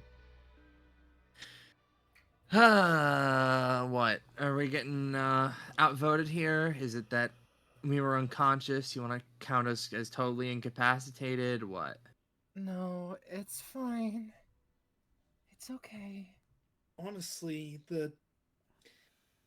if it weren't for the fact that if it weren't for that individual, what was their name again? The clock one? Yeah, that one. I got this paper somewhere, maybe. Nereid. Yeah. Hera responds, crossing her arms. She doesn't need the sheet. Alright, if it weren't for them, I'd say we get out of here, since we have everyone. But I'm not sure we can leave Nereid down here. She's wandering might around with the key. It's a bad idea, yeah. Yeah, she might cause more problems than she solves doing what she's doing. Plus, if we're caring about saving people like Harrow or Goldenrod or Rayla, right? That's Rayla. Or the fish people. Everika chimes in helpfully. Yeah. What? Even aside from Nereid, there are there's Actually, have you guys seen the group at the Vanderbilt? Yeah, we passed Yeah. her. They were in What? a safe space. Hold on, you passed by them? Yeah? Yep. And they didn't tear you limb from limb? Yeah, why would they? I must see this for myself. What? Really? You're letting them convince you that easy? I must go see this for myself. Guess we're going back. Well, have fun. Nice going, Evie. So, alright, if you're going that way, once you make the turn there, you're gonna be going down that hallway for a bit, and then, like, you go to, like, the right, and then... I know the way. Do I have to abandon these guys? We can handle ourselves, it's okay. You can do whatever you want forever. What right. he said, I guess. And that's Well- a decree from the Holy One. How about this? Hopefully I'll send these two back all the way to the other guys, and then I'll come back down this way. Alright. Alright. And hope I don't get eaten by the getter. Yeah, be careful. You pulled some magic with that minigun earlier. Just do that again, and I don't think they'll stand a chance. Well, She cracked a smile. what's our next move, boss? What else would it be, boys? She spins her rapier around, her hand being back, and the stave also. We're gonna go chase after and break a clock. Yeah. If you say so. Wouldn't be professional to leave a job unfinished. I guess not. Can't say we did a whole bunch of exploring, but I mean, hey, we're stopping a pause. Hey, did saving life include that guy? Huh? Mr. Man who just climbed out of the pit, sort of, is stopped in place like a fucking Luigi's Mansion ghost. Squat, stare down, intimidation. It dies from the stress on the He spot. crawls back in the pit, yeah. Yeah. Well, you guys can feel free to follow us or don't, I guess. But, Hum-de-dum. no time like the Yeah. present. You lovelies know We'll be your way waiting for around a everyone, fight, yeah. so love to have you around. Indeed. Fact of the matter is, we were sent here on the request of someone, so. Volta, right? You go through the flashback a second time. Harrow seems like confused, like, what the fuck? Boys, Fish what was Reaper. that? Fish death. Remember when I said I've gone to hell? I know people Oh, right! who On that. carry No. You're right. Harrow, where's hell? Oh my god, no! Oh, we're starting this discussion again. Where is it? Oh, hell. Well, clearly, that was on the ground. Yeah. I mean, People do not know what you're talking about. it's an Looks ocean like of our work here is lava. done, Nash. It's an Oh, ocean no, of it lava isn't. with ceiling No, it isn't. stalactites and demons flying around. And every now and again, there's a giant building made of obsidian or brick, shadow brick or something that piles wire all the way up to the ceiling. Yeah, Dante's there. No. Hell is like Earth, but it's empty and there's no people and it's dark forever.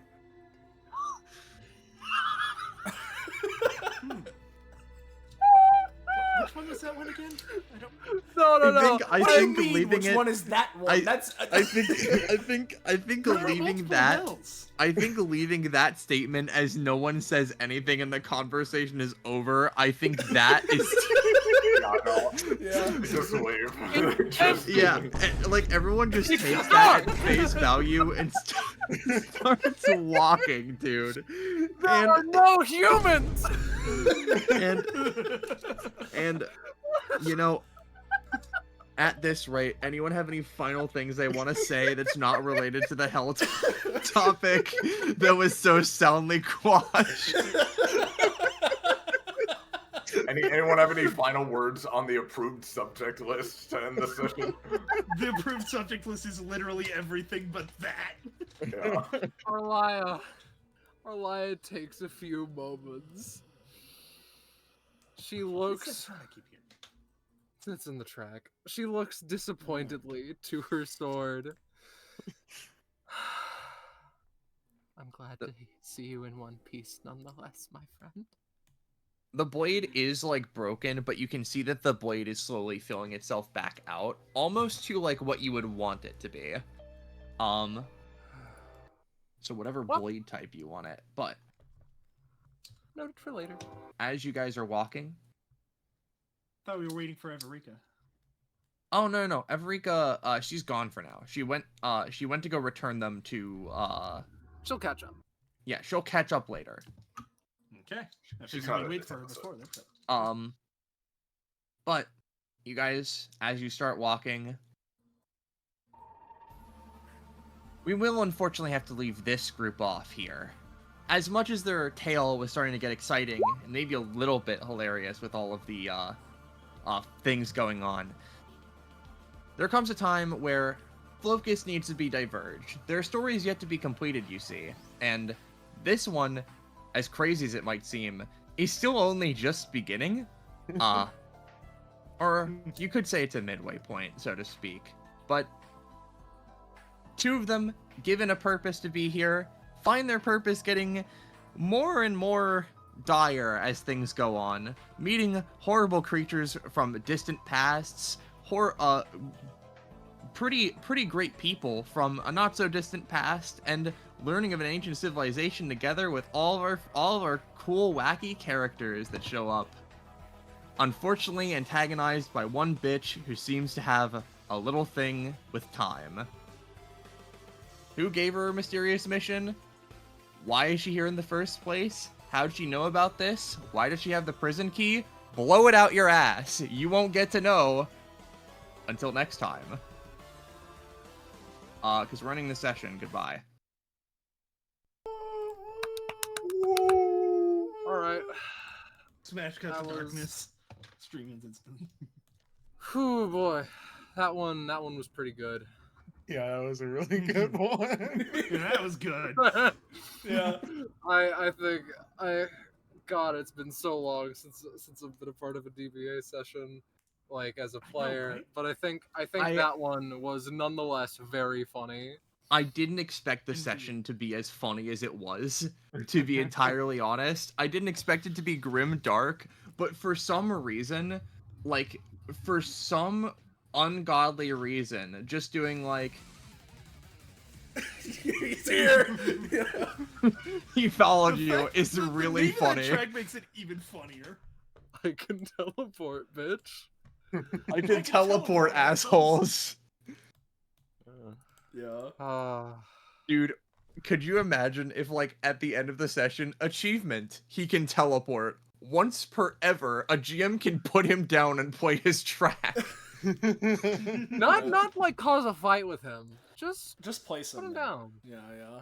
Put him It's the down. gorilla button all I think- over again. God, I think I'm sorry to, like, to go on about this, right? I think my favorite use of the bit was playing the music and just being like, he comes out of the hallway, gives Everika a kiss, turns around and disappears. 3-hour time limit. Yeah. Oh, Jesus. That dude. one was the best. There were too many good bits through this session. You guys need to stop being funny like, soon. I'm sorry. I don't make the rules. I just enforce them. With that, right? I still need to think about what she gets from the accursed jam monster. Anyway. The fucking fathomless feasting. Yeah. Mm-hmm. We got any funny music tracks to play at the end here while we're wrapping things up? Yeah, I can play this one. Yay! Actually, no, hold on. Yeah, yeah. All right, cool, perfect, awesome. Yeah, yeah. So, to everybody still watching, thank you for watching. We couldn't do this the way we do it without all of you, so thank you all so very much for getting yourselves, involved in watching. And of course, big thank you to the players here and Iris and Rosche for GMing. Woo! Calamitous Dimension Devourer. So yeah. Yeah. Thank you to everybody involved. If you're new around here, join the Discord. Whoa! We actually do have a piece of fan art. And by fan art, I mean Moomin drew something for Ebino real quick, actually. Yeah, it's great. Yeah, yeah. So Moomin drew Ebino in bones form. They're waiting. He really looks like the fucking getter. Yeah. Yeah. There he is, Ebino in bones form. And that's before he dislocates all of his bones multiple times. I like what Bala said, and I agree with it, I do not like seeing this. Yeah. That's very. Oh, that's an energy to it now. Yeah, yeah. So, once again, and finally, thank you all for watching. Yeah, unless I'm forgetting anything, which doesn't seem like I am, we'll be seeing you guys next time on episode 198, Atlantian Odyssey. If you're watching this one live, next thing will be the second part of the first party, Party A. Until then, or any other streams you catch, or anything else where we may be seeing you on the flip side. Thank you all for watching one last time. See you then. Good night. And say goodbye to chat, everybody. Goodbye. Good, everybody.